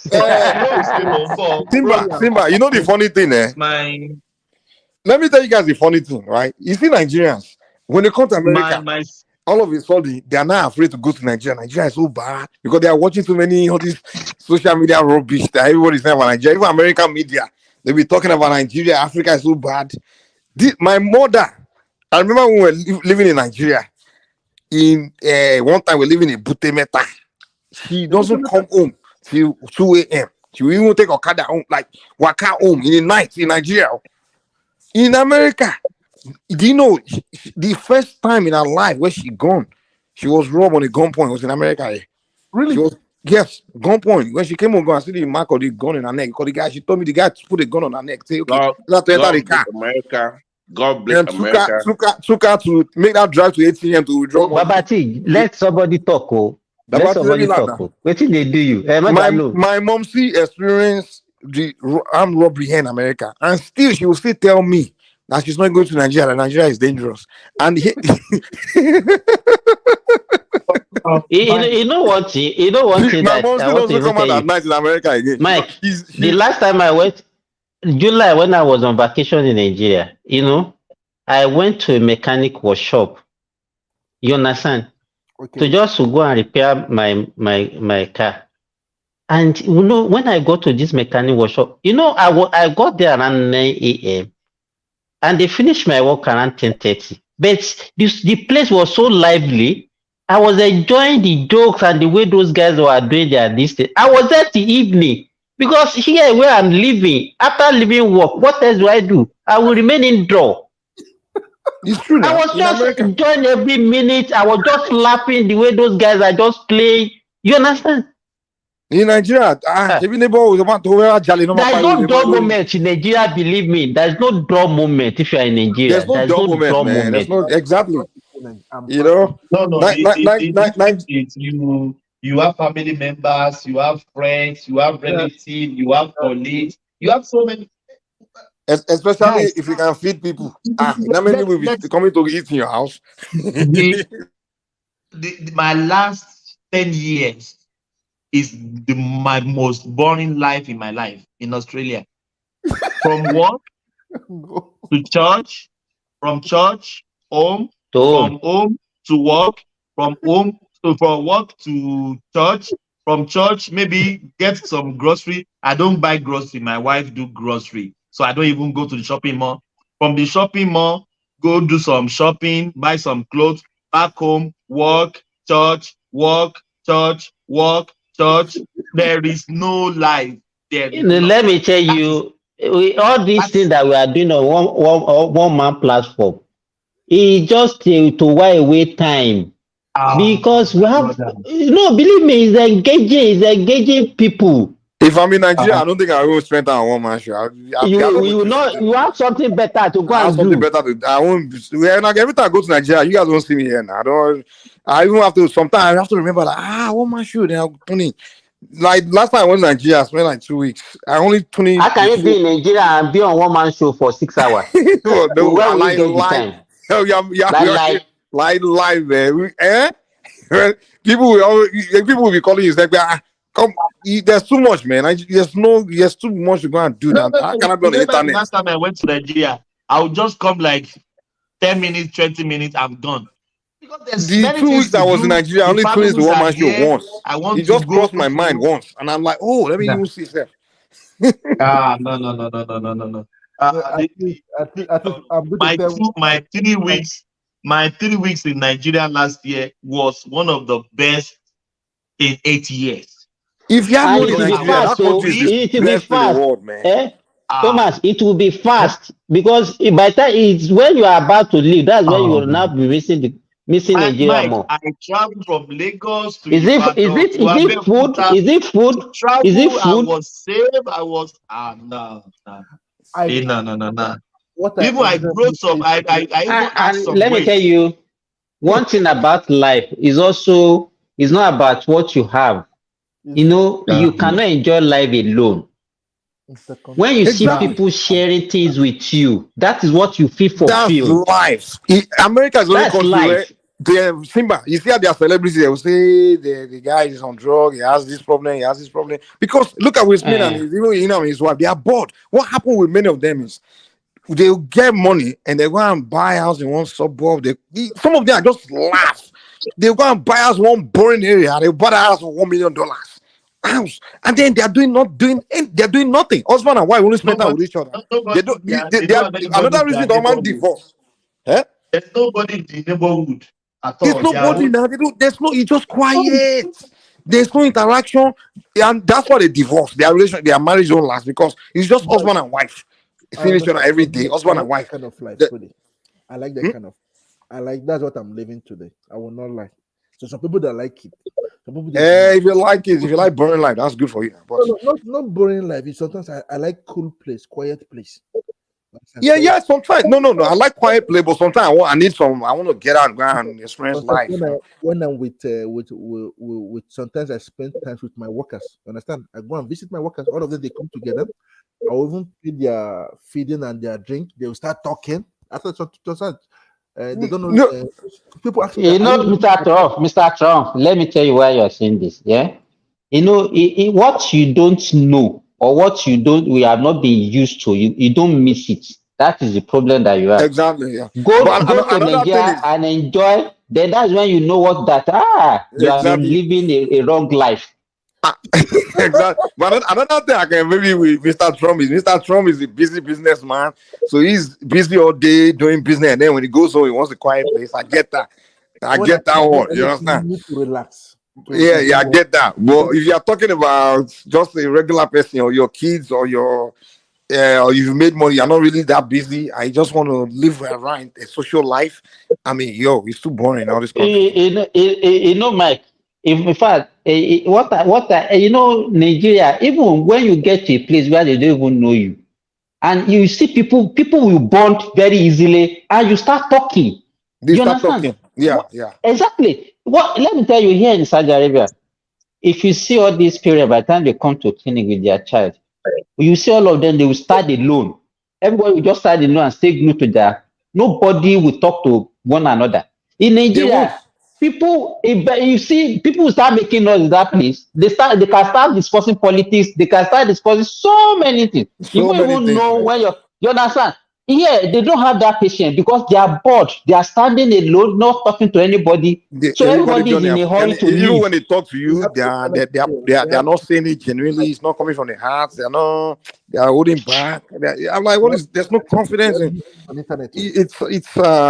They have their mobile phone and Mr. Mike now. That's what they do now. Even in this apartment, when I get in the elevator now, with all my neighbors, everybody will be on their phone.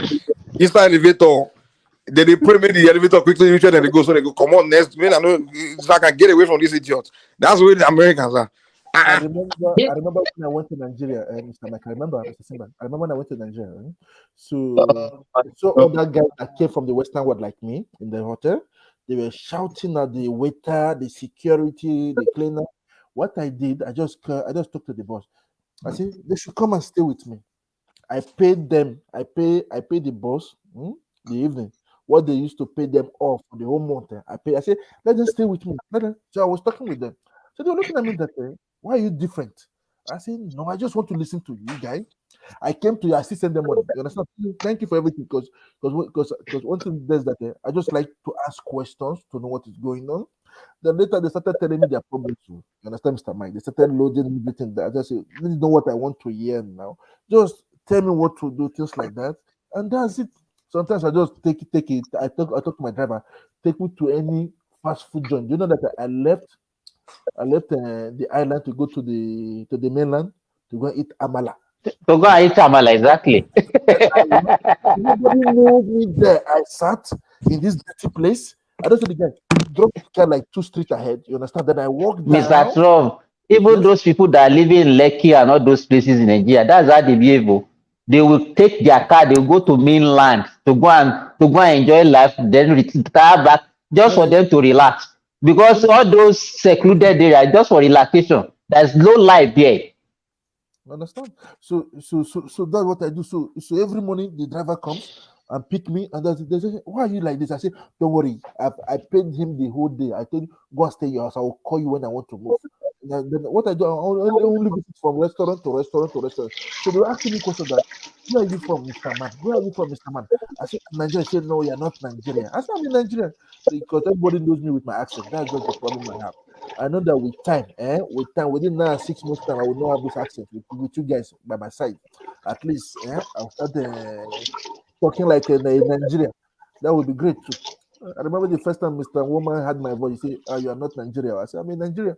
I'm a Nigerian. You say that there's an accent when I talk, but I never knew that. Is when you guys were complaining that then I have to listen to the video, to the YouTube again. I was listening. I say, that's true. Is it me talking like this? They say yes, I'm the one. My family say that's your voice. That's your voice. I say, oh no, it's impossible. I now understand. Now, when you talk, man, I would think you're from Ivory Coast, all those francophone countries, man. Even the other I rested in Nigeria the last time I went. Even there were French. Do you speak your native language? I understand everything now. I don't. You say from Delta? Where in Delta? I'm from Iseluku, Anyocha North now. Yeah, Anyocha North. Yeah, Delta Igbo. Delta Igbos. That's what they say, but I'm a Yoruba. I know it's Luku now. It's very close to Agbo. Agbo, yes, that's Agbo, that's where two Nigerians. You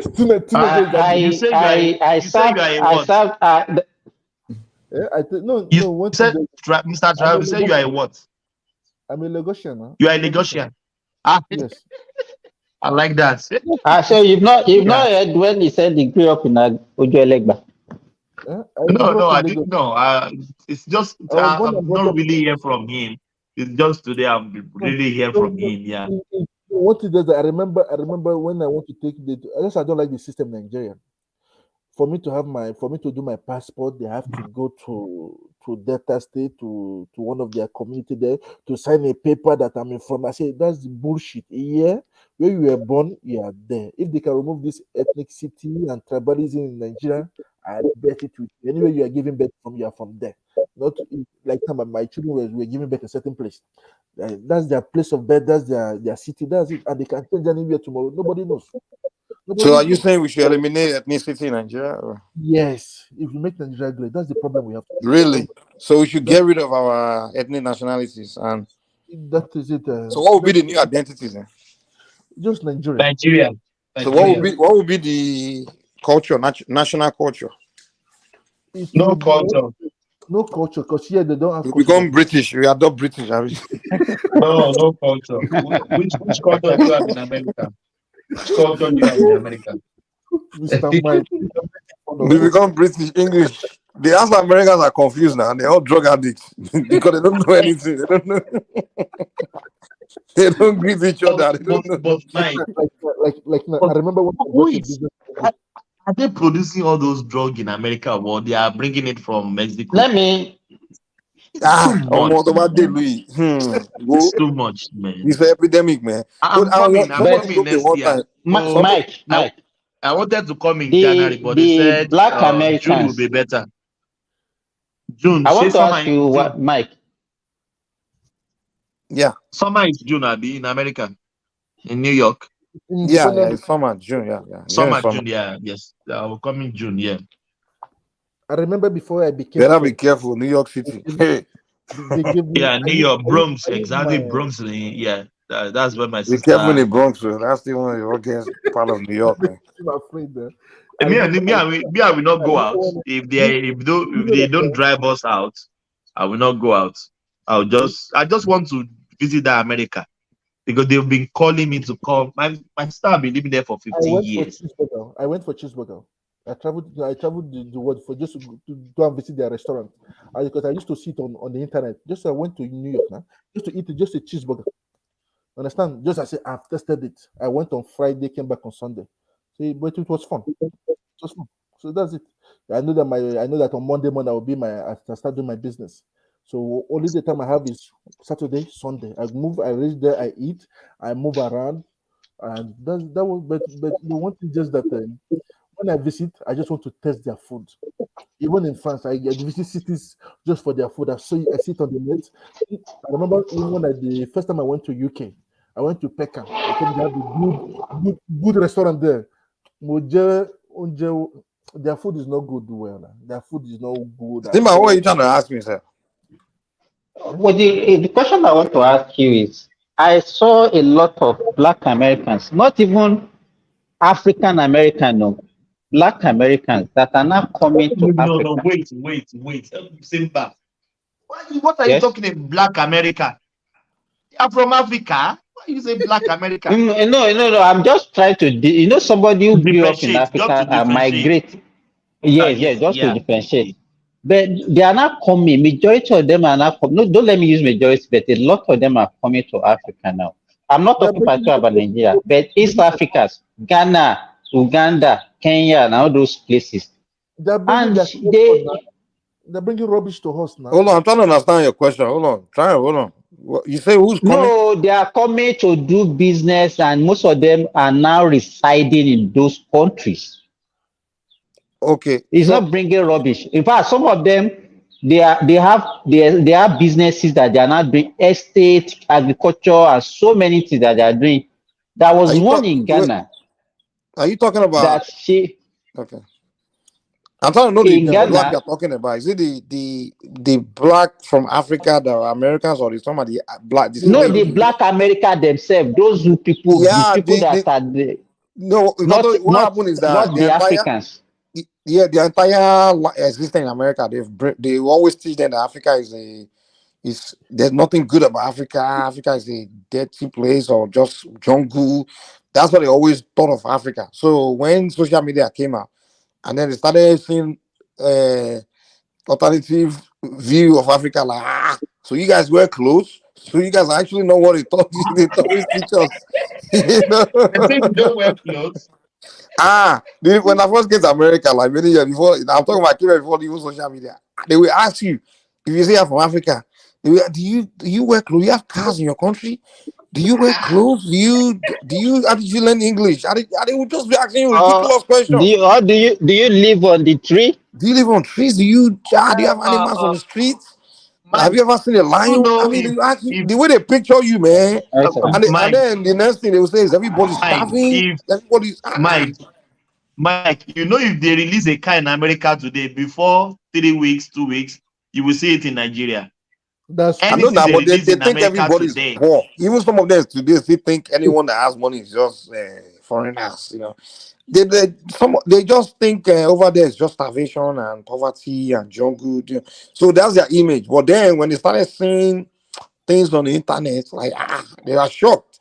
So that's why many of them, for the first time, they are like, Mike, do you know the houses we build in Nigeria is far better than this house in Australia? That's true. There is no house in Australia. We build beautiful houses in Nigeria. Our house is here is standard. 3 room, everything like the same thing. Nigeria, hey my brother, if you come to this country, if you see their houses, you will say, is this is Iloimbo? This is Iloimbo. People are shouting. Well, they promote their country as it's just. My sister resided not to UK. Understand? And she left. Even now, UK, everything's so small. They build every small apartment. They will charging you big money. That New York, if you reach there, small apartment, very short. They'll be charging $2,000 a month. She saw the roof. She said that Nigeria is good, though. I said you cannot go back now. If you go back, they will think that they deported you. You stay. You stayed now. No more going home. Guys, we've tried. We have to shut down. It's 9 hours. You guys are. Mike, thank you so much for holding the spot. Thank you, everyone. Yeah, we have to go there. Try off. I really heard from you today. I thought maybe you are from Congolese, or I didn't even know you are from Nigeria. I didn't even know you are from Nigeria. Yeah. Thank you, everyone. God bless you all. Thank you, Triumph. Yeah, Simba, Mike, Solly. Oh, guys, we've come to the end again. Yeah.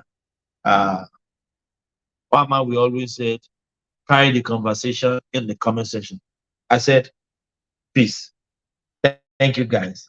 We'll catch you tomorrow. I do not understand, though. I don't get it. I do not get it. I mean, is it that Nigerian you don't understand English, or there's a problem with the English and I don't get it. Because first and foremost, they say go home. I'm seeing the video, I'm like, because yesterday when we were all seeing him, like, what's going on? From candle night not to protect. Why does Nigeria use like wahala? One fish they do on now. They do on now. One fish she one fish they didn't do on any. They say go home. You start down there. You now pick another location, like a club. Is it a club? Are we celebrating party? It is not a party. It's not a club. You guys will now carry mouth, now start looking for who does not talk, who do not talk, who do not come outside. You just start talking rubbish. You guys are disappointing me. Tense. It must be by capacity and commitment. This is a job that requires physical and mental energy. And we must get it right. And that is what we're asking. The church must be at the forefront. Our children cannot continue like this. There's no offense they committed by being Nigerians. Nigerians are the best you can get in the world. And we have the energy to change this world. All we lack is that we have criminals who have hijacked this country, stealing everything away, and we are keeping quiet. Please, the church, wake up. Take back your country. God bless you. Do you come with 2 teachers? No. You were not informed too? Continue. No problem. God will see us. There is God. There is God in everything we are doing.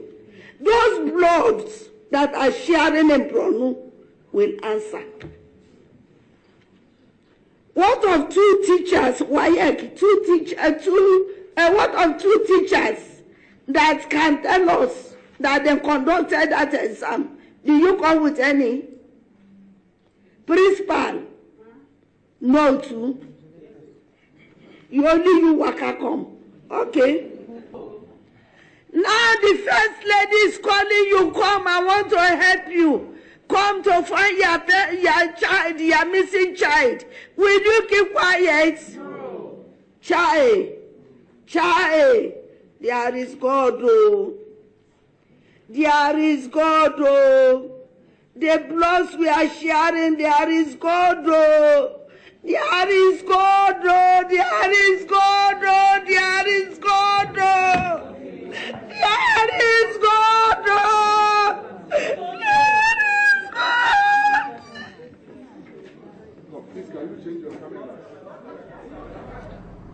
First Lady Patience Jonathan heartbroken at the latest discovery on the abduction of the girls from the government secondary school. Country people, make una come here tori o. Say Dino carry money, give talk. Say make you go buy gun to Fiakwa. They say Dino carry money, give talk, carry gun, give talk. Say make dem go dey prepare for 2019. Olomaje. They say me meet them for airport road. Alakiaye. My brothers, the venom of a viper cannot do anything to the back of a tortoise. I don't waka.